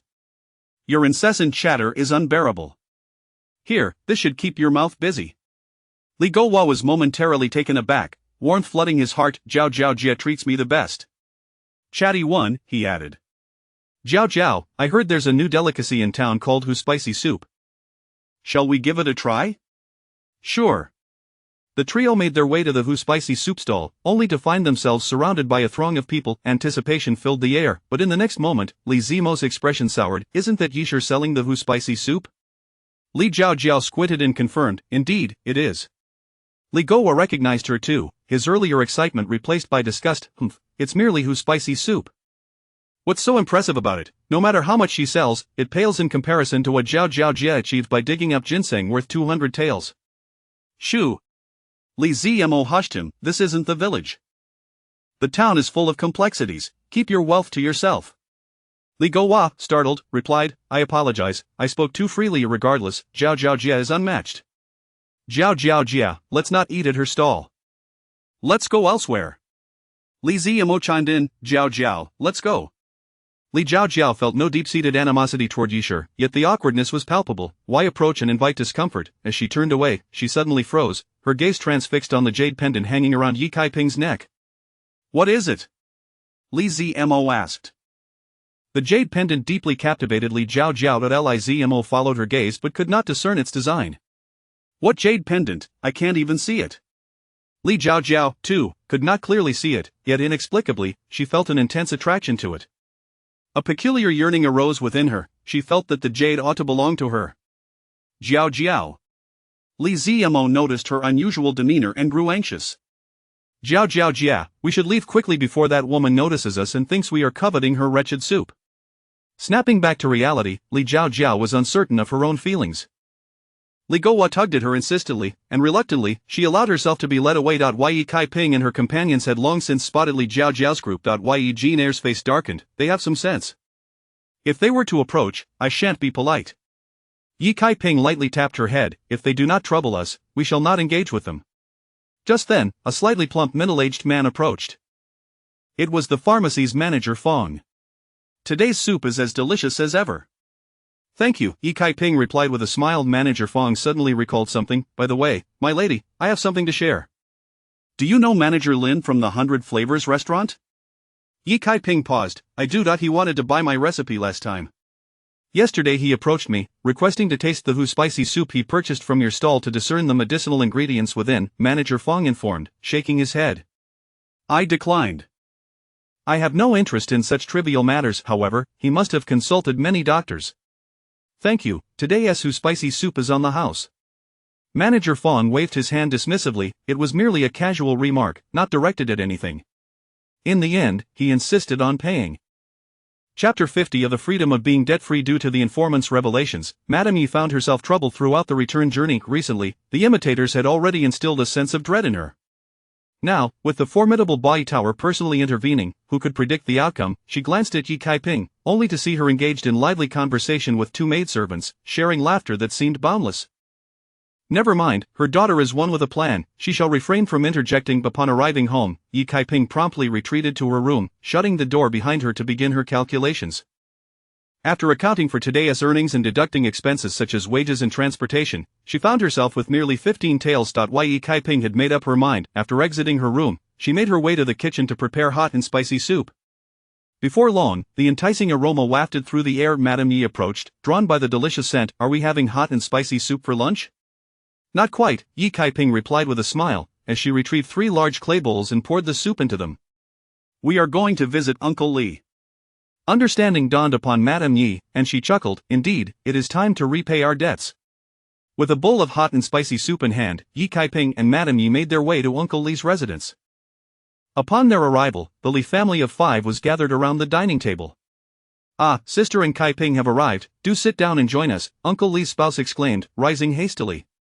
No, we'll be eating shortly at home, Madame Yi replied with a warm smile. Yi Kaiping stepped forward, holding the bowl of soup. Everyone knows I've been selling hot and spicy soup lately, but I haven't had the chance to invite you, Uncle. I've prepared this bowl for you to try. Uncle Li was momentarily taken aback, his customary polite words caught in his throat, leaving him with only a sheepish grin. This is quite something. His wife, grinning widely, replied, then we shall not stand on ceremony. Uncle Li's sons, Yi Bajin and his wife, could only beam with joy. The 8-year-old Yi Fubao, enticed by the fragrant aroma, nearly drooled, yet maintained his decorum, refraining from touching anything. After placing the hot and spicy soup on the table, Yi Kaiping produced 5 taels of silver, pressing it into Uncle Li's wife's hands. This is the 5 taels we owe. Today I have finally gathered it all. Uncle Li was momentarily stunned. This, upon reflecting on Yi Kaiping's recent endeavors harvesting cassava and engaging in trade, he had heard from Bajin that her business was thriving. Thus, he abandoned any further pleasantries, chuckling, then I shall accept it. Kaiping is truly becoming more accomplished. It is all thanks to the understanding of my parents and siblings, as well as the assistance from you, Uncle Li, Yi Kaiping responded humbly. Yi Bajin felt a pang of guilt. With Kaiping having repaid so much, I can no longer accept payment for delivering hot and spicy soup. Uncle Li and his wife, along with Bajin's wife, exchanged amused glances. You're quite the simpleton, Yi Kaiping laughed. Repaying debts is only right, but you still must accept payment for deliveries. A deal is a deal. I have matters to discuss later, we must take our leave for now. Bajin was left perplexed. What does she need me for? After exchanging a few words with Uncle Li and his wife, Yi Kaiping and Madame Yi departed. Upon returning home, they brought a bowl of hot and spicy soup to Dr. Zhao's house. Dr. Zhao, delighted to recover 2 taels of debt, was all smiles. I never expected it, but in just over half a month, the Yi family has cleared their debts. After sampling the hot and spicy soup, his eyes widened in astonishment. This soup is remarkable. It is beneficial for one's health. Indeed, Yi Kaiping replied with a smile. It warms the body and dispels cold, particularly suitable for those with cold stomachs. After visiting Dr. Zhao, she continued on to Uncle Li's house. The hot and spicy soup there was the largest, as the household was quite populous. Uncle Yi had 4 children, 1 daughter and 3 sons. The daughter was already married, and the 3 sons were named Sanquan, Sichuan, and Wuqian, following the naming convention of Daqian and Urqian. Sanquan was Yi Kaiping's cousin, while Sichuan and Wuqian were her younger cousins. As soon as Yi Kaiping entered, she was surrounded by a throng of children, chattering excitedly. Their cacophony made her feel as though she had stepped into a dove loft. Quickly, she retrieved the candies she had prepared in advance. Come, line up, it's candy time. Yi Sheng, Yi Wang, Yi Feng, here you go. These were Sanchuan's children, aged 10, 8, and 6. Yi Ji, Yi Xiang, Xiaohua, Xiaoqiao, these are for you. These were Sichuan's children, aged 8, 7, 5, and 2. Fortunately, Wuqian was not yet married, otherwise, it would have been even more raucous. Once the candy distribution was complete, Yi Kaiping finally extricated herself from the swarm of children. Watching them laugh and enjoy their treats brought a smile to her own face. After settling her debts, she stepped out of Uncle Yi's house, releasing a deep sigh of relief. Truly, there is a lightness that comes with being debt-free. Upon returning home, she found that Wei had already prepared dinner. Today's meal consisted of brown rice served with cassava chips, accompanied by pickled vegetables, spicy oil, and stir-fried cabbage. Despite Yi Kaiping's earnings and Madame Yi's income, their meals remained quite simple. Occasionally, Yi Kaiping would purchase some meat as a treat. This modest lifestyle had long satisfied Daqian and the others. After dinner, Yi Kaiping addressed her parents and brothers. I have something to discuss with you all today. Madame Yi paused her toothpicking, wondering if her daughter had finally resolved to sell the recipe. The family, having heard Madame Yi's rants about Bai Tower, straightened in anticipation. Du remarked, "What's this? Has little sister decided to sell the recipe after all?" Indeed, if one had 100 taels, there would be no need to set up a stall. Wei looked at Yi Kaiping with envy. 100 taels. With that money, one could live a life free from labor. Not at all, Yi Kaiping chuckled. I wish to prepare several more batches of hot and spicy soup each day. Madame Yi was taken aback that one tea do. 3 batches a day is just right, perhaps 1 more at most, but too much won't be consumed in town. I'm not referring to the town, I intend to set up a stall in the county as well. The county? The entire Yi family turned to her in unison. Yi Laotu nodded, relocating to the county isn't out of the question, especially with Bai Tower in town. It's not because of Bai Tower, what I mean is to set up stalls in both locations, continuing in the town while establishing another in the county. Madame Yi and her husband exchanged glances, realizing that it would be wise to earn more before Bai Tower's soup was released. Dakian interjected, but we lack sufficient manpower. Thus, I wish to enlist the help of my elder brother and second brother, just like mother, for 31 a day. Chapter 51. Have her deliver it. Upon hearing these words, both Du Shi and Wei Shi's eyes sparkled in unison. Sister, are you serious? Wei Shi stuttered with excitement. Du Shi felt as though she were in a dream, her heart racing. Heaven knows how envious she was of old Lady Yi, who had 31 every day. Although she understood that this money would ultimately be spent on them, having it physically in her hands felt entirely different. Now, her husband would also be earning a wage. Yi Dequan exclaimed anxiously, Sister, 31 is too much, 10 won a day will suffice. Yi Dequan was adamant about not accepting money from Yi Kaiping. Why should he charge his own sister? She had already contributed so much to the family during this time, from harvesting cassava to paying their mother. The fact that they could now have enough to eat was all thanks to her. Yi Dequan was already deeply pained by the thought of her sacrifices. He preferred to be the one providing for her, but he had also discerned Yi Kaiping's recent disposition.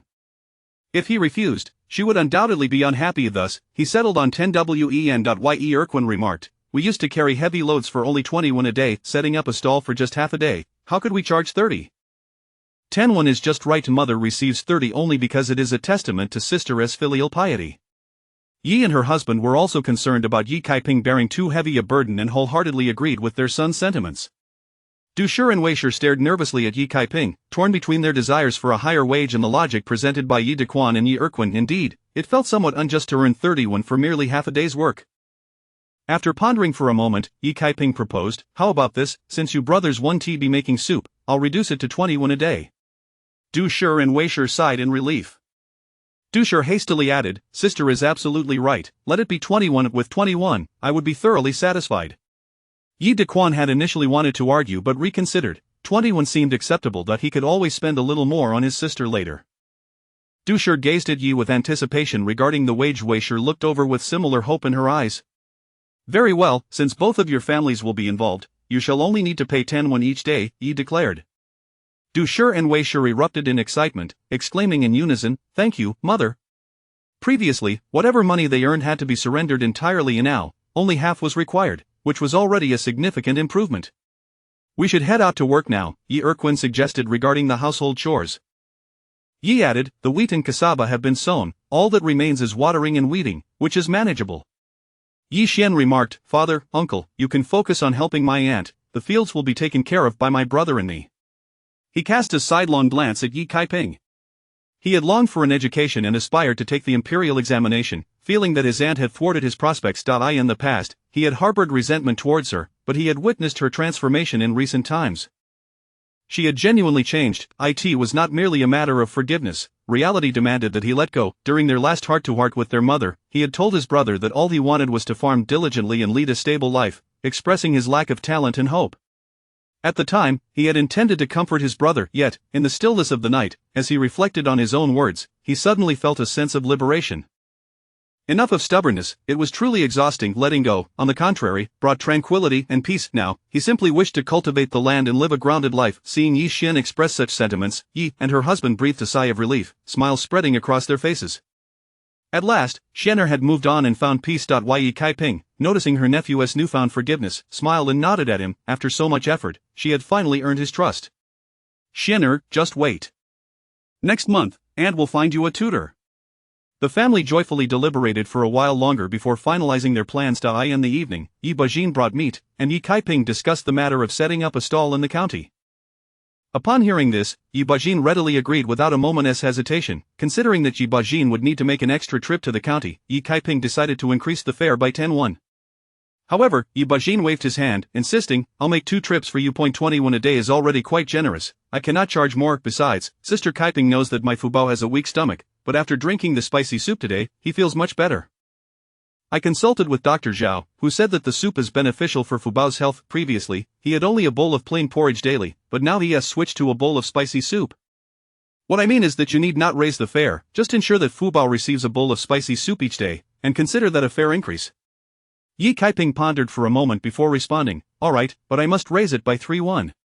Thus, it was settled at 23 won a day, plus 1 bowl of spicy soup.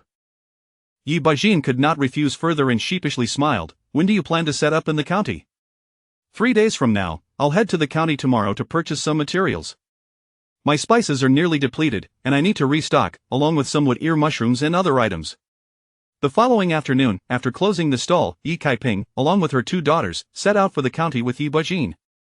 Yuan County was vast, with over 10 pharmacies alone. Yi Kaiping and her daughters split into 3 groups, each heading to a different pharmacy to buy various ingredients. They even added an extra 2 won to have the shopkeeper grind the spices into powder. The cost for just these spices amounted to a hefty 5 taels. Next, they procured wood ear mushrooms and other dried vegetables, along with wooden tubs and tables. With newfound experience, the shopping process was swift. Fortunately, they made a profit of over a tael that day, otherwise, they would not have been able to afford it. With everything in place, they awaited the next day's market.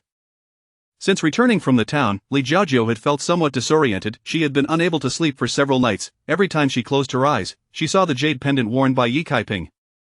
As Li Zimo entered the house, he found Li Jiaojiu sitting in the courtyard, lost in thought, and he felt worried. "Jiaojiu, why have you been so listless these past few days?" Li Jiaojiu's expression was tense. "Brother, do you remember the time we had spicy soup in the town? That time? Ha, don't remind me." Li Zimo grimaced. After they had dragged Li Jiaojiu away, they went to another place for spicy soup, only to be sorely disappointed by its bland flavor, wondering why it had received such high praise. "But we ran into Yishur, didn't we? I told you, she wore a jade pendant. I really like that jade." Li Zimo finally recalled. "Is that what has been on your mind? Could it be something special?" His interest piqued. "You must be referring to that jade tablet engraved with endless symbols, right?" A cultured voice interjected as a spirited young man approached. It was Li Ziyuan. "That was given to her by a fortune-teller, a cheap trinket. The quality is akin to stone. No one would bother picking it up if it were thrown on the street." He spoke disdainfully. "Yishur is only worthy of wearing such street merchandise." "No, father, I truly like that jade." Li Jiaojiu insisted eagerly. "It's a peculiar feeling. I feel as though my entire future hinges on that jade. Without it, I would be trapped in the mire and quicksand for all eternity." The sensation was inexplicable, tormenting her to the brink of madness. She had to possess it. Li Jiaojiu resolutely stood up, declaring, "I will go buy that jade." Without a second thought, Li Zimo concurred. "If you want to buy it, then buy it, I support you." A year ago, after Jiaojiu had fallen into the water and awakened, her temperament had drastically changed, leading her to undertake seemingly nonsensical actions. Initially, they were perplexed, but later they realized that her decisions had consistently proven wise, allowing them to evade numerous crises and ultimately dragging the scoundrel family down to ruin. Thus, Li Zimo and his mother had absolute trust in Li Jiaojiu. No matter how absurd or inexplicable her actions seemed, they would support her unconditionally. Li Jiaojiu smiled sweetly. "Thank you, brother." Li Ziyuan, however, chuckled. "No need to buy it. Just ask her, and she will bring it over herself." He then called out, "Dogwa, Dogwa." Li Dogwa, who lived next door, heard the call and hurried over, grinning. "Scholar uncle, did you call for me? Go to Qingha village and ask Yishur to bring the jade she usually wears." "Jade? Why does scholar uncle want to ask her for jade?" "Too chatty. It's because your sister Jiaojiu finds it pretty. Is that all right?" "Ah, so it's for sister Jiaojiu. Why didn't you say so?" "I'll go right away." With that, the small figure dashed off, disappearing in no time. Li Ziyuan laughed and scolded. "What a little rascal, he used to call me scholar uncle, and now, with Jiaojiu around, he has switched to calling her sister Jiaojiu, not even recognizing me anymore." Li Jiaojiu and her brother chuckled. Li Dogwa whistled. Skipping down the mountain path before long, he arrived at Qingha village. Upon entering the village, he asked everyone he encountered, "Where does Yishur live?" The aunt he asked replied, "There are many Yishurs here. Which one are you looking for?" With a confident expression, Li Dogwa declared, "I'm looking for the one who was divorced by Li Xiucai." The aunt, upon hearing this, felt a strong aversion towards Li Dogwa but did not wish to offend the scholar's family, so she directed him, "Go straight ahead. When you see a large banyan tree, turn right, and the third house is it." Chapter 52. A sudden confrontation. Yi Kaiping was in the courtyard, cheerfully hanging out laundry while humming a tune. "Yishur, come out here." A sharp, childish voice called out. Yi Kaiping was taken aback and turned around, only to see a thin, dark-skinned boy of about 8 or 9 standing at the door, his demeanor arrogant. "Li Gua?" Yi Kaiping recognized him as the neighbor of Li Ziyuan, who was also a distant cousin of the same clan. What was he doing here? Yi Kaiping, disinterested, pretended not to hear. "Hey, I'm calling you." Li Guo, irritated, could not believe that this ragged child dismissed him. What dog brat is making such a racket here? Yi Dequan emerged from the house, frowning upon seeing the boy. Aren't you that neighbor of that beastly Zi Yuan? What do you want here? I came to find Yi Shi. Li Guo, overshadowed by Yi Dequan's imposing figure, felt a bit intimidated. However, recalling that he was sent by the scholar uncle and sister Jiao Jiao, he straightened his back, a proud expression on his face. Yi Dequan's expression darkened, and regardless of the boy's newfound confidence, he swiftly dealt him a blow. Uncultured little brat, who do you think you are to call for Yi Shi? Li Guo fell to the ground, howling in pain. Yi Kaiping watched him roll on the ground and let out a cold smile. Although the original owner did not regard her maternal family as worthy, she had no complaints about her husband's family. She served her husband and mother-in-law dutifully like a servant and treated all of Li Ziyuan's friends and relatives with sincerity. Li Guo had always been favored by Li Ziyuan, and thus the original owner also doted on him immensely. Whenever there was anything left over in the house, it would first be given to Li Guo, while her two daughters could only watch enviously. A few years ago, he had nearly drowned in an icy lake, abandoned even by his parents. It was the original owner who kept him warm through the night, allowing him to survive. Yet now, he came to her, calling her Yi Shi, only to serve Li Jiao Jiao. What do you want here? Yi Kaiping asked coldly. Li Guo jumped up from the ground and wiped the mud off his face, saying, You think I wanted to come? I'm telling you, it's the scholar uncle who needs to speak with you. Why is he calling you Yi Shi instead of Uncle Ziyuan, as if he were the only scholar in the world? After saying this, Li Guo wore a smug expression, waiting for Yi Kaiping to show excitement and urgency. Instead, he was met with her disdainful gaze. What does he want from me? I have no desire to be associated with filth. Li Guo, incredulous, knew better than anyone how much Yi Shi cared for Uncle Ziyuan. He couldn't fathom where Yi Kaiping had gone wrong, so he relayed the message. The scholar uncle said to send over the jade you always wear. Jade? Yi Kaiping was taken aback seeing a change in her expression. Li Guo quickly added, Yes, are you not giving it to me? Get lost, what nonsense! Li Guo was momentarily speechless, wanting to retort, but Yi Dequan had already advanced, cracking his knuckles, and Li Guo, frightened, turned to flee. You little brat, good thing you run fast. Otherwise, I would have broken your legs. Yi Dequan shouted at his retreating figure. While Yi Kaiping touched the jade pendant around her neck, a cold smile playing on her lips. She had sensed something when she saw Li Jiao Jiao in town last time. Li Jiao Jiao had her eyes on her jade pendant. No, it was more accurate to say she coveted her space. Unfortunately, the space had long recognized its master and merged with her soul. The jade pendant was merely an empty shell now. Nonetheless, it was still impossible to give it to her, who knew if the destined female protagonist might suddenly trigger something. However, Li Jiao Jiao had a particularly obsessive nature. Once she set her mind on something, she would not rest until she achieved it. She needed to be prepared. Upon returning to the Li household, Li Guo recounted everything that had transpired in Qinghe village. Li Jiao Jiao and her brother exchanged puzzled glances. Li Ziyuan, with a look of disbelief, remarked, Impossible, that Yi Shi, she kneels when I command, stands when I command. Just a displeased glance from me, and she becomes flustered, eager to please. Now he sends someone to ask for jade, and she dares to refuse? Li Jiao Jiao furrowed her brow slightly. Perhaps I should go myself, spending a couple of hundred when should secure it. No need, Li Ziyuan pondered for a moment before snorting with a smirk. Well, Yi Shi has become clever. She refuses to give the jade to Guo simply to make me visit her personally. Does she think she deserves that? Li Jiao Jiao urged, but do not worry, Jiao Jiao, if we leave her alone for a few days, she will be anxious and will come begging to me to accept it. Thinking it over, Li Jiao Jiao agreed. Indeed, Yi Shi was a shameless and wicked woman and deserved no courtesy. As long as their father was around, it wouldn't be long before they could obtain the jade. Ouch, it hurts so much. Suddenly, Guo fell to the ground.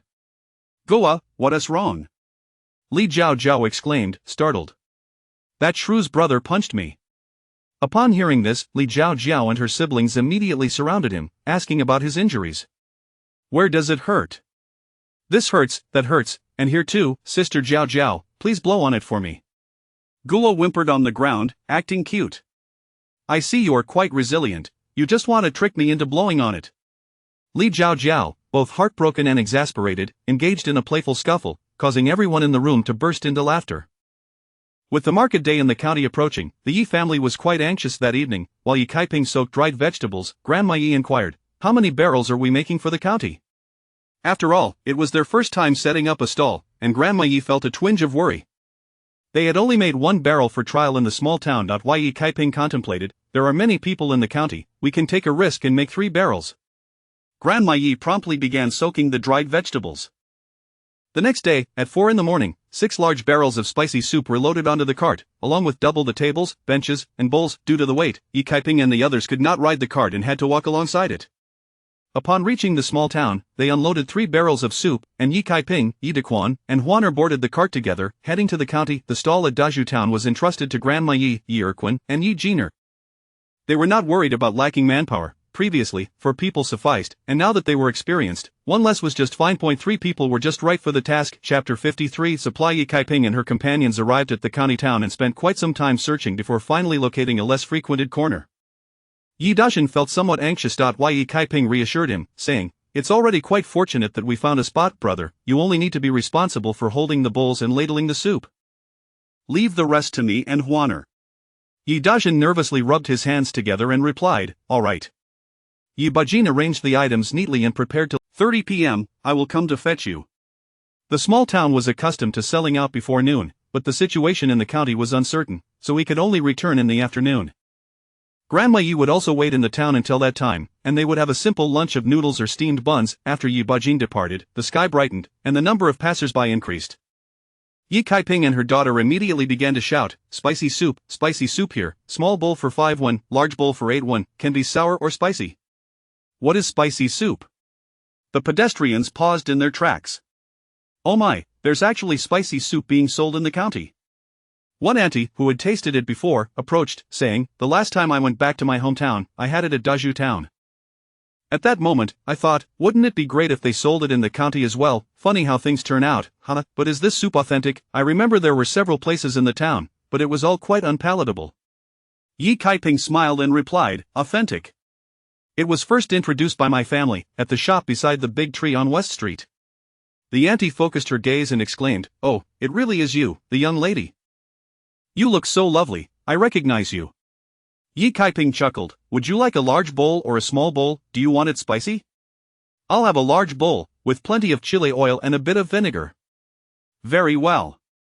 As Yi Kaiping prepared the seasoning, a curious passerby inquired of the auntie, "Is it tasty?" 5 won seems a bit pricey. "Absolutely delicious, it is a tad expensive, but the flavor is truly remarkable. It's even better than wontons. Give it a try. If you don't find it tasty, I'll let you sit on my head." The pedestrian's curiosity was piqued by the auntie's words.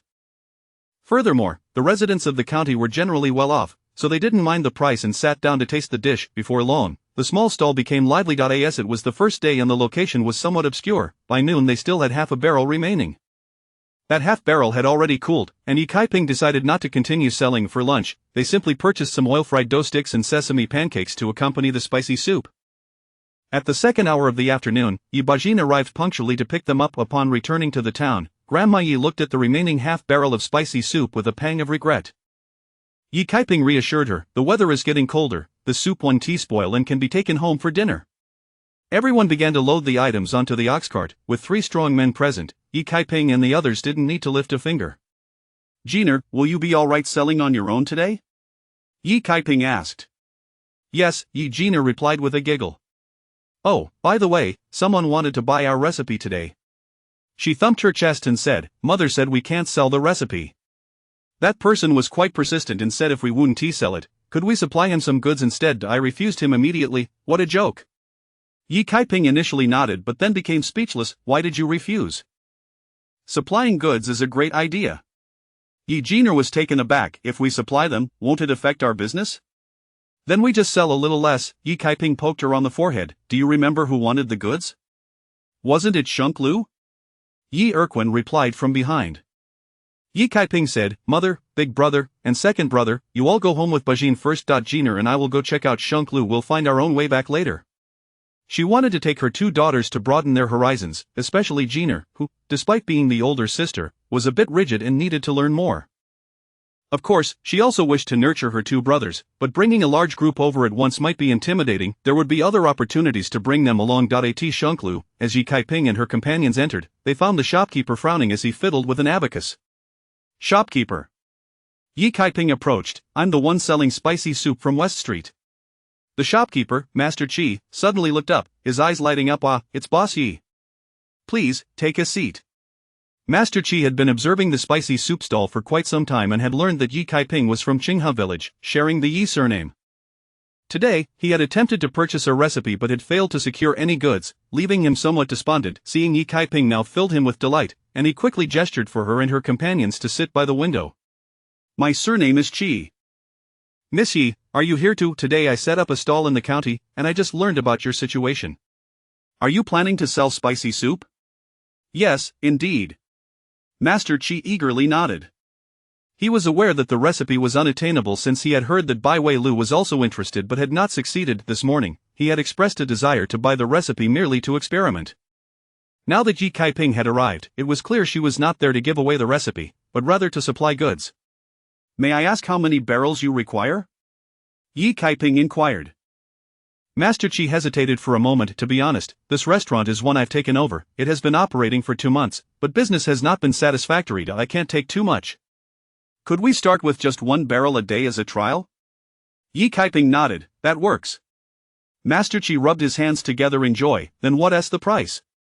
Our small bowl is 5 won, and a barrel can hold at least 120 bowls. 1 barrel will cost 600 won. I can supply it to you for 500 won per barrel. Master Chi pondered for a moment, realizing that he would only profit 100 won per barrel. However, as long as he didn't incur losses, it would suffice since Shanglu was struggling, and selling spicy soup was intended to boost foot traffic. In time, besides spicy soup, customers might order other items as well. Just like the breakfast stall next to the spicy soup, which had seen sales increase 2 or 3-fold due to the spicy soup's popularity. Without hesitation, Master Chi nodded. Alright, by the way, do you plan to sell in the morning or at noon? Master Chi had already made up his mind. Let us start with lunch. You have already been selling in the morning. I fear I can't compete, and I can't afford any more losses. Master Chi walked to the counter and took out 1 tael and 5 coins. Here's the payment for the goods, reserving for 3 days. Very well. I will deliver the spicy soup before noon. The two discussed further details and finalized their agreement. They both tacitly avoided mentioning a written contract. For now, Master Chi simply wanted to test the market, and if it didn't sell, he wouldn't reorder. Upon exiting Shanglu, the 3 women strolled along the street. Yi Jiner frowned and said, Mother, last time my sister mentioned, if people find out that they can eat spicy soup elsewhere at noon, some customers might not specifically come to our place for breakfast. I think you mean that if he wants more, we should supply him with more than just 1 barrel. If that happens, even though we are selling to him, we would earn 100 won less. Yi Kaiping smiled. If he sells well, other restaurants will want to order from us too. It is inevitable that our stall business will be affected. At that time, we can stop setting up the stall and only supply them, earning 100 won less, but without the need to operate a stall, would lead to greater profits in bulk sales. Yi Jiner paused in realization. I think I understand a bit now. Yi Huaner burst into laughter. His sister is so silly. I understood it long ago. You little rascal, you think you're so clever. Yi Jina shot her a glare, and the sisters began their playful bickering. Yi Kaiping watched them with a smile until they reached the spot where the ox cart was parked, and indeed, there were carts from other villages. Yi Kaiping paid 6 won and headed back to the village. The cold wind howled along the way, making Yi Jiner and her sister huddle together for warmth. Yi Kaiping looked at their thin clothing and thought it was time to make them some new garments. Chapter 54. A full distribution. Due to the necessity of delivering goods to Shanglu before noon, Yi Kaiping was compelled to adjust the schedule for her stall and the delivery personnel. Upon returning home, she convened with old lady Yi and the Daquan brothers to deliberate on the matter. Yi Kaiping initially contemplated preparing an additional barrel in the morning to conveniently deliver it to Shanglu while setting up her stall. However, she ultimately abandoned this idea. Preparing it too early, even if kept warm, would compromise the texture and flavor over time. It had to be freshly made. Old lady Yi remarked, the stalls in town can close by the second hour, 9:30 a.m., allowing us to return home and prepare another barrel for Baijin to deliver to Shanglu in the afternoon. We can have Baijin make an extra trip to bring you all home. Yi Kaiping chuckled, that sounds too rushed. Starting tomorrow, I'll sell 1 barrel less at the stall, and we can close before the second hour. As long as Shanglu sells well, the profits will naturally follow. Old lady Yi and the Daquan brothers were taken aback, pondering the potential loss of earnings. Yi Jiner explained Yi Kaiping's reasoning, leaving the mother and sons in a state of confusion. Yet, since Yi Kaiping asserted that it would be profitable, they decided to trust her judgment. After some contemplation, Yi Kaiping suggested, Mother, why don't you and my elder brother head to the county town tomorrow? I will take care of the stall in Shanglu. All right. In a bid to attract customers, Shunk Lu promptly hung a sign outside after Yi Caiping's departure, announcing that they would be serving spicy hot soup starting the next day at lunchtime. Passers-by, upon seeing the sign, shook their heads in disapproval. Another imitator now that even the last one has gone under, who dares to replicate? They warned against trying it, lest it turn into another waste of money. However, they held some hope for Bai Weilu. Manager Chi, having just turned away, sighed softly. Although he had confidence in the spicy hot soup, he harbored fears that once removed from the stall, it might not fare well with the local palate. The following day, Yi Caiping, De Quan, and Jiner were at the small town while old lady Yi, De Quan, and Wanner went to the county town. The stall only had 2 barrels that day, which sold out in no time.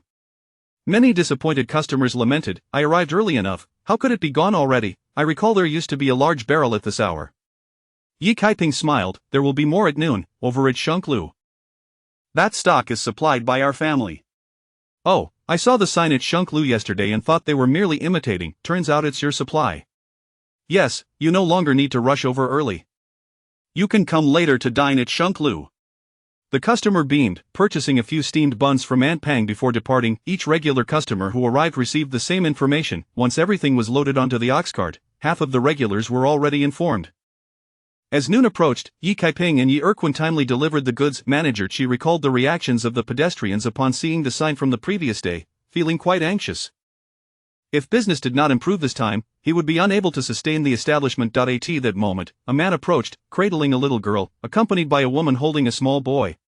"Is it true that the spicy hot soup from West Street can be enjoyed here?" Manager Chi's eyes lit up. Indeed.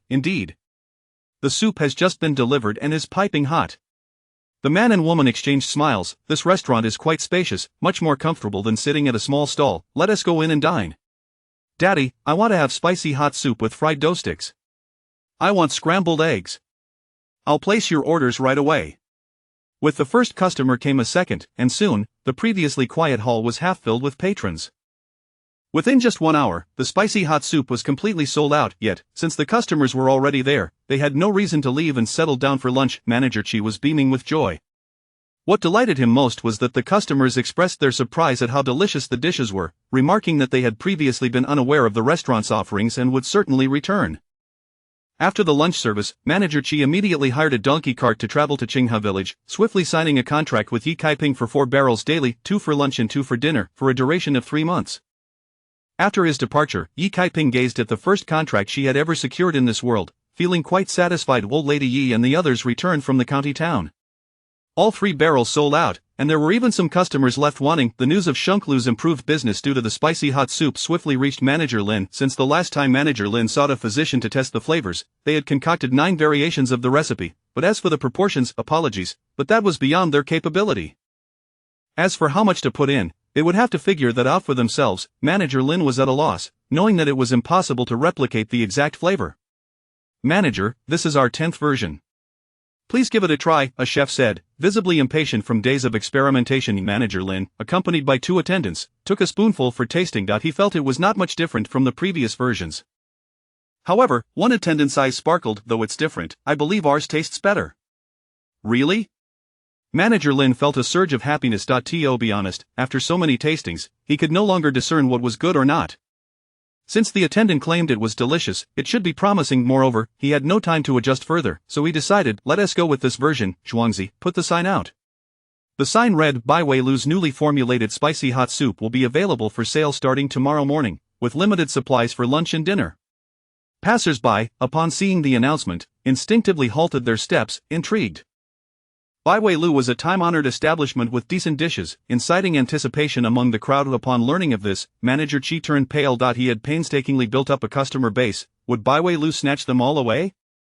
However, the outcome was unexpected. The next day, Bai Weilu was overcrowded, yet patrons shook their heads in disappointment as they left. While the morning service sold out due to the many tasters, the lunch service barely moved half the stock, and by dinner, only a quarter of the prepared soup was sold. The so-called new flavor from Bai Weilu failed to impact Shunk Lu. Rather, the comparison only bolstered Shunk Lu's business. Seeing this, Manager Chi felt a wave of joy the following morning. With the options of lunch and dinner at Shunk Lu, Yi Caiping's stall was not as bustling as before. Previously, 3 barrels would sell out in 3 hours. Now, it took the same duration to sell only 2 barrels. Customers, unable to secure their meals, were not anxious as they could wait to dine at Shunk Lu during lunch and dinner. Manager Chi approached, holding 2 boxes of pastries, beaming his sister Yi. I truly appreciate your help now. Not only is the spicy hot soup popular during lunch and dinner, but my dishes have also gained traction. Everyone now knows that my food is delicious, it's all thanks to you. Yi Kaiping responded with a smile. The reason your establishment has thrived is not just due to the spicy hot soup, but also because your dishes are genuinely delightful. Manager Chi laughed heartily. You must come and try my dishes sometime. Sure. Manager Chi rubbed his hands together, hesitating. I noticed that you only sell 2 barrels each day. Would it be possible for you to sell those 2 barrels in the morning to me? This way, you can have a bit more leeway? Expecting Yi Kaiping to hesitate, he was surprised when she smiled and nodded. All right. I will supply you with 2 barrels in the morning, and I won't set up the stall anymore. Manager Chi was thrilled. Thank you. By the way, sister, are you planning to supply any more establishments? His tone carried a hint of concern. Yi Kaiping replied, 1 for the morning and 2 for lunch and dinner. Beyond that, I truly cannot supply more. Manager Chi sighed with relief and chatted for a bit longer before departing in high spirits. No sooner had he left than 2 individuals arrived together, one a young man in his 20s, the other an older gentleman in his 50s. Yi boss, I'm from Dikayan. I'm from Dishing Restaurant. We heard you are supplying Shunklu. Could you also provide us with some? Yi Kaiping nodded, and the 3 sat down to discuss, ultimately agreeing to supply only the 2 for lunch and dinner. After they left, Aunt Pang approached with a look of regret. Sister Kaiping, will you not be setting up your stall anymore? Indeed, I will only be supplying those 3 establishments from now on. Aunt Pang felt reluctant, a mix of envy and anxiety washing over her. Would her business revert to its former state now that Yi Kaiping was leaving? Aunt Pang hesitantly ventured, could you spare me a barrel? I'll pay whatever price they do. Yi Kaiping smiled. I just promised Chunk Lu to supply them with only 2 barrels in the morning, intending to leave the remaining barrel for you. I truly can't produce any more. Sister Kaiping, thank you. Aunt Pang exclaimed, excitedly grasping her hand. While Yi Kaiping still had half a barrel remaining, with each new customer, she would inform them that she would no longer be setting up her stall, but Aunt Pang would have some available.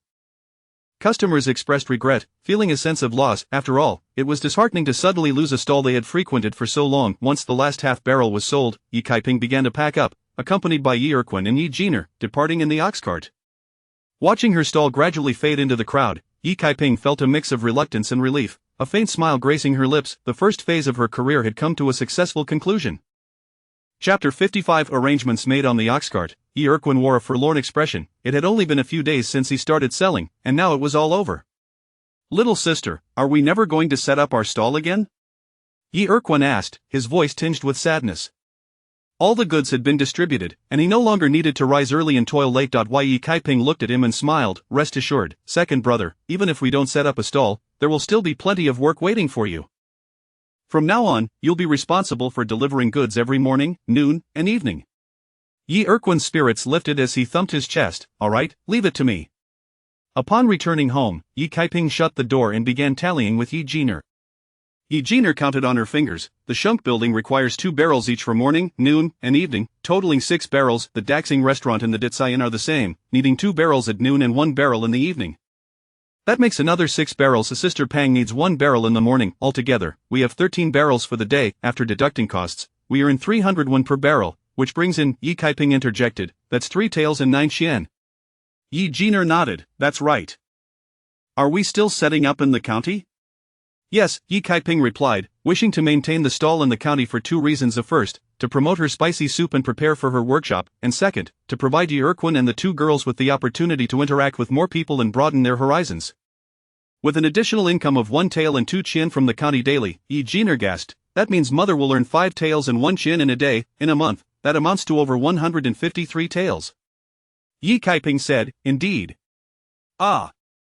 This is extraordinary, earning over 100 taels in a month. Goodness, last time, that person was only willing to pay 100 taels for the recipe, and now EVE made it back in a month, plus an extra 53 taels. Yi Jiner was so excited she jumped up and down, laughing. Last time, Li Jiajia dug up a ginseng and sold it for 200 taels, and everyone was envious, saying the Li family had become wealthy. But that 200 taels was a one-time event, yet we're making 153 taels every month. Yi Kaiping felt quite pleased, smiling. Don't jump around, we haven't even started yet, from tomorrow, we will. However, Yi Jiner suddenly looked worried, but with so much spicy soup in town, will we be able to sell it all? Will customers get tired of it? Yi Kaiping reassured her, no, they won't. If one person gets tired of it, another will crave it, just like with meals. Do you ever get tired of eating? No, Yi Jina replied. Even if one gets tired of it for a while, they will eventually want it again.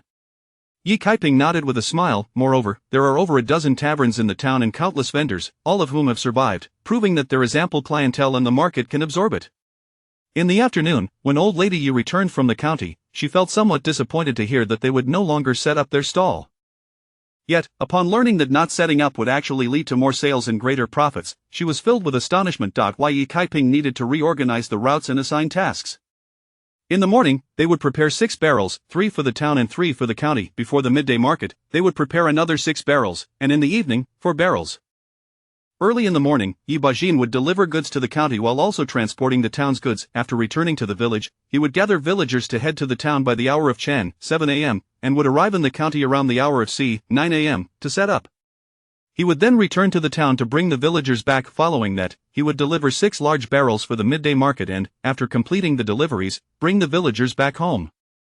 He would also make an evening delivery. Once Yi Kaiping clarified the routes, she was left in awe. Yi Bajin seemed to be exceedingly busy, running around all day. After explaining the delivery routes to him, Yi Bajin scratched his head and chuckled, I don't mind the running, but it's a bit exhausting for the ox.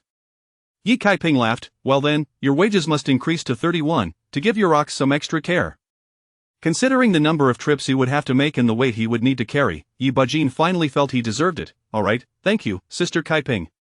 But as for Fubao's spicy soup, Yi Bajin grinned, it's just a bowl of spicy soup, same as before. Just make sure to set it aside for him and remind Aunt not to forget to come and pick it up. Yi Bajin beamed, so happy that he was at a loss for words. Yi Kaiping remarked, however, Bajin, now that you can earn 31 a day, you shouldn't have to toil so hard to transport villagers anymore, right? Not every villager was willing to pay for the ox cart service, and even during the busiest mornings, he might only have 5 or 6 passengers, sometimes even an empty cart. Yi Bajin insisted, no, that won't do. Although not everyone is willing to spend that money, we must have at least one ox cart operating in the village. Surely there will be those who wish to ride.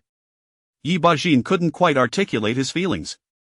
It wasn't just about making a few coins, but rather a sense of responsibility. Yi Kaiping understood, alright then, once you've earned some money, I'll buy another ox cart, making it easier to transport goods. Yi Kaiping smiled and nodded. With the ox cart arrangements in place, the next task was to assign individuals for deliveries and stall operations. She and old lady Yi would no longer set up stalls but would focus on preparing the soup at home. Yi Erquin would take one of the Jenner sisters to the stalls for deliveries. Whichever of Yi Erquin was not at the stall would handle the deliveries. Occasionally, she could also set up a stall, allowing everyone to take turns and have some rest. As for wages, old lady Yi did not increase her own, but Yi Erquin's were raised by 5 now totaling 25 a day. Yi Bajin earned 30 plus a bowl of spicy soup because he not only delivered goods but also made 3 round trips a day, using both the cart and the ox. After clarifying all the arrangements, Yi Kaiping finally let out a long sigh of relief. Chapter 56, Spatial Upgrades in Great Fools. The day after tomorrow, deliveries will be made to the other 2 restaurants in Fat Sister, so Yi Kaiping went to the town to procure supplies the following day. She purchased 100 pounds of wood ear mushrooms and day lily buds, along with 2 large iron woks capable of cooking a substantial quantity at once. Fortunately, she had designed a spacious kitchen when building the house years ago. Otherwise, given today's workload, it would have been impossible to manage. At this moment, Yi Peng and Yin Hua entered, each carrying a bundle of firewood. Yi Kaiping approached them and handed over 12 Yi Peng was taken aback. Why are you giving me money, Aunt? Yi Kaiping replied, from now on, I will need 6 bundles of firewood each day, and at 2 per bundle, that totals 12 Yi Peng was momentarily stunned and quickly waved his hands. No. Grandma will scold me. How can we charge for firewood used at home? While the firewood is indeed shared among us, preparing the spicy soup is a business, and 2 barrels of soup require 1 bundle of firewood. This is a matter of fuel expenses, and one must pay what is due. Otherwise, those 2 children carrying 2 bundles a day would suffice for the household's needs. Now that we have started the spicy soup business, we need 8 bundles a day. It is exhausting, and it still falls short of what is needed for the soup. At this moment, old Yi was idly smoking a pipe at the doorway. You should accept what your aunt gives you. He had learned this lesson when Yi Kaiping was paying Dequan and Erquan for their labor. Some matters require a clear distinction between public and private. One must demand payment for labor, or else there will be confusion and discord. Yi Peng and Yin Hua exchanged glances of delight, but a moment later, Yi Peng furrowed his brow. But we can't gather 6 bundles in a day. Yin Hua added, we need to go catch grasshoppers in the morning. Otherwise, the chicks will go hungry. We also need to catch grasshoppers while chopping wood. Yi Kaiping chuckled. Yinhua, why don't you ask your sister and the brothers Yong and Xian if they have time to chop wood? Yinhua dashed out, and soon found Yi Yong and Yi Xian weeding in the fields. Not long after, Yinhua returned. Eldest brother and second brother said they want tea chop wood, and sister want tea either. Her mind is only on the chicks. Besides cooking and washing, she is busy catching bugs and grasshoppers. Then go find Yi Xing and Yi Wang. If they are unavailable, seek out others. In any case, I need 6 bundles today, so you can distribute this 12 one. Yinhua felt a sense of trust and smiled sweetly before running off again. Before long, Yi Xing and Yi Wang returned with Yinhua, each carrying a bundle of firewood. Yi Peng felt a mix of curiosity and pride, thinking of himself as a grand manager, and handed them 2 one each. Yi Kaiping recalled the 2 boxes of snacks that Master Ji had sent yesterday, one filled with peanut candy and the other with osmanthus cake. She handed the box of peanut candy to the Yi brothers. Take this home to your grandparents. Thank you, Aunt. The brothers' eyes sparkled as they hurried off with the candy. Yinhua watched eagerly. Yi Kaiping laughed. There's more. I forgot to give you some yesterday because I was too busy. Here, have a couple of pieces to taste. Yinhua swallowed hard. Eldest brother and second brother are still in the fields. We should all eat together after dinner. Sounds good. Yi Kaiping patted her head. Yinhua was truly well behaved. The next day, Yi Kaiping and Old Ji rose early, initiating a new routine in their lives. After delivering the goods, Yi Erquin could return home with the money in hand. Yi Kaiping had arranged with the 3 restaurants and Fat Sister for a cash-on-delivery payment method, settling accounts on the spot. In a mere 2 days, Yi Kaiping earned 10 taels and 2 qian. This was only the beginning. With a steady stream of income to follow, coupled with the earnings from her previous market stall, she now had a total of 18 taels. Yi Kaiping opened the system panel, and a long-awaited mechanical voice echoed, "Host, you have returned. To obtain transaction privileges, please upgrade the space." Yi Kaiping nodded slightly and promptly pressed the upgrade button. Upgrading the space required a cost of 10 taels. Would you like to proceed with the upgrade? Yi Kaiping pressed the affirmative button. The space is currently upgrading 1. 2. 100. Congratulations, host, the upgrade was successful. Storage space has increased tenfold to 1 cubic meter. Transaction opportunities are now 3 times, with a limit of 20 taels. Yi Kaiping mused. Being a host is indeed different. It even informed me of the transaction opportunities. The host has the right to be informed. Yi Kaiping widened her eyes. It can actually respond. However, the system remained silent thereafter. Yi Kaiping began to understand. This system was not fully intelligent, but rather a reactive NPC, responding only when prompted by specific keywords needing explanation. Yi Kaiping continued. Wait a minute, before the upgrade, I had already completed 4 transactions. Why has it reduced to 3 after the upgrade? This system only allows 3 transactions after each upgrade. The additional 1 prior was merely a trial for the host. Yi Kaiping frowned. While that may be true, the transaction limit of 20 taels is rather stingy. 20 taels is not stingy. This system exists to provide the host with a safeguard for their pastoral life, not to facilitate the host's speculative trading or easy profiteering. Yi Kaiping's lips twitched. This system was not particularly astute, riddled with loopholes. Even with a limit of 20 taels, one could still engage in speculative trading. For instance, spending 10 taels to purchase a mountain ginseng from the system could easily yield a resale price of 200 taels. In the book, Li Jiaojiu relied on this method to sell 2 ginseng roots each month, making a profit of 400 taels, spending her days idly at home, living off her gains. Later, she encountered the regent and the wife of the duke, as well as a divine physician, all while never having planted a single herb or earned a coin through her own labor. Meanwhile, Yi Kaiping had worked diligently in the fields, toiling early and late. This limit of 20 taels and 3 transaction opportunities was too good to waste. After a moment's contemplation, Yi Kaiping revealed a mischievous smile and clicked on the page. The host chose a clear glass vase, priced at 10 won each. Would you like to purchase? Buy. Before long, a glass vase appeared in her space, its craftsmanship commendable. After completing the spicy soup for lunch, Yi Kaiping shouldered her basket and headed up the mountain. After wandering around the mountain, she arrived at the village entrance. After waiting for a while, she encountered a bullock cart from another village and climbed aboard. Instead of heading to the town or county, she went directly to the capital city, finding a shop that sold vases and porcelain. Yi Kaiping placed the glass vase on the counter. Shopkeeper, this is what I dug up on the mountain. The shopkeeper's eyes widened in astonishment as he examined the vase. My goodness, this is a glass vase. How is it so transparent? He then called over several craftsmen who worked with porcelain and glass, chattering excitedly about it. Yi Kaiping patiently waited on the side. After a considerable time, the shopkeeper finally said, "Where did you find this vase, young lady?" "At the back mountain of Dashi town, in Dania village," Yi Kaiping casually fabricated a location. "How much do you want for this vase?" Yi Kaiping replied, "You name a price, shopkeeper." The shopkeeper's eyes gleamed with interest. "While it is indeed very transparent, it is still somewhat lacking, so I can only offer you 100 taels. He glanced nervously at Yi Kaiping. Yi Kaiping understood just how significant this vase would be to people in this era. Its value far exceeded 100 taels. However, to sell a 10-won glass vase for 100 taels made her feel somewhat embarrassed, so she nodded. "All right." The shopkeeper breathed a sigh of relief, seeing Yi Kaiping's expression that seemed to regard him as a great fool, and promptly took out a silver note, accepting the vase. Yi Kaiping noticed that the shopkeeper also regarded her with the same expression and, having received her payment, promptly left the shop. Chapter 57. That as quite soiled on her way home, Yi Kaiping spent 300 won in the space to purchase 100 jin of fine white rice. Upon reaching her doorstep, she took out 50 jin of rice, packed it into a pre-prepared burlap sack, and dragged it inside. Just as she was about to prepare spicy soup, old lady Yi exclaimed, "Kaiping, why did you buy so much white rice?" "We can eat 50 jin is enough for our family for an entire month." Yi Kaiping pulled the rice into the kitchen and finally set it down, taking a deep breath. "We've been fortunate enough to have brown rice and cassava every day. This white rice is far too precious. 50 jin costs a whole tael of silver." Yi Kaiping chuckled. "What is just one tael?" Old lady Yi shot her a reproachful glance and whispered, "You little rascal, I know you earn a lot, but you mustn't squander it so recklessly."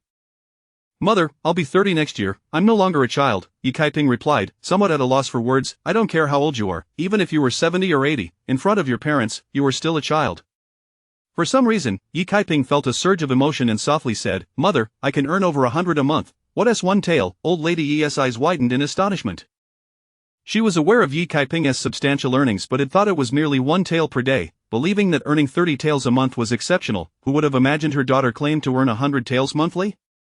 Old lady Yi was so shocked she nearly leaped up, hastily covering Yi Kaiping's mouth. "Hush, don't speak of it. Wealth should not be flaunted. Never reveal how much you earn to others, not even to your father or your elder brothers." Yi Kaiping nodded in agreement. Old lady Yi then released her grip. "But even if you earn a lot, you mustn't be so extravagant. If we wish to eat, we can buy it ourselves. I am currently earning 30 won a day. You're only willing to spend money if it's for mischief," Old lady Yi retorted, her frustration palpable. Yi Kaiping protested, "Alright, mother, this is my way of honoring you and father." At this, old lady Yi smiled broadly and poured the rice into the wooden tub. That evening, the Yi family enjoyed the long-missed white rice, and Yi Peng had caught 2 large grass carp from the river, which he cooked as braised fish pieces. The family feasted, their mouths nearly glistening with oil. Li Jiaojiu had been waiting for several days, yet Yi Kaiping had not proactively delivered the jade to her. She sat sulking in her room when suddenly, the laughter of old lady Li echoed outside. Clad in a vibrant purple floral dress, old lady Li was followed by Dogwei's mother. "Aunt, that outfit of yours is truly stunning. It's quite unique in our village. Not only is the color bright, but it is also embroidered with flowers." "All thanks to my dear Jiaojiu for her filial piety," old lady Li replied, beaming. Dogwei's mother praised, "No wonder my Dogwa keeps calling out Sister Jiaojiu every day. She truly is a dutiful child." Flattered, old lady Li swelled with pride. After Dogwei's mother left, old lady Li still felt exhilarated. Wearing this outfit made her feel like the lady of a wealthy household. Since her son married Zhang Shuinan, life had truly become more beautiful. Her son not only had a respectable title but her granddaughter had unearthed ginseng, bringing in 200 taels for the family. Moreover, her granddaughter was exceptionally dutiful, gifting her new fabric for clothing. Old lady Li felt that her current life was akin to paradise. Spotting Li Jiaojiu's window open, she approached. "Jiaojiu, do you think I look pretty in this dress?" "Yes, it's beautiful," Li Jiaojiu genuinely complimented. "If only I had a hairpin to match," old lady Li hinted, "like the one your mother has. I truly admire it. The pinhead has a flower." Li Jiaojiu laughed, "It's just a silver hairpin. I'll buy one for you tomorrow." Overjoyed, old lady Li seized Li Jiaojiu's hand. "Look at this, now this is my true granddaughter." She rushed out, boasting to anyone she encountered that her granddaughter would soon gift her a silver hairpin. At noon, Li Zimo returned from the academy and hurried into Li Jiaojiu's room. "Jiaojiu, are you really going to buy a silver hairpin for grandma? The last one your mother bought cost 7 taels. Li Jiaojiu dismissed his concern. "What is 7 taels? Li Zimo was taken aback, whispering, "Even if you have 200 taels, you shouldn't spend so extravagantly. The last time you gifted the family, it cost 20 taels. I still have to pay the school fees, 2 taels each month, and you often buy meat. How much do we have left now?" "I haven't touched the 200 taels, don't worry." When she left the Sun family, she had cleverly sold all their land and houses, as well as 3 cousins and 2 cousins to a broker, earning over 70 taels. She spent 30 taels on Zhang Xuan's dowry and recently spent 20 taels, leaving her with just over 20 taels. Adding that to the 200 taels, she had a total of 220 taels. That may be true, but you spend so freely, it won't last long, Li Zimo gasped, realizing that in just over a month, she had already spent more than 50 taels. How long can that money last at this rate? Don't worry, brother, money will always come. Li Zimo choked slightly. Where will it come from? It will come naturally, just like when I found the ginseng. Weren't you all worried about how to manage once that 70 taels was spent? And look, I found ginseng. Li Zimo pondered this logic, recognizing its merit, but wondered if it was merely relying on luck. However, seeing Li Jiajiu's inexplicable confidence, he found himself at a loss for a rebuttal. Li Jiajiu was indeed filled with confidence, an odd sort of confidence that seemed to swell within her chest, making her believe that once the money was spent, more would follow. Such was the design of fate. Yes, it felt like a sense of destiny. Suddenly, the thought of the jade flashed in her mind, causing her to feel a bit restless. She dashed out of the room and into Li Ziyuan's space. Li Ziyuan was reading when he looked up. Father, why hasn't the jade been delivered yet? Li Ziyuan hesitated, feeling somewhat reluctant to face Li Jiajiu, but he felt embarrassed. He had confidently asserted that Ye Kaiping would come forward, yet after so many days, there had been no sign. He quickly reassured her, don't worry, just wait a few more days. She will certainly come. Yes, she will definitely come. Why wouldn't she? How could she possibly let go of him? She has just become cleverer now. Surely the Yi family must be advising her to bide her time and wait for him to approach her. Ha, the esteemed scholar Li Ziyuan, thinking he would lower himself to approach her? How absurd. Let us wait a little longer. Knowing her, she won't be able to hold out much longer. Scholar uncle, Dogwa rushed in. The ox cart has arrived. Li Ziyuan stood up, gently assuring Li Jiajiu, Jiajiu, don't worry. You trust your father, don't you? Li Jiajiu opened her lips to respond but ultimately nodded. Naturally, I trust you, father. However, you must give me some time. Within 3 days, if I don't receive the jade within 3 days, I'll go find her. And I'll have to tell mother. Li Ziyuan was taken aback. No, you know your mother's temperament. If she finds out I've been in contact with the Yi family, she'll be furious.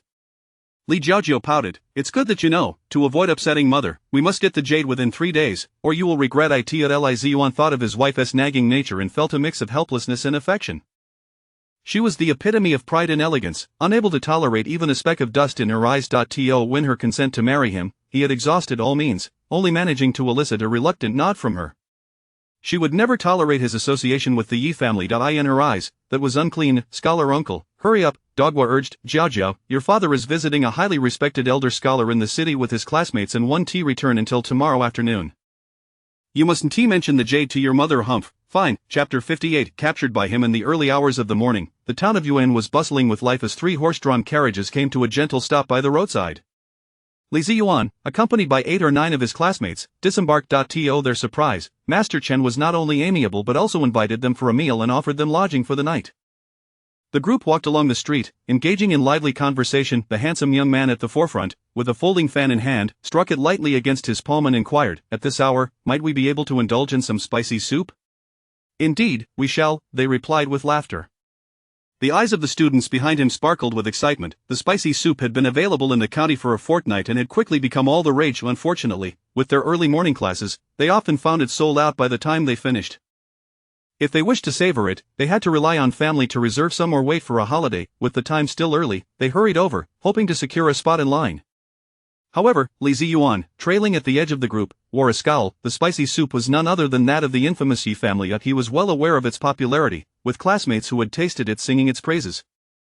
Yet, after trying it himself, Zhao Jiao and ZMO had informed him it was far from palatable, leaving him puzzled as to why it garnered such acclaim. Having dined on Yi family meals for 14 years, he could only describe them as unremarkable. It was implausible that the spicy soup could be any better. Humph. That wretched woman from the Yi family is probably waiting for me to make an appearance. If I visit the soup stall, it would be akin to delivering myself to her doorstep. Wouldn't that flatter her to no end? Li Ziyuan stepped forward and remarked, what is so delightful about spicy soup? It is merely a street food, hardly comparable to the exquisite congee served at Rui Tower. Let us go there instead. The students frowned, displeased. Oh, what a mystery! How could Brother Ziyuan, of such esteemed lineage, fail to appreciate street delicacies? Inquired Lu Gaosheng, a humble scholar of modest origins. We all find it delightful, yet Brother Ziyuan declares it unworthy. Perhaps he should reflect upon his own palate, added Chen Hai, another scholar. The leading young man turned to Li Ziyuan and gently said, we all desire to taste the spicy soup. If Brother Ziyuan is not inclined, he may return home. Li Ziyuan's expression shifted, and he quickly smiled, no. I too wish to partake, it's just that I've had quite a bit recently, and I thought to change things up. The young man smiled back, choosing not to pursue the matter further. The other students, witnessing this exchange, refrained from voicing their opinions. Li Yuan let out a sigh of relief. The young man's name was Zhang Yan, the brother-in-law of the local magistrate. This status allowed Zhang Yan to navigate Yuan with ease, yet, he was known for his gentle demeanor and noble character, never engaging in wrongdoing. Gifted with remarkable talent, he had achieved the status of scholar at the tender age of 20, even ranking first in his examinations. Regrettably, he had suffered a serious illness in recent years, otherwise, he would have already attained the title of Jinshi. Due to his esteemed position and outstanding abilities, Zhang Yan was regarded as the foremost scholar at Mingyue Academy. We must hasten, or we shall miss out, Chen Hai urged. It is a pity it is only available in the morning. If only we could enjoy it at night as well, Zhang Yan lamented. Li Yuan suddenly had an idea that can be easily arranged. If Brother Zhang desires it, I shall procure the recipe for you, allowing you to enjoy it whenever you wish. Upon hearing this, all the scholars fell silent. They were acutely aware of the spicy soup's popularity. Several taverns had sought to purchase the recipe but found themselves unsuccessful. How could an ordinary scholar like Li Yuan claim he could simply procure it? Zhang Yan regarded him with curiosity. Brother Li, what do you mean by that? After a moment of contemplation, Li Yuan replied, to be candid, the vendor is an acquaintance of mine. Obtaining the recipe is merely a matter of a few words. Lu Gaosheng and the others looked on in shock as Chen Hai scoffed. Could it be that Brother Li has lost his senses? That recipe is of great value. What acquaintance could possibly part with a means of livelihood for just a few words? Lu Gaosheng added, be cautious lest your tongue be caught in the wind. Li Yuan shot them a glance, smirking, just watch and see. Your lack of ability does not imply that others lack it as well. Zhang Yan interjected, why must we take away another's means of survival? I have no desire for the recipe, I merely expressed a sentiment. Li Yuan chuckled, Brother Zhang, do not be so modest. My offer is simply to ensure you can enjoy fresh and piping hot soup without the need to rise early and wait. As long as you keep the recipe to yourself, it does not equate to depriving someone of their livelihood. Zhang Yan pondered this and found it reasonable. Li Yuan continued, rest assured, it is a trivial matter, the vendor will not feel burdened. Seeing Li Yuan's casual demeanor, Zhang Yan smiled and nodded, then I shall be in your debt, Brother Li. With a simple word of gratitude from Zhang Yan, Li Yuan felt a surge of excitement within. A small matter indeed. Let us head to the spicy soup stall at once. Though he was already a scholar, the people at the academy often remarked that his success was merely due to good fortune. A bunch of petty, envious souls. Previously, Zhang Yan had not been particularly close to him, they were hardly even acquaintances. It was only after Li Yuan achieved the title of scholar that he began to attend some of Zhang Yan's gatherings. Yet, he remained a peripheral figure. By presenting the recipe to Zhang Yan, he could finally secure his place in Zhang Yan's circle. At that point, not only would he gain access to gatherings of scholars, but he could also mingle with the upper echelons of Yuan society. Such connections would undoubtedly benefit his future examinations. Furthermore, given Zhang Yan's character, even if he obtained the recipe, he would likely keep it under wraps. Considering the immense popularity of the spicy soup, the recipe could potentially fetch hundreds of taels. The thought made Li Yuan's heart race with anticipation. He was not at all concerned about the possibility of not acquiring the recipe, for the vendor was none other than Yi. But for Zhang Yan's sake, I shall pay her a visit myself, he mused.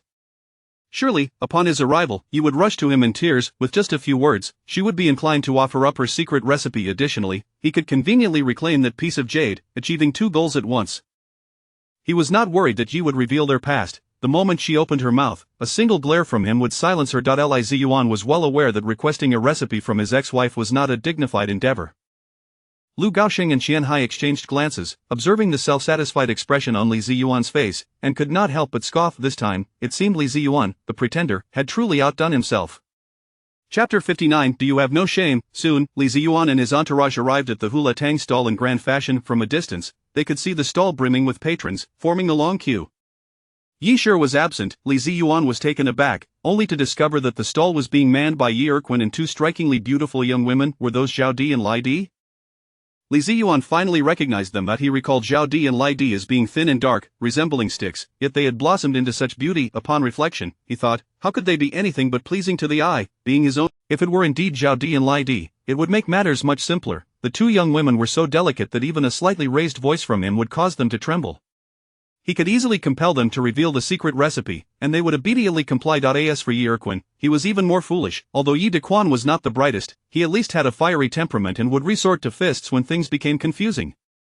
Yi Erquin, on the other hand, was a simpleton, standing there in a daze when faced with a problem. "There are so many people, let us queue up quickly," Lu Gaosheng suggested. Li Ziyuan, assuming the role of host, replied, "Q, I shall have them serve us directly. We must also request they clear a table for us. Zheng brother, please wait here for a moment." Zhang Nian and Xianhai nodded, watching as Li Ziyuan approached the stall step by step. Yi Erquin ladled a bowl of soup, which Yi Jiner accepted, adding chili oil as per the customer's requests, while Huaner collected payment, all proceeding in an orderly fashion. When Li Ziyuan reached Yi Jiner, the sisters paused momentarily, a flicker of disdain crossing their eyes as they pretended not to see him and continued their tasks. Surprised by their glance, Li Ziyuan remained still, feeling somewhat bewildered. Zhang Nian and the others were observing as well. Li Ziyuan turned to Yi Jiner and called out, "Zhao Di." Yi Jiner slammed her hand on the table and exclaimed, "Who is Zhao Di?" "I am Yi Jiner, and who might you be?" Li Ziyuan was left in a state of disbelief. Was this truly his daughter, who had once been too timid to speak loudly? Realizing the situation was spiraling, he recalled his earlier insistence that obtaining the recipe would be a trivial matter. Zhang Nian and the others were still watching. Li Ziyuan's expression darkened.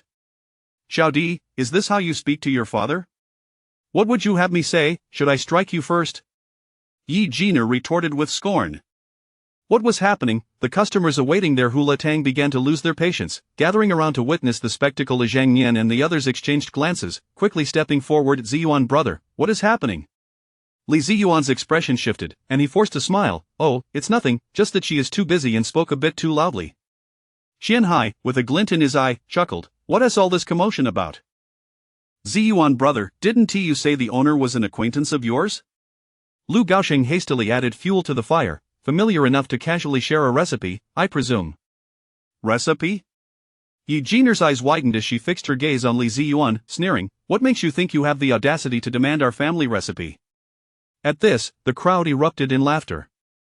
Numerous taverns had sought the recipe, each offering increasingly higher prices, yet none had succeeded in obtaining it. Who was this impudent individual to think he could acquire it with mere words? Even his fellow classmates looked on with derision. Li Ziyuan's face flushed crimson with embarrassment and indignation. "No, I am not just some random person, I am indeed an acquaintance." "Who are you acquainted with?" "I do not know you, begone." Yi Jiner shot back fiercely. "Put." Xianhai laughed. "Ziyuan brother, she has clearly stated she doesn't know you. Have you perhaps lost your memory? If you wish to persuade her for the recipe, at least concoct a better excuse. And even if you were acquaintances, what right does she have to part with it?" Zhang Nian's expression turned serious. "Ziyuan brother, what is going on?" Li Ziyuan's face burned with humiliation as he pleaded, "It's not what you think. We truly are acquaintances. In fact, they are my daughters, Li Zhao Di and Li Lai Di." He then turned to Yi Jiner. "You wretched girl, I am your biological father, how could you claim not to know me? You are being unfilial. You bear the surname Li while I bear the surname Yi. How could you possibly be my father? Do you have any proof that I am your daughter? Is my name on your household registration?" Li Ziyuan was momentarily at a loss for words. Zhang Nian and the others frowned. "Even without your name, you are still my legitimate daughter," he retorted, turning back to Zhang Nian to explain. "Zheng brother, they truly are my daughters. I swear to the heavens, if I am lying, may lightning strike me down. The reason they bear the surname Yi is that my ex-wife, Yishir, physically assaulted my mother-in-law, even breaking my mother's leg. I tolerated her for many years, but in a fit of rage, I divorced her. These two girls insisted on following Yishir, and I had no choice but to let them go. Initially, they were quite well behaved at home, yet after just a month or two away, they have become so fierce. They even refused to acknowledge their biological father." He shook his head, feigning a look of deep dismay. "Zhao Di, Lai Di, regardless of the circumstances, I am still your biological father. Why must you glare at me and speak so harshly?" At this, the onlookers began to regard Yi Jiner and her sister with disapproving glances. Zhang Nian and the others also appeared contemplative, feeling that Yi Jiner and her sister were being excessively unreasonable. Yi Jiner's expression shifted slightly. It seemed that once the notion of filial piety was invoked, any retort would be deemed inappropriate. Yi Erquin stood there, utterly bewildered, unsure of how to navigate this situation. Suddenly, Yi Huana dropped to her knees, covering her mouth as she wept. "Father, why have you done this? Setting aside whether mother truly harmed grandmother, even if she did, you divorced her. What more do you want? She sacrificed herself for us, nearly losing her life, and now bears the stigma of having assaulted her mother-in-law. You say we must follow her, but why must we follow a wicked woman? Is being the daughter of a scholar not preferable, or is the reputation of a wicked woman so appealing? Upon hearing this, many in the crowd began to murmur among themselves. Even if mother was divorced, as long as she follows her scholar father, they could still live a good life. Their insistence on leaving suggests they could not endure life with their father. To have a mother branded a divorced woman, how difficult will it be for them to seek suitors in the future? They would rather bear such a reputation than stay. It is indeed a complex situation. Zheng Nian and the others exchanged meaningful glances with Li Ziyuan. Li Ziyuan wished to argue, but the status of being a scholar served as irrefutable evidence. We did not choose to leave. We were forced out by you. Yi Huaner cried, tears streaming down her cheeks. The 11 or 12-year-old girl, small and delicate, became even more pitiable in her anguish. Utter nonsense. Li Ziyuan's expression darkened. When did I force you to leave? Were you not the one forcing us out? Yi Jiner's eyes reddened. When mother returned to take us, you were unwilling to let us go. Yi Huaner added, Mother saw this and believed we would fare better staying with you, so she relinquished her claim. She praised you as a learned gentleman of high moral character, assuring us that you would ensure a prosperous marriage for us. She even promised to keep a watchful eye on us, threatening to report to the authorities if we were ever sold. Once you heard that we could not be sold, yet you were unwilling to provide us with a proper dowry, you simply abandoned us and allowed us to go with mother. Many from Li family village and Qingha village witnessed this occurrence. If anyone doubted it, they could inquire and verify. The expressions of those present shifted to one of shock and disdain directed at Li Ziyuan. Regardless of his ex-wife's character, her subsequent actions were commendable, as she consistently looked out for her daughters, wishing for their well-being. If Li, the scholar, had no intention of selling his daughters, why would he let them leave so easily? It was evident that he was unwilling to provide a proper dowry. Qianhai scoffed, you always act so high and mighty, yet look at what you're really like. Lu Gaosheng shook his head at Li Ziyuan. Even if they are only girls, they are still your own flesh and blood. How could you entertain the thought of selling your daughters? No, that is not true. Li Ziyuan felt as if he were on the verge of collapse, though these thoughts were the most unsavory in his heart. How could they be laid bare? Li Ziyuan could only continue to explain, Zheng brother, you must believe me, this is all nonsense. The reason they followed Yisher is that she manipulated them, not because I am an unworthy father. You could say we were all misled by their mother. Yi Huan shook her head with a bitter smile, her face filled with despair. Regardless of what you say, it is simply what it is. The past is no longer relevant. Since we have signed the severance document, we are no longer father and daughter. We share no bond. However, the hula tang recipe was painstakingly developed by mother after returning to her family.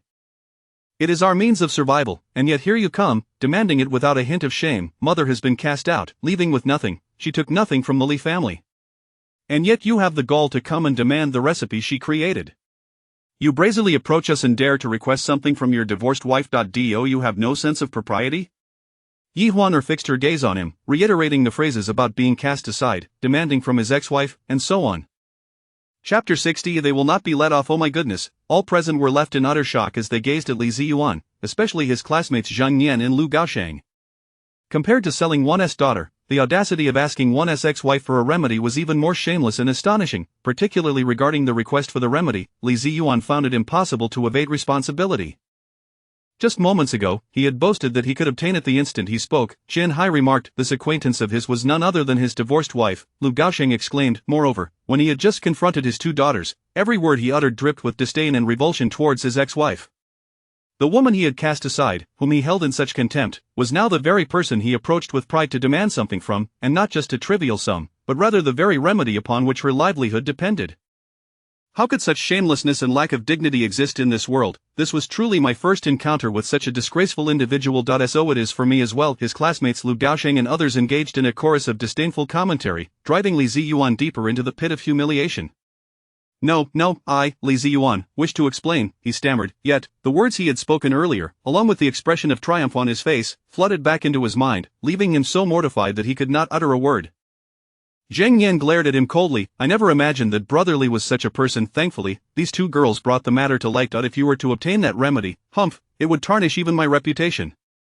With that, he swept away in disdain. No, it is not like that, Brother Zhang. You must allow me to explain, Li Ziyuan implored as he hurried after him. Grant me the chance to clarify. There is more to this matter than meets the eye. I shall prove it to you by tomorrow. He attempted to pursue, but was shoved backward by Chin Hai, with 8 or 9 classmates casting scornful glances in his direction as they departed in laughter. Li Ziyuan's mind erupted with a deafening roar, and his vision darkened. It was over, everything was over. Not only had he offended Zhang Yan, but the noble image he had painstakingly cultivated would also be utterly destroyed.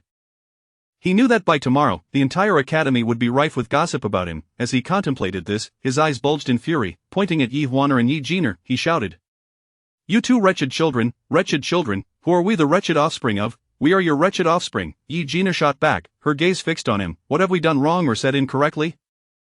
Did you not cast aside our mother? Have we not severed ties? Are you not shamelessly seeking the remedy from your divorced wife?" The onlookers, still gathered, had yet to disperse, and they were captivated by the unfolding drama. Li Ziyuan, enraged to the point of near blackout, gritted his teeth and replied, "Very well, is this how the Yi family raises their daughters? I shall confront her upon my return. Let us see if she doesn't teach you a lesson." Not only Yi Jiner and her sister, but all present stood in stunned silence. What was he implying? Was he truly going to complain to the ex-wife he had cast aside? Li Ziyuan sensed the judgment in their gazes and barked, "What do you know?" Yi Jiner, growing impatient, retorted, "Get lost." With that, she splashed a bowl of spicy soup over him, drenching his head and face. Fuming with rage, Li Ziyuan was restrained by others. As Yi Erquin rushed forward to protect the two nieces, a crowd of ants began to berate him, condemning him not only for attempting to seize his ex-wife's remedy but also for striking his daughters, calling him a scoundrel and a disgraceful gentleman. Overwhelmed by their reproach, Li Ziyuan fled in disgrace. All right, dear girl, do not cry any longer." Several ants handed tissues to Yi Huaner. Through her sobs, Yi Huaner managed to say, "Thank you, uncles and aunts. Today's business is ruined. We have half a bucket of spicy soup left. Let us offer it to you as a token of gratitude for your assistance." The onlookers felt their hearts ache even more. What a clever and understanding girl she was, yet she had fallen victim to such a vile father. Li Jiaojiao leaned against the bed, staring blankly at a woman before her. The woman, in her early 30s, possessed a graceful beauty, her gentle eyes and serene demeanor exuding tranquility. "Have you seen enough?" Zhang Shuangyang teased with a smile directed at Li Jiaojiao. "Not nearly. I wish to gaze upon my mother for a lifetime," Li Jiaojiao declared, throwing herself into her mother's embrace, her smile sweet and affectionate. The memory of her mother's tragic death in her past life was still vivid. Now, the peaceful routine of this life felt all the more precious. At that moment, the door was flung open with a loud bang, and Li Ziyuan entered in a disheveled state. The mother and daughter were taken aback, and Li Jiaojiao stood up. "Father, what has happened to you?" Her father, known for his refined and elegant demeanor, had never appeared so disordered. Li Ziyuan's expression changed dramatically. The events in the county had indeed been humiliating, and he could only say, "I fell and need to change my clothes. I have matters to attend to." Li Jiaojiao sniffled. "That doesn't seem right. How could you fall like this?" Zhang Shuanyang frowned. Upon seeing Zhang Shuanyang, Li Ziyuan's anger dissipated instantly, and he spoke gently, "I merely stumbled over a stone and fell into a porridge stall. No need to worry, it is just a minor incident." Zhang Shuanyang nodded lightly, gesturing to the wardrobe. "Then hurry and change your clothes." After she turned to leave the room, Li Ziyuan watched her retreating figure, feeling a sense of satisfaction and gratitude. Shuanyang was becoming increasingly caring towards him. However, the thought of Yi Kaiping and her daughter filled his eyes with rage. "Father, you were lying. You did not fall. You went to see the Yi family," Li Jiaojiao accused, her gaze fixed intently on him. "You smell of spicy soup." Li Ziyuan's expression shifted, and he hurriedly said, "Do not speak of this. Your mother will be angry if she finds out." "Then you must tell me what happened, or I shall inform mother." Left with no choice, Li Ziyuan pulled her into the room and recounted the events from the county in detail. Unbelievable, how can such a disloyal person exist in this world? Li Jiaojia clenched her fists tightly, her eyes blazing with rage. If this matter does not settle, father's reputation will be ruined, which may even affect the imperial examination. "Do not worry, I will resolve this matter immediately." Li Ziyuan gritted his teeth. "Those two wretched children must have been corrupted by the Yi family's teachings to behave. I will go to the Yi family with you," Li Jiaojiao declared coldly. However, Li Ziyuan feared she might report him again and could only agree. "You go out first, I'll change my clothes and join you." Once Li Jiaojiao exited, she waited at the door. The Yi family was located at the village entrance, easily visible from the main road. In the distance, a bull cart was seen slowly approaching, carrying Yi Erquin and the Yi sisters. Li Jiaojiao's expression darkened. After her rebirth, she had vowed to protect all those who loved her. She would not let them escape unscathed for causing her father to lose face. With that thought, she pulled out a slingshot from her pocket, picked up a sharp stone, and shot it with force. "Old bull, what are you doing?" Yi Bajin shouted. The bull pulling the cart suddenly bolted forward.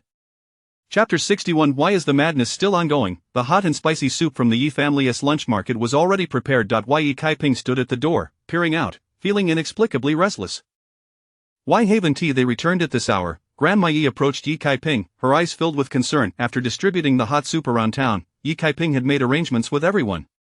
The vendors from the county must return home before noon. Even if they did not sell out, they had to come back, or else the goods for midday would not be delivered. At this time, they would have already arrived. I can hear them, Grandma Yi sighed in relief, smiling. Indeed, Yi Bajin's silhouette, driving the ox cart, soon appeared around the corner, making his way towards them. Once the cart came to a stop, Yi Kaiping and her daughter hurried forward, asking, "Why are you so late today?" Yi Jinera's face was filled with fatigue as she replied, "There were some matters to attend to." As she spoke, she cautiously placed one foot down, limping as she walked. Yi Kaiping was taken aback, suddenly noticing that not only had Jiner become a little lame, but there were also scrapes on Huaner's small face, and Yi Erquin had a small bump on his forehead. "How have you all been injured?" Yi Kaiping exclaimed, rushing to support Yi Jiner. Yi Bajin stammered apologetically, "I don't know what happened." The black ox suddenly took off halfway, and the cart rolled down the hillside. Yi Erquin looked dejected. "A wooden bucket rolled away, and we searched for quite a while but couldn't find it." Grandma Yi gasped, tightly grasping Yi Huaner and Yi Erquin's hands. "What wooden bucket?" "As long as you're safe, that's what matters. Quickly, let us get inside and talk." Yi Kaiping assisted Yi Jiner as they entered the courtyard. Yi Peng was chopping wood in the yard and, seeing Yi Jiner being supported inside, his expression changed, and he anxiously asked, "What happened to cousin Jiner?" "I fell." Yi Jiner managed a weak smile. "Penger, go fetch Dr. Zhao, quickly," Yi Kaiping urged. Yi Peng dared not ask further, tossing aside the axe and dashing out. Once Yi Kaiping and the others had entered the main room, the elder Yi and the other family members came over, startled by the sight of the three injured. Wei and Yin Hua approached Yi Erquin with red-rimmed eyes. Moments later, Dr. Zhao arrived. After examining them, he announced, "Jiner has a ligament sprain, Huaner has a superficial wound, and Erquin's bump on his head is nothing serious. Just apply cold water first, then switch to hot compresses after a day, 6 to 7 times a day, and it will dissipate." Everyone breathed a sigh of relief. Yi Kaiping added, "By the way, Bajin should come over to take a look, and your ox too." Yi Bajin was pushed over to Dr. Zhao. After examining Bajin and the ox, Dr. Zhao remarked, "Bajin is fortunate, he has no injuries, just like your ox." After Dr. Zhao departed, the weight in Yi Kaiping's heart finally lifted. Yi Bajin quickly apologized, "I'm sorry, it's all my fault for not managing the cart properly." Yi Jiner insisted, "It's not Bajin's fault. I know it must have been Li Ziyuan's doing. Otherwise, why would we fall only when passing by Li family village? What is going on?" Yi Kaiping furrowed her brow, sensing the underlying tension in their words. Yi Jiner didn't hold back and recounted everything that had transpired in the county. "I've never seen anyone so shameless," Yi Jiner spat. "If he hadn't run so fast, I would have doused him with a bucket of soup, and I would have added extra chili."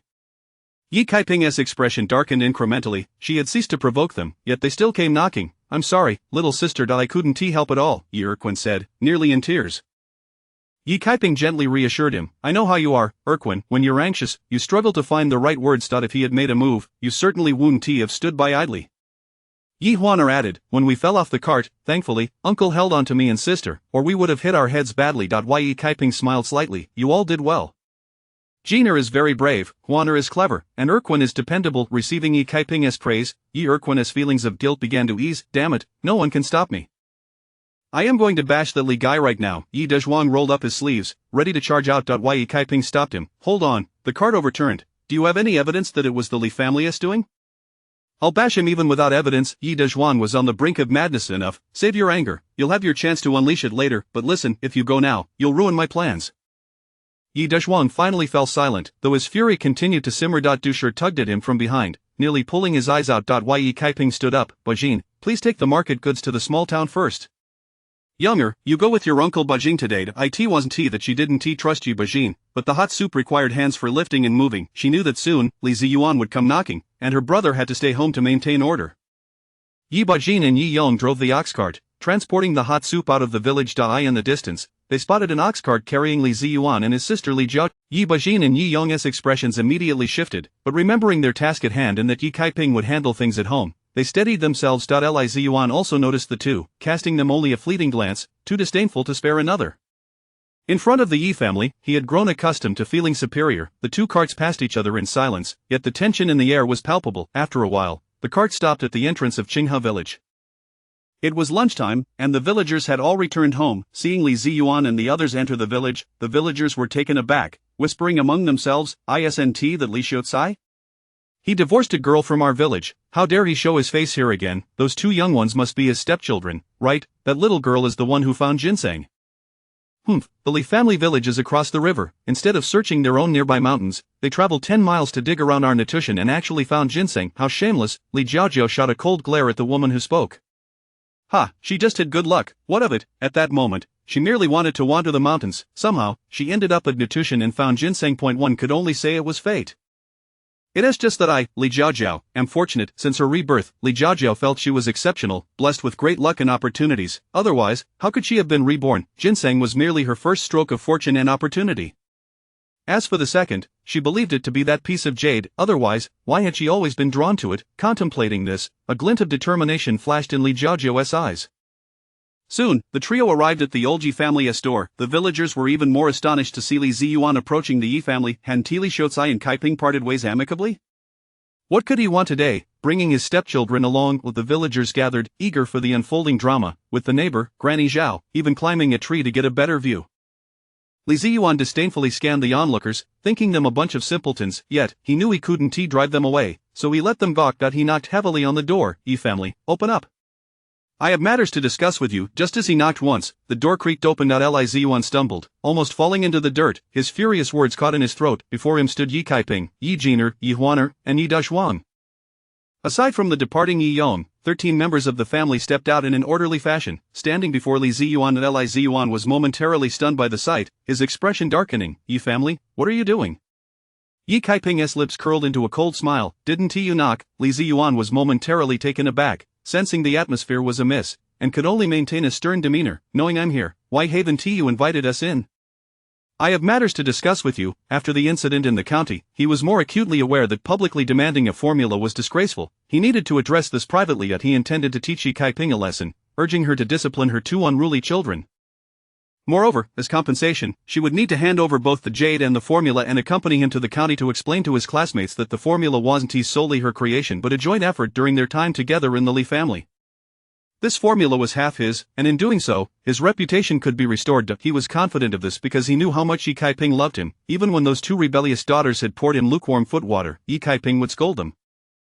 In her heart, he was always her foremost priority, her deity. If he commanded her to kneel, she wouldn't dare stand before him. She was as humble as a dog. Soon, upon learning of the misdeeds of those two daughters in the county, she would surely punish them severely. As he thought this, he cast a scornful glance at Yi Jiner and her sister. Invite you in? Do you think you're worthy? A cold laugh abruptly interrupted Li Ziyuan's musings. Li Ziyuan was momentarily taken aback, realizing it was Yi Kaiping who spoke. Just moments ago, he had been lost in thoughts of how Yi Kaiping would deal with Yi Jiner and her sister. Yi Kaiping's voice was like a bucket of cold water, leaving him stunned. How could she speak to him in such a manner? When had he last spoken to her? It seemed to be after he divorced her, when she came to claim those two compensation girls. At that time, Yi Kaiping's demeanor had been somewhat off, yet he had been immersed in the joy of his engagement with Shui Niang, too preoccupied with her to pay attention to Yi Kaiping. He had thought she was merely acting out due to some distress. Whether it was the day she snatched the two compensation girls or her frenzied ramblings, they were nothing more than desperate attempts to garner his attention. After some time, when she realized her efforts were in vain, she would naturally revert to her old self. But now, more than 2 months had passed, and why did she still seem to be in a continuous state of madness? Li Ziyuan's face darkened as he coldly scoffed. Yi family, stop pretending to be mad and foolish. Your tactics are truly pathetic. Chapter 62, a wake-up call. Yi Kaiping chuckled coldly. Do you truly believe yourself to be irresistibly charming, that I am still pining for you? Li Ziyuan's expression shifted dramatically. What did she mean by that? What did she mean by believe? She indeed was, yet the deep-seated disgust in her eyes seemed all too genuine. Li Ziyuan found himself bewildered. Could it be that she truly no longer cared for him? Impossible, absolutely impossible.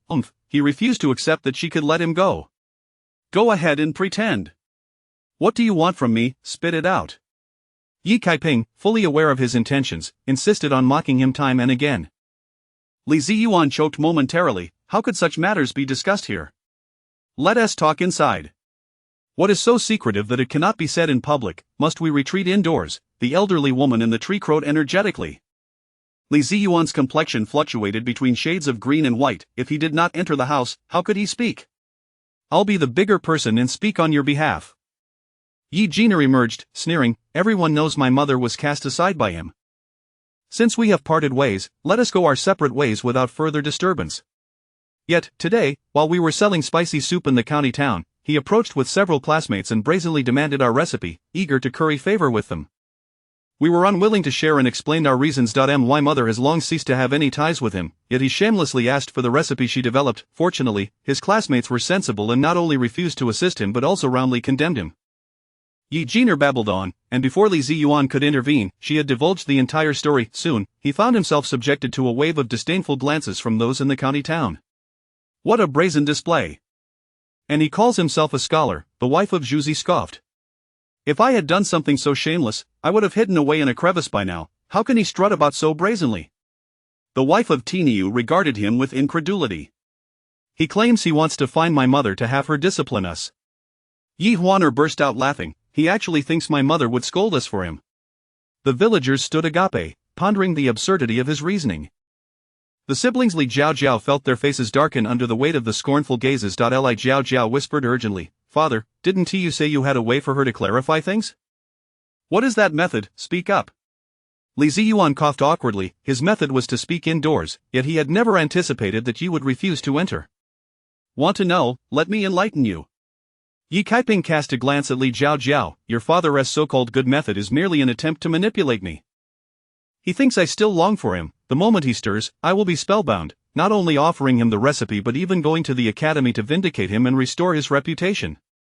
Heavens! The villagers were astonished. He harbored such thoughts. Li Ziyuan's complexion paled. How could she possibly know? No, even if she did, why should it be any different? Yi should indeed be that kind of person.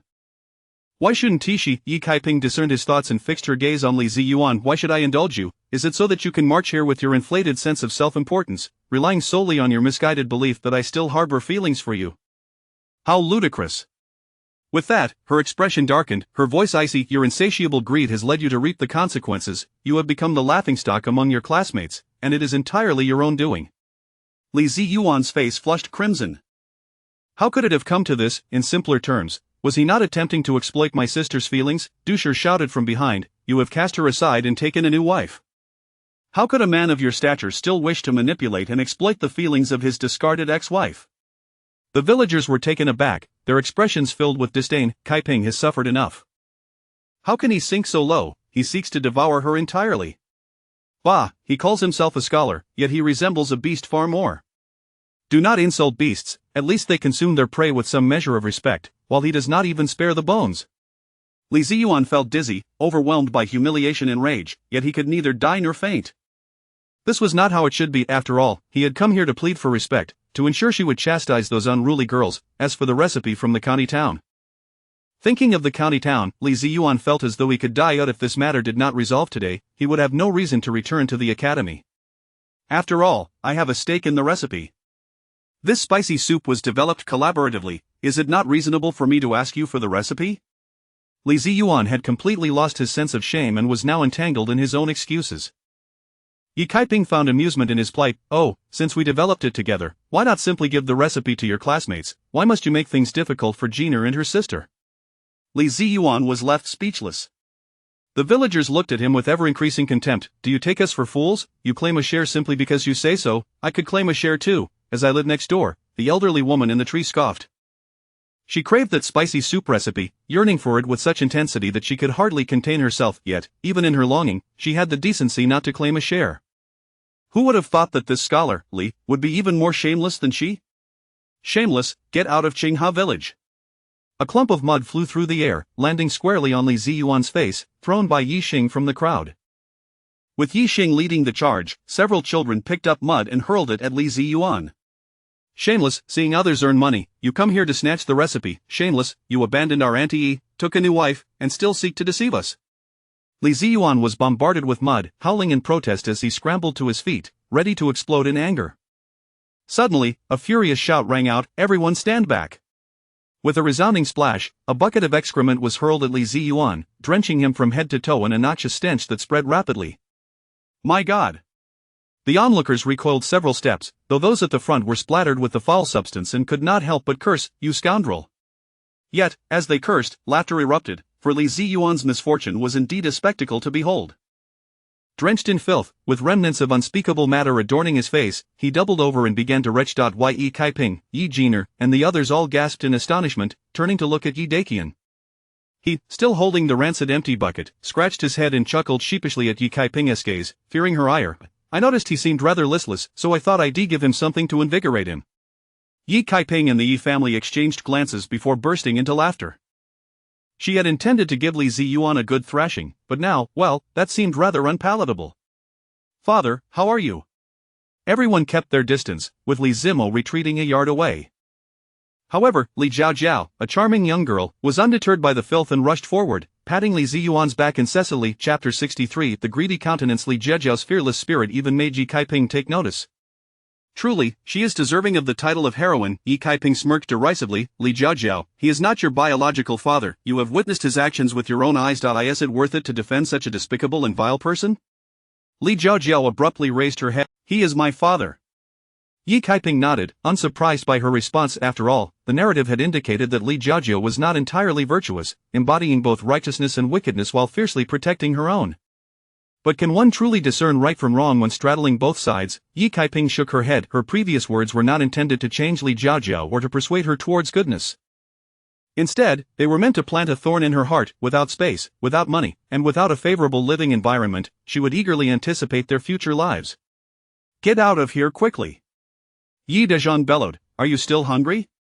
Do you want me to pour another bucket on you?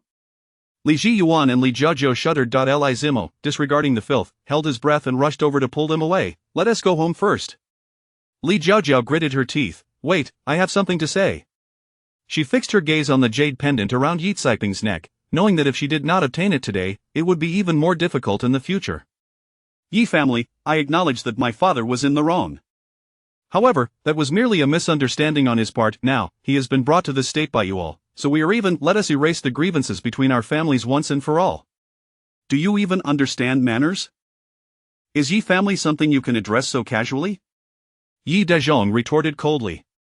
A scholaress daughter, yet you possess no decorum. The villagers looked at Li Jiaojiao with disdain. Li Jiaojiao's expression shifted slightly. She took a deep breath to suppress her resentment. Yes, I apologize for my slip of the tongue, Auntie. As the saying goes, it is better to resolve enmity than to harbor it. Let the grievances between our families end here, shall we? Yi Kaiping sneered. You speak as though we were the ones who instigated the conflict. As long as you refrain from causing trouble in the future, we will not seek you out either. Li Jiaojiao forced a smile. In truth, we do not harbor deep-seated hatred. Let us consider this matter settled. I wish to ask my aunt to part with that jade pendant around your neck. At this proclamation, everyone reacted. Li Jiaojiao had gone through such lengths simply to purchase Yi Kaiping's jade? What was so special about that piece? The villagers collectively turned their gaze to the pendant hanging around Yi Kaiping's neck. Many had seen Yi Kaiping's jade before. It was something she had worn since childhood and was not particularly rare. The quality of the jade was merely a notch above stone. One could easily find a better piece by the riverbank. Such an object, and Li Jiaojiao was claiming she wanted to buy it? Li Jiaojiao sensed the scrutinizing stares around her and quickly clarified, the reason I am fond of that jade is that it resembles one I had in my childhood. It was given to me by my biological father, who has been deceased for many years. I wish to acquire this piece as a cherished memory. Understanding dawned upon the villagers, and they thought no further. 51, how does that sound? Li Jiaojiao proposed. Ridiculous, do we lack 51? Yi Dezhong retorted angrily. Auntie, please name your price. 101, or even 201 will do. Li Jiaojiao urged, this jade may not hold much value, but for me, it is a cherished memory. Yi Dezhong replied, while it may be a memory for you, it is equally significant for my sister. She has worn it since childhood, it holds sentimental value and cannot be sold. Yi Laotai frowned, this is a piece jade given to her by a fortune-teller, it cannot be parted with. Do not entertain such thoughts. Li Jiaojiao clenched her teeth, looking at Yi Kaiping, Auntie, I can buy it from you. Yi Kaiping's eyes flickered, a smile creeping to her lips, but you lack sincerity. Do you think 1 or 201 will suffice to dismiss a beggar? I will not part with it for less than 200 taels. What? Not only Li Jiaojiao but even Yi Dezhong gasped in astonishment. Li Zimo erupted, Auntie Yi, are you being unreasonable? 200 taels, our farming family could never amass such wealth in a lifetime. Moreover, with that money, we could purchase numerous gold hairpins and fine jade. Is this common piece of jade truly worth it? Yi Kaiping responded unhurriedly, if you deem it worthless, then do not buy it. After all, I believe it holds great value. Others may never earn 200 taels in their lifetime, but you have the means, don't you? The villagers turned their gaze towards the siblings. Indeed, the Li family had unearthed ginseng, who didn't he know that they had sold it for 200 taels? Li Jiajiao's face shifted through shades of green and white, realizing that she had been assessed accurately regarding her finances. Jiajiao, do not heed her.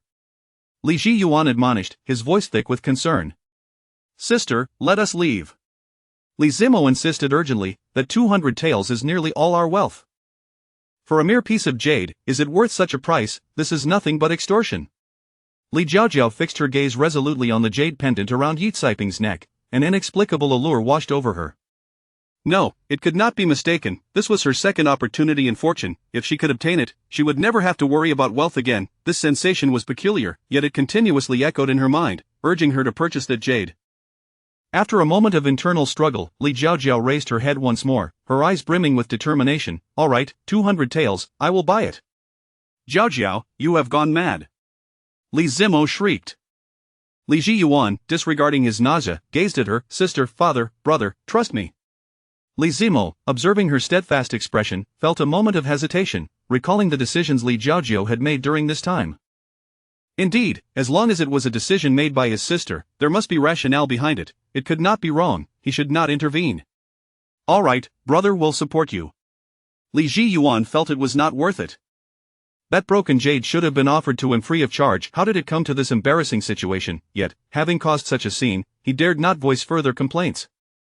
Resolute, Li Jiajiao retrieved 2 silver notes from her bosom. Auntie, let us exchange payment for the goods. Good, it's a trap. Sister, do not, I have a strange feeling about this, Yi Dezhong expressed warily. To sell something that could be found by the riverside for 200 taels seemed too good to be true. Yi Dezhong was right. Moreover, this was a peace jade, a protective charm. It could not be sold, Yi Laotai also interjected. Why can't it be sold? It's merely a piece of jade. Without it, I am still perfectly fine, Yi Caiping whispered. That is 200 taels. I was only speaking casually, yet she agreed. Such a fool is rare to find, we must cherish this. 200 taels for a piece of broken jade, what a tremendous gain. Her voice was not particularly low, and Li Jiajiao heard every word clearly. Look at the greedy countenance of the Yi family, how laughable. Chapter 64. A transaction of silver and goods. Li Jiajiao was engulfed in feelings of disdain and regret. Had she known better, she would not have consented so hastily. Mentioning 50 taels, it was possible that the Yi family would have been willing to sell. However, once the arrow is loosed, it cannot return. Should she retract her promise, with Ye's cunning nature, she would undoubtedly refuse. All she could think of now was to swiftly acquire that piece of jade. Aunt, have you come to an agreement? Please hurry. Very well. Yi Caiping immediately removed the jade pendant from around her neck. The moment it landed in her palm, the jade swiftly vanished into her spatial realm, while a counterfeit appeared in her grasp. Although the space had already recognized its master, rendering the jade pendant an empty shell, it was still unacceptable to relinquish it to Li Jiajiao. Upon realizing that Li Jiajiao had set her sights on her jade pendant, Yi Caiping had prepared herself. During her last visit to the city, after selling the bottles, she sought out an elderly jade craftsman, instructing him to polish and carve a replica of the jade pendant. The quality of the jade was abysmal, making it relatively easy to find a similar piece. With 50 coins, one could acquire a substantial amount. The true expense lay in the imitation and antiquing, costing her a full 5 taels of silver. To this day, Yi Caiping still recalled the craftsman's gaze upon her, as if he were looking at a foolish child. Initially, she had no intention of using the imitation jade to deceive Li Jiajiao. Her sole aim was to shatter the replica when Li Jiajiao came to claim the jade, thereby extinguishing her desires. Little did she expect that Li Ziyuan would provoke them. Moreover, if all went as anticipated, the overturned ox cart incident was indeed orchestrated by Li Jiajiao. A cold glimmer flickered in Yi Caiping's eyes. The desire for vengeance was not hers alone. She, Yi Caiping, was equally resolute. Lifting the imitation jade, she addressed Li Jiajiao. Before we proceed with the transaction, I must clarify the value of this jade. We both know that its worth lies not in its material nature, but in the emotions we have invested in it. You must not return home only to feel regret, pursuing me relentlessly afterward. Let the villagers bear witness. With that, she raised the jade in her hand. Li Jiajiao was nearly frantic, gripping tightly. Rest assured, I, Li Jiajiao, am a woman of my word. Very well, take it. She stepped forward. Yi Caiping accepted the banknote, and Li Jiajiao immediately snatched the jade from her grasp, her face alight with excitement. Being cautious, she presented the jade to Li Ziyuan. Father, do take a look. Is this the one? Li Ziyuan, nearly overwhelmed by the stench, cast a glance. Yes, yes. Setting aside his current condition, even in a better state, he could only recall that the jade pendant was white, slightly yellowed, inscribed with the characters for endless, and little else. Li Jiaojiao felt assured there was no deception. The idea of purchasing jade had been her spontaneous suggestion. Prior to this, the Yi family had always worn it, oblivious to her true intentions. Even if she wished to forge a counterfeit, time was of the essence. Yi Kaiping tucked the money away. The transaction is complete, we should be on our way. Li Jiaojiao hastily donned the jade pendant around her neck, supporting Li Ziyuan as they departed amidst a chorus of jeers. Once the Li family exited, the villagers promptly covered their noses and dispersed in a frenzy. Had it not been for the spectacle, who would willingly endure that foul stench? Yi Caiping's family took a full hour to tidy up the entrance. Subsequently, they spent another half-hour bathing and changing clothes. The men, finding it more convenient, had rushed to the river for a wash and had yet to return. I in the main room, old lady Yi sighed. Though we sold it for 200 taels, it was a jade of peace. Yi Kaiping had no intention of revealing its counterfeit nature.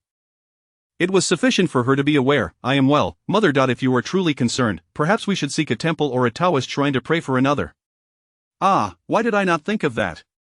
We can indeed ask for another. Old lady Ye's eyes brightened. The 200 taels was an opportunity not to be squandered. Yi Kaiping turned to do sure. Now that we have the funds, I shall convert them into silver at the bank tomorrow and promptly return the money to my sister-in-law. She had acquired wealth days prior from selling bottles, earning 100 taels. However, her business profits appeared insufficient on paper, making it unwise to disclose them. Really, truly? Dusher's face lit up with excitement. Soon, she would have 30 taels. Then I must hurry to arrange a marriage for younger. Just then, Yi Lao Tu and the other men returned from the river, donning their tattered coats, lamenting, the river water is freezing. Yi Kaiping observed their ragged attire. The weather is turning colder. We should buy fabric to make new clothes. I had intended to do so days ago but forgot amidst the busyness. Yi Daqian remarked, no need, the clothes are still warm enough. They are hardly sufficient. I can see the drafts coming through. Yi Kaiping chuckled, tomorrow, I shall head to the town and ensure each of you has 2 new outfits. Jinhua, Inhua, and Jiner all lit up with excitement. No woman could resist the allure of new clothes. Wei Shi, filled with both anticipation and trepidation, asked, are you gifting us clothes, little sister? Indeed, Yi Kaiping smiled. In the past, our parents and elder brothers bought fabric for me every year. Now I wish to do the same for you, my parents and brothers-in-law. Originally reluctant to allow his younger sister to spend money, Yi Daqian swallowed his words, feeling inexplicably cherished by her kindness. Old lady Yi and her husband were equally touched. While they felt a pang for the money spent, the knowledge that Kaiping had just earned 200 taels eased their concern. Tomorrow, we shall all go to the town to purchase clothes, declared Yi Kaiping. Old Yi chuckled, you ladies can go, we men shall remain behind. Very well. Yi Jiner wore a worried expression, but we need to set up a stall tomorrow. Yi Kaiping replied, let us postpone that, we shall rest for 3 days. Old lady Yi interjected, while we can rest in the county, the business in town cannot cease. Tomorrow, you should take your sisters-in-law and the girls, I will handle the soup. Jiner cannot go, she must stay home to recover. In terms of seasoning and controlling the heat, old lady Yi had mastered Yi Caiping's culinary skills perfectly. Then I must trouble you, mother. Yi Jiner pouted in disappointment, oh, why did I have to get hurt now? While the Yi family was filled with warmth and joy, the Li family was in utter chaos. After escaping Qinghe village, Li Ziyuan and his companions sought to board a cart home. The ox cart driver, holding his nose, adamantly refused them entry, insisting that he first clean himself of the filth. Li Ziyuan, who had held pride for most of his life, had never endured such humiliation, yet the stench clinging to him was undeniable. Reluctantly, he donned his soiled clothing and leaped into the frigid river to wash. Soaking in the icy water, resentment burned in Li Ziyuan's eyes. Only now did he truly perceive that the Yi family had indeed cast him aside. He felt utterly humiliated. It should have been he who abandoned her, who divorced her. Yet she still longed for him, yearning for his return. That was the crux of the matter. That wretched woman, how dare she, that wretched woman, incapable of recognizing a gem amidst the roughness of a peasant. Once he, Li Ziyuan, achieved success in the imperial examinations, and became a scholar, a noble, and a minister, she would certainly regret her actions. The humiliation he suffered today, he would repay 1,000-fold. Chapter 65. What is this all about? Upon returning home, Li Ziyuan washed himself thoroughly in the cleansing chamber no less than 5 times, finally ridding himself of the lingering odors. Just as he stepped back into his room, he was met with the furious onslaught of old lady Li, who charged at him like a cannonball. Is everything they said true? You spent 200 taels to buy a worthless piece of jade. Was it that cheap trinket brought by that wretched Yi woman? Li Ziyuan's face turned pale with shock. How could the news? In just an hour, it had reached his mother's ears. At that moment, Li Jiaojiao and Li Zimo hurried over, with Li Jiaojiao gently sighing and saying, "Grandmother, please don't be agitated. The jade was not purchased by father, but by me. I have my own reasons for acquiring it, so please do not be distressed." Old Lady Li was momentarily taken aback, her eyes widening in disbelief. What do you mean? Is there a difference? It was still 200 taels spent on a worthless piece of jade. Moreover, I heard that the money came from you. Does that mean you have been hoarding this 200 taels all along? What is this nonsense? The wealth of our Li family has been entrusted to a mere girl. It is utterly outrageous. The reason old Lady Li had accepted Zhang Xuanyang and her son so readily was twofold. Firstly, Zhang Xuanyang was the daughter of the wealthiest family in their village, the Zhangs, whom everyone sought to curry favor with more than a decade ago. Old Lady Li had even entertained the thought of marrying her son to Zhang Xuanyang, only to be met with a cold rejection, leaving her with lingering regrets. Thus, even though Zhang Xuanyang was a second wife, old Lady Li did not disdain her. Rather, she felt a sense of pride in having tied the knot with the daughter of a wealthy household. Secondly, Li Ziyuan had privately informed her that Li Zimo and Li Jiaojiao were his own flesh and blood, and that the man surnamed Sun had been cuckolded. Upon hearing this, how could old Lady Li not feel elated, especially when she looked at her precious grandson, Li Zimo? Under the influence of her affection for the family, even though Li Jiaojiao was just a servant girl, she was greatly cherished by her. Moreover, Li Jiaojiao not only had a sweet tongue but had also procured ginseng, buying fabric and shoes for her. Just yesterday, she mentioned purchasing a silver hairpin. How could old Lady Li not adore her? Yet, even with her fondness for Zhang Xuanyang and her child, she could not accept that the family's finances were in Li Jiaojiao's hands, especially not such a substantial sum. The family's wealth had always been managed by Li Ziyuan. Therefore, when Li Jiaojiao unearthed ginseng and sold it for 200 taels, old Lady Li naturally assumed the money had been handed over to Li Ziyuan. Now, it appeared that not only had the money not been submitted, but it seemed that all the assets of the Li family were under the control of this mother and child. Realizing the truth, old Lady Li confronted Li Ziyuan. "Ziyuan, you must clarify this for me. Has that money always been in the possession of this worthless girl, and what of our family's funds? Have they all been given to her?" Li Ziyuan's expression darkened. Li Jiaojiao, unable to fathom that her usually tender-hearted grandmother would utter such words, felt her face grow cold. "The money I earned is mine to manage. Father's funds are entrusted to my mother. What is wrong with that? My mother is the head of the household, and it is only natural she manages the finances." Old Lady Li's vision blurred with rage. "This is utterly unacceptable. Whose household allows a young woman to handle the finances? I entrusted the money to Ziyuan because he has greater expenses and needs it for his comings and goings. What family allows a young bride to take charge of the money? Moreover, you are squandering it recklessly. 200 taels for a worthless piece of jade. Last time you brought me fabric, was that also purchased with our family's money? You are a disgraceful spendthrift." With that, she raised her hand. Li Jiaojiao's eyes narrowed, and she pushed her grandmother away with force. Ouch! Old Lady Li stumbled backward and fell to the ground, pointing at her. "You Jiaojiao, are you all right?" To Jiaojiao. The simultaneous cries of Li Zimo and Li Ziyuan echoed as they rushed over, concern etched on their faces. "Are you hurt?" Old Lady Li, nearly beside herself, wailed loudly, sitting on the ground and beating her thighs in despair. "There is no justice. My granddaughter strikes her grandmother, and after that, she is protected, unfilial girl."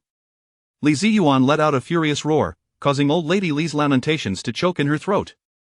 Looking up, she saw Li Ziyuan looming over her, his gaze icy. "I have had enough of this. Can you please cease this commotion? I will make myself clear. Xuanyang is the love of my life, and Jiaojiao and Zimo are my most cherished children. Anyone who dares to bully them will face my wrath." Old Lady Li was momentarily stunned, her lips trembling as she struggled to find words, but nothing came forth. Moreover, Li Ziyuan continued, "The family finances will henceforth be managed by Xuanyang. If you cannot abide by this, our family will move out. If you remain dissatisfied, I shall take my leave to the Zhang family, and from that day forth, we shall have no further ties." Li Jiaojiao and Li Zimo looked at him with eyes full of gratitude. She had always known that her father would never allow them to suffer injustice. Little did she expect that not only would he not allow them to be wronged, but he would also protect them so fiercely. Old Lady Li's mind was swirling. She could not believe he would utter such words. Feeling a mix of anger and sorrow, her beloved son had turned against her. With a heart full of grief, old Lady Li turned and fled from the scene. What was this all about? In the past, Yishur would not have dared to utter a word in defiance, and those two servant girls would endure her beatings without complaint. Li Ziyuan turned to Li Jiaojiao. "You weren't hurt by her, were you?" "No. Oh, father loves me the most," Li Jiaojiao exclaimed, throwing herself into his embrace and bursting into tears. Since her birth, aside from her mother and brother, no one had treated her with such kindness. Even her biological father was a gambling addict who would beat and scold them whenever he was unhappy. Li Ziyuan smiled and gently patted her head, speaking with tenderness. There, rest assured, as long as I, Li Ziyuan, am around, no one shall bully you. Li Jiaojiao nodded through her sobs. At that moment, Zhang Xuanyang entered with a cold expression, casting a glance at the three of them without uttering a word. She opened the wardrobe and began removing clothes one by one. Wife, what are you doing? Li Ziyuan was taken aback. Zhang Xuanyang shot him a cold glare. I know everything. You actually went to see Yishur. What did you say when proposing? You promised you would have no further dealings with her and that your heart and eyes would only be for me. Now you break your vow. What do you take me for? With that, she let out a frigid laugh. If it weren't for Jiaojiu and Zimo's fondness for you, constantly urging me, I would not have married you. Li Ziyuan grew anxious. Xuanyang, I have my reasons, but Zhang Xuanyang paid him no mind, tossing clothes aside while picking others up and returning them to the wardrobe. Finally, worn out, she sat down in a chair, turning her head away to wipe her tears. Li Jiaojia then spoke up. Mother, please don't be upset. It wasn't father who sought out Yishur. It was I who liked the jade she had and forced father to buy it, and that wretched child born of Yishur has tarnished father's reputation in the county. We went to seek justice. We didn't mention it because we were afraid of worrying you. As she explained the events, Li Ziyuan comforted her for a good half hour, kneeling and making solemn oaths, until Zhang Xuanyang finally pouted and smiled faintly. Li Ziyuan let out a long sigh of relief. Xuanyang's temper was indeed hard to manage, yet he adored her to the depths of his being. In truth, Zhang Xuanyang had not been genuinely angry. However, since Li Ziyuan had sworn to her he would never see Yishur again, and with the turmoil in Qinghe village having become common knowledge, she could not simply pretend it wasn't happening. Of course, she understood that Li Ziyuan's meeting with Yishur was not for old-time sake but to settle scores. However, if she did not confront Li Ziyuan, it would appear as though she had no temper at all. Her pride would not allow her to let it go so easily, hence her deliberate display of displeasure, resulting in this small quarrel. Chapter 66. She will not let it go so easily. Zhang Xuanyang let out a soft snort. I am not an unreasonable person. Before you go and settle scores with her, you should first speak with me. I might still be able to dissuade you. Li Ziyuan was taken aback, feeling both flattered and astonished. He had not anticipated that the usually proud and aloof Xuanyang would possess such an understanding side. This prompted memories of their first encounter to flood his mind. He was merely a 13-year-old boy from a humble farming family at the time. One day, a family with the surname Zhang moved into the village. It was rumored that the Zhang family owned 50 acres of land, 30 pigs, 2 cows, and had 3 servants, along with a shop in the county. A veritable wealthy household. Their grand, brick and tile house was impressively tall, featuring both an entrance courtyard and a secondary courtyard. Once the grand door was shut, it concealed a wealth that was forever beyond their reach. The entire Zhang household was shrouded in an air of mystery and nobility. The first time Li Ziyuan laid eyes on Zhang Xuanyang was one fateful afternoon. He vividly recalled the Zhang family's door swinging open, revealing a 12-year-old girl stepping out. Clad in an exquisitely ornate pink dress and adorned with jeweled flowers, her lovely face was slightly tilted upwards, illuminated by the fading sunlight, exuding an aura of haughty elegance. She flicked her handkerchief as she emerged from the entrance, followed closely by a small maid. The two of them, master and servant, walked in unison, radiating an indescribable grandeur. The sight of the little girl traversing the village path was the most enchanting scene he had ever witnessed. At that moment, he was utterly entranced, along with several other village boys who stood frozen, captivated by her presence. Yet, the next moment brought an even more astonishing revelation, for her maid called out to her. Can you guess what the maid referred to her as? The maid actually called her Miss. Such melodious and exquisite words. He had previously perused various tales of talented scholars and beautiful maidens that often mentioned wealthy young ladies. Now, he was face to face with someone deserving of that title. She was so regal, so beautiful, like the moon in the sky, or the sun amidst the clouds, aloof and unattainable, eliciting only reverence in his heart. She was not only the maid's mistress but also the young lady of the Zhang family, and indeed, the lady of the entire Li family village. Who could encounter her without addressing her as Miss? She was the goddess of every young man's dreams in the village, and no one was immune to her allure. Li Ziyuan was no exception. He was utterly infatuated with her. She was proud and distant, never deigning to speak more than a word to them. He realized she looked down upon them, yet he found himself willing to accept that disdain. At the age of 16, he foolishly sought her hand in marriage, only for the matchmaker he hired to be unable to even enter the Zhang household. Eventually, she married someone else and vanished from his sight forever. After a period of despair, he resigned himself to fate, knowing he needed someone to attend to him, so he reluctantly married Yishur. Yet, his heart always harbored that little girl, his miss, his goddess. Years later, he learned that she was not faring well in her marriage. Her husband's family had fallen into decline. The revelation that the little girl he once admired was living a life worse than that of animals pierced his heart like a dagger. In a frenzy, he rushed to support her. Eventually, she extricated herself from the Sun family. Coincidentally, at the same time he achieved the status of a scholar. It felt like a double blessing. He thought it was heaven's way of granting him the confidence to propose to her. Moreover, he felt a twinge of secret delight, for had she not been married before, he would have forever been unworthy of her and would never have had the chance to wed her. After their marriage, his miss returned to him, so proud, so noble, and so distant, along with those little quirks he would later come to know. All of it was so charming and endearing. As if hearing his innermost thoughts, Zhang Xuanyang's gentle voice echoed in his ear, "Ziyuan, before we reached Fotu Mountain, I never knew you existed." Fotu Mountain was the place where he first aided her. Li Ziyuan replied anxiously, "I know, there are far too many who are infatuated with you. How could you possibly notice someone as insignificant as I?" "Xuanyang, I understand you do not love me, nor do you care for me. As long as you remain by my side, that is my greatest joy." Zhang Xuanyang curled her lips slightly. "Who said so? In truth, I do care for you, if only a little. After all, you have helped me so much, and both Jiaojiu and Zimo like you. We are still husband and wife." Li Ziyuan felt a pang of disappointment. Was it merely the duty of a spouse?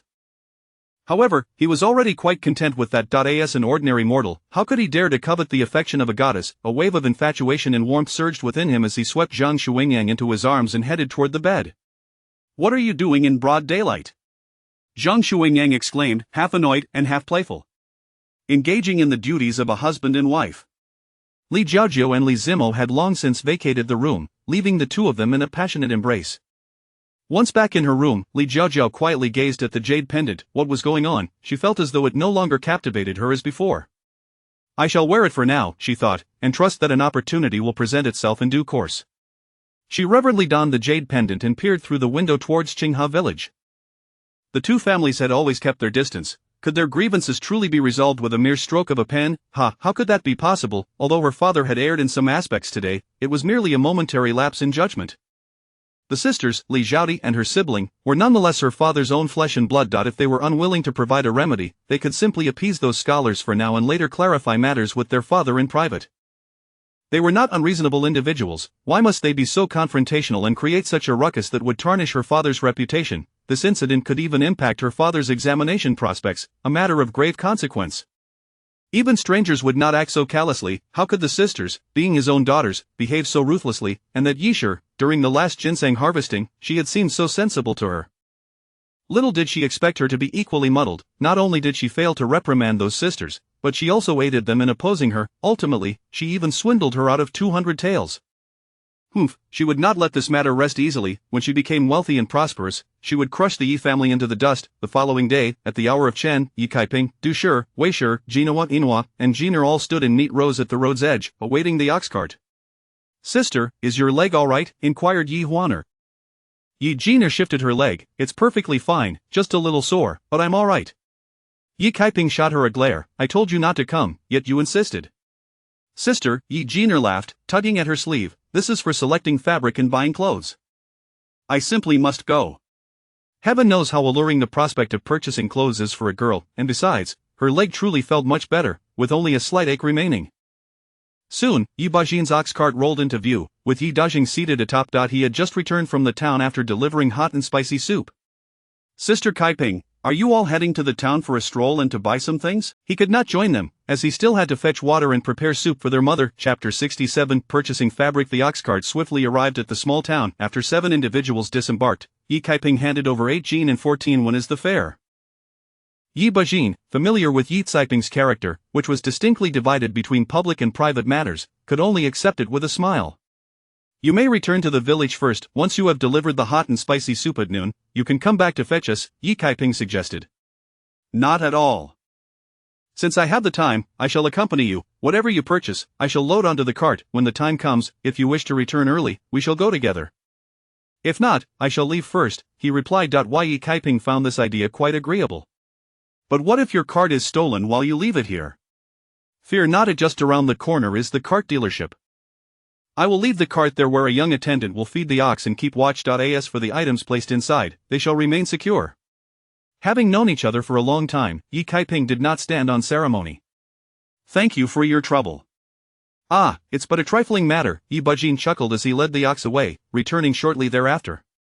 The group strolled through the small town in high spirits. Although Yi Kaiping had set up stalls in the town for quite some time, this was her first genuine shopping experience after coming here, not for procuring goods or conducting business. She felt an unparalleled sense of relaxation. Du Shi, Wei Shi, and Jinhua also shared her sentiments, having previously been too timid to explore, and even when they did, they lacked the funds to purchase anything, which kept their hearts tense as they walked the streets. Now, they experienced a comfort never felt before. Where shall we go first? Yi Jiner inquired. Let us have breakfast first. By the way, let us eat at Sister Pang's place, she replied. The group then made their way to Sister Pang's stall, which was already bustling with patrons, a testament to its thriving business. It's Kaiping!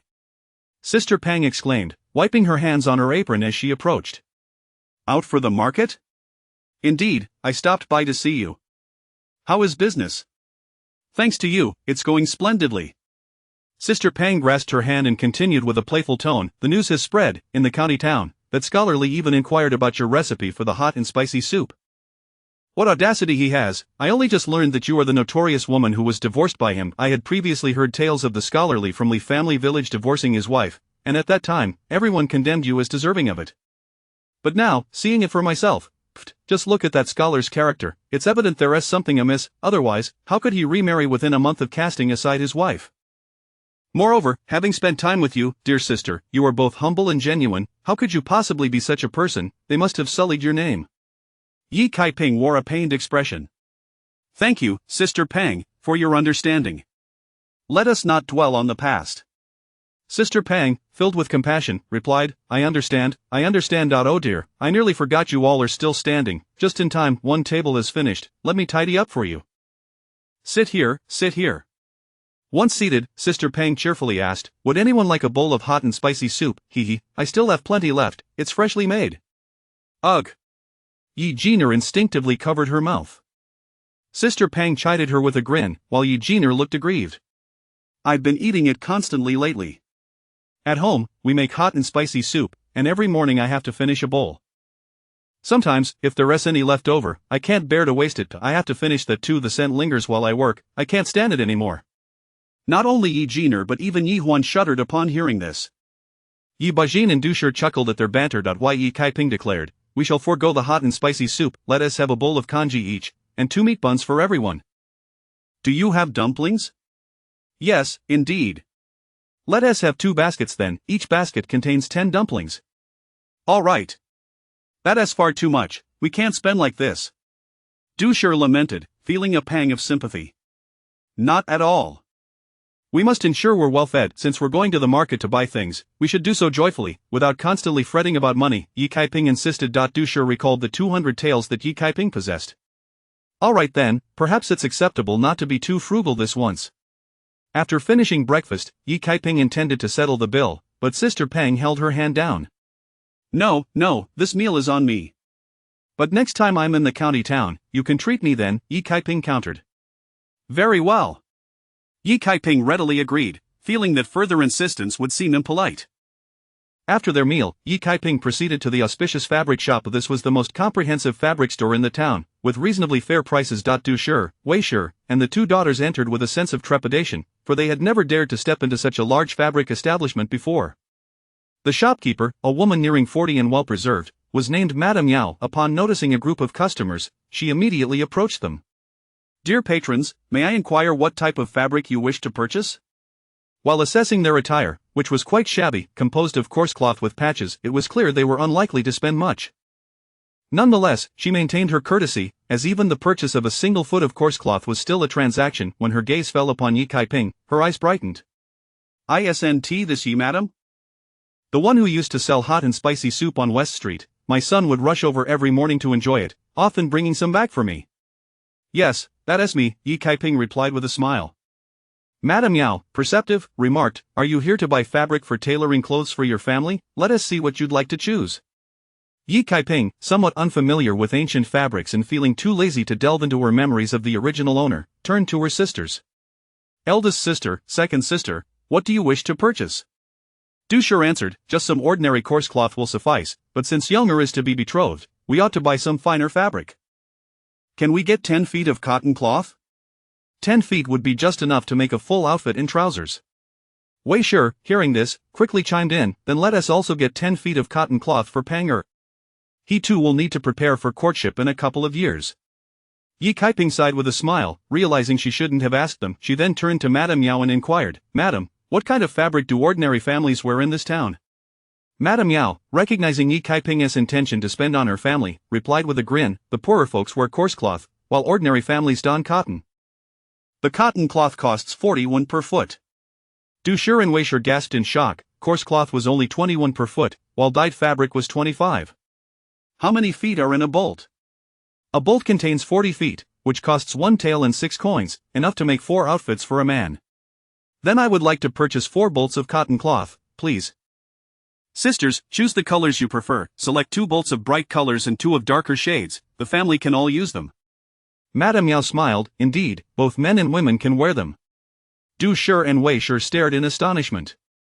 This was cotton fabric, costing 1 tael and 6 coins per bolt, 4 bolts would amount to 6 taels and 4 coins, and they could wear cotton. Du Shi protested, cotton is quite precious. It is not convenient for working. Yi Kaiping replied, one can wear old clothes while working, cotton lends a sense of dignity when going out. Du Shi, reflecting on her lack of even a single decent garment, found it hard to refuse, and accepted with a smile. Wei Shi, too, felt elated and remained silent with delight. Jin Hua and Yin Hua's eyes sparkled. They had never worn cotton clothes in their lives. Chapter 68 Jin Hua selects more fabrics. Du and Wei hurriedly began to choose colors. Unlike coarse cloth, cotton fabrics are available in various hues, though the selection is limited. Ultimately, they settled on a deep blue, a gray, and a beige. Just as they were about to select the final piece, Jin Hua and Yin Hua looked up at Du and Wei with teary eyes. Jin Hua said, Mother, Aunt, let's pick a pink one. Yin Hua chimed in, yes, let's choose pink. Every young girl harbors a dream of pink. They typically wore coarse, drab fabrics, and whenever they ventured into town to sell firewood, they would envy the little girls clad in pink attire. Yi Jinair also looked at Du eagerly. One piece of fabric can make 4 outfits, we can all have matching pink dresses. Upon hearing this reasoning, Du exchanged a glance with Wei and nodded, all right. The 4 girls erupted in joy. Yi Kaiping, amused, stepped forward and remarked, though I mentioned buying 4 pieces of fabric, there's no rule that dictates we must purchase them one by one. Choose whatever colors you like. The 4 girls' eyes lit up. Du quickly interjected, we can't split them up. The larger the fabric, the better for cutting, and since you are all petite, we might even manage to create 2 extra outfits. The 4 sisters looked at each other with enlightened expressions, promptly dismissing the idea of dividing the fabric. Yi Kaiping watched their playful banter, finding joy in their excitement. She approached Jin Hua and said, Jin Hua, regarding the last incident with the cassava, I had you testify and it resulted in you receiving some unjust scolding. I promised you that once I earned money, I would buy fabric for a new outfit, didn't I? Jin Hua recalled the promise, initially skeptical. She had remembered it all along, though it hadn't weighed heavily on her mind. Little did she expect that she would indeed be receiving new clothes now. Although she felt happiness, her awkward nature led her to respond, thank you, Aunt. Yi Kaiping smiled and replied, no, what I mean is, you should select another outfit.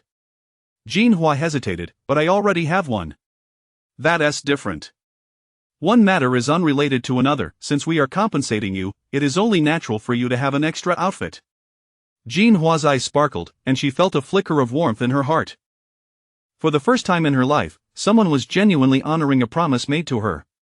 Is it also cotton? Of course. Wei and Yin Hua looked at her with envy. Du felt both happy and slightly embarrassed. Yi Kaiping urged, hurry up and choose. Jin Hua, filled with delight, glanced around and ultimately selected a rosy hue, requesting the shopkeeper to cut off 10 feet. Yi Kaiping was not fond of the colors chosen by Du, so she picked a light apricot and a water green, each requesting 10 feet. Remembering that they could also create some borders for the collars and cuffs at home, she asked for an additional 10 feet of white fabric. After selecting the cotton cloth, Yi Kaiping directly requested 5 pieces of coarse fabric from shopkeeper Yao. 3 gray white and 2 light brown. This was to provide each family member with a coarse outfit. Du and Wei were utterly astonished, with Du exclaiming, this is far too much. It's necessary to have some for washing and changing, Yi Kaiping replied. The clothes of the family are worn out and in need of replacement. She had initially intended to get each family member 2 coarse outfits and 1 cotton outfit, but given the impracticality of making them all, she reconsidered. After some thought, Yi Kaiping chose an additional piece of lake blue cotton fabric, instructing the shopkeeper to divide it into 4 portions of 10 feet each. Shopkeeper Yao was overjoyed, his smile nearly reaching his ears as he packed the items, exclaiming, Madame Yi is truly filial and cares for her family. Such a wonderful ant is hard to find. The total comes to 13 taels and 6 coins, what a significant customer. In other households, fabric is typically purchased by the foot, but Madame Yi bought it by the piece. Yi Kaiping felt somewhat helpless about the situation. After all, there were too many mouths to feed, and even this amount would only allow for a conservative estimate of 2 outfits per person, which was not excessive. Could you assist in delivering this to the carriage in front? Certainly. Yi Bajin quickly entered, directing the young lad carrying the fabric to follow him. After leaving the fabric store, the group proceeded to Lu'er Alley. Yi Kaiping entered a shoe store where a slightly plump gentleman was dozing at a table. He suddenly awoke to the sound and jumped up, exclaiming, "Ah, isn't this Madame Yi?" "Hello, Mr. Su," Yi Kaiping greeted with a smile. Yi Jean Air and her sisters also sweetly offered their greetings. Back when they had a stall in town, Mr. Su would come daily for spicy soup, later even becoming their informant, endearingly so. "After you all left, I've hardly had any spicy soup, Mr. Su lamented. "But didn't Fat Sister make some? My mother and I prepared it ourselves." "Yes, it exists, but it's not the same as yours, it just doesn't taste right." Mr. Su remained as charming as ever. "Last time you mentioned selling shoes here. I've been meaning to come and take a look, and finally found the time today." Mr. Su beamed upon hearing this. "Let me know what style you want, and I'll give you a discount." Yi Kaiping agreed, but Yi Jinhua tugged at her from behind, whispering, "Aunt, we can make our own shoes. We all have plenty of scraps left from the clothing that we can use for the shoe tops. If you want flowers, I can embroider them." Yi Kaiping replied, "I can't wait. My shoe soles are beyond repair." Yi Jinhua felt that Yi Kaiping was being wasteful, but since the money wasn't hers, she refrained from stopping her, pouting slightly. "Aunt can buy for herself. I don't need any." Du agreed, shaking her head. They had already spent a considerable amount of Yi Kaiping's money today, any more would be excessive. Wei, noticing this, also felt shy to ask and gently pulled Hua to decline. Yi Kaiping said little more and led her 2 daughters into the shoe store to select shoes. After the 3 had finished choosing, Yi Kaiping also picked out shoes for old lady Yi and Dequan Erquan, leaving the store with a large bundle of shoes. Exiting the shoe shop, Yi Kaiping went to the silver shop to exchange money. She converted her accumulated copper coins into a small amount of silver and then exchanged the 200 taels of silver notes from Li Jiao into 10 taels each of small silver ingots. As she left, she discreetly tucked them away into her space when no one was watching. Before heading home, she purchased 40 eggs, an old hen, and 5 pounds of fatty pork, intending to make chicken soup and braised pork for lunch. The group left the town in high spirits. Upon returning home, old lady Yi had already prepared the soup. Yi Dequan and Bajin carried the soup to the cart and set off again. In the main room, old lady Yi and Yi Erquan stared in astonishment at the towering piles of fabric, their mouths agape. "With so much fabric, did you rob the store?" Yi Kaiping laughed, "Not at all. It has merely enough for 2 outfits each." Old lady Yi playfully scolded her with a smile, touching and examining the fabrics, overwhelmed with joy and at a loss for words. Yi Erquan, without hesitation, took off his smelly shoes to try on his new ones. When Big Brother left just now, he had such a longing look, he was almost drooling. Chapter 69.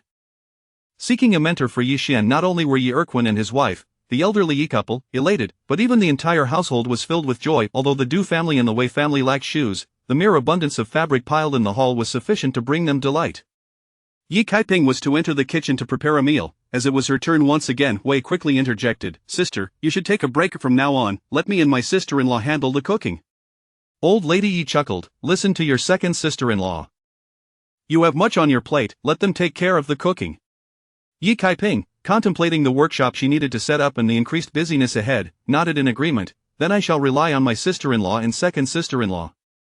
At noon, they simmered chicken soup, and Yi Kaiping instructed Du on how to prepare braised pork. With a stable income now flowing into the household, Dequan and Erquan were receiving wages, allowing Du and Wei to be more generous with oil and salt. When Yi Dequan and the 3 boys returned, they sat down to a meal, sharing laughter and joy. Old lady Yi beamed as she surveyed her family, reflecting on the days when she could hardly imagine such a scene of happiness, a table laden with dishes, including rice, a luxury they had once only dreamed of. After the meal, old lady Yi requested everyone to stay, as they needed to take measurements for new clothes. With the recent abundance of food, everyone had gained a bit of weight, and the children had grown taller. Once the measurements were completed, Yi Kaiping presented the prepared 30 taels, sister-in-law, adding this to the previous 1 tael, it totals 30 taels, as promised. Du's eyes reddened at the gesture, feeling a pang of guilt for the kindness shown by Yi Kaiping, who had been providing wages for Dequan as well as buying rice and cloth. "Take it. Yi Kaiping insisted, placing the money in her hands. Du accepted the money, overwhelmed with joy. I have 30 taels now, ha! Laughter erupted from the family. Yi Kaiping then placed 3 silver ingots into Wei's hands. This is for you, second sister-in-law, 30 taels. Wei was momentarily taken aback, as were old lady Yi and the others. Sister, I never agreed to receive 30 taels, Wei stammered. Regardless of any prior agreement, what the first household had, the second household should also have. Over the years, the contributions of both households had been equally significant. Yi Xian had not received any formal education, nor had Yi Peng. While Yi Peng may have lacked interest in studying, it did not mean he was unworthy of the opportunity. Both had equally forfeited their chances for an education, thus, she felt indebted to both households in equal measure. Thank you, sister, Wei said, her eyes glistening. When Yi Kaiping had mentioned repaying 30 taels to the first household, Wei had perceived it as favoritism. Little did she know that Yi Kaiping had merely been withholding her intentions. Yi Dequan opened his mouth, but was at a loss for words, while Yi Erquin spoke up as sister, this is too much. Let's just maintain harmony moving forward. Yi Kaiping shot him a playful glare before responding with a smile, I have the means. If we are to be harmonious, it must also be fair. Yi Erquin fell silent, feeling a mix of affection and appreciation for his sister's generosity, ultimately nodding with a goofy smile. Regardless of what she chose to do, it was always for the best. He would simply follow her lead. Yi Kaiping stepped before old lady Yi and her husband, producing another 30 taels. This is for our parents. Ah! You child, have you gone mad today? Old lady Yi exclaimed, leaping to her feet. Everyone from both households gasped in astonishment. For all these years, my parents have toiled for me. Now that I can earn, it is only right to honor them, Yi Kaiping said earnestly, gazing lovingly at her elders. Though she had traversed from another world, she had genuinely felt their care during this time. She was no longer an orphan. She had a daughter, parents, and siblings, her true family. As long as they did not betray her, they would remain her kin for life. Money could not purchase affection, but if one were unwilling to part with even a little, what could be said of their sentiments? Unsure of how to express her gratitude or filial piety, she merely wished to satisfy their material needs. As long as she had money in hand, her heart would be at ease. But you need not give me money. I already have my wages, 30 a day, which amounts to 900 a month. How many old ladies can boast of such an income? Old lady Yi said proudly. Yi Kaiping smiled, that is for your labor, but this 30 taels is a token of my affection. Did you not say that your coffin fund had been depleted? Am I not merely returning your coffin fund? But you need not give me 30 taels, old lady Yi insisted. If you truly wish to show your filial piety, just a small amount will suffice, 3 taels will do. Save the rest, you might need it in the future. Old lady Yi, momentarily stunned by the thought of her daughter facing financial hardship, quickly clasped the 30 taels to her chest, laughing, yes, this is indeed my coffin fund. Kaiping, you are truly a dutiful daughter. If you ever find yourself in dire straits, at least this 30 taels will remain. Her actions elicited laughter from the entire room. Sister-in-law, now that you have money, you should promptly arrange for young heiress marriage, Yi Kaiping suggested. Indeed. I'll work with Jinawa to make the clothes tonight. We can have them ready by morning then. I'll approach the matchmaker, Du replied, her face flushed with excitement. The matchmaker could be either Zhuzi's wife or Tinio's wife, or even the village head's wife, Wei chimed in. The village head's wife would be a more reliable choice, old lady Yi added. Yi Kaiping smiled at them. There is one last matter to discuss. She turned to Yi Xian, now that everything at home is on the right track, it is time for you to return to your studies. Upon hearing this, the 3 women, who had been animatedly chatting, fell silent and turned to look at him. Yi Xian was momentarily stunned, lowering his head. Aunt, I am too old and have decided not to pursue my studies. I simply wish to tend to the fields. Yi Kaiping sighed gently, feeling particularly remorseful for him. You are not too old. If you desire to study, it merely requires a bit more effort and time. Du, too, did not wish to give up. Your aunt is correct. Studying is beneficial. Leave the tuition fees to me. Yi Kaiping assured her. Du's eyes brightened, and Yi Jinawa, pulling her along, laughed, and once said that when she earned enough, she would hire a tutor for Ergu. Ever since Yi Kaiping had repaid them the 30 taels and honored her promise to tailor an additional set of clothing, Yi Jinawa had come to understand that Yi Kaiping was a woman of her word. Whatever she promised, she would certainly fulfill. Du recalled this and looked earnestly at Yi Kaiping. Sister, you assured us. Rest assured, I keep my promises, Yi Kaiping replied, turning to Yi Xian. You need not worry about the tuition and the stationery. Your aunt will cover it. Yi Xian's eyes quickly glistened, and his body trembled slightly. Could he truly return to his studies? He had thought he had resigned himself to his fate, but at that moment, he realized he had never truly given up hope. But I am already 16. It is too late. It is not too late, I speak the truth, Yi Kaiping countered. Tell me, do you think that tutors here in our small town can compare to those in the provincial capital or the capital city? Yi Xian was taken aback. They cannot compete. Yi Kaiping nodded. Thus, you only need to solidify your foundations and seek a good tutor.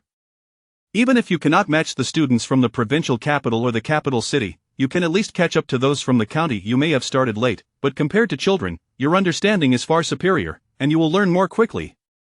You are only 16, not 36. If you do not succeed in a year, you can study for 2 years. If 2 years do not suffice, study for 10 years. If after 10 years you still cannot keep up, then it may simply mean that you are not cut out for academia. Chapter 70. The female head of household Yi Xian's eyes sparkled with determination. I will study, just give me time, and I will certainly catch up. Yi Kaiping smiled and nodded. Du Shi let out a sigh of relief. Her eyes slightly reddened. She turned to look at Yi Kaiping, and it was only at this moment that the knot in her heart was completely untied. However, my dear aunt, you only need to provide me with the tuition. I can find my own way when it comes to ink, paper, and writing tools. Yi Xian wished to avoid being indebted to Yi Kaiping. Although she was the one who owed her, if she accepted the tuition, it would be considered repaying the debt. Yi Kaiping was momentarily at a loss for words. Ink, paper, and books are quite expensive. We cannot be overly finicky about this matter. Do not feel that this will put you in my debt.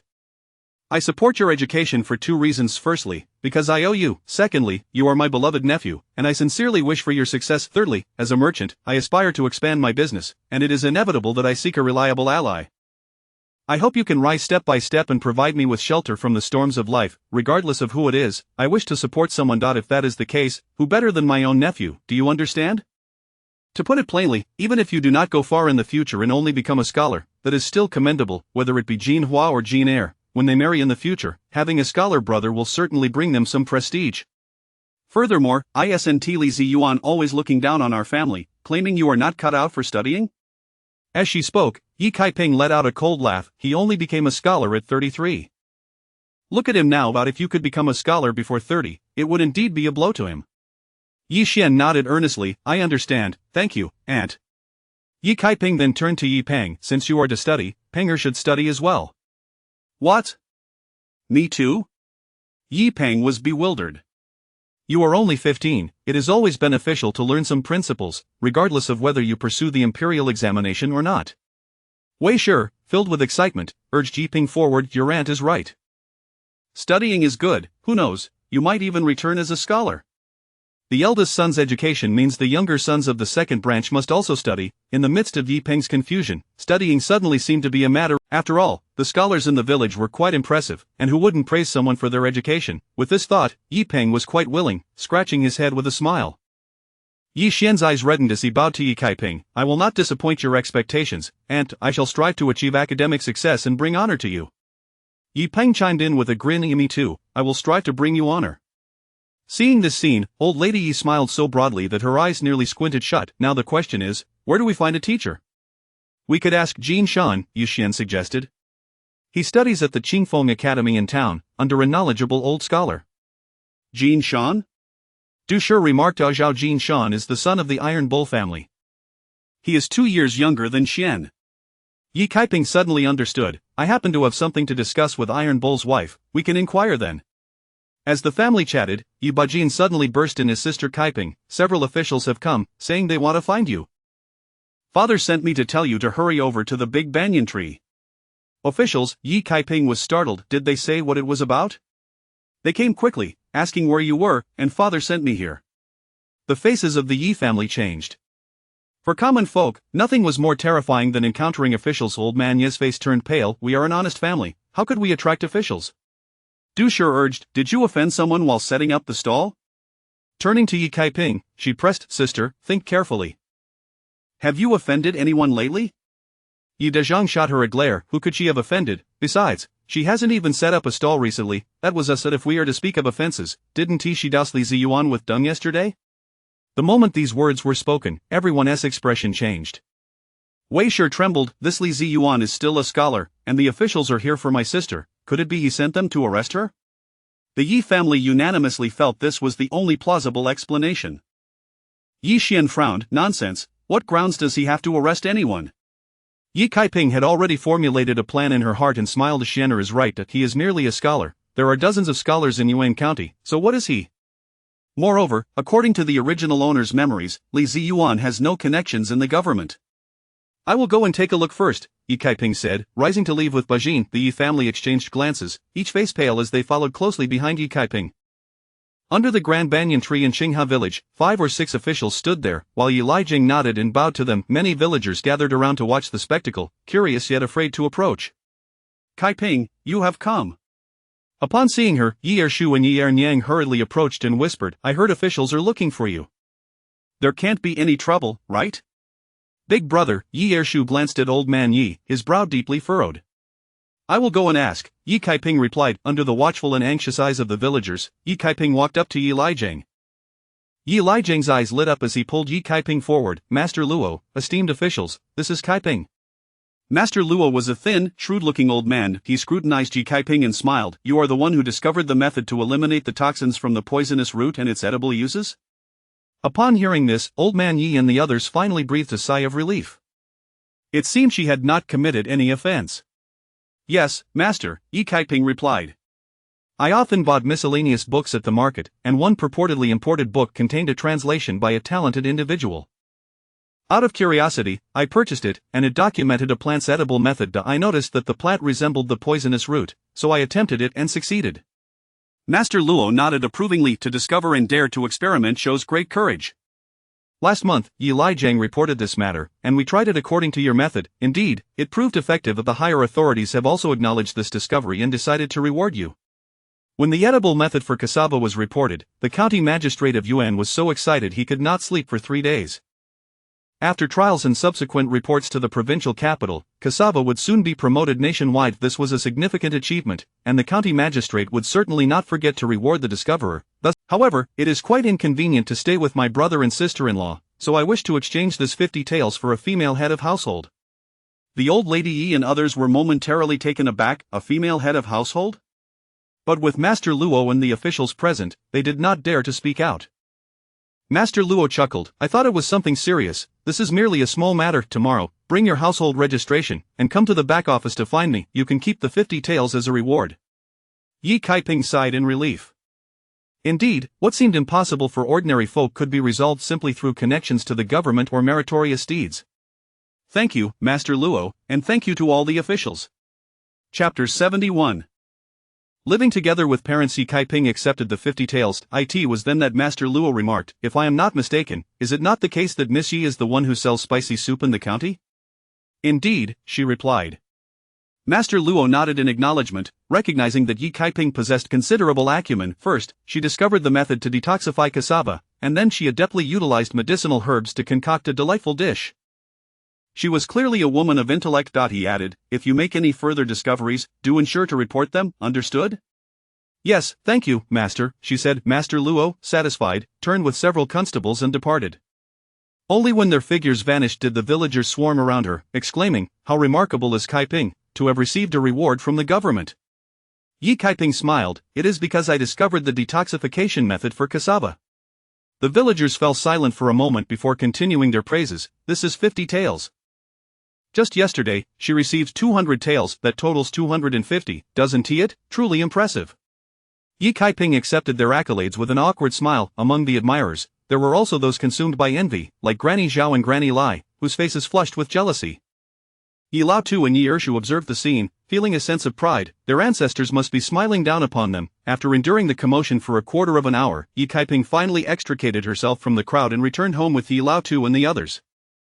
Once the door was shut, the atmosphere in the main hall became somewhat oppressive. Yi Laotai sat in a chair, uncertain of how to begin, until she finally said, why must we have a daughteress household? I plan to purchase land and build a house, and then move out with Jiner and Huaner.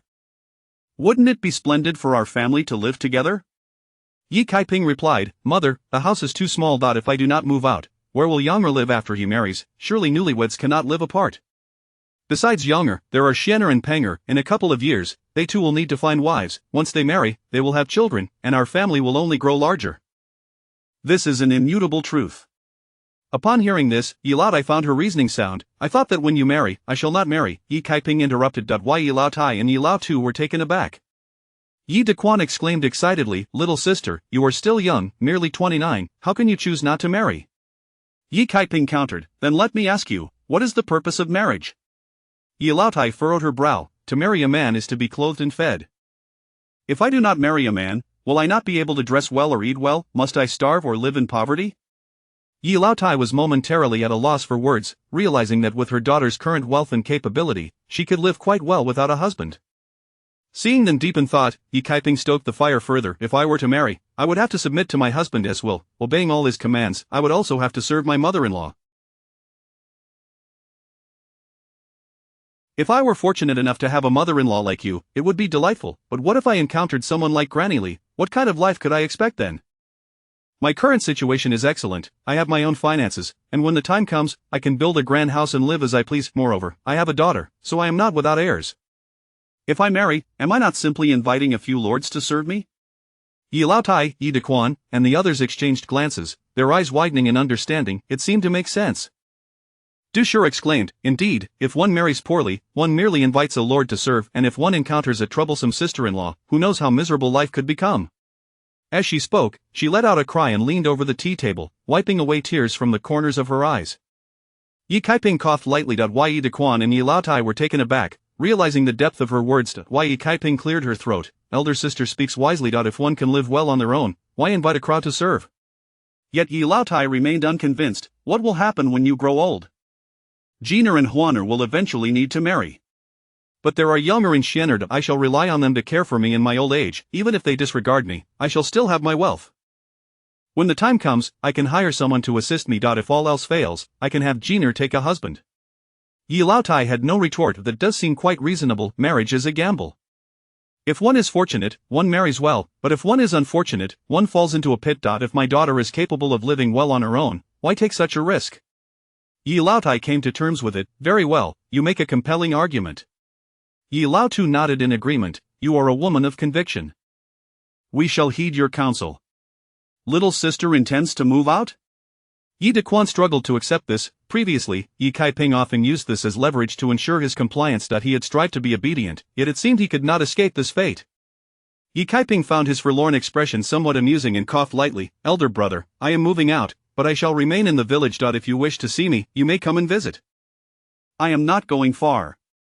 Nevertheless, Yi Dequan felt disheartened suddenly. Yi Lao Tai had a thought and shook her head. No, even if you have a daughteress household, the three of you are still women. A widow's door is fraught with gossip. As long as there are no men in the house, trouble will follow. Wei Shi timidly added, was there not a widow in the village named Miao? She was young when her husband passed, and with no one in her husband's family, she had to care for her 7 or 8-year-old daughter. The village rascals would often come to her door at night. Eventually, she could not endure it any longer and hastily remarried in another village. Exactly, Yi Lao Tai nodded. A household without men is simply untenable. It is not merely knocking at the door. Even if a man merely walks past your home, the gossips will concoct tales. Yi Dequan interjected urgently, if there are no men, I shall move in. Yi Lao Tai shot him a glare. What do you think you are? If it comes to that, I shall live with my husband in Kaiping. As she spoke, her eyes lit up. Yes, that could work. Once the house is built, we shall all live together. Yi Lao Tu said, agreed, if we reside together, no one will have anything to say. Yi Kaiping smiled and nodded, for she had also considered this solution. However, the first and second households were left bewildered. Du Shi stared, but aren't parents meant to be supported by our household? Wei Shi timidly remarked, does this mean we are to separate? Yi Lao Tu frowned, sighed lightly, it is not about separation, merely that we, the old couple, wish to change our sleeping arrangements. But as the saying goes, a tree grows branches, separation is inevitable. Du Shi and Wei Shi fell silent. In truth, they had both contemplated separation, but never expected it to come so. Yi Kaiping spoke up, elder sister, second sister, I am not instigating a division. I simply wish for our parents to live with me. You shall honor them as you see fit, and whether or not to separate is a path you will choose in the future, ultimately decided by our parents. Du Shi considered this and nodded, little sister, I do not blame you. It is just that when the second sister-in-law suddenly mentioned separation, it caught me off guard. Please do not hold it against me. Wei Shi furrowed her brow, unwilling to separate so soon. After all, even if they saved for 5 or 6 years, they would only manage to accumulate a modest sum. If they separated now, the first household would be responsible for their parents' care, and her earnings would all belong to them. Chapter 72, Land Acquisition. Madame Yi rose to her feet, exclaiming, "It's getting late, everyone should attend to their own matters, I must also prepare some spicy soup." She glanced back at Yi Kaiping and added, "Kaiping, you should take a moment to rest." "Very well, I have some errands to run," replied Yi Kaiping, unperturbed by her grandmother's fatigue. One of Yi Dezhong's brothers, when delivering goods, did not merely transport items but also fetched water, tended to the fire, and assisted in the kitchen, making it manageable for one person to handle. "Jinhua, let us hasten to cut the fabric," Du Shi exclaimed, recalling the cloth, her excitement palpable. Yi Jinhua, equally eager, dashed out with her mother in tow. Wei Shi, though preoccupied with her own thoughts, felt invigorated at the prospect of the fabric and hurried after Du Shi and her daughter. As everyone exited the main room, Yi Kaiping stood up, preparing to leave, only to find Yi Jinner sitting there with an ashen complexion. "What troubles you?" Yi Kaiping approached her, concerned. "Did you injure your foot?" Yi Jinner, feeling guilty, averted her gaze. "I didn't feel any pain while rushing to the market this morning, but after lunch, sitting for too long has made it hurt a bit." "I told you not to go, yet you insisted," Yi Kaiping sighed gently, her heart aching for her. "Come, let us return to your room." Yi Kaiping helped her up, and Yi Huaner, seeing this, rushed over to assist as well. Once in the room, Yi Kaiping instructed her to remove her shoes and socks, then carefully unwrapped the medicinal ointment that Dr. Zhao had prepared the previous day. To her dismay, she discovered a large swelling on Yi Jinner's ankle, causing her to gasp in shock. She had another opportunity to trade within her system to procure some medicated plasters. However, neither the materials for the plasters nor the bottles were available in this era, making it impractical to obtain them. "Huaner, go fetch Dr. Zhao," she commanded. "All right," Huaner replied, darting out swiftly, and before long, Dr. Zhao arrived.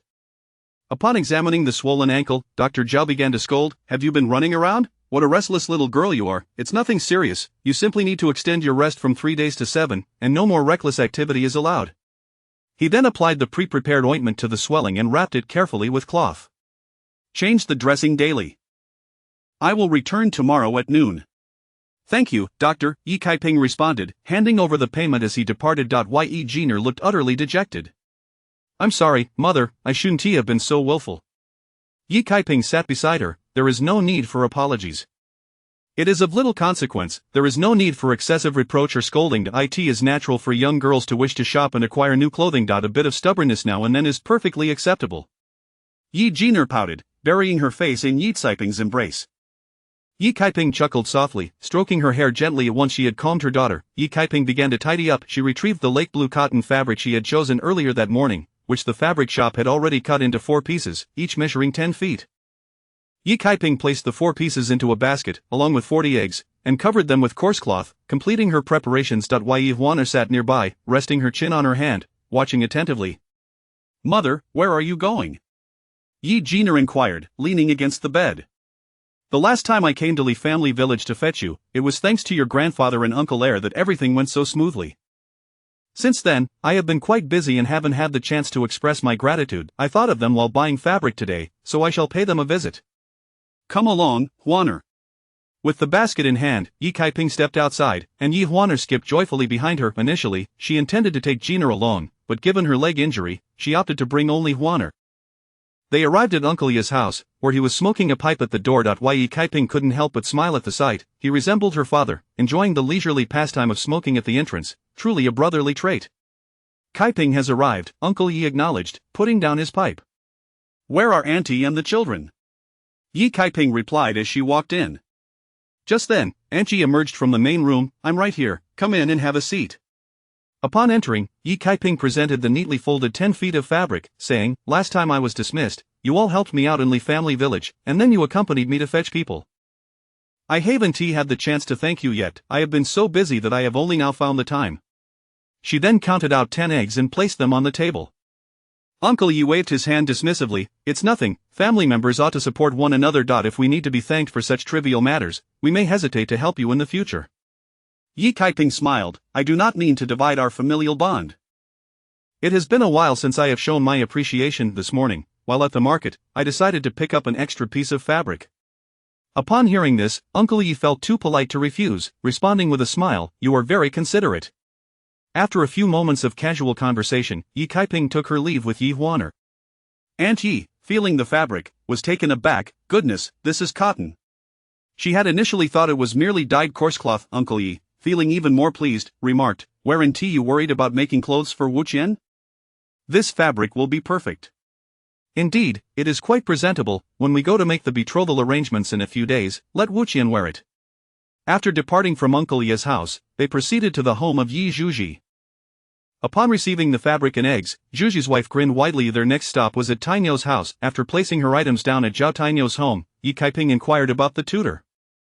Upon learning of her intention to find a tutor for Yi Xian, Tainyo's wife expressed her admiration. "I am somewhat unfamiliar with academic matters. It would be best to consult that young man in the mountains directly. By the way, he happens to have a day off tomorrow, and I will send him to your house. Then you can ask whatever you wish." "Thank you, sister-in-law. I need to attend to some matters in the morning and will only be free in the afternoon." "Very well, I will ensure he comes by in the afternoon." Tainyo's wife, knowing Yi Kaiping had more visits to make, smiled as she saw her off. Yi Lizhang was weaving a basket when he saw Yi Kaiping and Huaner approach, smiling broadly. "I knew you would come." "How did you know, Uncle Li?" Yi Lizhang welcomed them into his home as he spoke. "Didn't you just request a female household registration from those officials? I guessed you were not in a hurry to marry but wanted to build a house first." Nodding to himself, he continued, "Indeed, take your time. It is wise to choose carefully. Waiting a year or two to find the right match is not too late."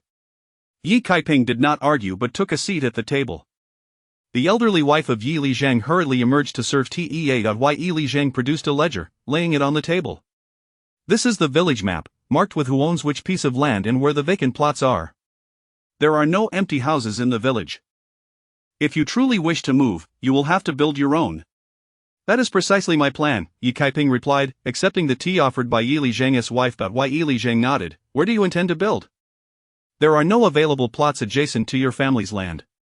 I have already identified a location, at the edge of the village, by the foot of the mountain, here." Yi Kaiping pointed to a spot on the map.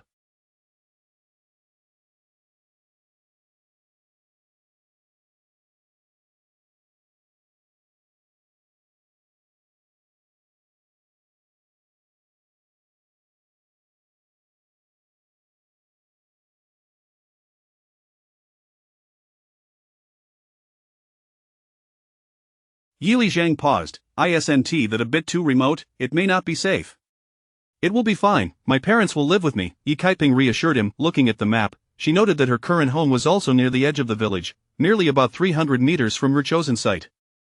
Chapter 73, Securing the Land Deed. "This reassures me greatly." Yi Lizhang nodded. "So, how much land do you intend to purchase? Surely, you'll require at least 2 acres, 1 tu." Pointing with her finger, Yi Kaiping indicated a substantial area at the foot of the mountain. "What?" Yi Lizhang exclaimed in surprise. "That encompasses 5 acres, just how large do you plan to build?" "I am not merely constructing a house, I intend to establish a workshop." "A workshop?" Yi Lizhang was taken aback. "What kind of workshop?" "It will be for making spicy soup. I plan to create seasoning packets for the soup. In the future, anyone wishing to enjoy spicy soup can simply soak some dried vegetables, add water, and toss in a seasoning packet." Yi Kaiping had already devised plans while preparing the spicy soup. If she were to make it herself, she could only sell it in the town or county, but by creating seasoning packets, her market would extend throughout the entire Great Zhou dynasty. Yi Lizhang's heart raced with excitement. "Are you certain you can manage this, Uncle Lizhang? You are aware that our spicy soup business is thriving. Regardless, we must give it a try."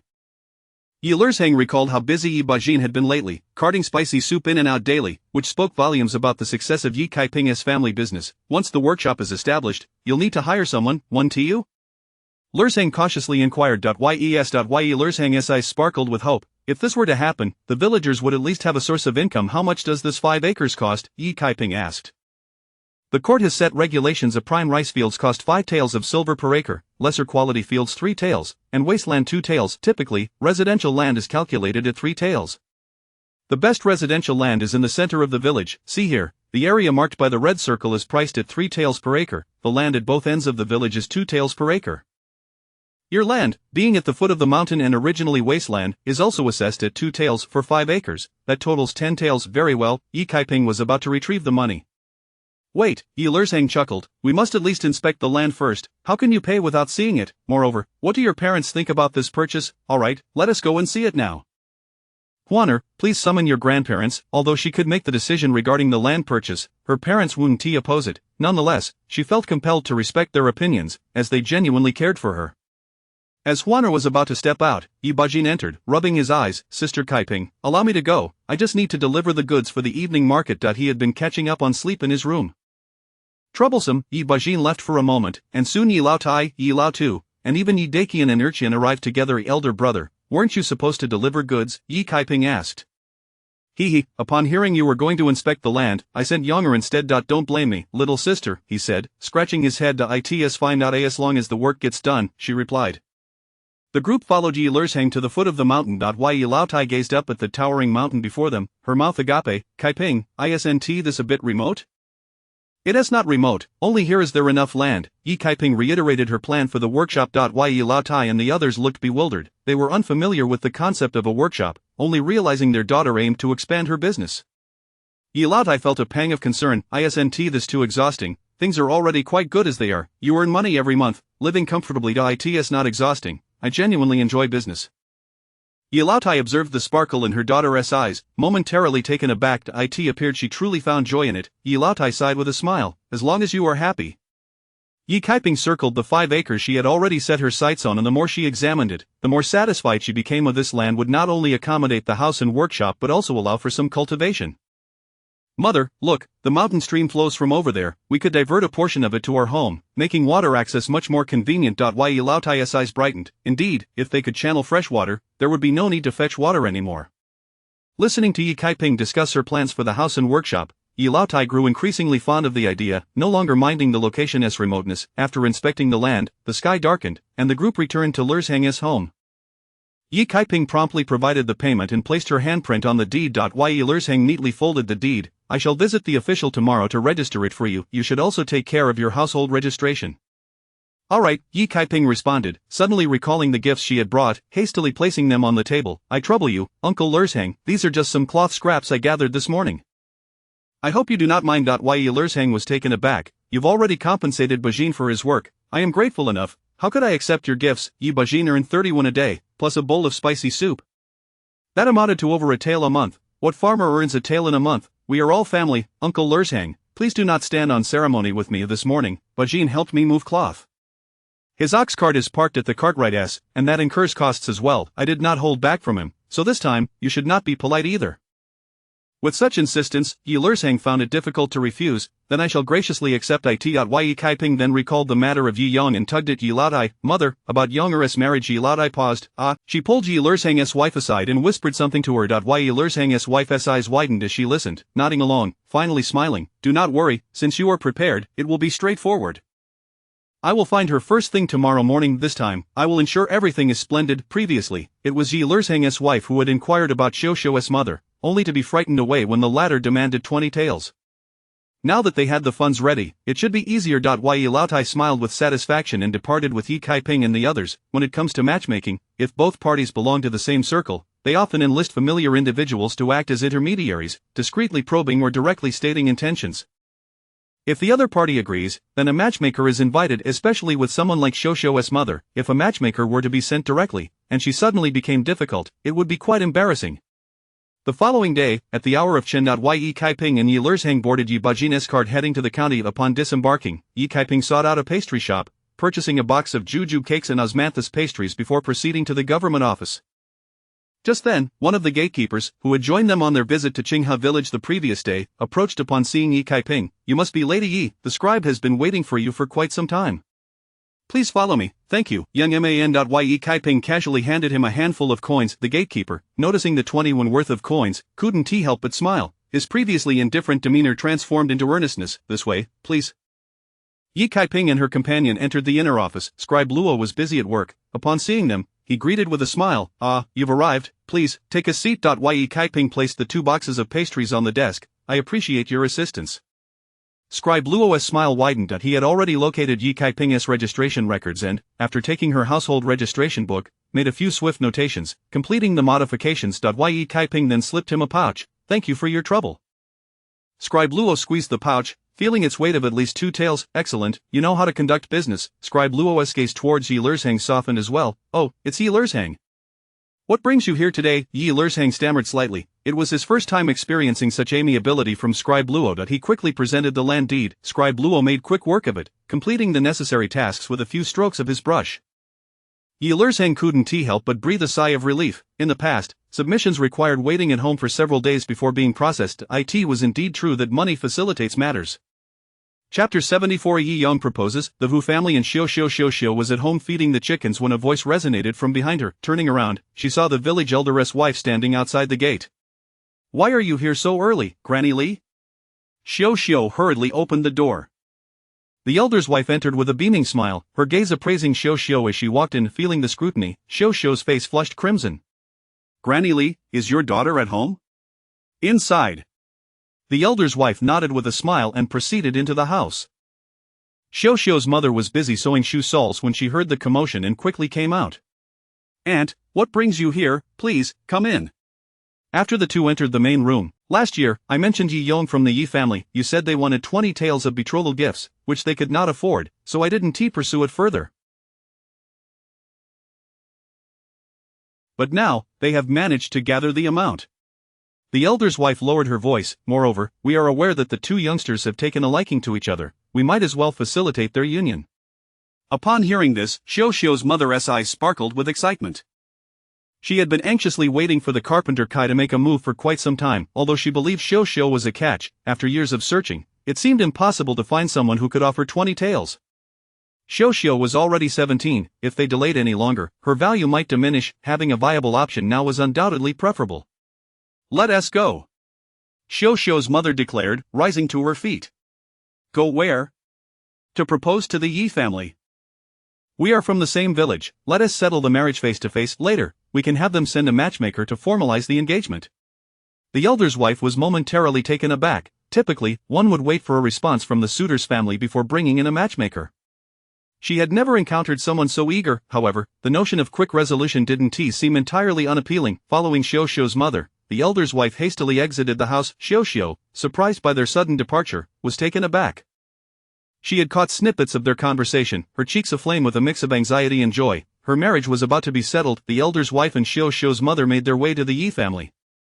As they approached, they spotted Yi Bajin's ox cart parked in the distance, with Yi Kaiping just disembarking. "Kaiping has returned from her errands," the elder's wife noted. "Indeed," Kaiping replied with a smile, glancing at Xiao's mother.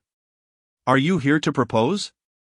"Bajin has gone home first," the elder's wife replied. Yi Bajin immediately drove the cart away. Xiao's mother cast a sidelong glance at Kaiping, remaining silent and slightly tilting her head. She vividly remembered how Kaiping had berated her after Xiao's near-drowning incident. How proud she had been then. Now, she was the one seeking to marry Xiao. Kaiping furrowed her brow and coolly said, "Aunt, Xiao's mother, please come in." "Aunt, the future daughter-in-law, Xiao's mother is here," the elder's wife announced cheerfully as she entered. Yi Yong was chopping firewood in the yard when he suddenly noticed the two women entering, particularly Xiao's mother, which made his face turn beet red. He quickly stood up. "Granny Li, Aunt, why are you here?" "I'll go call my grandmother and mother." He dashed towards the rooms of Jin Hua and Yin Hua. "Granny, mother, Xiao's mother has come," Yi Yong announced, his demeanor somewhat tense. Du Shi had already heard the commotion. "Why did you come so early? Did the elder's wife bring her here directly?" "Since she is here, let us go out and welcome her." Yi's matriarch set aside her sewing. The matriarch and the other women exited the room, smiling as they invited the elder's wife and Xiao's mother to sit in the main room. Yi Yong felt out of place and retreated to his grandparents' quarters. Jin Hua, Yin Hua, and the others huddled behind Yi Yong, eavesdropping. Despite several attempts to leave, Yi Yong remained. Yi Kaiping and Weisher served tea to everyone and then sat beside the matriarch. As soon as Xiao's mother sat down, she fell silent. Although she had rushed over, she now seemed at a loss for words. The elder's wife noticed the awkward atmosphere and wished she could slap herself for allowing Xiao's mother to act so impulsively. The elder's wife quickly interjected, "I just visited Xiao's home and briefly discussed the children's marriage. Xiao's mother has already agreed. I thought, since we are from the same village, it would be better to sit down and have a proper discussion. Once we reach an agreement, we can have a matchmaker come to formalize the engagement, which would simplify matters." The elder's wife cleverly took the initiative, attributing the sudden visit to herself. Upon hearing that Xiao's mother had consented, both Du Shi and the matriarch exhaled in relief. their faces glowing with joy. Yi Young in the other room felt a weight lift off his shoulders, his face blushing as well. Jin Hua and Yin Hua quietly teased him and the matriarch smiled. Yes, sitting together to discuss it is indeed more efficient. Xiao mother, aside from the 20 taels of betrothal gifts, do you have any other requests for the engagement gifts? Slowly, Xiao's mother set down her coarse porcelain teacup. Apart from the customary 8 items, you must provide Xiao with a gold hairpin. A gold hairpin? Both Du Shi and Wei Shi gasped in shock. In this region, it was customary to offer something valuable during the engagement. Poor farmers might give a small copper mirror, while average families would present a pair of silver earrings, and those with a bit more means would offer a silver hairpin. Du Shi had initially planned to provide a silver hairpin, yet Xiao's mother had boldly asked for gold. The matriarch, however, chuckled. Very well, a gold hairpin it shall be. Du Shi's heart sank, but she reminded herself that they could not let this opportunity for her son slip away over minor details. Even the lightest gold hairpin would cost at least 10 taels of silver. Thankfully, Yi Daqian had been earning wages lately. She could borrow some from her mother when the time came. Wei Shi shot a glance at the matriarch, knowing that if they were to gift a gold hairpin to Xiao, they must also ensure her son Pang received something equally valuable when he sought a bride. Xiao's mother was about to add more, but the matriarch interjected. Xiao's mother, we are but a farming family. 20 taels and a gold hairpin is already the best we can offer. Ask around, who else offers a gold hairpin for an engagement? If you seek further gold or silver trinkets, we cannot provide them. Chapter 75. Just a livelihood. Xiao's mother curled her lip disdainfully. Auntie, your words are rather derogatory. The reason my Xiao's bride price is so high is that she has brought along her younger brother, who is a guarantee of producing sons. Once she enters your family, I assure you, you will be cradling a fat grandson by next year.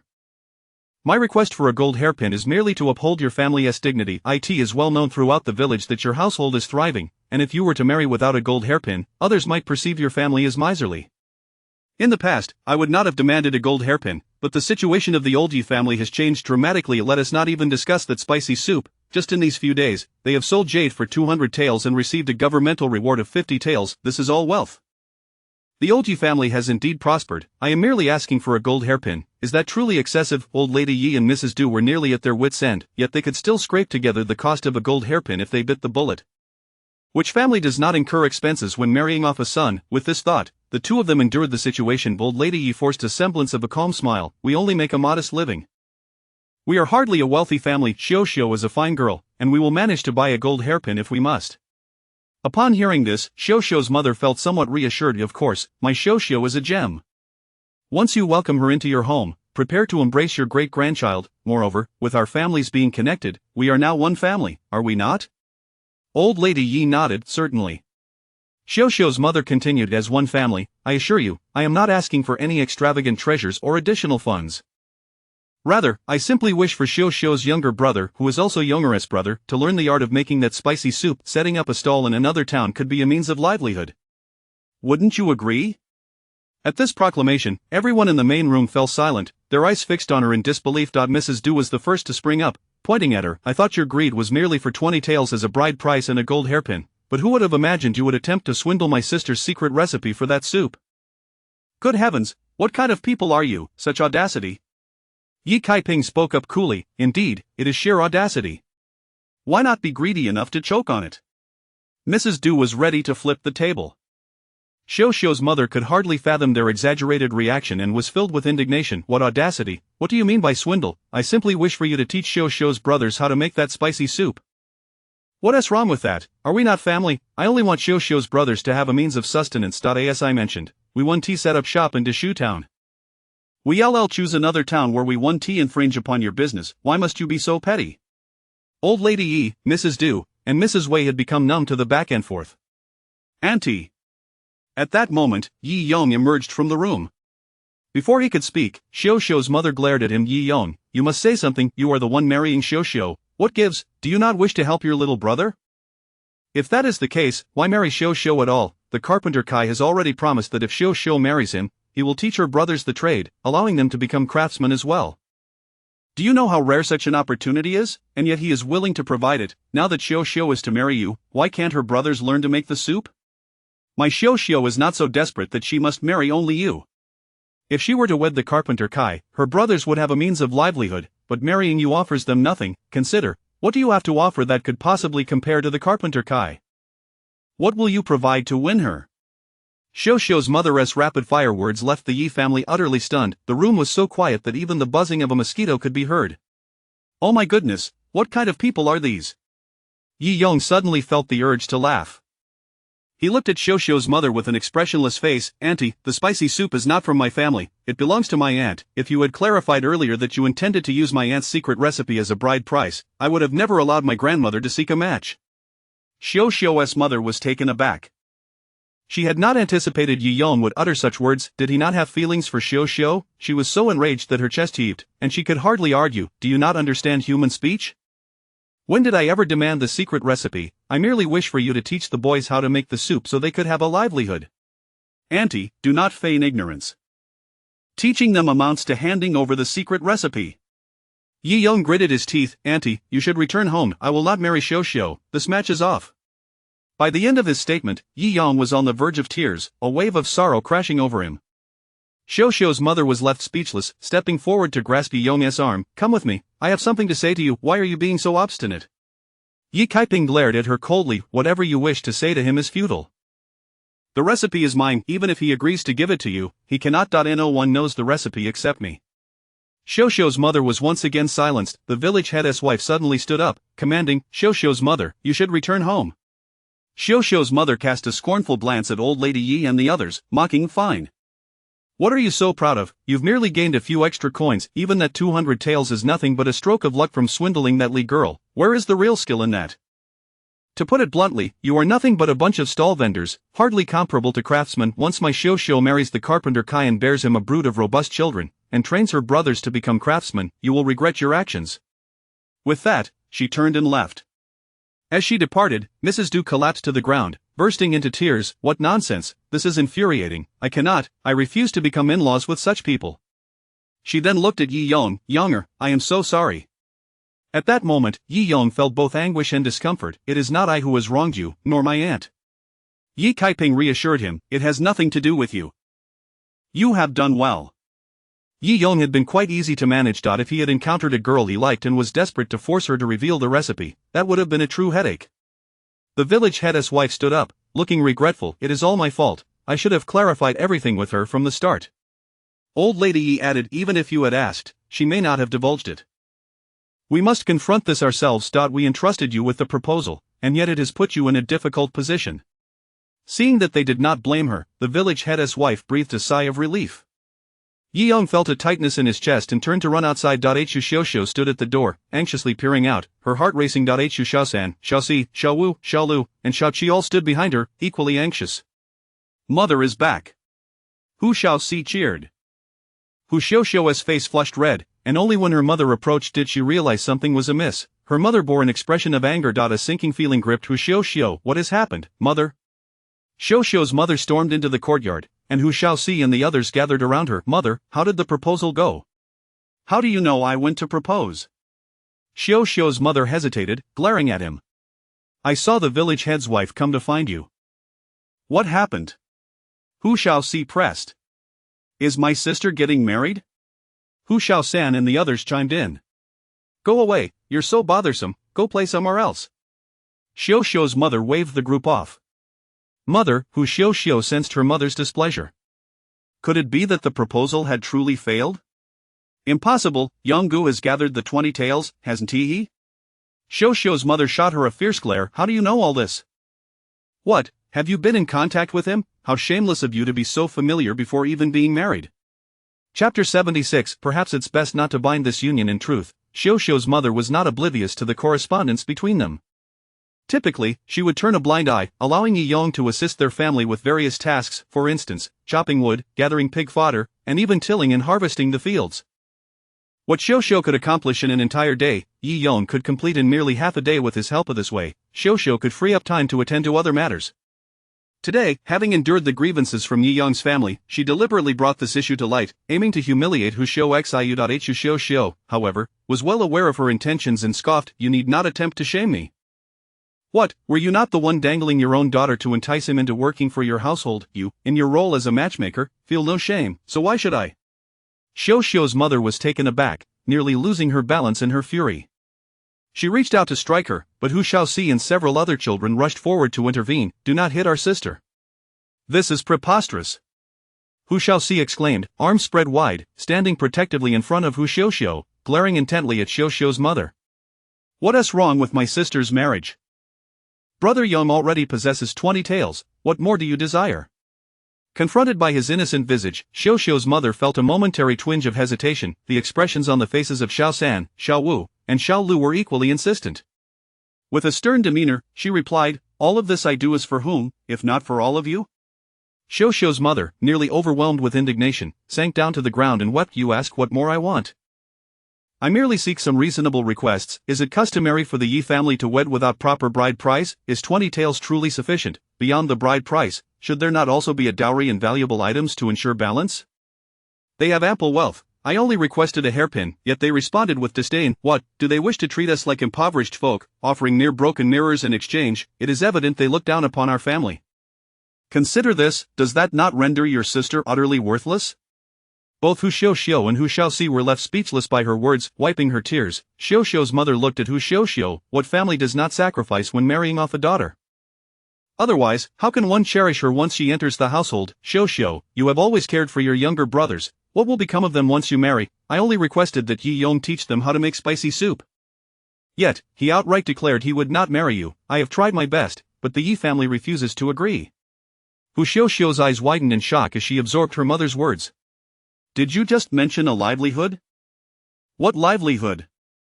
Xiaoxiu's mother pressed her lips together. I think of your brothers, after your marriage, how will they survive? I merely wished for Yi Yong to teach them a trade, yet, he immediately rejected the proposal. Tears began to cascade down Hu Xiaoxiu's cheeks. Is it truly that they disapprove? Or is it merely your insatiable greed? You call this a request for livelihood, but what you seek is their secret recipe. Alongside her sorrow, an overwhelming sense of shame washed over Hu Xiaoxiu, making her wish she had never existed. What is deception? Xiaoxiu's mother struggled to comprehend. While it was one thing for the Yi family to accuse her, how could her own daughter say such things? Overwhelmed with grievance, Xiaoxiu's mother wept openly, her hand covering her mouth and nose as she pointed at her. Hu Xiaoxiu, if you have the ability, persuade Yi Yong to marry you. But the 20 taels, the hairpin, and the livelihood for your brothers cannot be lessened. Hu Xiaoxiu let out a laugh. Why do you not impose such conditions on that carpenter Kai? Xiaoxiu's mother was momentarily silenced. Hu Xiaoxiu shook her head. It's merely because Yi Yong is fond of me. He is perceived as simple and easily manipulated. Now that you voice these demands, do you wish for me to seek him out and beg him to accept these terms? Alas, I cannot bear such humiliation. Her voice quiet and devoid of emotion, she gazed up at the sky. Very well, perhaps this is for the best. Not marrying him may be the wisest choice. I shall not drag him into a pit of misery. With that, she turned to leave, watching her daughter walk away like a specter. Xiaoxiu's mother felt a pang of guilt, but she questioned what wrong she had committed. The Yi family clearly had wealth. Why should they not part with a little more? Xiaoxiu's terms were indeed quite fair. Why could they not demand more? Sitting by the riverbank, Hu Xiaoxiu stared blankly at the flowing water. She longed to leap in, to end it all, yet, if she were to die, Shaoxi and the others would surely weep. She still wished to see them grow out. As she stood, she was momentarily startled to find Yi Yong standing not far away. They exchanged glances for a moment before, in silent understanding, they turned away from each other, each walking their separate paths. Since it was clear there would be no resolution, there was no need for further entanglement. They were the most significant people in each other's lives, yet they each held others dear to their hearts whom they could not relinquish. Sister! Hu Shaoxi emerged from the bushes, catching up to her. Yes, Hu Xiaoxiu replied, taking his small hand. Let us return home. Upon arriving home, they found Huang the matchmaker seated in the main room. Hu Xiaoxiu's grip tightened nervously. What a turn of events! Huang the matchmaker exclaimed, animatedly recounting her morning visit to the Kai family. It turns out that Monk was a fraud, a local scoundrel from the riverside village masquerading as a monk to deceive people. Xiaoxiu's mother, resting her hand on the tea table, pressed her temples. A false monk? Surely this was a ploy for money, but he did not even manage to swindle any funds. Kai the carpenter confronted him, asking why he was spouting nonsense, and the man claimed he was just bored in playing tricks. Can you imagine such a dullard? The weary Xiaoxiu's mother forced a smile. Indeed, indeed. Thus, Kai the carpenter has insisted that tomorrow morning we go to the town to meet. Make sure Xiaoxiu is dressed beautifully, Huang the matchmaker instructed, her mind still on the gold hairpin and provisions. Xiaoxiu's mother hesitated, but the matchmaker reassured her, do not worry, I shall ensure it. As Hu Xiaoxiu entered, Huang the matchmaker immediately approached, scrutinizing her closely. With winter approaching, Hu Xiuxiu appeared fairer than before, even more lovely. Huang the matchmaker smiled broadly, grasping her hand. Fear not, dear girl, this marriage shall certainly come to fruition. Indeed, Xiuxiu's mother shot Hu Xiuxiu a reproachful glare just moments ago. She had thought Hu Xiuxiu had gone in search of Yi Yong, yet here she was, agreeing to meet with Kai. Either Hu Xiuxiu had not sought him out, or the Yi family was unwilling. Xiuxiu's mother harbored a grudge. If they refuse, let them. My Xiuxiu is of fine character and need not marry into the Yi family. The wealth of the Yi family is merely a stroke of luck. Fundamentally, they are just petty vendors. Marrying a carpenter is far more respectable and offers longevity. Rising, Xiuxiu's mother smiled. Then I shall rely on you, Huang the matchmaker. Remember, tomorrow at the second hour of the morning, come to my home. I shall feign a visit to relatives, and we will proceed to Kai the carpenter's workshop together. Rest assured. Chapter 77. Selecting the academy after the departure of Xiuxiu, both Old Lady Yi and Madame Du were so enraged that they nearly fainted. Yi Kaiping urged them to return to their rooms to rest, instructing Jinhua and Yinhua to fan them. When Yi Lao-tu and the other men returned from the fields, they were astonished to learn that the matter concerning Yi Yong's engagement had fallen through merely due to a brief stint of farming. Yi Daqian, while assisting Yi Kaiping in fetching water for the spicy soup, muttered his grievances. When Yi Bajin arrived to pick him up, Yi Daqian climbed onto the ox cart, continuing to grumble as they departed. Yi Yong did not return until after lunch, bearing a large bundle of firewood in silence, and upon depositing it, he sequestered himself in his room. Yi Kaiping stood at the kitchen door, gazing at his tightly shut door with a sense of unease. The situation was rather delicate. She wished to see the two young ones achieve their desires, yet the young lady's family background was somewhat complicated. Moreover, she had never truly interacted with Hu Xiuxiu and was uncertain of her character. She decided to take a couple of days to assess the other party's disposition. At this moment, her younger brother Yi Xian approached, looking somewhat embarrassed. What asked the matter? He inquired. Is Jinshan here? Yi Xian felt awkward. Given the turmoil surrounding his elder brother's engagement, he ought not to be preoccupied with his studies at this moment. However, Zhao Jinshan had arrived and showed no signs of leaving. Yi Kaiping followed his gaze and saw a youth of about 14 or 15 years, leaning against the door panel and peering in, dressed in a cream-colored long robe, handsome and carefree, his eyes sparkling with curiosity as they locked onto her. Yi Kaiping felt a twitch at the corner of her mouth as she smiled and said, "You must be Jinshan, come over here." "Thank you, Aunt Kaiping," Zhao Jinshan exclaimed excitedly as he bounded in. Yi Kaiping cleared her throat. As a scholar, was this youth not a tad too exuberant? "Xianer, take him to the main hall while I seek out your grandparents and mother." Yi Kaiping entered Madame Du's room. Madame Du lay languidly on the bed, Jinhua fanning her. Upon learning of Yi Kaiping's purpose, she remarked, "As a mere farmer, I have little understanding of the intricacies of education. This matter will have to trouble your aunt and grandparents." "Very well." When she arrived at Old Lady Ye's room, Old Lady Yi echoed the same sentiments. Consequently, Yi Kaiping joined Yi Lao-tu in conversing with Zhao Jinshan in the main hall, while the second branch and Jiner and Huaner sat off to the side. "I heard from mother that Aunt Kaiping intends to find a tutor for brother Xian," Jiner chimed in. "Who would have thought Aunt Kaiping is quite generous, quite unlike brother Xian." Before he could finish, Yi Xian had already clamped a hand over his mouth, glaring at him. Yi Kaiping remarked, "Goodness, it seems Yi Xian has spoken ill of me to Jinshan in the past." Yi Huaner and Yi Jiner giggled at the exchange. Yi Kaiping coughed lightly. "Where did Jinshan study as a child?" Zhao Jinshan replied, "I attended a primary school in the town when I was younger." Brother Xian was there too. Unfortunately, he only studied there for 3 years before discontinuing. The primary school teaches up to the age of 12, and the monthly tuition is merely 200 to 300 won. After turning 12, one can take the county examination, which is state-run. Regrettably, I was unable to pass and had to seek out a private school. The private school I currently attend is called Qingfeng Academy, but despite being termed an academy, it only has 5 or 6 students. My tutor is an elderly scholar, past his 60th year, yet immensely knowledgeable. The typical private school tuition is over a tael a month, while the better ones charge 2 taels.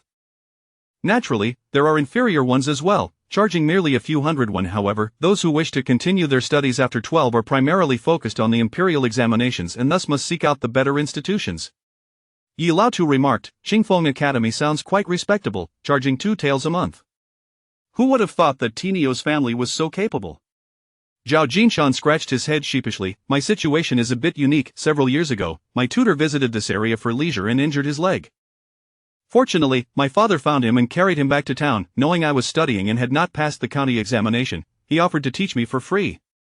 Yi Kaiping understood, and simultaneously realized that the educational system in the Great Zhou dynasty was rather well structured.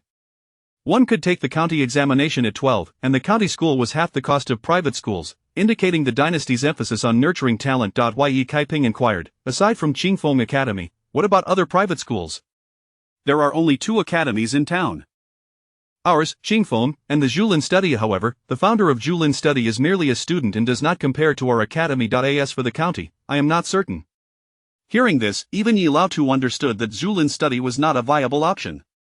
Yi Kaiping asked, has anyone from your Qingfeng Academy ever passed the county examination? A few years ago, one student did pass, but there has been no news since. My tutor says he is counting on us.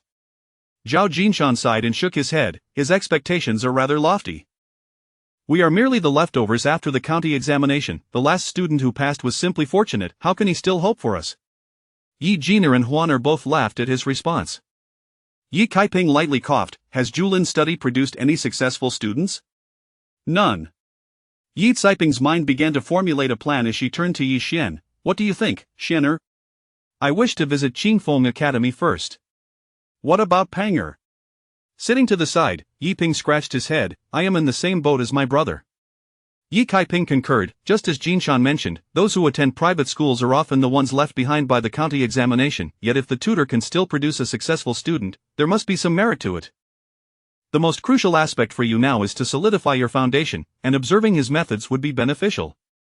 Zhao Jinshan's eyes lit up. That's splendid, Brother Xian, we can attend school together like before. Yi Xian felt a surge of joy and nodded, indeed. Jinshan, when do you start school tomorrow? I have a day and a half off, so I must return to the academy by the morning. I will come to find Aunt Kaiping and you all. All right. After arranging their plans, Zhao Jinshan took his leave. In the evening, Old Lady Yi and Madame Du finally calmed down upon learning that they would be seeking out the tutor the following day. Madame Du took Yi Xian's hand and said, put your brother's matters aside for now. Your own studies are paramount. I will accompany you all tomorrow morning. Thank you, Mother. During dinner, Yi Yong, who had locked himself away in his room, finally emerged. His demeanor was unchanged, as if nothing had transpired, which only heightened the concern of Madame Du and Old Lady Yi. Younger, are you all right? Madame Du asked. I'm fine, Yi Yong replied, picking up his chopsticks and forcing a smile. I am very well. Madame Du thought to herself that she would prefer if he did not smile at all. Chapter 78. An encounter. Early the next morning, after delivering the goods, Yi Bajin returned to the village and headed directly to the entrance of the old Ye's residence. Yi Kaiping, Yi Daikuan, Du Shi, Wei Shi, Yi Xian, Yi Peng, and Zhao Jinshan all boarded the cart together. I'm entrusting the matters of my elder brother and younger sister, as well as the 2 children, to you, said Yi Erquin. It wasn't that he was indifferent to his son, rather, his knowledge was limited, and he believed that with Yi Kaiping and Yi Daikuan at the helm, everything would be fine.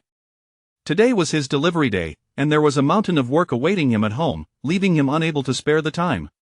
Rest assured.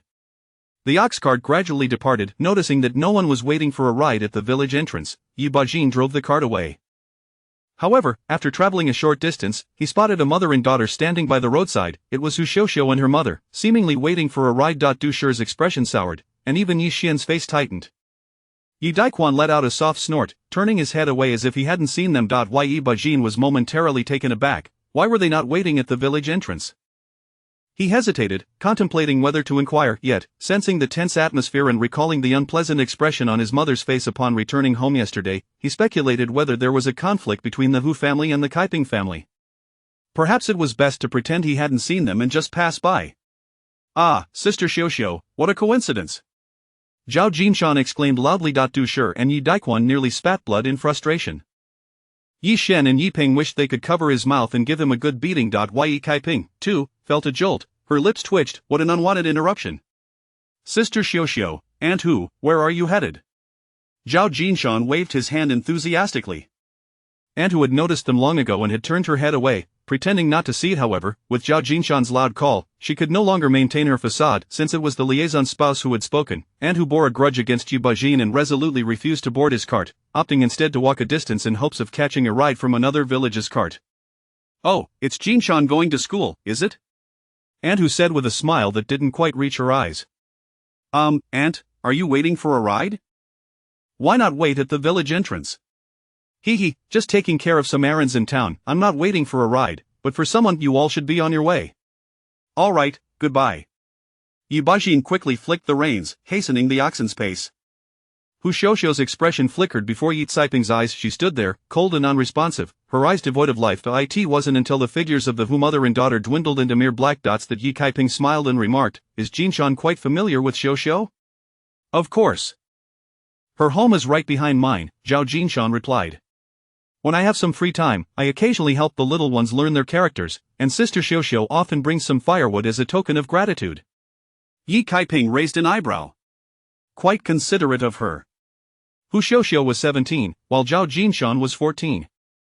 A 3-year age difference was not insurmountable. However, the fact that Hu Xiuxiu only delivered firewood and nothing more effectively dispelled any unwarranted speculation. Yi Caiping refrained from inquiring further about Hu Xiuxiu and shifted the conversation, asking Zhao Jinshan about the academy. Before long, they arrived at a quaint little courtyard, the entrance adorned with the words Qingfeng Academy. From the cart, Zhao Jinshan had already provided an introduction to Qingfeng Academy. The master, surnamed Qian, was in his 60s and owned a modest estate.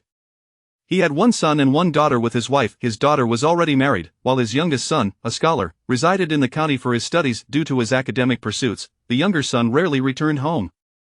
Yi Caiping and her companions followed Zhao Jinshan into Master Qian's academy. Master Qian, an elderly man with white hair, was writing when he looked up upon their arrival. "Why are you here so early, Jinshan?" "Ah, who are these guests?" "Master, I've brought you new students," Zhao Jinshan exclaimed, grinning widely. "You rascal, stand properly," Master Qian playfully scolded, revealing the warmth of their teacher-student relationship. "Greetings, Master Qian," Yi Caiping stepped forward, introducing herself. "I am Yi Caiping from Qingha village, and today I have brought 2 nephews to seek an education." "Oh," Master Qian replied, somewhat surprised by Yi Caiping's poise. The other 2 girls and 1 boy, who appeared to be the children of the 2 adults, were nervously fidgeting. Master Qian then turned his gaze to Yi Xian and Yi Peng, both around 15 or 16 years old. The 2 straightened their postures, and Yi Xian said, "I have met Master Qian, I am Yi Xian." "And I, Yi Peng," the other added. Master Qian nodded slightly. "So, neither of you has been able to gain admission to the county school? Why come to seek education at this time?" The county school typically opened its admissions in the spring of the following year. How could they be arriving at the end of October? "Master, I did not pass the county entrance examination, nor do I qualify to take it," Yi Xian explained. "I only studied for 3 years at the primary school before my family faced financial difficulties, which forced me to discontinue my studies. Now, I wish to resume my education and pursue the path of the imperial examination." Master Qian looked somewhat taken aback. "We have already begun studying the classics here. What can you possibly know after only 3 years? In my childhood, I only memorized the 3-character classic, 1,000-character classic, and 100 family surnames, and I practiced writing," Yi Xian replied. Master Qian rubbed his forehead. "I believe it would be better for you to return to the primary school and start from the beginning." Yi Xian's expression shifted slightly. Yi Caiping cleared her throat, suggesting, "Perhaps we could hire a tutor to teach him at home, step by step?" It seemed that the situation was as such. Yi Xian was only at a 3rd grade level, while Master Qian was teaching high school material.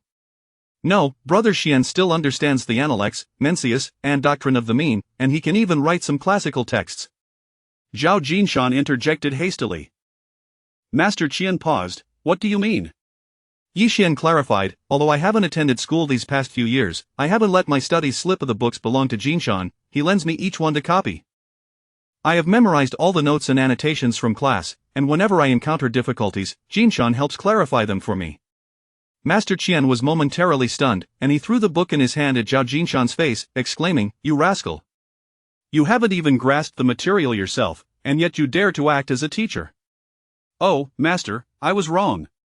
Zhao Jinshan fell to his knees, clutching Master Qian's legs and wailing, "I don't dare to take on the role of a teacher, but Brother Qian is too pitiful.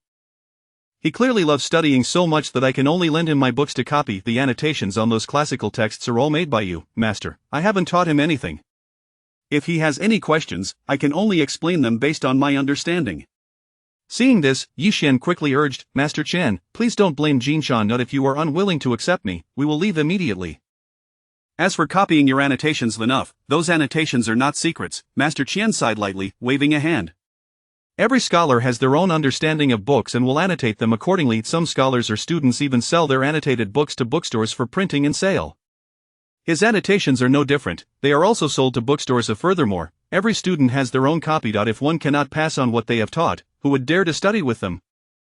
These students may grow up to become teachers themselves and pass on this knowledge in the future. He was not angry that his work was being learned, but rather that Zhao Jinshan was being so foolish. How could he teach others when he himself had not yet mastered the material? After all, Zhao Jinshan's level was quite dismal. Among all the students he had taught, he ranked among the very worst. Chapter 79. A tumult of conflicting emotions surged within him. Confucius pondered for a moment before inquiring, "You claim to have self-studied the 4 books and possess some understanding of classical texts. Allow me to pose a few fundamental questions." Yi Xian contemplated briefly and responded according to his comprehension. Confucius raised an eyebrow, clearly perceiving that Yi Xian's interpretations of the 4 books and 5 classics were merely rote memorization, reflecting a style reminiscent of Zhao Jinshan. The quality of his responses was decidedly subpar. Nonetheless, considering he had navigated this path through self-exploration in Zhao Jinshan's rudimentary guidance, such proficiency was commendable. He was a malleable talent. Moreover, despite interruptions in his studies, he had continued to pursue knowledge independently, demonstrating a commendable resilience, something Confucius particularly esteemed. With a little effort and supplementary instruction post-class, he would likely catch up swiftly. Thus, he nodded, "The monthly stipend is 2 taels, which covers your accommodation here, inclusive of breakfast, lunch, and dinner. You will have 2 days off each month, one of which lasts a day and a half. You must bring your own bedding and clothing, and laundry is your responsibility. Is that acceptable?"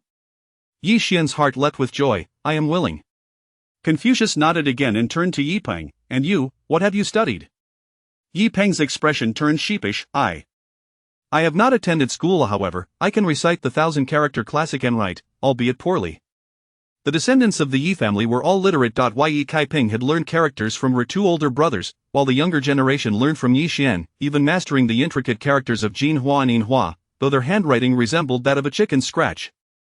Confucius inquired, "Have you had any exposure to classical texts?" "No." Yi Peng lowered his head. Confucius found himself at a loss. "Perhaps you should attend a primary school?" "Oh no!" Yi Peng exclaimed, nearly in tears. "I do not wish to study alongside a bunch of children. How embarrassing." As he spoke, he cast a desperate glance at Yi Kaiping. Yi Kaiping cleared her throat and turned to Weisher, "Sister-in-law, what do you think? I believe Penger should either return home to begin his foundational studies or find a tutor for the basics." Weisher frowned. Naturally, the more accomplished the teacher, the better. How could one possibly seek out inferior instruction? After a moment's thought, she said, "Isn't Xiener providing supplementary lessons? Though Penger may not match Xiener, he is not foolish and should be able to catch up." Yi Kaiping was less than convinced by Weisher's reasoning, yet as it was her son, she felt hesitant to voice her dissent. "Confucius, could you perhaps also instruct Penger?" After a moment's consideration, Confucius agreed, "Very well. I have previously taught young children. It is not a difficult task, merely requires some dedication. When the time comes for class, Yi Xian can join him alongside Jinshan and the others. Yi Peng would then have a separate space to solidify his foundational knowledge." "Thank you, Confucius." Yi Kaiping expressed her gratitude profusely. "When will your classes commence?" "Tomorrow." Yi Xian replied eagerly, his mind consumed with the prospect of attending school. Seeing his fervor, Confucius chuckled, "Very well. We shall begin our morning reading at 1/2 the hour of the rabbit, 6 a.m. You may move in later." "Thank you, Confucius. Will they be staying with me?" Zhao Jinshan asked excitedly. "Yes, they shall stay with you." Zhao Jinshan was overjoyed, nearly bursting with the urge to embrace Confucius in gratitude. Yi Kaiping exchanged a few more words with Confucius, settled the stipend, and then the group took their leave. Before departing, they took a moment to tour the academy, which was essentially a modest 2-courtyard establishment. The academy housed 5 students, residing in the back section of the first courtyard, 2 students per room. Zhao Jinshan had previously enjoyed solitary quarters, but now, with Yi Xian's arrival, they shared a room. The inner courtyard served as Confucius's living quarters, while a room in the west wing was designated for the students' lessons. Meals were shared in the main hall, alongside Confucius and his spouse. A servant was tasked with cleaning and cooking. Upon exiting the academy, Yi Kaiping led the 2 boys to a fabric shop, purchasing each a set of gray and white scholars' robes, along with the 4 treasures of the study. Observing the attire, Yi Ping felt a mix of joy and shyness. From this day forth, he would be a scholar upon returning home. Du Shi and Weisher promptly began preparing the boys' belongings for their accommodation, intending to accompany them to town later that evening when Yi Bajin would deliver goods. As they departed in the ox cart, the sky had darkened. Yi Kaiping stood at the doorway, watching their receding figures, exhaling softly another significant milestone had been accomplished. She hoped they would press onward toward a bright future. Thank you, little sister. Dusher turned to Yi Kaiping, her eyes glistening. Xian'er can finally continue his studies. Yi Kaiping felt a flush of warmth. Sister-in-law, there is no need for thanks. How could the elder sister be so oblivious? Had she forgotten that the original owner had caused Yi Xian's educational disruption? It was only fitting for her to send Yi Xian to study. No gratitude was required, yet Yi Kaiping was reluctant to revisit past grievances. It was unnecessary to dwell on such matters. Harmony and happiness within the family were far more important. Sister, may I ask you something? Yi Kaiping pondered for a moment before speaking. What is your opinion on the matters concerning Xiao and Younger? Dusher's smile faltered instantly as she gritted her teeth. I would never, under any circumstances, align our family with the Wu clan. To speak candidly, Dusher felt an internal conflict. She harbored a desire to avoid any ties with the Wu family, yet she did not wish for Younger to suffer in matters of the heart. She was now beset by indecision, uncertain of the correct course of action. Then, does that mean regardless of the outcome, you will accept it? Yi Kaiping inquired. Dusher hesitated but ultimately nodded. Let fate decide. With that, she turned away, no longer wishing to discuss the matter, and retreated into the house. The following morning, Yi Kaiping carried a small basin of spicy soup to Zhao Tinio's home. Oh, Kaiping, come in. Iron Bull's wife was hanging clothes in the yard. Upon seeing her, she pulled her inside. How are Xian'er and Peng faring? They went to find Confucius with Jinshan yesterday and moved in last night to it. Is all thanks to your Jinshan that they found such a remarkable teacher. This spicy soup was freshly made this morning. I brought you some to taste.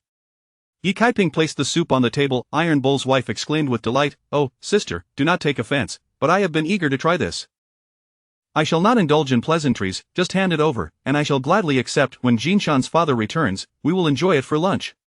Yi Kaiping appreciated the straightforward nature of such individuals. Please, go ahead.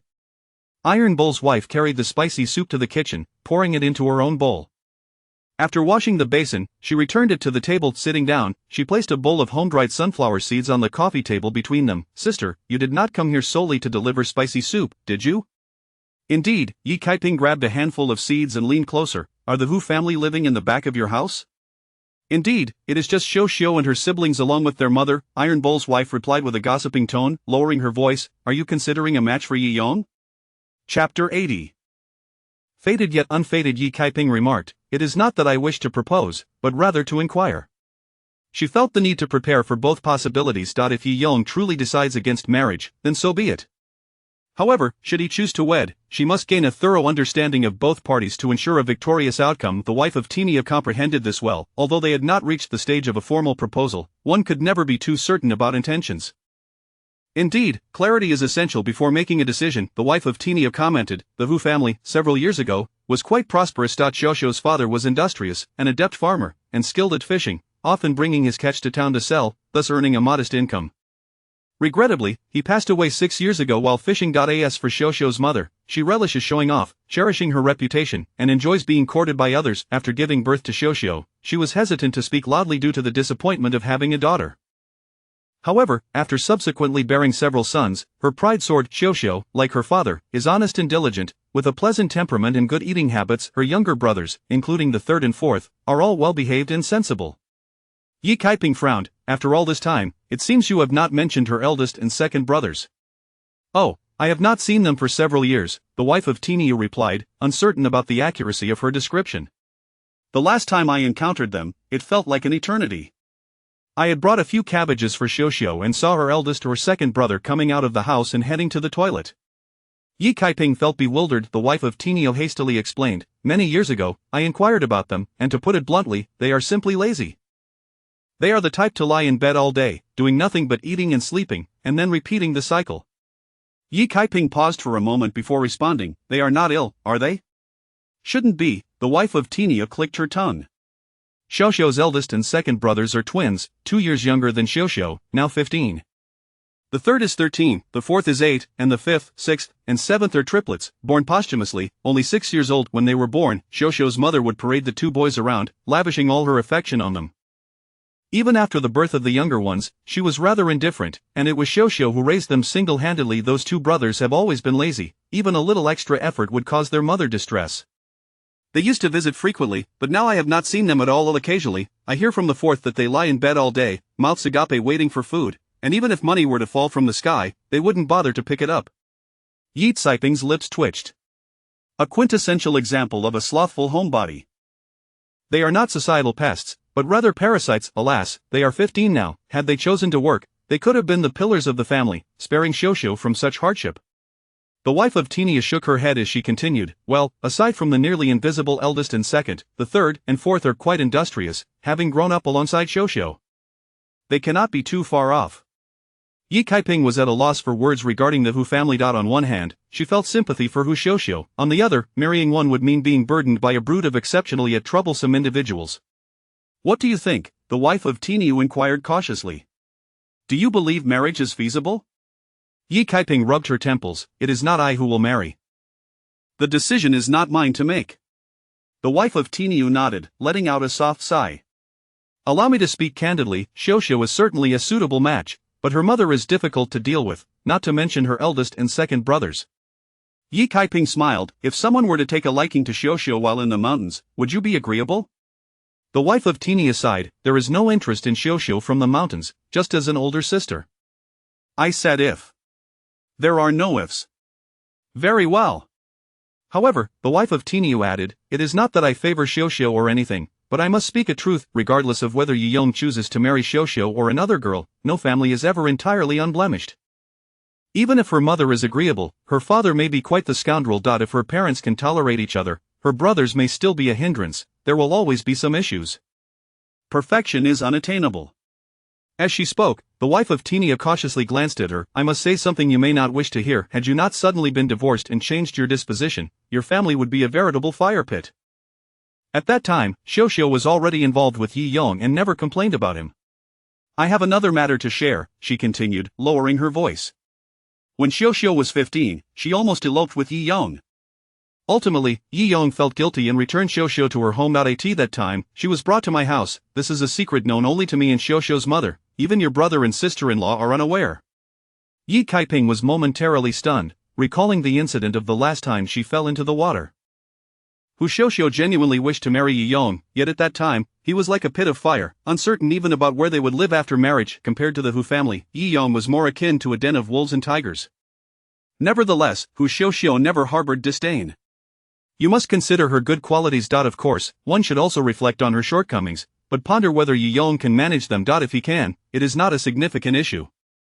In a marriage, as in drinking water, one knows the temperature of their own cup. You are not Yi Yong. How can you ascertain whether he can cope or is willing to? If you argue that parental arrangements and matchmaking dictate the course, and if the couple is adamantly opposed to the marriage, then that is a different matter altogether. Discussing it further is futile. Yi Kaiping paused, falling into silence. I share the same sentiment. I do not wish to interfere excessively, as this is a matter of great importance for him and my brother and sister-in-law. I came today to gain more insight, so that if any situation arises, I may be prepared. The wife of Tenia nodded. Indeed. Is the mother at home? At that moment, a laugh echoed as Shosho's mother entered, carrying a basket. Upon seeing Yi Kaiping, her smile faded abruptly, creating an awkward atmosphere. The wife of Tenia was startled. She hoped her previous remarks had not been overheard. Quickly, she stood and smiled. What brings you here, Shosho's mother? Please, have a seat. Shosho's mother pursed her lips, casting a glance at Yi Kaiping before smiling again. I have come to invite you to partake in wedding sweets. With a hint of pride, she added, my Shosho is engaged. What? The wife of Teniu was taken aback, utterly astonished by the suddenness of the engagement. Shosho's mother stammered, well, we only met yesterday, and today the engagement was arranged. It is indeed a bit hasty, but I could not wait. Upon discovering that the carpenter Kai has a shop in town, I could no longer delay. Not only does he have a shop, but also a residence, reportedly earning 1 or 2 taels of silver per month. Such a fine family must be secured immediately. Coincidentally, Kai was also quite pleased with Shosho, and both families promptly exchanged engagement letters, with Kai's family even offering a tael of betrothal silver.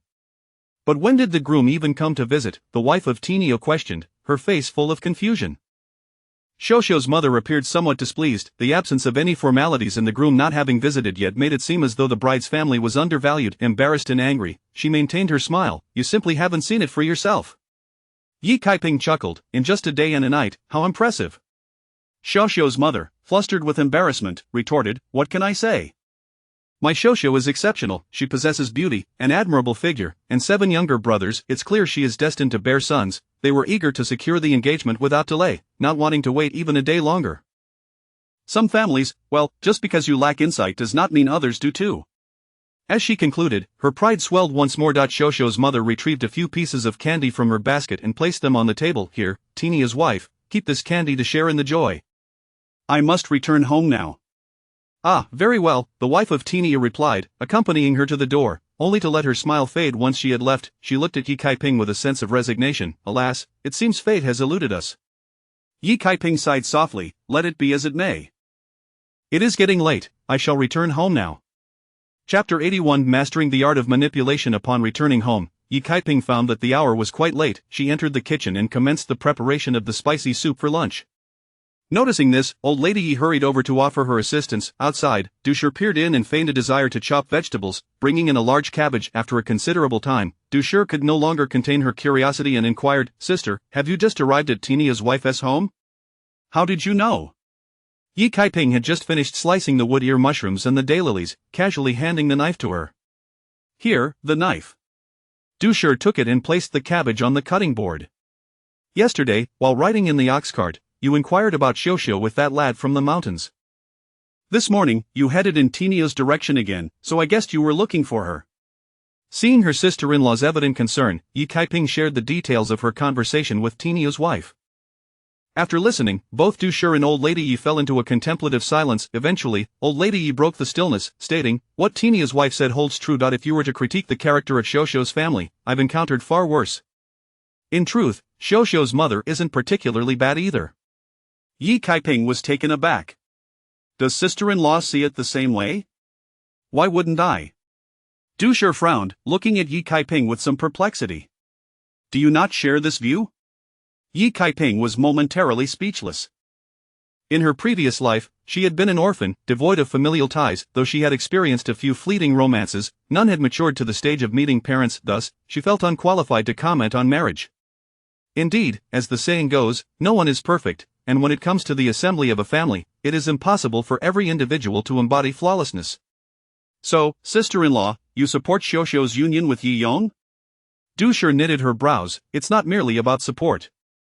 The essence of family life rarely aligns perfectly. For instance, consider the dynamics between mothers-in-law and daughters-in-law, sisters-in-law, younger sisters, or children. There are always some faults. I believe, rather than endure such complexities, one should at least choose a partner who brings joy. Moreover, Xiaoxiu has never displayed disdain for Younger, and for that, I shall remember her kindness for life." Yi Kaiping understood then that Dushir valued Xiaoxiu as a person. Dushir continued, "I was contemplating whether to have another discussion with Xiaoxiu's mother. We may not be able to offer her a livelihood, but we could certainly augment the betrothal gifts." Yi Kaiping cleared her throat. "I just received news that Xiaoxiu has become engaged to that carpenter we mentioned before." "What?" Both Dushir and old lady Yi were taken aback. Old lady Yi, looking as if she had seen a ghost, exclaimed, "Impossible, who among us can produce 20 taels of betrothal gifts? Furthermore, even if someone could, who would willingly contribute an additional gold hairpin?" Yi Kaiping sighed. "Mother and sister-in-law, you fail to grasp. Some people hold you in contempt, deeming you unworthy. If you desire something similar, you must expend even greater resources. In plain terms, if Yi Yong wishes to marry Xiaoxiu, he must provide not only 20 taels but also a gold hairpin and a means of livelihood. Others, however, can simply offer 20 taels without any additional expectations, and that would suffice." Dushir's expression darkened. "Does this not imply that Xiaoxiu's mother is deliberately taking advantage of my Younger?" "That is the implication," Yi Kaiping replied. She recalled her previous life when her employer obstinately refused to grant her a raise, preferring to spend more on hiring new workers, an act of bullying her for her earnestness and loyalty. "Oh dear, Xiaoxiu's mother, congratulations are in order. Xiaoxiu has indeed become engaged." Suddenly, the voice of Granny Zhao echoed from the adjacent room. "Which village lad is it?" "Neither," Yi Kaiping clarified. "My future son-in-law is from the town, a carpenter with a shop, earning a monthly income of 1 tael. I must first visit Lu Detsai's home. I must take my leave." Upon hearing these words, Dushir's countenance darkened, realizing that Xiaoxiu's mother was intentionally flaunting her situation. "Elder brother, where are you going?" Outside, Yi Jinawa's voice rang out. When Yi Kaiping stepped out of the kitchen, she only caught a glimpse of Yi Yong's retreating figure, who soon dashed away.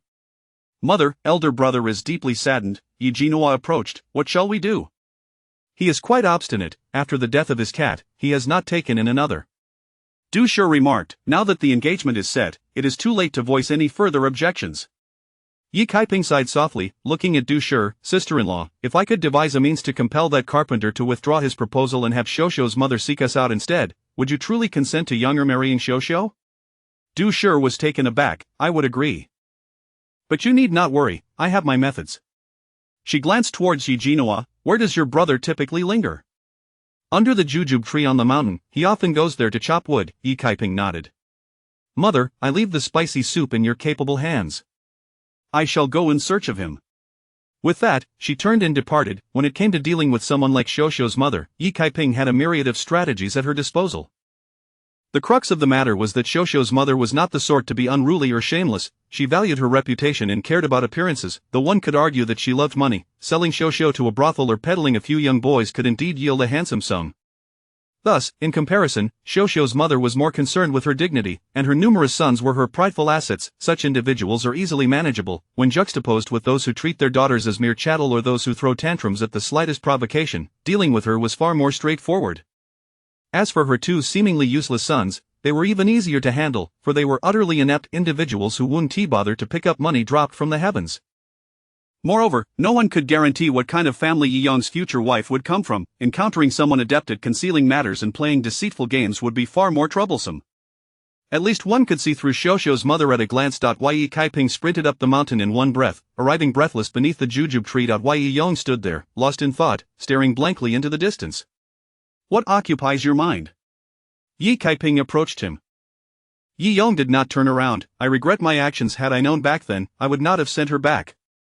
Yi Kaiping understood that he was referring to the incident from 2 years prior when he eloped with Hu Xiuxiu. Chapter 82. A good solution. Yi Kaiping remarked, I have also heard about this from Sister Tiniu. Yi Yong was taken aback, his complexion turning pale. At that time, we had already left the village, but I ultimately could not overcome that mental barrier.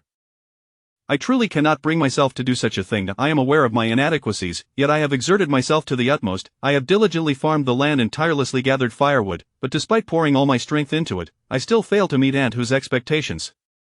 Must I recklessly elope with her or directly ruin her to fulfill this? Yet, I cannot bring myself to do either. I thought I had let go, but upon hearing that she is truly engaged, I find myself unable to accept it. As he spoke, Yi Yong squatted on the ground, clutching his head in anguish. Aunt, I am but a useless person.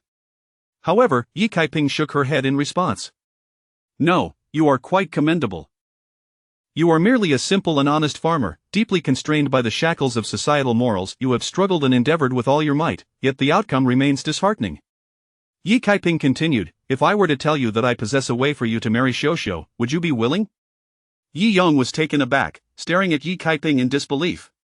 Aunt, you are not jesting with me, are you? Why would I jest with you? Yi Yong sprang to his feet, urgency evident in his voice. What method? But you must understand something, Yi Kaiping sighed lightly. If you truly marry her, you must be prepared to take on her 7 younger brothers. Rest assured, Aunt, I have long been prepared for this.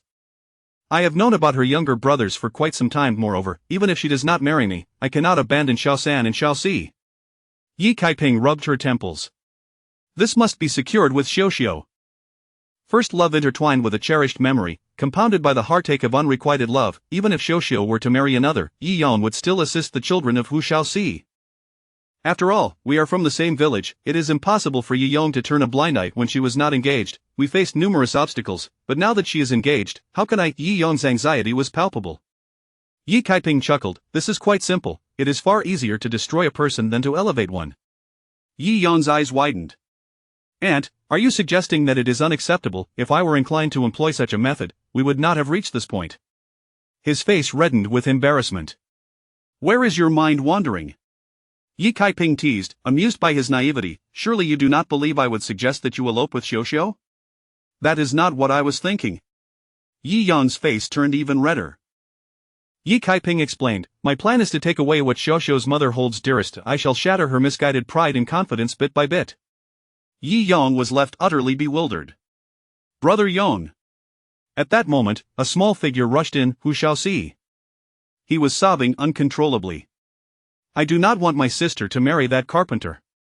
Yi Yong affectionately patted his head, turning to Yi Kaiping. And, observing their bond, Yi Kaiping understood that Hu Shaoxi wholeheartedly supported their union. You are Xiaoxiu's younger brother. What is your birth order? Hu Shaoxi was aware of Yi Kaiping, but this was their first conversation, and knowing her prowess made him somewhat timid. I am Shaoxi. Yi Kaiping nodded. Why do you not want Xiaoxiu to marry the carpenter Kai? I have heard he owns a shop, possesses a large house, and has wealth. With such a brother-in-law, you would undoubtedly benefit greatly. Hu Shaoxi lowered his head. I do not want to benefit. I only wish for my sister to be happy. He knew that only by marrying Yi Yong could his sister find true happiness. Yi Kaiping nodded, recognizing him as a clever little boy. I have a plan. If you both follow my instructions, I guarantee your sister will be paired with brother Yong. As she spoke, she began to strategize with Yi Yong and Hu Shaoxi. The more they listened, the brighter their eyes became. My goodness, how did we not think of this? Yi Kaiping smiled. Thus, Xiaoxiu will not be hurt, nor will the carpenter suffer. Only Xiaoxiu's mother shall bear the brunt of the pain. Go back and ask your sister if she is willing to tarnish her reputation in that regard. I am certain she will agree. I will return immediately and then go out. Hu Shaoxi exclaimed, eager to run off. Wait. Yi Kaiping grasped his arm. Do not rush. After you ask her, it will not be too late to proceed tomorrow. I believe tomorrow afternoon would be an ideal time for action, otherwise, it may seem too contrived, which would not be good for anyone. Yes, I shall heed Aunt Siping's advice, he replied, and with that, he dashed off with glee. Yi Yong felt a twinge of worry, uncertain if this method would be effective against Kai the carpenter, yet, it was the best course of action. If it failed, it would prove that Kai was indeed a man worthy of trust, and Xiaoxiu would find happiness with him. Aunt! Yi Yong suddenly knelt before her, bowing 3 times in gratitude. Regardless of whether the plan succeeded or not, he was profoundly thankful for her assistance. Yi Kaiping was startled, quickly pulling him up. What is this about afterward? We are family, there is no need for such formalities. Hurry home, your mother is undoubtedly worried sick. All right. Yi Yong wiped away his tears, feeling the weight on his heart finally lift as he returned home with a lighter spirit. Since the engagement, Hu Xiaoxiu had confined herself to her room. Her mother, recognizing her daughter's distress, chose to ignore her and busied herself with household chores. Sister! Hu Shaoxi burst into the room with a loud bang. The sudden sunlight blinded Hu Xiaoxiu, prompting her to shield her eyes with her hand. Hu Shaoxi closed the door and leaped onto the bed. Sister, I have something to tell you. He whispered the plan to her. Now it depends on your willingness to ruin your reputation. Tears streamed down Hu Xiaoxiu's face. I am willing. I have long since wished to rid myself of this shameful title. Yes, sister, do not be sad anymore. Eat well. I will go find Sangu and Xiaowu, Xiaolu, and Xiaoqi. Wait for our good news. As Hu Xiaoxiu watched her clever and understanding younger brother, she nodded through her tears, choked with emotion. It is supposed to be me protecting you, yet now it is you who must shield me. Sister has cared for you for so many years. Now that we have grown, it is our turn to shield you from the storms. Indeed. The little ones, once sheltered beneath her wings, had truly grown up. Chapter 83 of Purchasing Cattle and Visiting the Carpenter's Shop. When Yi Kaiping and Yi Yong returned home, the spicy soup from the noon market had already been cleared away. Yonger! Upon spotting Yi Yong, Dusher rushed over, her excitement palpable. Yi Dazai, Yi Laotai, Yi Jinoa, and Weisher soon gathered around them. Mother, I'm fine, Yi Yong replied with a smile. This grin was not the unsettling one from yesterday, but rather a genuine expression of ease. Dusher, her face etched with concern, asked, Xiaomei, have you truly persuaded Yi Yong to let go completely, or is there still hope? Yi Kaiping lowered her voice. In a few days, sister-in-law should be prepared for her to come seeking us. Without needing further explanation, Dusher and Yi Laotai deduced that this referred to Xiaoxiu's mother. The others exchanged puzzled glances, and though they were as anxious as cats on hot bricks, they dared not inquire further. Mother, at that moment, Yi Huaner squeezed forward. Today marks the 4th day. Should we set up a stall in the county tomorrow? No rush, Yi Kaiping replied with a smile. We should begin planning for the construction of our house. There will be much to do then. Once we settle our current affairs, we can set up stalls in the county for a few days to distribute the soup there, much like we do in the town, and simply deliver the goods. Yi Huaner squinted her eyes with a smile. Indeed. Yi Kaiping turned to Yi Laotai. Mother, what is today's date? It's October 30th. Tomorrow will usher in November. Yi Kaiping declared, I truly cannot manage any longer. Starting from November, I will cease making the spicy soup. Mother, you shall take charge with the two sisters-in-law. She then looked towards Du Shi and Wei Shi, eldest sister-in-law, second sister-in-law, would you be willing? The pay will be the same as Mother's, 31 a day. Du Shi and Wei Shi's eyes sparkled with delight. We are willing, indeed. Yi Kaiping nodded, feeling reassured that with the assistance of her two sisters-in-law, her mother would not have to toil anymore. Though 31 seems a tad high, Du Shi remarked playfully, yet her heart was elated, and she felt it necessary to feign modesty by initially declining. Yi Kaiping chuckled, it is not excessive. From November onwards, both elder brothers will also receive 31 henceforth, we shall settle accounts monthly. Since the inception of the spicy soup stall, both Yi Laotai and Yi Bajin had been settling accounts daily, but that had become too cumbersome, especially as their clientele grew. Agreed, Du Shi nodded eagerly, her heart soaring with joy. From November, she too would be earning wages. After a meal, Yi Kaiping planned to discuss the wage increase and the assistance from Du Shi and Wei Shi with her elder brothers. Stretching her back, she linked arms with Yi Laotai, heading towards the main hall while adding, we must also devise plans for the house construction. Will the delivery ox cart be able to handle the load? Yi Laotai pondered aloud, recalling how taxing it had been to transport 6 barrels at noon. The oxen at Yi Bajin's place had grown leaner. Yi Kaiping smiled, then we shall purchase an ox cart, allowing Yi Bajin's old ox a respite. It was indeed time to buy one. After lunch, Yi Kaiping conveyed the news about the wage increase and enlisting Du Shi and Wei Shi's help to Yi Dazai, who expressed no objections. The specifics of the delivery arrangements would depend on how much could be distributed in the county. They then deliberated on the construction details, purchasing bricks, tiles, and hiring workers, finalizing all matters one by one. Yi Kaiping beamed, elder brother, tomorrow morning, accompany me to buy some cattle. And we must invite Yi Bajin. He has experience in selecting cattle. And when we deliver to the morning market, younger sister will tag along, Yi Dazai said, rubbing his hands together in glee, our family will finally have cattle. Hearing this, Yi Yong, feeling a surge of anxiety, gulped down the water in his cup in one go. The following morning, as dawn broke, Yi Kaiping, Yi Dazai, and Yi Huan rode the ox cart, slowly making their way to the town. After delivering the goods, the sun had fully risen.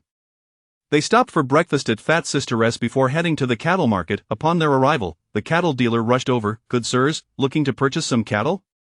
Yes, please show us the strongest ones, they replied. The dealer, smiling, led them to examine the cattle. It turned out he was an honest man. The cattle he introduced received Yi Bajin's nod of approval, confirming their worth for the price. Eventually, they settled on a robust black water buffalo for 16 taels, while the cart for transporting goods would require an additional tael. Yi Bajin, gazing at the strong cattle, felt a mix of joy and a tinge of sadness. In the future, Kaiping, you all will handle the deliveries yourselves, and Dazai will drive the ox cart. Yi Kaiping laughed, what are you saying? We will still need to deliver goods to the county, your old ox will still have work to do. With our own, it will be much easier. Yi Bajin's eyes lit up, thank you, Kaiping. Starting in November, wages would increase by 5 yuan, but payments would be made monthly.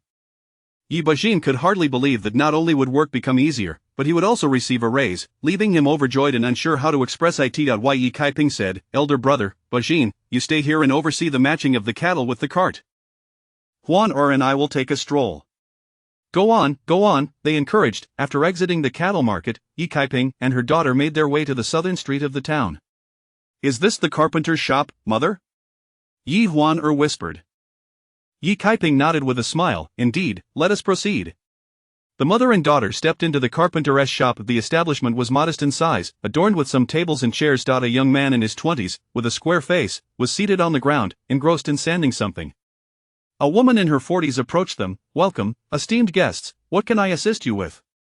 As Yi Kaiping surveyed the shop, she inquired, we are merely browsing. By the way, do you offer services for door and window installations at home? The carpenter's eyes brightened, we do indeed. What is it you wish to have done? We are planning to build a house and need someone to craft doors and windows, Yi Kaiping explained to the carpenter's wife, more enthusiastic now, exclaimed, you've come to the right place.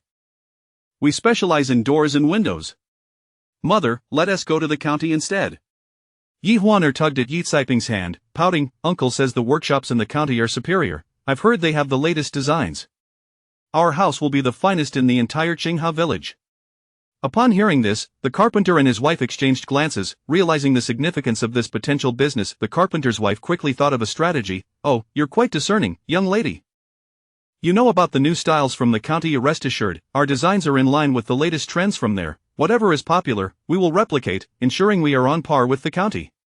Furthermore, she added, as relatives, we will not overcharge you. Yi Kaiping appeared astonished. Oh, dear sister, you were surnamed Kai, correct? We do not have any relatives by that name. The carpenter's wife responded with surprise. You hail from Qinghe village? My son's fiancé is from your village. My son is a son-in-law from your village. Aren't we relatives after all? Yi Kaiping looked utterly perplexed. Oh, may I ask who your nephew's fiancée is? Her name is Hu Xiuxiu. Yes, Hu Xiuxiu. Yi Kaiping's expression transformed into one of realization. So it is Xiuxiu. I know her. The carpenter's wife beamed even wider, knowing that familial ties would facilitate this transaction. Sister and nephew are truly noble, to be willing to marry Xiuxiu. Yi Kaiping regarded the carpenter and his wife with admiration and sympathy. Chapter 84. We are thirsty. Kai Mu and Kai Mother were left utterly bewildered by Yi Kaiping's gaze. Even the most obtuse among them could sense that something was amiss in her expression. Could it be that Xiuxiu had some kind of issue? Kai Mother, flustered, inquired, eldest sister, what do you mean by that? Nothing much, replied Yi Kaiping, I simply believe you are both good people. She continued, the entire village is aware that Xiuxiu has 7 younger brothers, and the bride price is rather steep, 20 taels. Kai Mother affirmed, indeed, 7 younger brothers. Such a girl is naturally blessed, she is destined for a prosperous life. Yi Kaiping nodded in agreement. Mother, what does destined for a prosperous life mean? Asked Yi Huaner, tilting her little head. Why is the bride price 20 taels? My sister Yaya only required 5 when she married. Kai Mother frowned at this remark, feeling quite displeased. She had already thought that 20 taels was exorbitantly high. However, the matchmaker had repeatedly insisted that Xiuxiu was destined to bear sons. Just yesterday, Xiuxiu's mother had even guaranteed it, claiming she would surely give birth to sons. With a forced smile, Kai Mother replied, such matters are beyond your understanding. She is indeed destined for prosperity and will surely bear sons, which justifies the price. Yi Huaner turned to her mother and asked, Mother, does that mean my sister Yaya will never bear sons? What if Xiuxiu doesn't have any sons in the future? At this, the smiles of Kai Mother and Kai Mu froze on their faces. Silly child, what nonsense are you spouting? Yi Kaiping chuckled as she glanced at them, you have invested so much. Surely Xiuxiu will bear sons, everyone knows of her good reputation in our village. If that's the case, why does no one in our village wish to marry her? Why did it take until she was 17 to find someone? Hush, be quiet. Yi Kaiping said, her face flushed with embarrassment as she looked at them. I apologize. The child is merely speaking out of turn. Kai Mother could hardly muster a smile anymore. It's nothing, eldest sister, please do not take the child's words to heart. Yi Kaiping grasped Kai Mother's hand earnestly, Xiuxiu is a good girl. Her father passed away early, and she has raised all her siblings. The 2 eldest brothers are quite lazy, spending their days sleeping and refusing to work, otherwise, Xiuxiu wouldn't be in such dire straits. Thankfully, she has encountered a kind family like yours. Her younger brothers will be counting on you in the future. It's getting late, we must take our leave. My apologies. Yi Kaiping said, her face flushed with awkwardness as she pulled Yi Huaner toward the exit.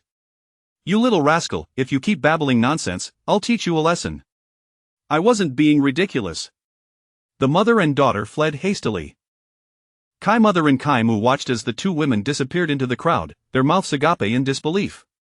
Mother, we spent a full 20 taels. If that Hu Xiuxiu doesn't bear any sons, we suffer a tremendous loss? Kai Mu furrowed his brow. Enough. Be quiet, it's too late to discuss this now. Does not speaking about it prevent it from happening? Kai Mu, not one to be generous, thought that 20 taels was an outrageous sum.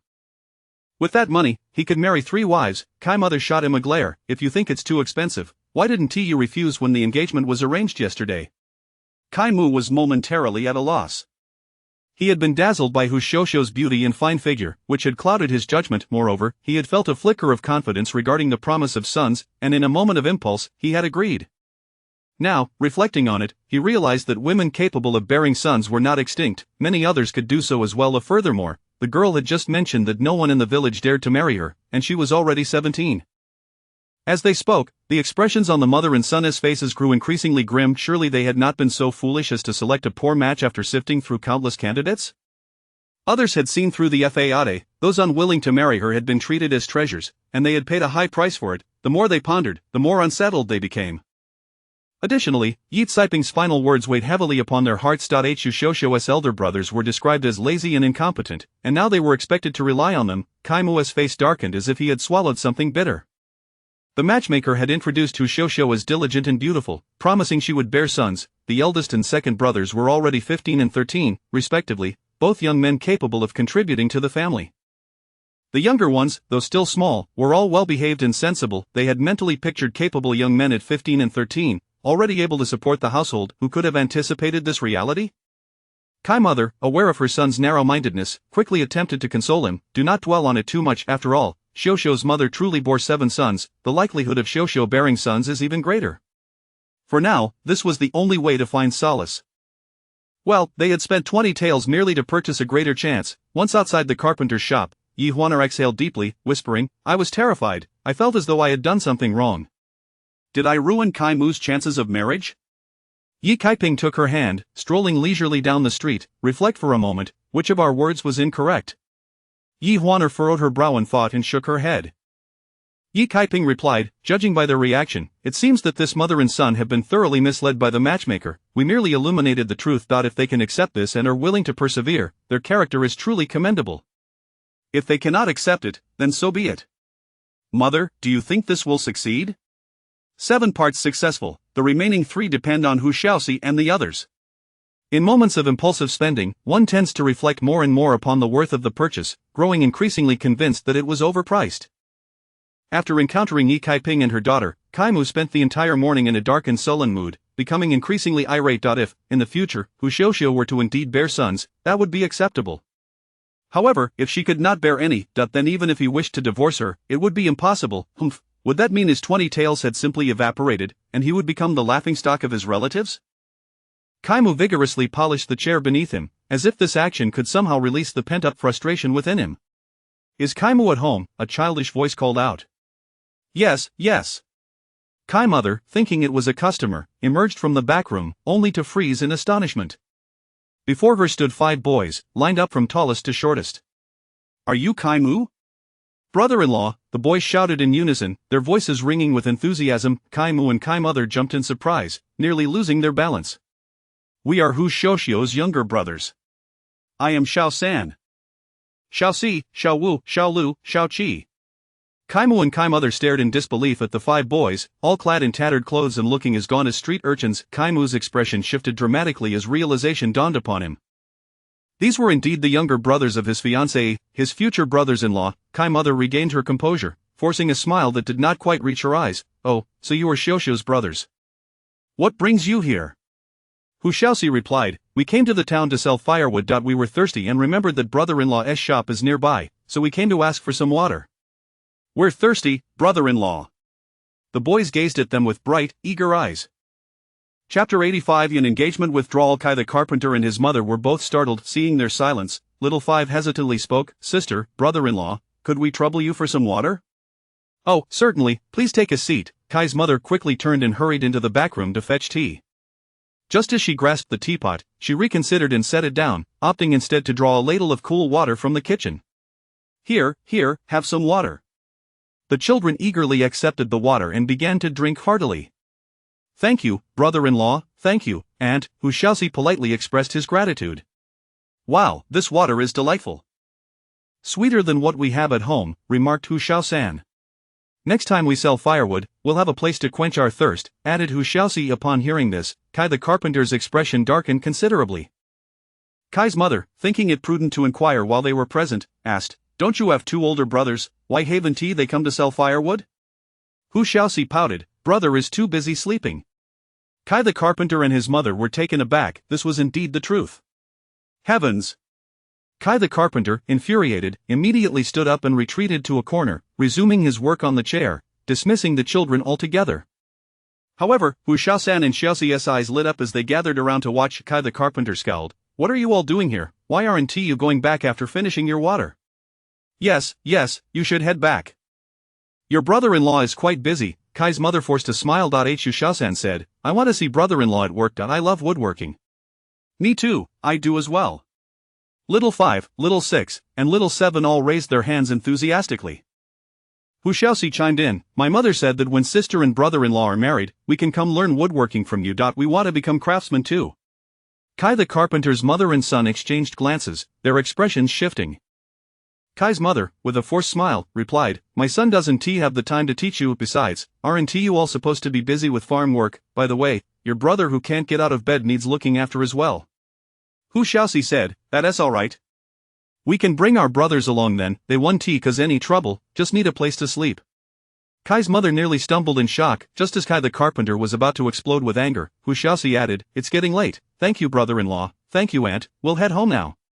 With that, they lined up and left. Kai the carpenter was left speechless, his face turning pale with indignation. Once the figures of the children had vanished, he could no longer contain himself and bellowed, what nonsense, mother, I can't take it anymore. 20 taels, if she doesn't bear sons in the future, 1 we suffer a great loss, even if she does give birth to sons, so what, are other women incapable of having children?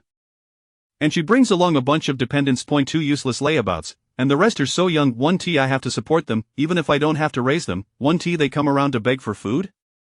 Today they come for water, tomorrow they want to eat our food, and what is this about wanting to learn woodworking from me? Why should I teach them? I don't even teach my own cousins or uncles, why should I teach them? No, absolutely not, I must withdraw from this engagement, withdraw. Kai's mother had finally seen the situation clearly. Yes, let us withdraw, I'll immediately find Huang the matchmaker and have her annul the engagement. With that, Kai's mother turned and stormed out. Kai the carpenter hurriedly closed the door and rushed after her. Huang the matchmaker's home was not far from the carpenter's shop, and they arrived shortly. Huang the matchmaker happened to be home, her face beaming with joy from just having arranged a marriage. Oh, it's you, Kai the carpenter. What brings you here? She asked, noticing the troubled expressions on their faces, her smile fading. Kai the carpenter shouted, you must go to Qinghe village immediately and cancel the engagement, and I want that tael of silver back. The matchmaker frowned, what? You just got engaged yesterday, and now you want to cancel? What on earth happened? Please, sit down, we can discuss this. Kai the carpenter was unwilling to sit, launching into a tirade, declaring that Hu Xiaoxiu was not a fortunate girl destined to bear sons, but rather a pitfall.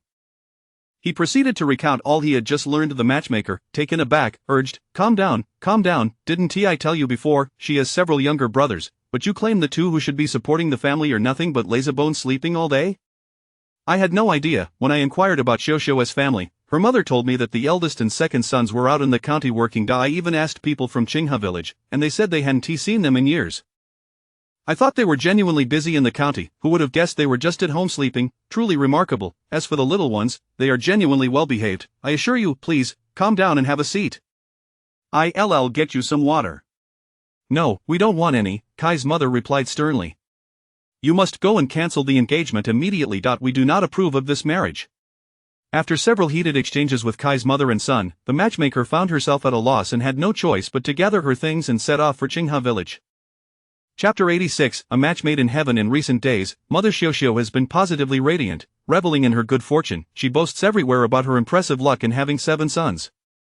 She proclaims to anyone who will listen, my Xiaoxiu's bride price is a staggering 20 taels, not only in Qinghe village, but throughout the surrounding countryside. Such a sum is unparalleled. 3 daughters could hardly compare to even one of mine. Yes, my Xiaoxiu is indeed worth this price. It's in her genes. She has a remarkable talent for bearing sons. Those with discerning eyes will naturally be willing to pay such a bride price. My son-in-law is quite exceptional as well. He runs a carpentry shop in town and is a skilled artisan, earning a substantial monthly income. Whenever you wish to purchase furniture or have doors and windows made, you may approach him for a favorable deal. After boasting to her heart's content, Mother Xiaoxiu strutted home. Upon entering, she found Hu Xiaoxiu, as usual, hanging up clothes. Mother Xiaoxiu couldn't help but smile. Xiaoxiu, have you come to a realization? Indeed, I have. I am filled with anticipation, Hu Xiaoxiu replied without lifting her head, continuing her task. Mother Xiaoxiu sighed with relief, my dear, it's all for your own good. Just then, the matchmaker, with a sullen expression, entered the room. Hu Xiaoxiu glanced at her, a smirk appearing on her lips as she hung the last piece of clothing on the bamboo pole and turned to leave. Hey! Mother Xiaoxiu wanted to say more, but Hu Xiaoxiu had already stepped away. Hearing footsteps behind her, she turned around to see the matchmaker, her smile instantly returning. What brings you here, matchmaker? Has the Kai family set a wedding date? Oh dear, why the rush? But then again, the children are not getting any younger. It is indeed time for them to marry and hopefully bless us with a plump grandchild next year. Come, sit inside. The matchmaker's face remained ashen, struggling to find the right words. Just as Mother Xiao was about to pull her in, the matchmaker pushed her away, her voice cold. The Kai family believes that their hasty engagement yesterday was impulsive. After much contemplation, they feel it would be best to hold off for now. Mother Xiao was taken aback. What do you mean? I don't understand. The matchmaker, no longer mincing words, replied, the Kai family wishes to withdraw the engagement. Mother Xiao, it was a rash decision yesterday, and for the sake of both families' reputations, it would be prudent to call it off. After all, it has only been a day, and no one is aware of it. Mother Xiao felt dizzy. What do you mean it has only been a day and no one knows? No, the entire village is aware. The engagement has been established. Who would think to keep it a secret? Why would they want to withdraw? The matchmaker, equally frustrated, retorted, do you not understand your own situation? You told me that your eldest and second sons were working in the county, yet they have been sleeping at home. These two idle fellows cannot support a household. This is not about marrying off a daughter. It is about finding a fool to support your sons. Mother Xiao's expression changed dramatically, her face flushed with shame and anger. I did mention they were working in the county, but that was several years ago. You asked me that years ago. They returned home these past 2 years. You simply didn't inquire. The matchmaker nearly choked with indignation. You're just trying to pull the wool over my eyes. This is entirely unreasonable. You must withdraw the engagement. With that, the matchmaker produced Hu Xiao's engagement letter. Let us return this letter, tear up the engagement documents, and refund the one tael of betrothal gift from Kai the carpenter. This will put an end to the matter, otherwise, neither of us will save face. Mother Xiao was infuriated. On what grounds? Who has ever retracted an engagement so easily? Who can just say they want to back out on a whim? What makes them think they can simply rescind their promise? With this marriage contract in hand, even the emperor himself would have to honor it. It is you who have hidden the truth. Where have I hidden anything? You simply didn't ask. Moreover, my eldest and second sons are decent men. They merely need some rest due to their frail health. They do not cause trouble. The matchmaker scoffed. Don't be so shameless. Am I the one being shameless? It is the Kai family that lacks integrity, to simply withdraw the engagement as they please. Do they think we are their servants? Even if this reaches the authorities, I would not fear them. The matchmaker, equally exasperated, decided that further conversation was futile and turned to leave. Watching the matchmaker walk away, Mother Xiao collapsed onto the ground. What a predicament! Withdraw the engagement? How dare they? Let us not forget, she had spent 3 or 4 years finding a wealthy family willing to offer 20 taels of bride price. Moreover, she had already made the engagement known throughout the village. Now, the entire Qinghe village knew that her future son-in-law was the carpenter from town. If they were to withdraw now, she would become the laughingstock of the village. No way, she could not withdraw, not even if it meant death. Furthermore, what did the Kai family think they were doing? Not only backing out of the engagement but also demanding a refund of that one tael. How petty! They should be ashamed of themselves. Clutching her chest, Mother Xiao crawled back to her room, collapsing onto the bed in frustration. Hu Xiao had witnessed the entire scene through the crack in the door, a glimmer of amusement dancing in her eyes. At that moment, she noticed a small head peeking through the doorway, followed by 1, 2, 3, 4, 5 more heads, her younger siblings, the Hu Xiaoxi and others. Hu Xiao chuckled softly and beckoned them inside. You all have worked hard, she said with a smile. It was nothing. It was fun. Hu Xiaowu chimed in, yet a hint of worry clouded Hu Xiao's expression. Hu Xiaoxi, sensing her unease, reassured her, sister, do not fret, that Kai carpenter is quite stingy, he will undoubtedly come to withdraw the engagement. Hu Xiaolu raised his small hand. He is so miserly that he wouldn't even let us drink boiled water, only giving us raw water. Hu Xiao affectionately patted their heads, filled with tenderness. Meanwhile, the matchmaker returned to town, seething with frustration over the mess she had landed in. After sipping some tea at home, she begrudgingly made her way to the carpenter's shop. Kai's wife, dear nephew, I must remind you that although I acted as the matchmaker, it was you who agreed to the engagement. Moreover, regardless of the circumstances, Xiao has done nothing wrong. How can you suddenly withdraw the engagement and expect her to carry on with her life? Perhaps you should offer the Hu family some form of compensation. That would make my job easier, wouldn't it?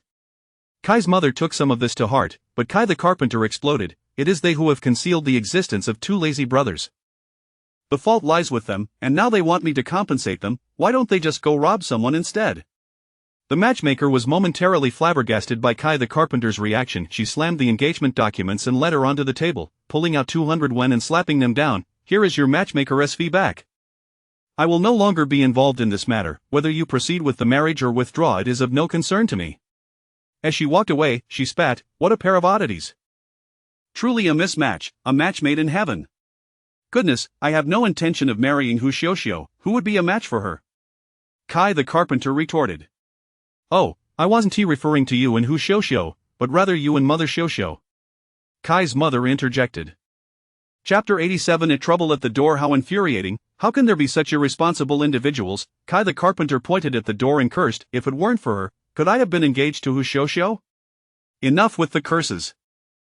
What matters most now is to break off the engagement. Humph, that malicious matchmaker must be trying to swindle money, hence her lack of action. We'll go ourselves tomorrow. If they refuse to annul it, they must not blame me for being impolite.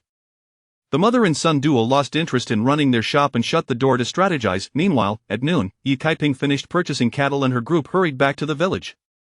During this time of delivery, Yi Daqian had already learned to drive the oxen, currently guiding the newly bought black ox while following behind Yi Bajin. A group of children played at the village entrance, and upon seeing the two black oxen entering the village, they couldn't help but giggle and chase after them. Wow, it's an ox. Another ox, Uncle Daqian, where did you get this ox? Yi Daqian chuckled, this is bought by your Aunt Ping. Wow! The children exclaimed in surprise, can we ride? Of course, hop on. Yi Kaiping replied with a smile. The children wasted no time and scrambled onto the new ox cart, laughing and making merry as they entered the village. It wasn't until they stopped in front of the old Yi's house that the children reluctantly jumped off the cart. Yi Laotai and Du Shi emerged from the house, unable to contain their joy at the sight of the newly purchased black ox, eagerly vying to lead it into the livestock shed. The old Yi family had always possessed a livestock shed. It had previously housed pigs, but now it was home to the oxen. Auntie! Yi Yang stepped forward anxiously. What's the situation now? Yi Kaiping whispered, don't worry, we shall await tomorrow's spectacle. Yi Yang nodded and went out with Yi Ping to cut grass for the ox. Since the ox had just been brought back, it was better to feed it at home for a while before taking it out the next morning. Yi Kaiping prepared spicy soup with Du Shi and Wei Shi. Although she had shared the method with them, along with the spices and pepper, the resulting soup could differ vastly with every individual's touch. The flavor currently being sold was that crafted by Yi Kaiping, thus it was essential to follow her steps meticulously without error. Du Shi and Wei Shi paid close attention, especially Du Shi, who was generous with the ingredients. Wei Shi, however, was hesitant, feeling that too much seasoning and meat were being used, which pained her. Yi Kaiping remarked, for a pot of soup, the amount of meat must be precise, and the spice bag should not be skimped on, otherwise, the flavor will be off. If the taste changes, customers will be lost, which means not only will we save no money, but we will also earn significantly less. Wei Shi nodded, understood. Du Shi added, so, we'll just measure according to what you say, and that will suffice, right? Exactly. Having acquired a new ox, Yi Kaiping allowed the old ox from Yi Bajin's family to rest. Today marked the first day for the new ox to pull goods, so it would be driven by Bajin. After the spicy soup set off, Yi Kaiping had breakfast and then leaned over the table to sketch. She was drawing the house she intended to build, and fortunately, with her background in art, it wasn't too challenging. Mother! Yi Huaner burst through the door, her face alight with excitement. There's a commotion at Xiuxiu's house. Many people have gathered over there. Yi Kaiping raised an eyebrow and hurried out with Yi Huaner. Du Shi, Wei Shi, Jinhua, Yinhua, and Yi Laotai also caught wind of the commotion and went to the Hu family to see what was happening. The Hu household was already surrounded by a throng. At that moment, Xiuxiu's mother was sitting on the ground, sobbing uncontrollably. She had been fuming all night, and with no one to discuss matters with, she was on edge, contemplating that at dawn she would go to town to find Kai the carpenter to salvage the engagement. However, before she could step out, Kai the carpenter and his mother arrived at the door. Upon entering the courtyard, Kai the carpenter got straight to the point. Aunt, let us be direct. Return the betrothal gifts and refund me a couple of taels of silver, and we'll call it even. Prolonging this matter benefits no one. Xiuxiu's mother paled. Son-in-law, there's a misunderstanding here. Let us discuss this inside. Kai the carpenter hesitated, just about to enter the house with his mother for a discussion. Unexpectedly, Hu Xiaoxi dashed over and, clutching Kai the carpenter, began to wail, brother-in-law, please don't break off the engagement. You can't abandon my sister, brother-in-law, don't break off the engagement. Hu Xiaosan and several others joined in the crying, their voices echoing and drawing the attention of neighbors. What is happening? Did I hear correctly? Breaking off the engagement? Just yesterday, Xiuxiu's mother was at my house, chatting about the engagement to Kai the carpenter from town, with a betrothal gift of 20 taels. Besides, Kai the carpenter has a shop and a house, earning a couple of taels a month. He is quite affluent. Upon hearing this, Kai the carpenter and his mother grew even more indignant. Just a day or two after the engagement, and they were already broadcasting it around. Was she really that desperate to marry, and how could they be so well informed about his income? Everyone, stop spreading rumors. Shosho and Kai the carpenter are doing well. There is no talk of breaking off the engagement. Shosho's mother hurriedly explained to the neighbors who had gathered, then turned to Kai's mother-in-laws. Let us step inside and discuss. Everything can be resolved amicably. Kai's mother maintained a stern expression. What is there to discuss? We have come to annul the engagement. If we go inside, who knows what you might concoct. Initially, they had intended to give the Hu family some face, thinking that since the engagement was recent and no one knew, they could quietly annul it without causing a stir, which would be better for everyone. Very well, if that is the case, let us clarify this publicly. Shosho's mother was both angry and anxious, pointing at them and shouting, Kai, you are being unreasonable. Just 2 days after the engagement, you turn around and want to annul it. Are you playing with us? The wife of Iron Ox and a group of neighbors expressed their astonishment, with Iron Ox's wife exclaiming, Kai, is this how you conduct yourself? If you've made an engagement, you should honor it. Suddenly breaking it off requires a reason. Exactly, our Cheng village river is not to be trifled with. Seeing that the villagers stood by her side, Shosho's mother felt a surge of emotion and her eyes welled with tears, sensing newfound courage. Thank you, everyone. What? Kai the carpenter was left speechless. All right, give me a reason. The only reason I agreed to 20 taels for the betrothal was because I believed her nonsense about Shosho being easy to bear children. Isn't that settled then? A neighbor's wife chimed in. Shosho truly has brought forth 7 younger brothers. She is indeed capable of bearing children, and if she asks for 20 taels, there is nothing wrong with that. If you were unwilling, you should not have agreed in the first place. What is this? You agreed and now suddenly find it too expensive. This is not how it works. Kai the carpenter was momentarily at a loss. He knew he was in the wrong here. Kai's mother insisted, Sister, you are right. We acted impulsively. If she really can bear children, then 20 taels is reasonable. But what if she cannot? What then? Will she refund the money? At this, everyone fell silent, turning their eyes towards Shosho's mother. Her face turned ashen. I said she can bear children. If I can, why can't she? All right, since you say so, let us draft a contract. The remaining 19 taels will be held at the government office until she gives birth to a son, and then the money will be given to you, Kai the carpenter proposed. Chapter 88. This is truly devious. Upon the utterance of those words, a profound silence enveloped the assembly, leaving everyone utterly astonished. The matrons of Qinghe village began to chatter indignantly, chastising, how can one be so shameless? Is this truly how one presents a betrothal gift? This is an outright affront. Kai the carpenter's countenance shifted visibly, while Kai's mother shot him a disapproving glance and exclaimed urgently, No, what we mean to convey is, what can she offer to bear sons?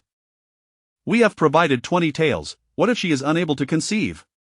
The matrons exchanged bewildered glances, pondering the very same dilemma. All eyes instinctively turned towards Shosho's mother. Shosho's mother was about to assert her belief that her daughter would adhere to her reasoning when a rival matron scoffed, just because a mother can bear sons does not guarantee that her daughter can do the same. I have a relative who bore 5 sons, yet her daughter produced not a single boy, only girls. Shosho's mother paled, for although she was convinced her daughter would follow in her footsteps, the doubts of others were palpable. Indeed. Kai's mother interjected. Kai the carpenter continued, At that time, you all assured us with your incessant chatter about how well she could bear children, and we were persuaded to part with 20 taels. If she cannot conceive, shall we not lose our investment? And to make matters worse, she has 7 younger brothers. Finally, Shosho's mother found a point to counter. But yes, Shosho has 7 brothers, all under her care. This proves her good fortune in bearing sons. Kai the carpenter bellowed, Is the entire world of women extinct, save for her? Is she the only one capable of bearing children? As these words echoed, the villagers began to murmur among themselves. Previously, Shosho's mother had boasted of her daughter's ability to bear sons, and now, upon reflection, it seemed rather trivial. Who could not bear sons? Shosho's mother felt the weight of skeptical gazes upon her, nearly choking with indignation. Her 7 brothers were no blessing, they were merely burdens. Kai the carpenter continued, Her father passed away early, and her 2 eldest brothers are indolent, spending their days in slumber rather than labor.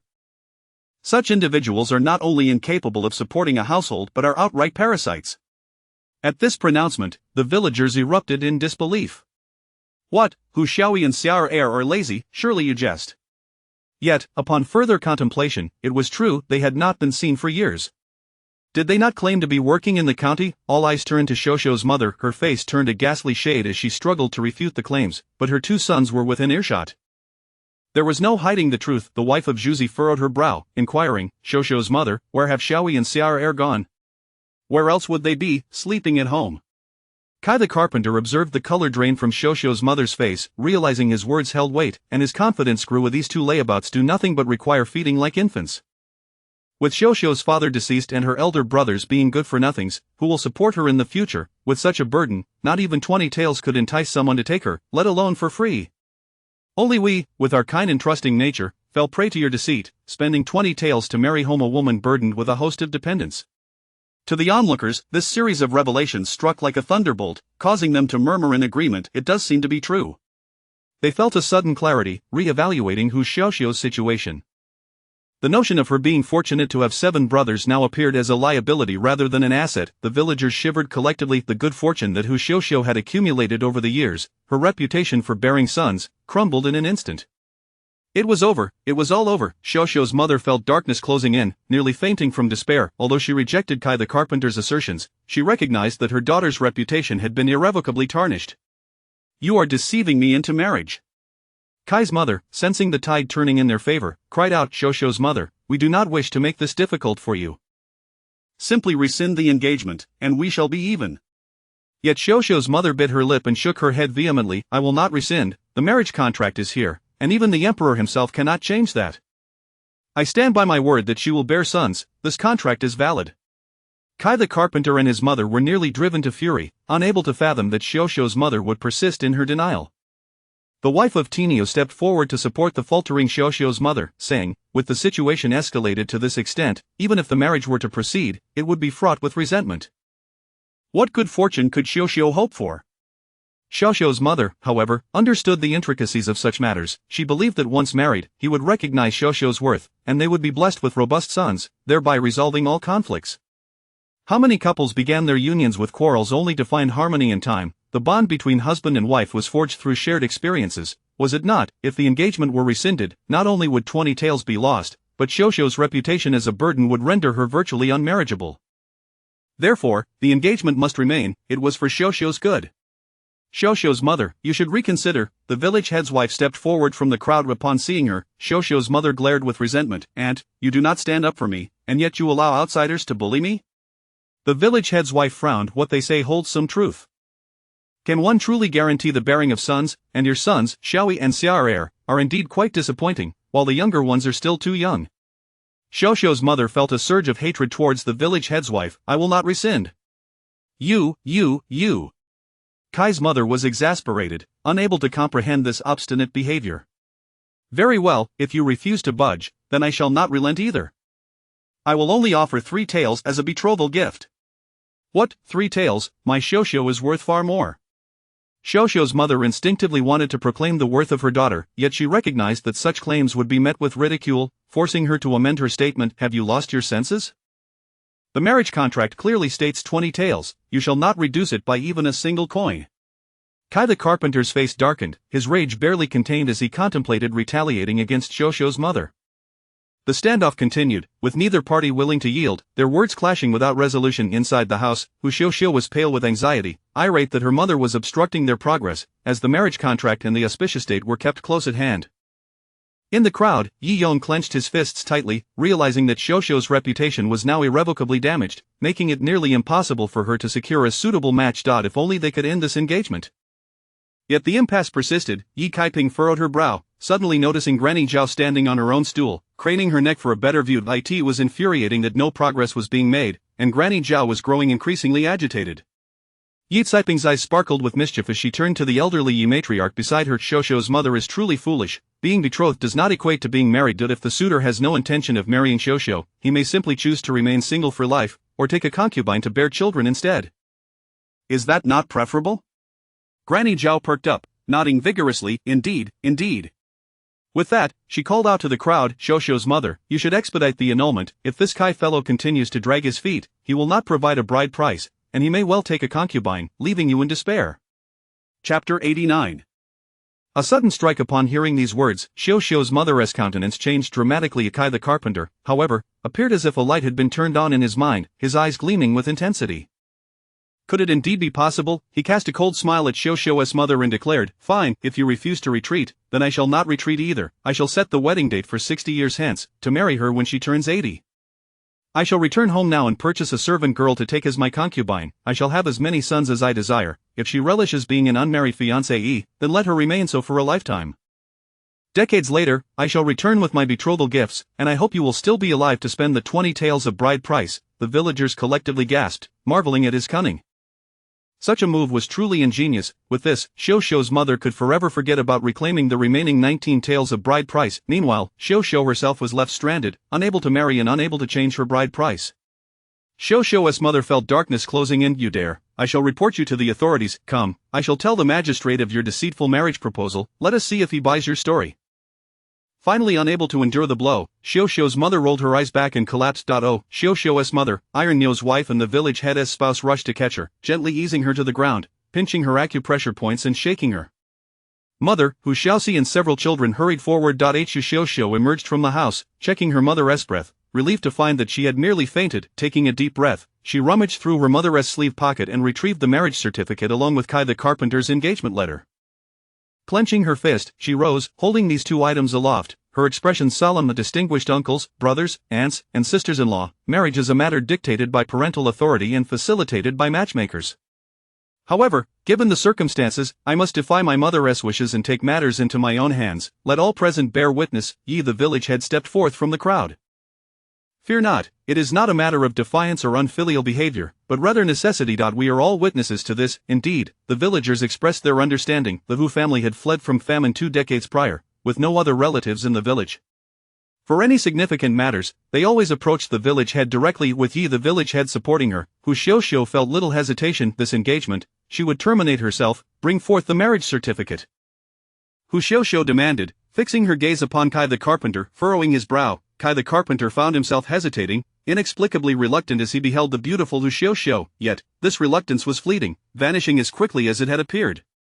What use was beauty if she was a blazing inferno, and moreover, she was exceedingly costly, not worth it? Kai the carpenter hastily produced the marriage certificate from his bosom. The two exchanged engagement letters, and with a tearing sound, both discarded their marriage certificates simultaneously.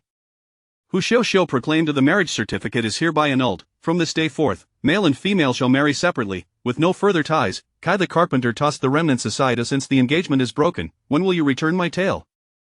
Hu Xiaoxiu bit her lip, rummaging through her mother's sleeves once more, but found nothing. After searching the other sleeve, she finally extracted a piece of broken silver. "Here, take this." Kai the carpenter accepted the money, finally satisfied, departing with the air of a victorious general, proud and triumphant. Yi Yon, Du Shi, and the others exhaled in relief. "Let us head home," Yi Kaiping said, pulling Du Shi along. The group then made their way back as darkness enveloped the sky. When Xiao Xiu's mother regained consciousness, tears streamed down her face, flowing incessantly. Hu Xiao Xiu entered with a bowl of porridge, gently setting it down on the bedside table. "You wretched girl, this is all your fault." Xiao Xiu's mother suddenly sat upright, attempting to grab Hu Xiaoxiu. Hu Xiao Xiu deftly dodged, her gaze cool. "What do you blame me for?" "It is not I who bore 7 sons, Xiao Xiu's mother gasped, nearly choking on her own words. "I meant, how dare you unilaterally break off the engagement? If not breaking it off, then what?" "Fine, if you prefer it thus, I shall sell a bundle of firewood each day for a year. Surely I can save enough for a tael. At that time, I shall give you 1 tael, and I will remain at home. After all, this is no different from not breaking off the engagement, as I want to be married until I am 80. Xiao Xiu's mother nearly spat blood in fury, closing her eyes and collapsing back onto the bed. Observing her eyelids fluttering, Hu Xiaoxiu smirked and turned to leave. Xiao Xiu's mother was infuriated to the brink of death, yet, it was too late to voice any protests. The following morning, Xiao Xiu's mother sought out Huang the matchmaker. Huang promptly ejected her. "I cannot take on such a peculiar business again." Fuming with indignation, Xiao Xiu's mother then approached another matchmaker in town, known as Hua. Hua plopped down in her chair, fanning herself with a handkerchief. "Oh dear, everyone in Dazhu town knows that your Xiao Xiu is a girl of misfortune, 7 dependents in tow. Who would wish to be such a fool?" Xiao Xiu's mother retorted, "My Xiao Xiu is bound to bear sons." Hua rolled her eyes. That may have been believed in the past, but after Kai the carpenter's uproar, everyone has been awakened to reality. "You say she is bound to bear sons, even if she does, what of it? Are other women unable to bear children? Why should anyone spend 20 taels to marry such a woman? She is no longer young and comes with baggage. The wealthy would not look twice, preferring to take multiple concubines. The poor cannot afford her. Perhaps you should lower the bride price to 3 taels. Who knows, she might find a husband." Xiao Xiu's mother spat blood in frustration. "There is no need to limit ourselves to Dazhu town. We could seek matches in neighboring towns or even the county." Hua widened her eyes. "Just say it plainly. Dazhu town has ceased to be a target for deception. go trick someone from outside, but I am a matchmaker, not a swindler. With Akai the carpenter causing such a ruckus, what if you encounter someone even more formidable? I cannot risk it. I kindly advise you, given how chaotic matters have become, even if you seek someone from the county or another town, as soon as they inquire about Qinghe village, nothing will remain concealed. Save your efforts. Xiaoxiu's mother slumped to the ground. Oh, elder sister, please teach me what to do now. What else can be done? With her current reputation, even 2 or 3 tales may not secure a match. Perhaps you should wait a few years until her younger brothers are older. Xiaoxiu's mother was engulfed in despair. How can we afford to wait? Hu Xiaoxiu is already 17. In a few more years, she will be 20. That would truly make her an old maid. Forget about high bride prices. Simply not being able to marry would be utterly humiliating. Perhaps you should encourage your 2 eldest sons to work diligently? Xiaoxiu's mother shook her head, knowing it would be more challenging than scaling the heavens to rouse her eldest sons from their beds. If you cannot do this or that, I am of no assistance.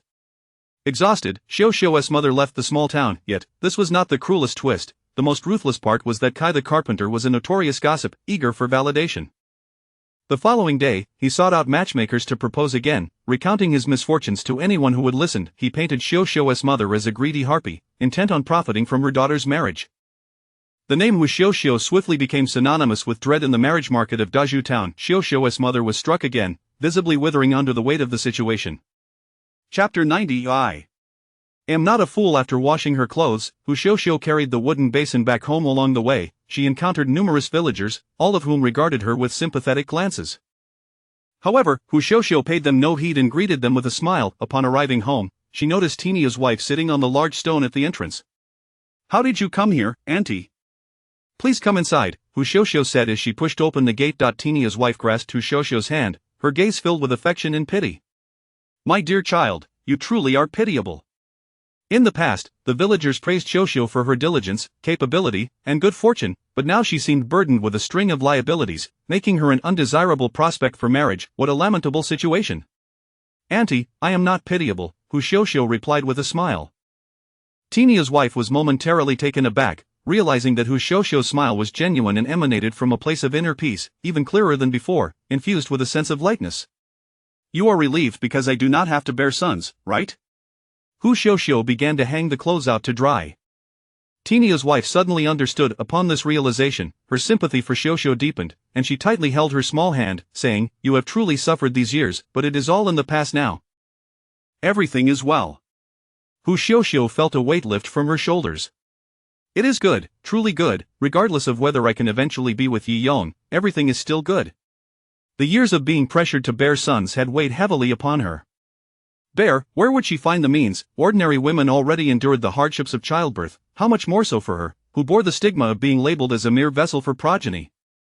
She had been marked with a high price tag, with no certainty of her worth now. She was no longer a commodity waiting to be sold at a price. With this thought, a relaxed smile graced Hu Xiaoxiu's face, as if the sky above her was painted in the brightest blue. Tinia's wife had come with a purpose. Where are the little ones? They went to the mountains to gather firewood. Such obedient children. What about your mother? She is lying in the house, probably shedding a few pounds in tears.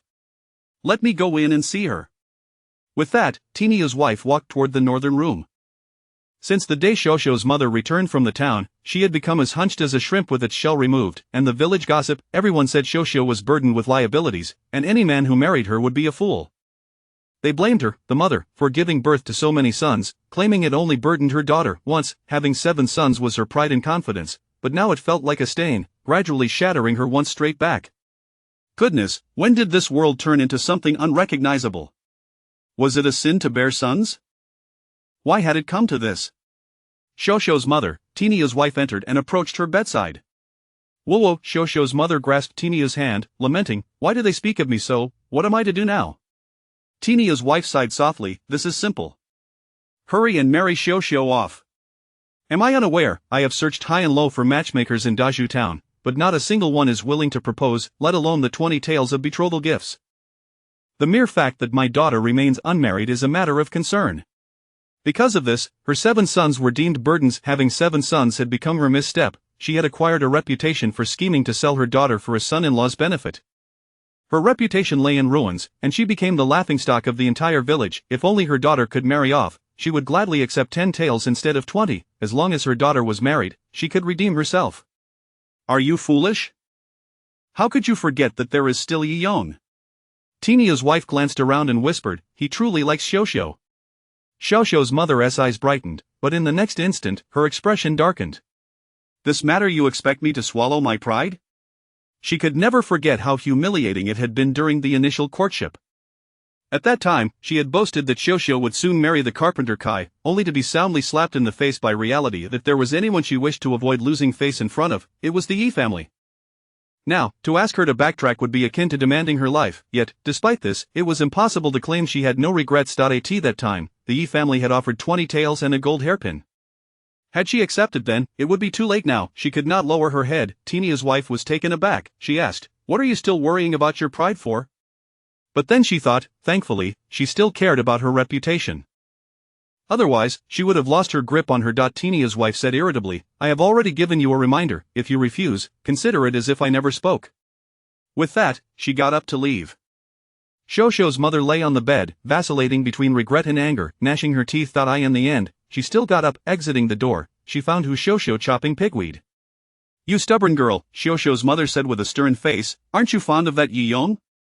Go speak with him, we can forget about any livelihood, just have him give 20 taels and the gold hairpin, and I'll agree to your marriage. Xiaoxiao did not even lift her head, sneering, what makes you think your daughter is some precious gem? You think I can sell something that no one wants even for free at such a high price? Do you think others are fools? Xiaoxiao's mother felt a hot flush on her face.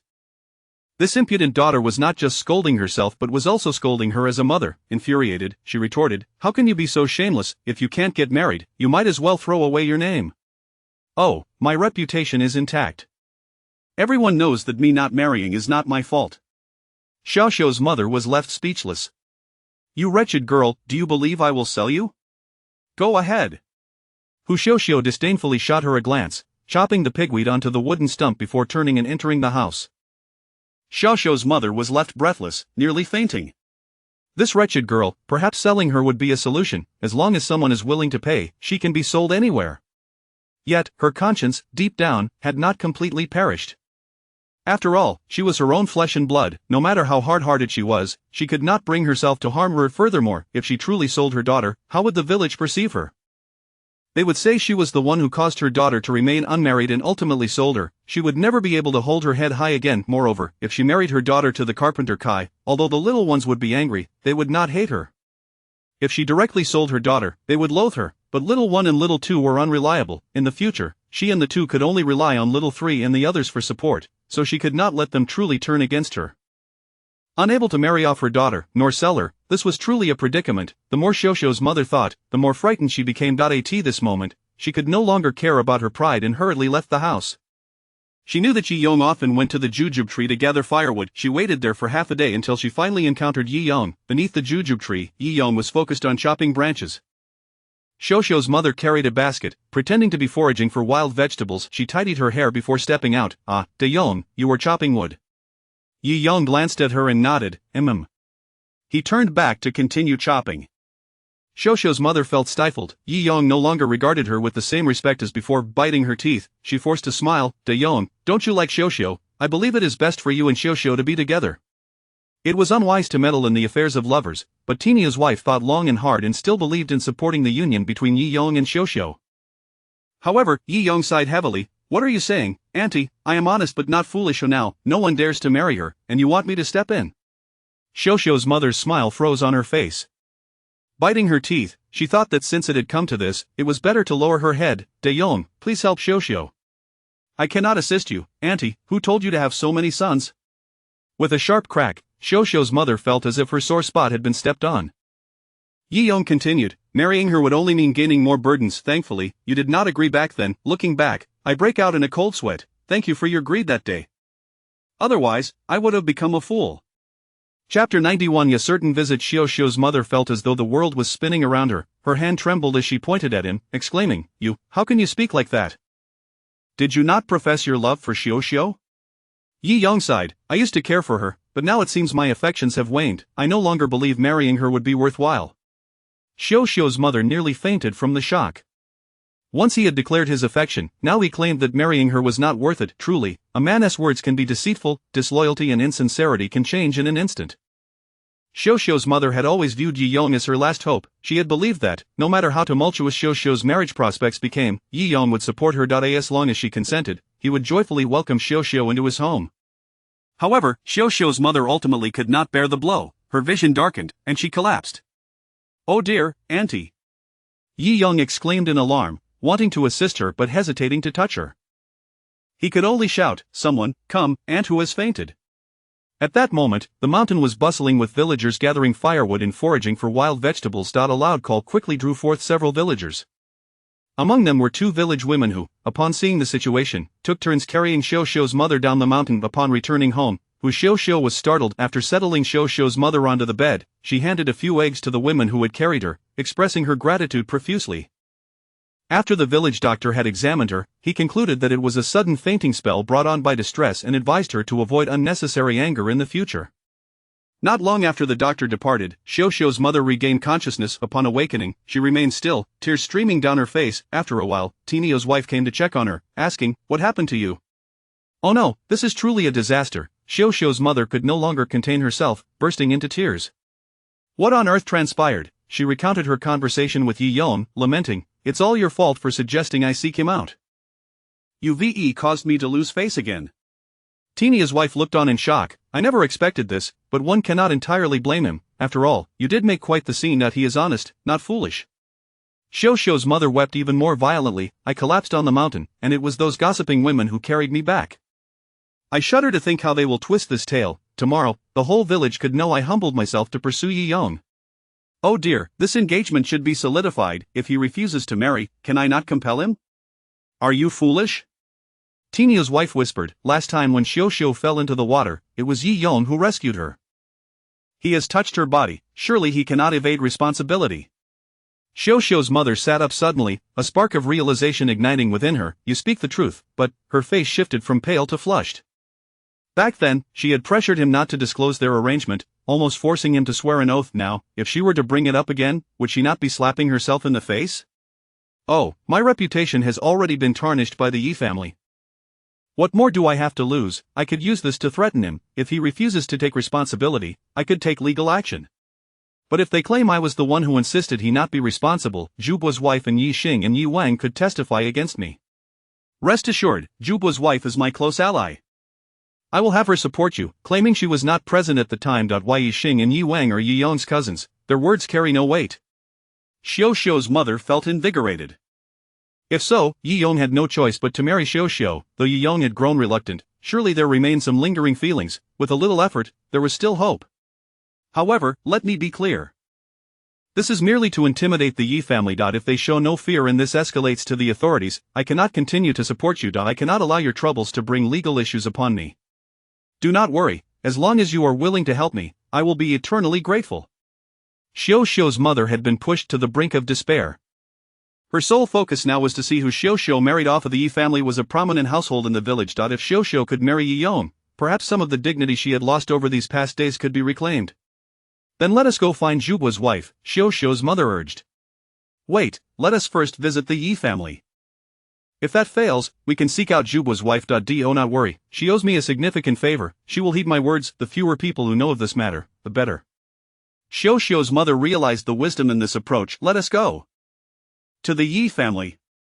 The Yi family had been prepared for this encounter. Yi Kaiping, Wei Shi, the elderly Yi couple, the Du couple, and Yi Yong were all gathered in the main room enjoying tea.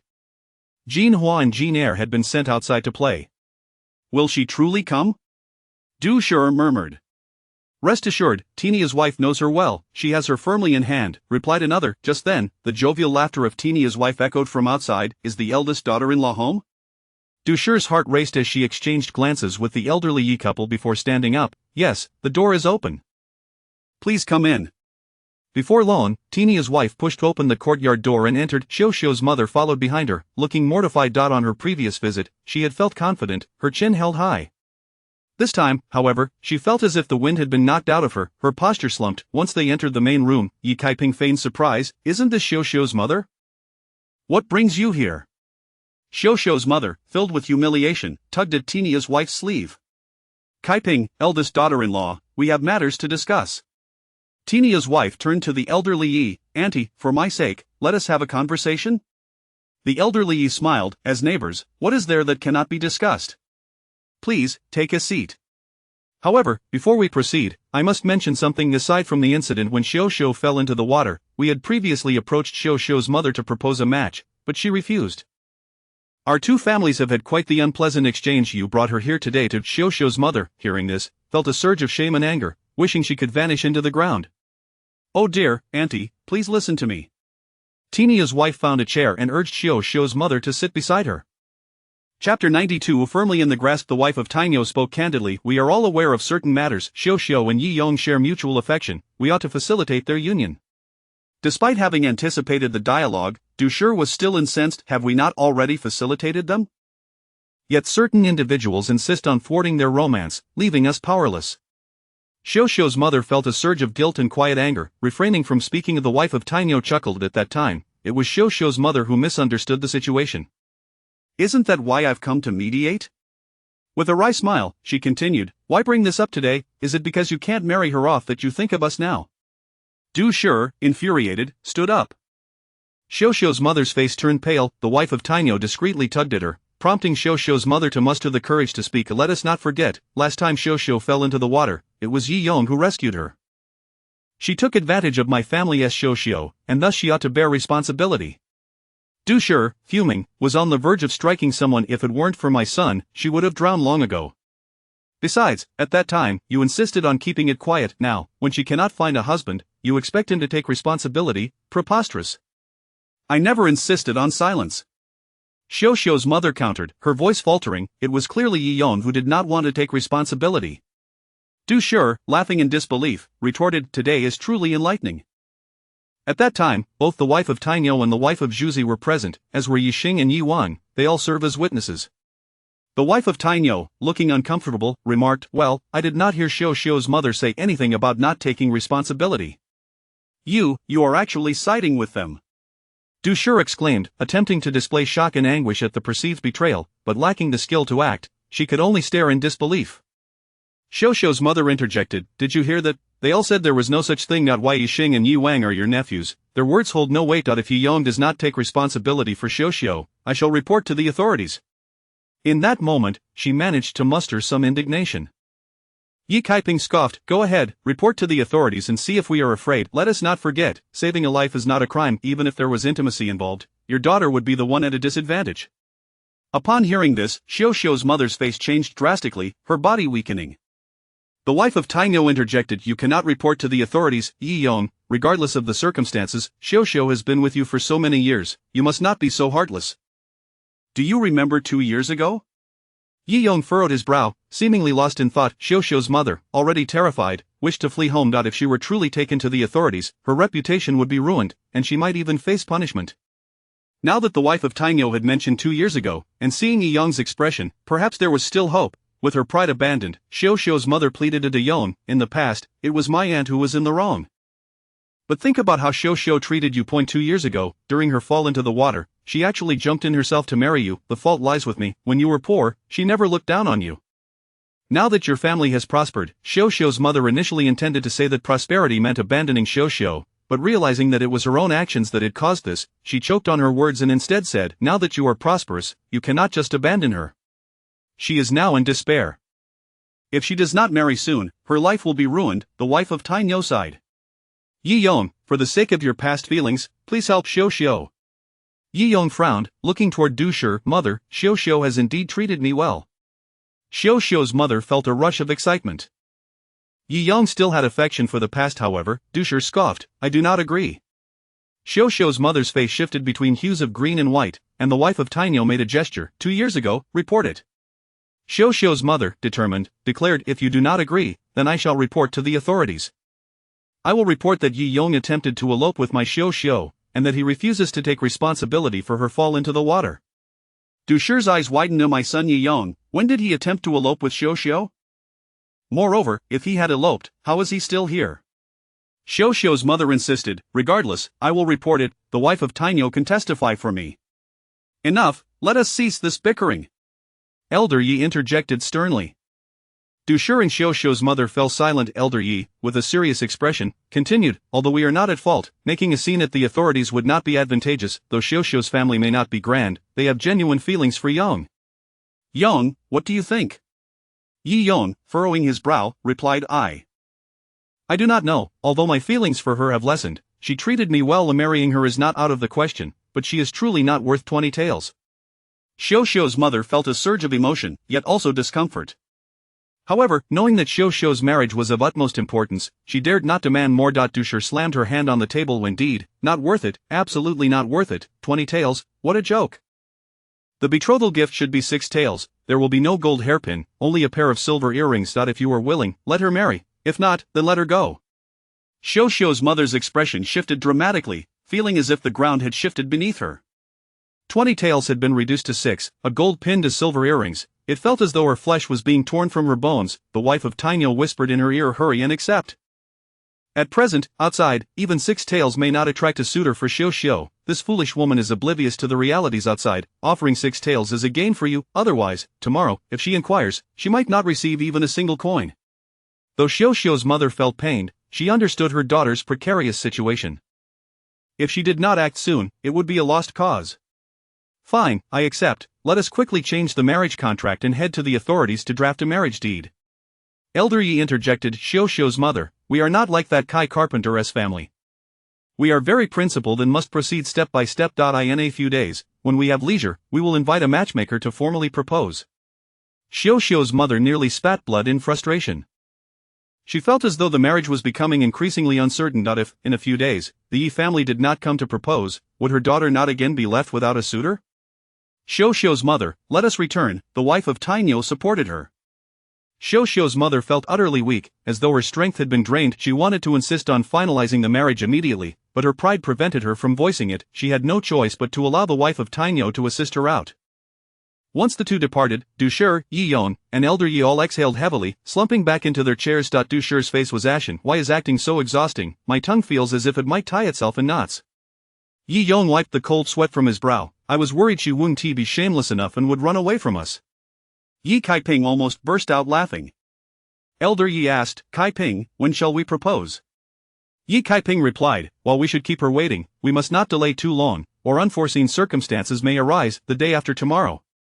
Dushur was overjoyed, gazing at Yi Kaiping with admiration. It must be said, the sister-in-law was truly remarkable. With just a few maneuvers, she had caused the Kai carpenter to withdraw his proposal and shattered Xiaoxiu's mother's self-satisfaction. Now, Xiaoxiu's mother was firmly in their grasp, readily offering her daughter for marriage while also lowering the price.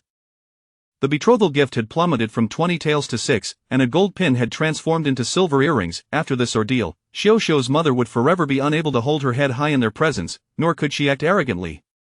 Of course, Dushur was not excessively harsh. As long as Xiaoxiu's mother did not cause trouble, she would not suppress her. The 6 taels and silver earrings were within the normal range for betrothal gifts. If she wished, she could have pushed for 3 or 4 taels, but Dushur felt it unnecessary. Chapter 93 Betrothal. Are the elder brother and sister-in-law at home? A sudden laughter echoed from outside. Upon recognizing the voice of Aunt Jier, Yi Kaiping hurriedly opened the door, exclaiming, Aunt, what brings you here? Please come in. The two women entered the main hall together. Aunt Jier chuckled, with so many of us gathered, are we deliberating over some significant matter? Yi Laodai offered an awkward smile. Indeed, we are discussing something of great importance. Without further thought, Aunt Jier continued, on the 20th of this month, my son Wuqian is to be married. We aim to bring the bride home before the new year. At that time, elder brother and sister-in-law must come to oversee the arrangements. The implication was clear, they were expected to lend a helping hand. Yi Laodai beamed with joy, the date is finally set, congratulations, rest assured, we will be there. In their village, when hosting such events, the cost was often too great to bear alone, necessitating the support of family members. After exchanging a few more pleasantries, Aunt Jier took her leave, stating she needed to inform others. Dushur observed Aunt Jier's retreating figure, her heart ablaze with fervor. Although she would miss this year's festivities, she resolved to bring her daughter-in-law home in the spring. Since returning home, Xiaoxiu's mother had been in a constant state of anxiety, fearing that the Yi family might suddenly have second thoughts.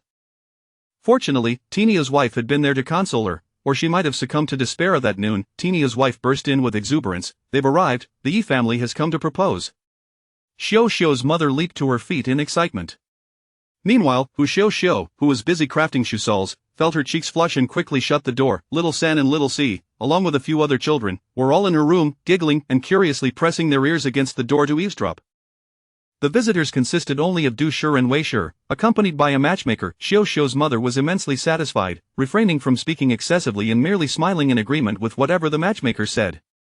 Soon, they exchanged betrothal gifts and inscribed the marriage contract. Both parties pressed their fingerprints onto the document, thus formalizing the engagement. At last, Xiao's mother felt a weight lift from her heart, her smile widening to the point where her teeth were visible.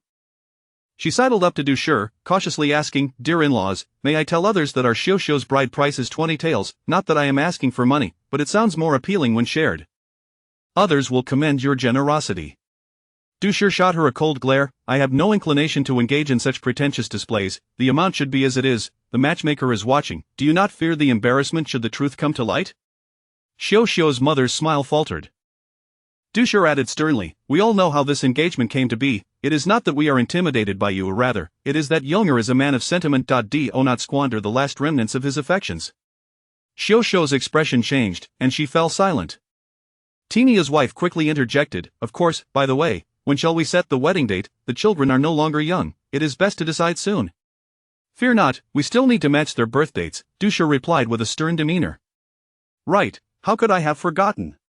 After Du Shi, Wei Shi, and the matchmaker departed, news of Yi Yong's engagement to Hu Xiao spread like wildfire throughout the village. The villagers gasped in disbelief, questioning who would dare marry under such circumstances. Curious villagers flocked to inquire whether it was Yi Laotai or Du Shi and Wei Shi. They all responded with smiles, "If it feels right, then it is settled." Xiao is a fine girl. Further inquiries about the bride price drew a scowl from Xiao's mother, who could only say, "It is what it is, as long as my daughter marries well, that is all that matters." When some learned the actual amount, they could not resist taunting Xiao's mother. "I heard your Xiao's bride price is only 6 taels. Weren't you asking for 20 before?" Embarrassed, Xiao's mother retorted, "What do you mean asking? You people with your foul mouths keep saying I sold my daughter. Look, I only asked for 6 taels, so how is that selling her?" "Humph, at least you have a semblance of conscience." Yet some busybodies speculated, just days ago, she fainted on the mountain.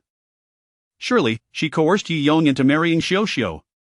The villagers believed that Xiao's mother had used underhanded tactics to secure the match, and nevertheless, regardless of the whispers, the engagement had been established, and there was little else to be said.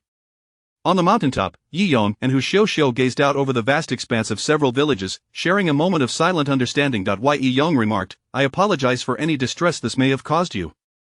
Hu Xiao shook her head, "Not at all. I am truly happy. As long as we work hard, our lives will surely improve."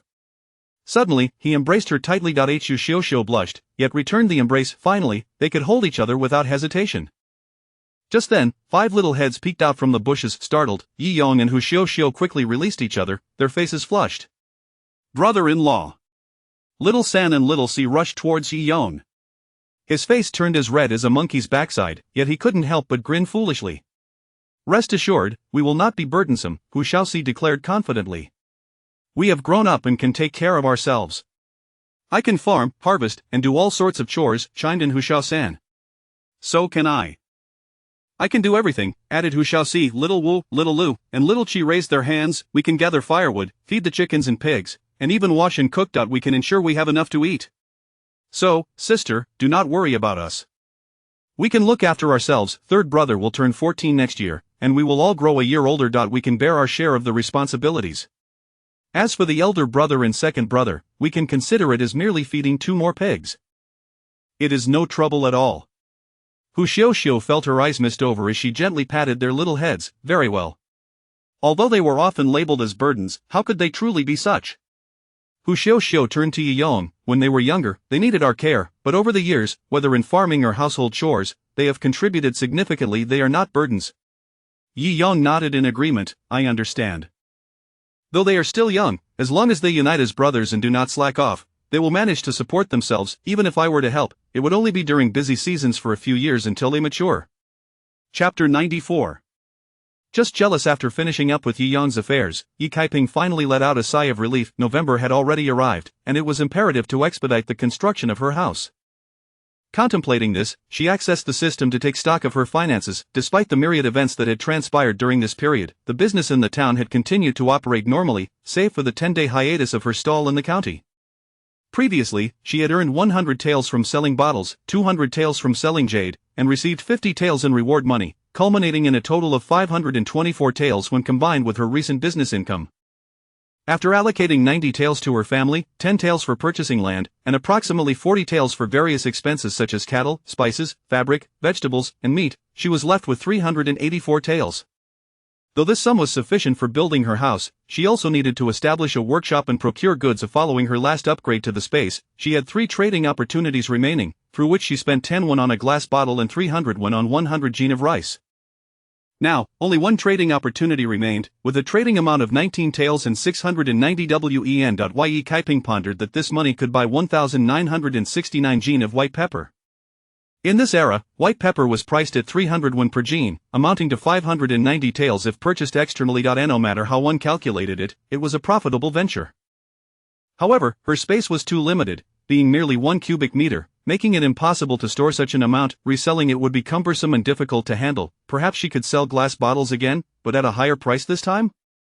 Yet, upon considering this idea, she quickly dismissed it. One glass bottle was already quite conspicuous, acquiring another might invite scrutiny regarding its source. There was no need to jeopardize her safety for a few hundred taels. After all, money could be earned again, but one's life was singular. The host selected a 50-year-old ginseng, priced at 15 taels. Would the host like to purchase it? Yes, instantly. Her space was augmented with a piece of ginseng. The 19 taels were insufficient to purchase 2 30-year-old ginsengs, leaving her with a few taels unspent, which left Ye Kaiping feeling a twinge of regret. Had she known, she would have bought more rice last time. The host's trading opportunities had been exhausted. To continue obtaining trading privileges, please upgrade the space. Without hesitation, Ye Kaiping pressed the upgrade button. Upgrading the space required a cost of 100 taels. Would the host like to proceed with the upgrade? Ye Kaiping confirmed with a press of the affirmative button. The space was now upgrading. 1, 2, 3. 100. Congratulations, the upgrade was successful, increasing the storage space 5-fold to 5 cubic meters. The number of trading opportunities was set to 3, with a total transaction limit of 20 taels. The next upgrade would cost 100 taels, expanding the space to 10 cubic meters. Ye Kaiping found this price acceptable. Regardless of trading or not, having a space capable of preserving and storing items was her greatest asset. Now, with 3 trading opportunities available, she was in no rush to utilize them. She slung her backpack over her shoulder and stepped outside, heading to the city to sell ginseng. The task of preparing spicy soup had been completely relinquished to Grandma Yi and the Du and Wei families. Grandma Yi merely monitored the proceedings, transforming into a supervisor, anxious that her daughters-in-law might make a mistake. Ye Kaiping arrived at the city in a bullock cart from another village, selling the 50-year-old ginseng for 350 taels. Her total assets now amounted to 619 taels, sufficient for establishing her workshop. If not, she could always trade again. The following day, Ye Kaiping returned to the county to set up her stall, this time accompanied by Yi Dequan, Du, and Wei. With their own bullock cart, they no longer needed to rely on others and were driven directly to the county by Yi Dequan, carrying their goods. The bullock cart was parked at the carriage house for 3 won for half a day. As soon as the stall was set up, many familiar customers arrived, inquiring where she had been for the past half-month. Ye Kaiping simply smiled and replied that she had been busy with family matters. Some still remembered the incident involving Li Ziyuan, expressing sympathy and saying, "It's all that scholarly's fault. Who would have thought he could be so shameless?" Ye Kaiping sighed sadly. It's all in the past. Observing her sorrowful demeanor, the customers felt even more pity for her. Half of the spicy soup was sold when 2 restaurants approached, inquiring about supplying their establishments. Ye Kaiping was overjoyed and agreed to have lunch at one of the restaurants to discuss the supply arrangement. After selling for another hour, the 3 large barrels of spicy soup were sold out. Ye Kaiping then sat in the bullock cart heading towards the new restaurant. As they stepped down, an angry voice called out, "Ye Kaiping." Turning around, Ye Kaiping saw Li Ziyuan and Li Jiaojiu approaching, accompanied by a woman in her 30s, delicate and graceful. This must be Zhang Shuanyang. Oh, the scholarly still has the audacity to come to the county. Ye Kaiping remarked with a smile. Li Ziyuan's complexion darkened immediately. Since his last demand for a prescription in the county, his reputation had been irrevocably tarnished, becoming the laughingstock of the academy. Everyone spoke of his despicable shamelessness. They said he had divorced his wife as part of a scheme, and that the accusations of beating his mother-in-law were nothing but slander against his former wife. A typical scholar who abandoned his loyal wife for a new, wealthy bride. It was a story so far-fetched that even a dog wouldn't believe it. Furious yet unable to clear his name, Li Ziyuan felt so humiliated that he didn't even want to attend the academy anymore. Thankfully, Jiajiu and Xu Wenyang remained steadfastly supportive, continuously encouraging him. They were right, one must endure hardship to rise above the rest. Once he soared to success, he would transform into a dragon. The humiliation and suffering he endured today were merely the soil for his future success. Realizing this, he chose to ignore the taunts and strange glances from the academy, immersing himself in the texts of sages. After diligently studying for some time, he suddenly discovered that his mindset had truly shifted. At this moment, he felt confident that he could achieve success. What do you want with my sister? Yi Dequan stepped forward, sneering, haven't you had your fill of excrement? Do you need a couple more buckets? The unpleasant memories surged to the forefront of Li Ziyuan's mind, almost making him retch. He dared not look at Yi Dequan for long, fearing he might vomit. Turning to Yi Kaiping, he asked, I heard you let Yi Xian go to school? Humph, just a fool, why waste money on him? Yi Kaiping's eyes glinted with mockery. Whether it's a waste or not, what business is it of yours? Truly a meddlesome interloper. Du spat derisively, what's the matter? You divorced your wife, and now you're eyeing your ex-wife's family's money. Last time it was a prescription, and now it's money. How shameless can you be? You are vulgar. Li Ziyuan was at a loss for words, too lazy to argue with Du Yi. I am merely trying to offer you some well-meaning advice. That kind of mediocre talent is not worth your time and money. Yi Kaiping raised an eyebrow. I see, you're jealous. Li Ziyuan panicked. Me, jealous of what? You're envious that Xianer has more talent for studying than you. Yi Kaiping's cold smile deepened. You've always called Xianer a fool with no talent for study. You wanted my family to support only you and sought to cut off Xianer's education, fearful that he might surpass you. Li Ziyuan's face shifted through a spectrum of colors. Nonsense. Chapter 95. Li Zhao begins to pick up people. Li Ziyuan experienced an unsettling sensation, as if someone were peering into the most grotesque depths of his soul. Years ago, Yi Xian had dropped out of school, and Du Shi relentlessly implored him to tutor Yi Xian in his studies. At the time, he merely chuckled, dismissing the matter with indifference, thinking to himself, can everyone truly excel in academics? The Yi family possesses no innate talent. However, when he actually began to instruct Yi Xian, his demeanor shifted dramatically. Concepts that previously required him 3 or 4 repetitions to grasp, Yi Xian comprehended in a single pass. A wave of jealousy surged within Li Ziyuan, bitterness bubbling to the surface. Just a muddy peasant from the Yi family, what right did he have to such aptitude? From that moment on, Li Ziyuan ceased to impart any meaningful or practical knowledge to Yi Xian. Instead, he frequently shook his head, feigning helplessness as he deemed Yi Xian a dullard, unsuitable for scholarly pursuits. He even offered well-meaning advice, suggesting that continuing his studies would merely squander money, and that it would be far more pragmatic to return home and tend to the fields. Yi Xian, thoroughly disheartened by his words, no longer clamored to learn from him. Li Ziyuan secretly reveled in his perceived victory, convinced that Yi Xian would remain stagnant for the rest of his life. Little did he know, just yesterday, he overheard his arch-nemesis, Qian Hai, mention that his father, Master Qian, had taken on 2 new students named Yi Xian and Yi Peng, urging him to return during his days off to provide guidance. Yi Xian, how could he continue his education? A tumult of emotions churned within Li Ziyuan, anger intertwined with disdain. Starting to study at the age of 16 or 17 was far too late. Indeed, it was too late. There was no way he could have a bright future. Having consoled himself, he took his wife and daughter to the county town for the market, only to unexpectedly encounter Yi Kaiping. Unable to restrain himself, he broached the subject of Yi Xian's studies, hoping to persuade Yi Kaiping to intervene. To his astonishment, this wretched woman not only refused to deter the matter but retorted, I merely care for your well-being, so you don't waste your money. It was as if kindness had been mistaken for malice. If you do not appreciate my concern, so be it. Enraged and humiliated, Li Ziyuan swept his sleeve in anger. Suddenly, he recalled Zhang Xuanyang beside him, and his expression transformed in an instant, shifting from cold indifference to eager subservience. Xuanyang, I meant my concern only for your understanding. I am not a petty person. Zhang Xuanyang pouted, her gaze landing on Yi Kaiping's face, while jealousy surged within her. How could this Yi woman have grown into such a figure? In her mind, Yi should have been a dark, unattractive village woman, lacking even the merit of her smallest finger. Although the villagers claimed Yi was beautiful, she dismissed it as merely having well-defined features. Suppressing her rising jealousy, Zhang Xuanyang raised her chin slightly, adopting an air of superiority. You are Yi, I never imagined you. She intended to belittle Yi Kaiping with a few words, yet found herself at a loss for any. Surprised by my beauty, aren't you? Yi Kaiping smiled, casually brushing back a stray lock of hair. Alas, it is simply a matter of natural beauty. Your ordinary appearance warrants envy and resentment, which I completely understand. Zhang Shuinyang nearly spat blood, her haughty demeanor cracking inch by inch. Wretched woman, how dare she speak to me? Yet, despite her unwillingness to admit it, Yi Kaiping was indeed beautiful, strikingly so, an undeniable fact. Yi Kaiping curled her lips, shattering whatever semblance of composure Zhang Shuinyang possessed.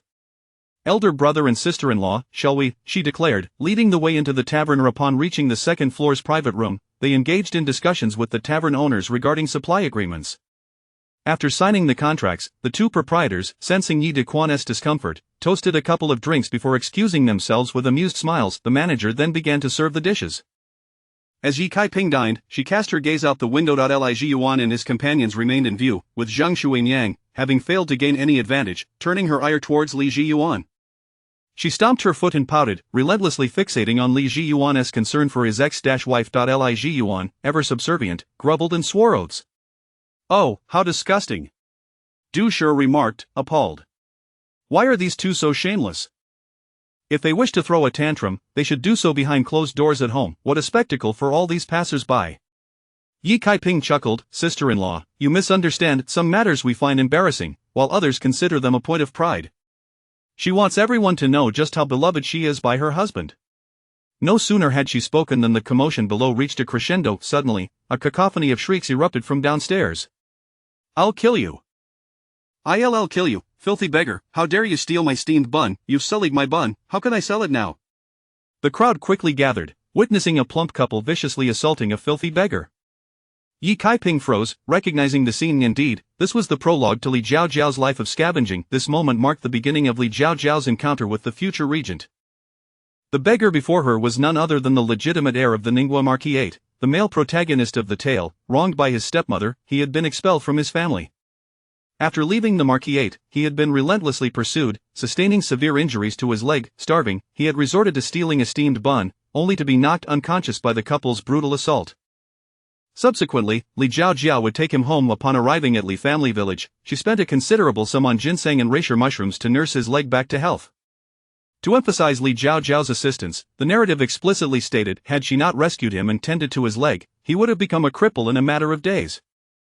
As they spent time together, they gradually fell in love. Ultimately, with Li Jiaojiao's help, he reclaimed his title and ascended to the position of regent. Such a tale of reversal was nothing short of perfect.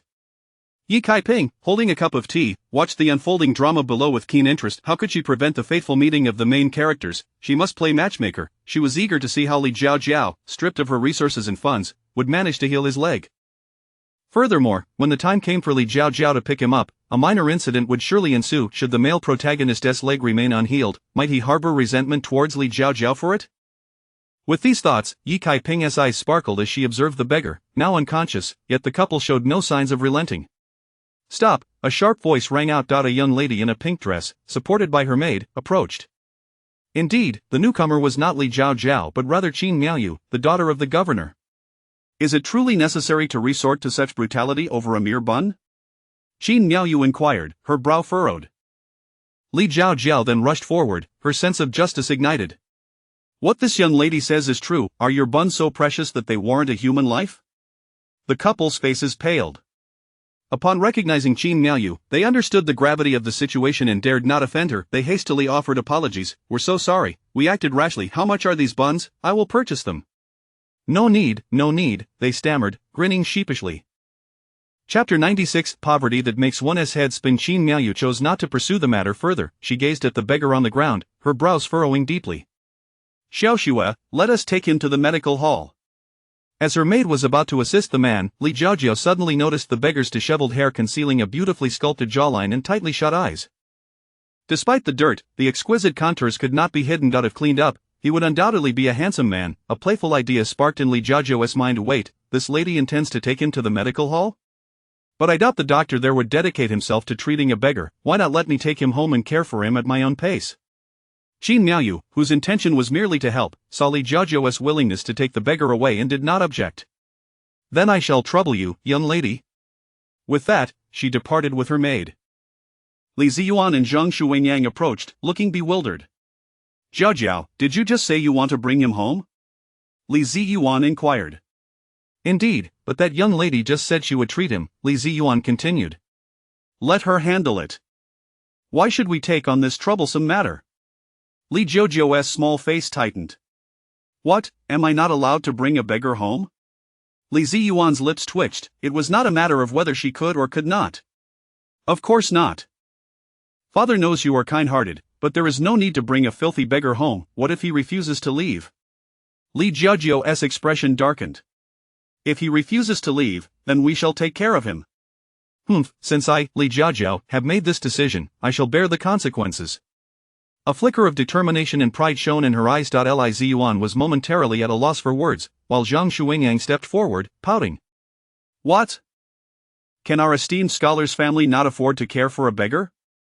Li Ziyuan, flustered, quickly replied, No, we can certainly afford it. The Zhang family is affluent. Taking in a beggar, or even 10, would be effortless. After all, he had only just managed to marry Xuangyang. He could not let her think him incapable. Furthermore, seeing the firmness and pride in Li Jiuzhou's eyes, he felt somewhat influenced and resignedly sighed. Very well, if you wish to care for him, then do so. Thank you, father. Li Jiuzhou exclaimed joyfully. Li Ziyuan immediately went to the carriage stand to hire a donkey cart, bringing the beggar back home with him. Upstairs, Yi Kaiping observed the scene intently. Indeed, Li Jiuzhou had taken a fancy to the beggar's looks.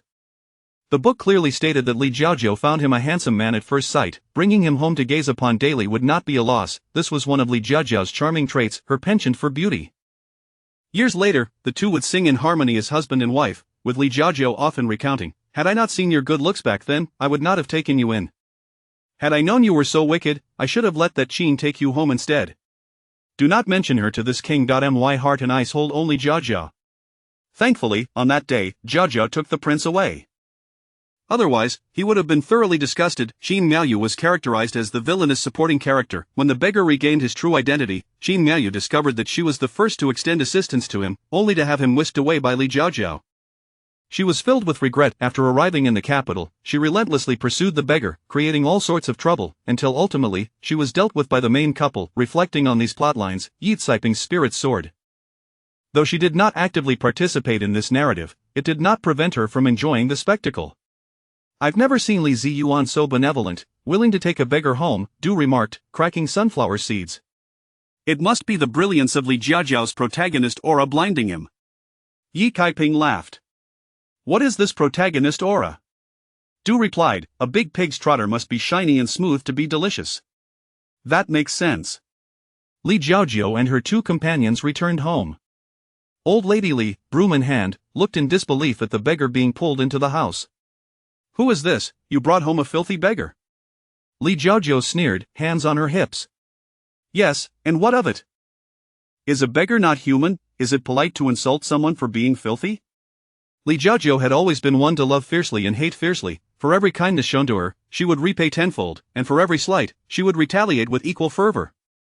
After the last time Old Lady Li had caused a scene, Li Jiuzhou had seen her true colors. From then on, she no longer regarded Old Lady Li as family. Such notions of elder respect meant nothing to her. Is he truly a beggar? Old Lady Li let out a sharp shriek. You wasteful child, how could you bring a beggar home? This is a sin. Am I someone you can scold? Li Jiuzhou scoffed, turning to Li Ziyuan. Father, look at her. Mother, Jiuzhou can do as she pleases, mind your own business. Li Ziyuan interjected defensively, glaring at Old Lady Li. I have said it before. If you bring any distress upon them, I will not let this matter rest. Old Lady Li was momentarily silenced, tears welling in her eyes, unsure whether to let them fall. Ziyuan, I am your mother. Have I not treated her well? Why must you be so relentless? What have I said that is not the truth? Last time, she lost 200 taels, our household is already struggling, and now she brings home a beggar? What kind of situation is this? Li Jiuzhou retorted coldly, that 200 taels were earned by me digging ginseng. What does it have to do with you? I shall spend it as I wish. Or should I say this family can only survive on that 200 taels? Is father unable to support the family? Upon hearing this, not only Old Lady Li but even Li Ziyuan froze in place. Li Ziyuan glared at Old Lady Li, that matter is in the past, do not mention it again, I can provide for this family. It was impossible for Li Ziyuan not to feel resentment over the lost 200 taels. However, under the disdainful gazes of Li Jiajiu and Zhang Xuanyang, he dared not voice his complaints, yet, considering the dwindling silver in the household, coupled with the addition of a beggar, Li Ziyuan felt somewhat disheartened. Before he had divorced, whenever there was a shortage of money, Yi Kaiping would return to her family to procure supplies and funds, and now, he could not allow Xuanyang to do the same. Otherwise, how would the Zhang family view him? They would think him a poor scholar, unworthy of his wife. Fortunately, he was now a scholar with his title. He annotated books and sold them to bookstores, earning around 3 to 4 taels a month.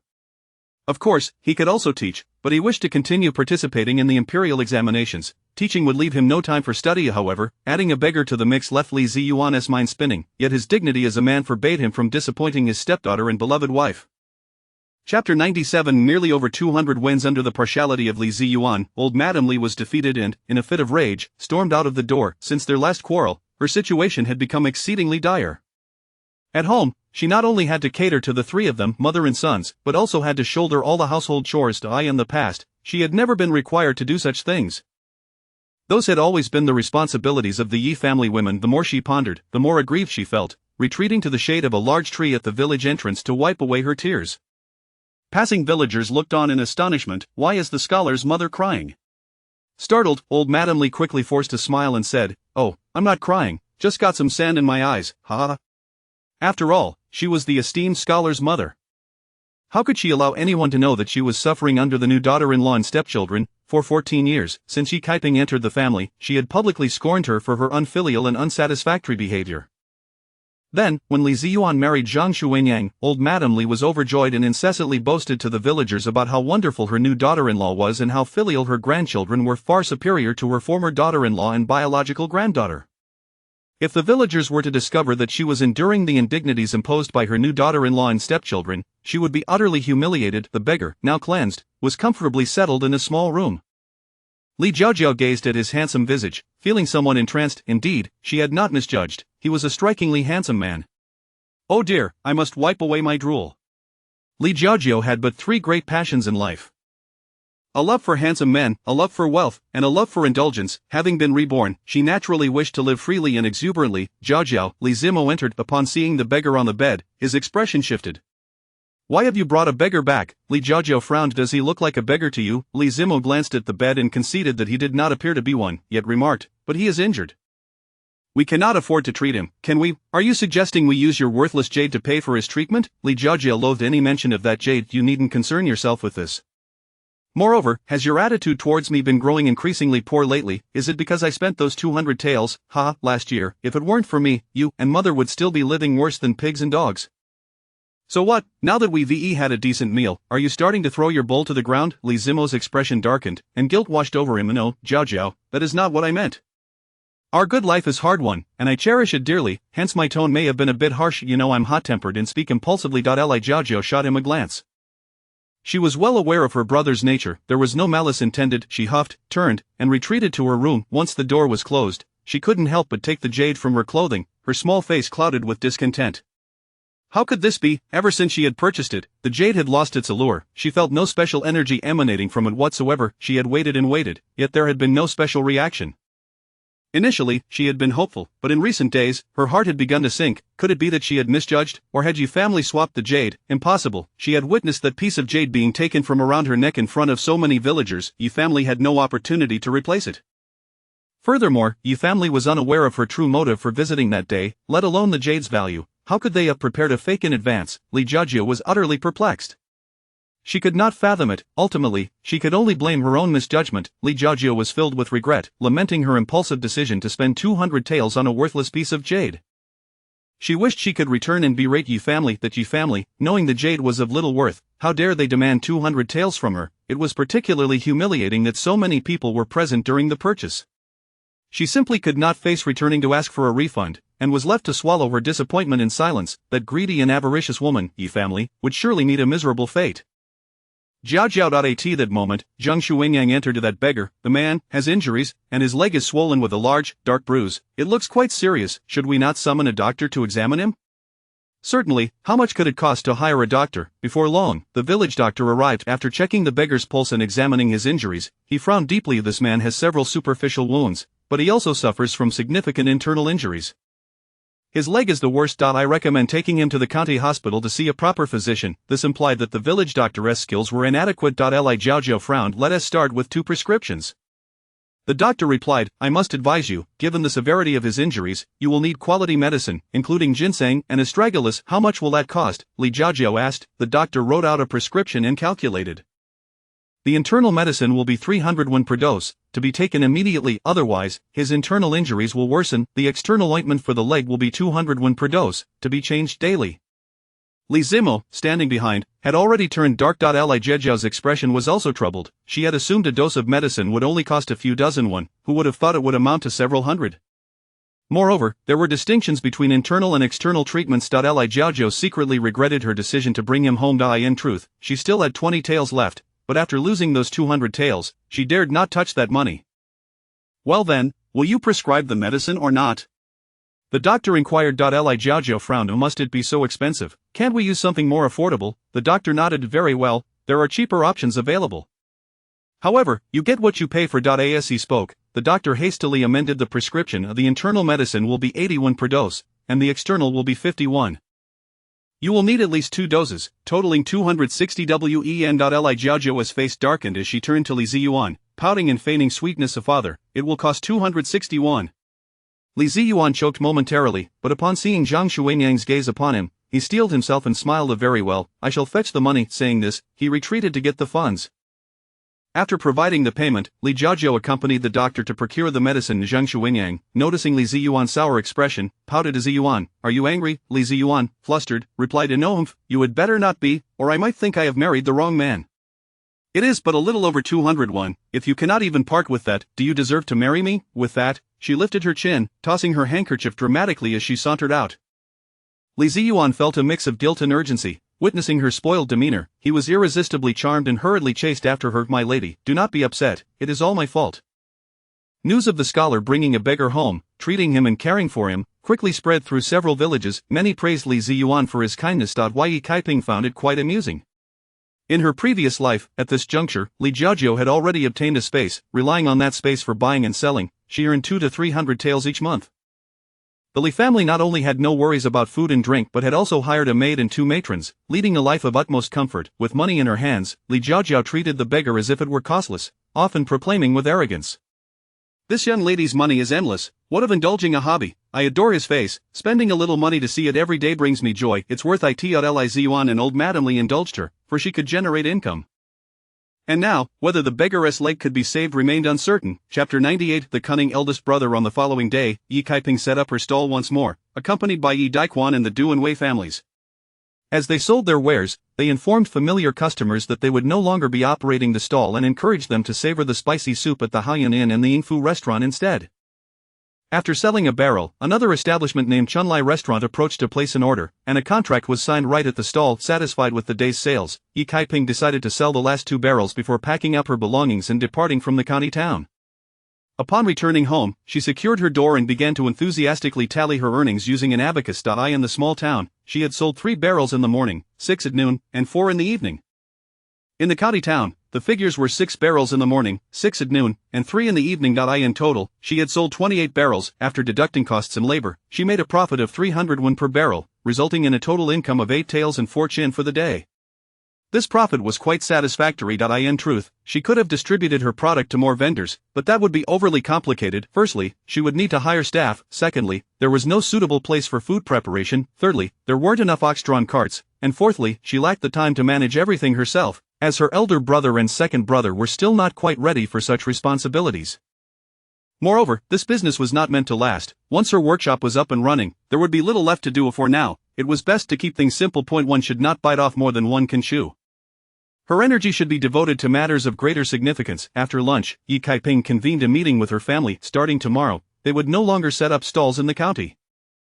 They had already signed contracts with 3 restaurants, and from now on, they would focus on deliveries. Her sisters-in-law would prepare the spicy soup at home, while her elder brother, second brother, and Bai Jin would handle the deliveries. She observed that the quantities sent to the town and the county were roughly equivalent. Henceforth, the second brother and Bai Jin would deliver to the town 3 barrels in the morning, 6 at noon, and 4 in the evening. The elder brother would use their own ox cart to deliver to the county 6 barrels in the morning, 6 at noon, and 3 in the evening. The wages would be the same for everyone, 31 per day for the elder brother, second brother, sisters-in-law, and mother, while Bai Jean would earn 35 for providing the ox and cart. Yi Lao Tai interjected anxiously, now that the elder and second families have their hands full, I need not work or receive wages anymore. Yi Kaiping chuckled, not at all, mother, you are indeed the supervisor. Please accept this money, it is my way of showing filial piety to you and father. Upon hearing the mention of filial piety, Yi Lao Tai accepted without further protest, her eyes crinkling into joyful slits. Yi Daquan remarked, if Erquin and Bai Jean are delivering to the small town, does that mean I am the only one handling the county deliveries? I intend to hire another person. What do you think of our cousin Yi Sanquan? That sounds fine. Sanquan is quite strong, Yi Daquan responded with satisfaction. I'll go find him shortly, he added. Yi Kaiping had considered asking Yi Yong, but that would mean an additional wage for the eldest family, which would be unfair to the second family. Furthermore, although it was the off-season for farming, there were still chores like watering and weeding that required attention, necessitating someone to handle those tasks. Yi Daquan frowned, clearly troubled. Well, little sister, could I possibly refrain from delivering? Let Yong take on the work instead, he is already a capable young man, strong and quite reliable. Yi Kaiping nodded. Through all these events, her elder brother had matured significantly, learning to consider his son's needs. That is acceptable. But should I pay you or Yong for the work? She inquired, glancing at Yi Yong. Taken aback by Yi Daichuan's offer of work, Yi Yong felt deeply moved. The wages can go to my father, or directly to my mother. Yi Kaiping agreed. Since they belonged to the same household, it was only fitting that the money go to Daquan or Du was pleased, and as she gazed at Yi Daquan with a look of contentment, he suddenly exclaimed, finally I have some leisure time. Now I can follow little sister around every day to help her with her work. Yi Kaiping, Du Yi Yong, the Yi family members, Du was so incensed that she nearly leapt up, wishing to give him a sharp slap. Yi Erquin slammed the table in frustration. Eldest brother, you are exceedingly cunning. Mother, how could that scoundrel Yi Peng go off to school? At that moment, he finally understood the meaning of having many children as a blessing. The Yi family members. Yi Kaiping cleared her throat and said, time is of the essence, I shall go find Sanquan and Bai Jean. Suddenly, Yi Lao Tai spoke up, wait, Kaiping, sit for a moment, I have something to discuss. Her voice was solemn, silencing the chatter in the room, and all eyes turned toward her. Yi Erquin asked, Mother, what is it? Yi Lao Tai exchanged a glance with Yi Lao Tu, who nodded. Then, with a serious demeanor, she continued, Daquan, Erquin, eldest brother's wife, second brother's wife. The formal address startled both couples, causing them to stiffen and exclaim softly. Even Yi Yon, Jinhua, and Yinhua felt a surge of tension. Yi Lao Tai went on, now that you all have your wages, each household will receive 60 won daily, totaling 1 tael and 8 chin monthly. A short while ago, Kaiping also provided 30 taels each for you, Daquan, with a daughter-in-law. Is it not true that 30 taels would have barely sufficed, yet now you can manage with just 15? Indeed, mother, Du replied with a smile. Yi Lao Tai nodded, you are all settled now, and your father and I can rest easy. After much consideration, we feel it is time to divide the family. All members of the elder and second families exchanged shocked glances at Yi Lao Tai. Wei, pale-faced, protested, Mother, everything is well, why divide? Precisely because things are well, it is time to part ways, Yi Lao Tai replied, looking at her. A tree must split its branches eventually, this family will need to divide sooner or later. Everyone in the elder and second families fell silent. Yi Kaiping gently nodded. Previous family divisions over inheritance and property had often been fraught with conflict. Now, while everyone was prospering, it was indeed the most opportune time to separate. Since the last mention of it, Du had mentally prepared herself. We shall heed Mother's wishes. However, Wei frowned. Mother, living together is quite harmonious. Not so, Yi Lao Tai retorted, casting her a glance. Next year, Yang will be getting married. Su and Pang will also follow suit. It will soon become untenable. Rather than crowding into a single thatched hut, why not separate and build something spacious? Would that not be better? Yi Erquin glanced at Wei. All right then. Mother speaks wisely. Wei fell silent, unable to argue further. Yi Lao Tai continued, what I propose is this: Daquan, as the eldest son, will inherit this house. We will provide the second family with 5 taels of silver, allowing you to purchase land and build your own home. The 30 taels you currently possess will remain with you. Since Daquan and Erquin began their deliveries, you have been contributing 10 won daily, all of which I will return to you. Regarding the farmland, we have 2 acres of fertile land, 4 acres of less fertile land, and 1 acre of cassava. You brothers will divide these equally. As for the matter of our retirement, the money we possess is our burial fund. Do not concern yourselves with it. Hearing that the money held by the elderly couple would not be shared with the eldest family, Wei felt a sense of balance restore within her. Furthermore, the farmland would be divided equally. Although the old house would go to the eldest family, the parents were willing to give 5 taels to the second family, which was not insignificant. Though 5 taels would not be enough to build a house, the old residence was in disrepair, with earthen walls and a thatched roof that became damp and leaky during the rainy season. With this thought, Wei's lingering discontent vanished, and she became quite agreeable. Chapter 99 The division of the family and the purchase of land. In truth, with so many people living in close quarters, no one could truly feel comfortable.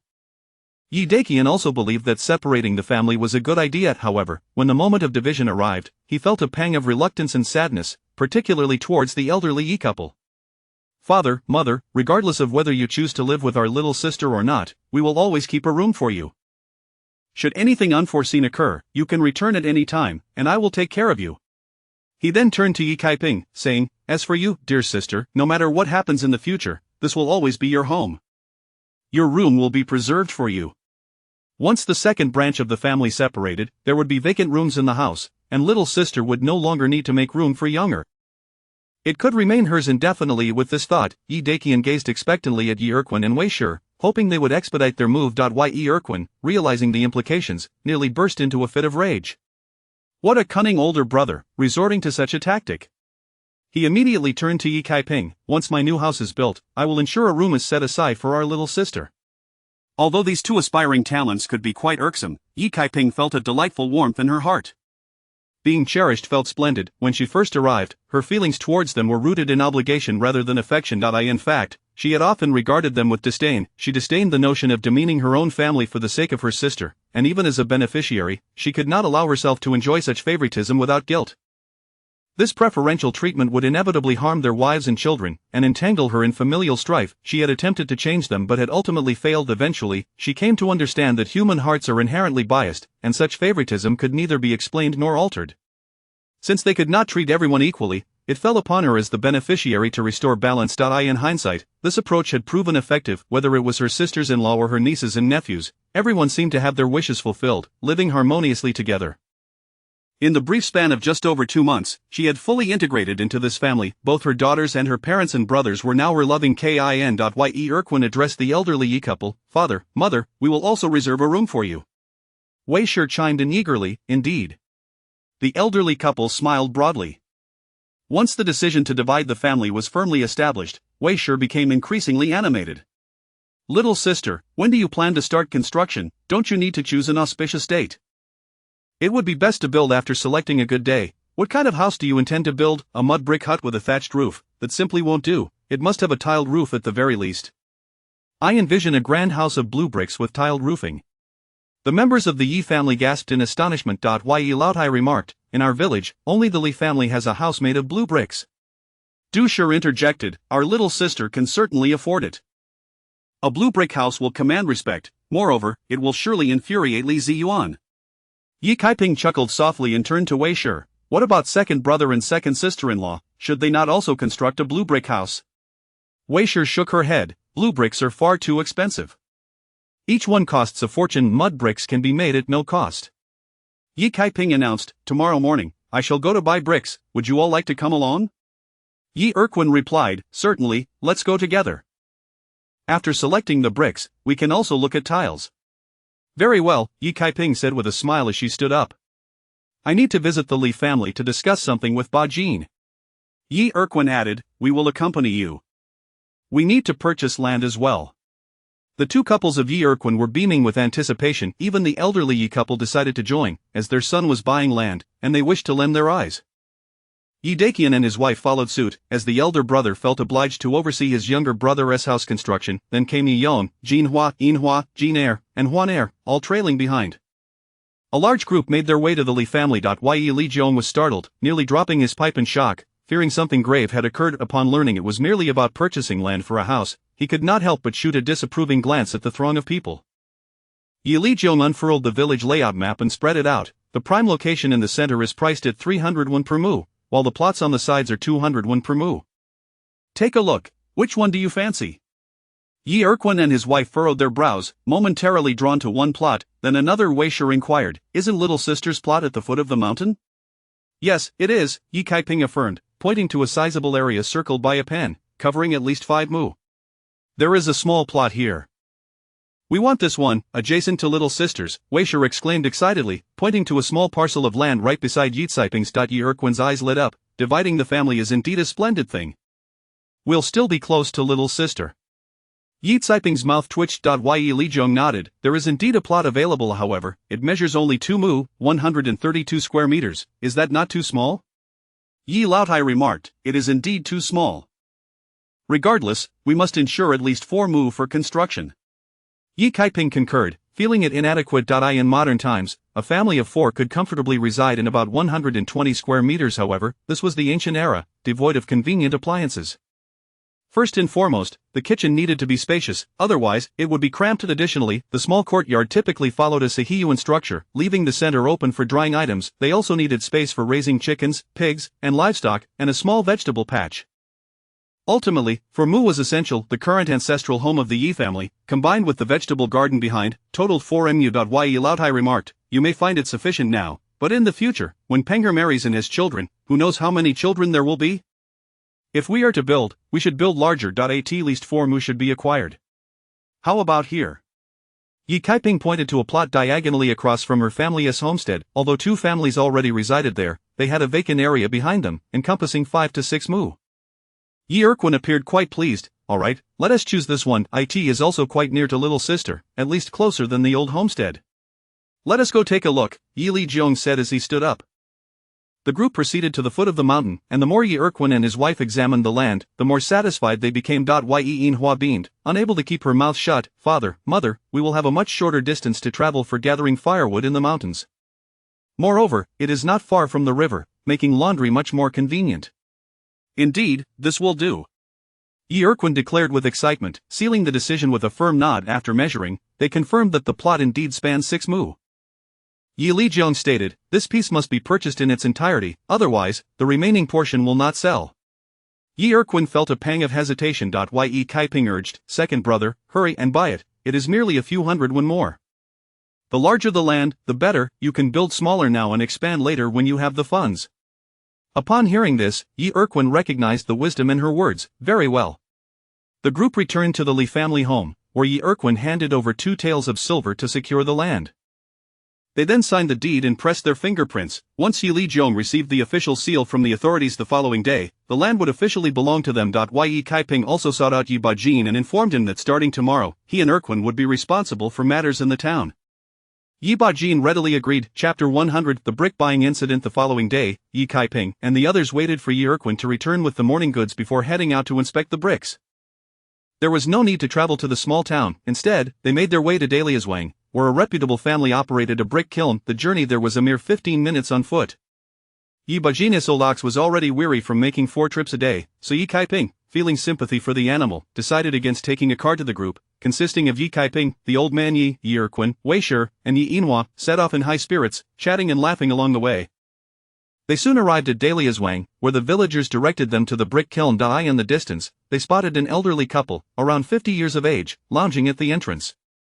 Beside the kiln stood a small stack of green bricks. Upon seeing Yi Kaiping and her companions approach, the couple's eyes brightened, and they hurried forward. "Are you here to purchase bricks?" inquired the old man. "Yes," Yi Kaiping nodded. The old couple, surnamed Lu, with Mr. Lu, eagerly led them to the small stack of green bricks. "Take a look, our bricks are sturdy and of excellent color." Yi Kaiping, unsure how to assess the bricks, touched them and glanced back at the old man Yi. The elder Yi and Yi Erquin stepped forward, inspecting the bricks by touch and toss, even requesting Mrs. Lu to fetch a ladle of water to sprinkle over them. Despite their home being made of mud, both Yi and Yi Erquin had experience in construction. They had even assisted in building the green brick house for Yi Lijing's family back in the day. After examining the bricks for a while, they both agreed on their quality. "How much do these bricks cost?" the old man Yi inquired. Mr. Lu replied, "Our prices are quite fair, 2 bricks for a single coin. This is the going rate throughout Daju town." The old man Yi was aware of the market conditions. "Kaiping, how large of a house do you intend to build?"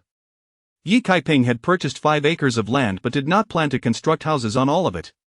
She had come prepared, presenting a blueprint to Mr. Liu. Sir, I wish to build on 6/10 of an acre, with a 2-entry courtyard. To the right of the courtyard, I will erect a row of 4 rooms for housing cattle, pigs, and other livestock. To the right will be a vegetable garden, and at the back, I will construct a row of 10 rooms for a small workshop. Lastly, I intend to encircle the house, livestock pens, and workshop with a wall. Mr. Liu was taken aback. In all his years, he had never encountered such a grand plan. What you're proposing covers at least 1 acre and 1/10, and with the enclosed area, it totals 2 acres. Indeed. How many bricks do you estimate I will need? Mr. Liu, being seasoned in such matters, calculated at least 120,000 bricks. Wei Shi stammered, how much will that cost? Let me figure that out, please. Come inside, Mr. Liu urged, leading Yi Kaiping and the others into his spacious green brick house. Mrs. Liu, her heart racing at the prospect of a large sale, promptly served tea to Yi Kaiping and the old man Yi with great enthusiasm. Mr. Liu sat at the table, clicking away on an abacus for some time before announcing, 120,000 bricks will cost 60 taels. However, fearing that may be excessive, I suggest you start with 100,000 bricks, which would be 50 taels. If you find that insufficient later, just let me know in advance. Yi Kaiping nodded in agreement. Very well. Turning to Yi Erquin and Wei Shi, she asked, what do you think, second brother and second sister-in-law? Wei Shi had already turned pale. The cost of the green brick house was truly exorbitant. Yi Erquin pondered for a moment. Mr. Liu, please calculate for me as well. I also wish to build a house on 4/10 of an acre, a standard courtyard. Mr. Liu, more experienced now, replied, you will need at least 30,000 bricks, costing 15 taels. However, it's wise to budget for a bit more, as you might require an additional 1 or 2,000 bricks. Head of the household, Wei Shi tugged at his sleeve, whispering, it's too expensive. We should stick to mud bricks, they won't cost us anything. Yi Erquin furrowed his brow, feeling anxious. He desired a green brick house, yet Wei Shi had a point, the expense was daunting. It would require an additional 15 taels, the old man Yi interjected. Second brother, I believe a green brick house is the way to go. Kaiping, what is your opinion? Yi Kaiping replied, building a house is a significant matter and deserves substantial investment. Second brother's future will only improve, and should he build a mud brick house now, he will surely regret it later. Therefore, if we are to build, we should exert our utmost effort to create the best possible. She had witnessed too many cases in modern times where individuals, despite having funds, hesitated to spend, opting for cheaper options that ultimately led to dissatisfaction. Once they saw others' larger homes, they couldn't help but feel discontented with their own. Selling to upgrade would lead to losses, leaving them with no choice but to settle for a home that never felt quite right. In a previous life, she would have refrained from offering such advice, fearing blame for others' misfortunes. However, since Yi Erquin was her brother, she wished to assist him with kind counsel. The old man Yi concurred. Kaiping is correct, Erquin, you should construct a green brick house. Wei Shi frowned. Father, we must save some money for Pengera's future marriage. The old man Yi hesitated, realizing that if Yi Laotai were present, she might have scolded her daughter-in-law. As a father-in-law, he felt reluctant to do so himself. Ultimately, he said, Pengera is only 15, waiting a year or two won't hurt. You two have wages every month, don't you? Surely you can save up for Pengera's wedding? Mr. Liu exchanged a knowing glance with Wei Shi, chuckling, if you have the means, you should indeed build well. If others lend, they too will expect quality, unless one truly lacks the capability. Yi Erquin nodded. Let us go ahead with the green brick house. One step to completion. Wei Shi felt dizzy, the 30 taels in her hand hadn't even warmed yet, and now they were about to spend most of it. Yi Inhua encouraged her mother, a green brick house will bring us prestige. When my brother marries, it will reflect well on us, and Grandma will feel proud visiting our home. Wei Shi pressed her lips together. While that was true, such decisions were not solely hers to make. She finally nodded. Very well. Hearing this, Yi Erquin beamed with delight. Mr. Liu was equally pleased. Then let us agree on a deposit. Yi Kaiping raised an eyebrow. Wait a moment, sir, considering the quantity of bricks we are purchasing, surely you can offer us a discount? Where else can you find a client like us? Mr. Liu's expression faltered momentarily. Right, how about I throw in an extra 500 bricks for each of you? Yi Erquin was elated, yet Yi Kaiping raised an eyebrow. 500 bricks? That is merely 250 coins, do you truly believe I would settle for that? What do you wish, young lady? Mrs. Liu stepped forward with a smile. Let us apply in 20 discount. What is in 20 discount? Reduce the price by 20. That's outrageous. We can't possibly agree to that, Mr. Liu and his wife exclaimed, their expressions shifting. how about we give you half off? 1.5 off, Yi Kaiping countered. This order is substantial enough for you to rest easy for 2 or 3 years. You must offer some concession. Dazhu Town has more than just your brick kiln. Mr. Liu and his wife exchanged glances. Indeed, they found it difficult to secure even small orders in such a remote area, where few could afford to build green brick houses, only 2 or 3 families in the village. Mr. Liu relented. Fine, 1.5 off, let me recalculate the price. Yi Erquin, the old man Yi, and the others all felt a surge of joy. Yi Kaiping smiled gently, offering a discount of 15. Quite commendable, indeed. Old Master Liu, after a moment of tallying with his abacus, remarked, "My dear young lady, your 50 taels, after deducting 1.5 tenths, amounts to 42 taels and 5 cash.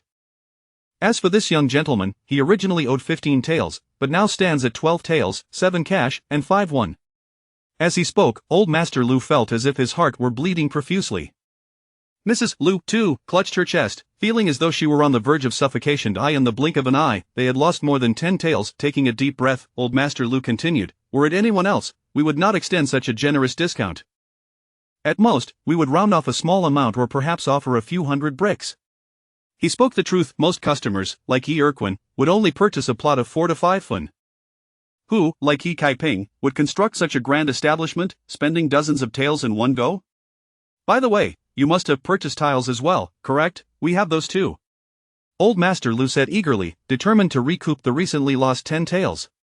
With thin profits and high sales,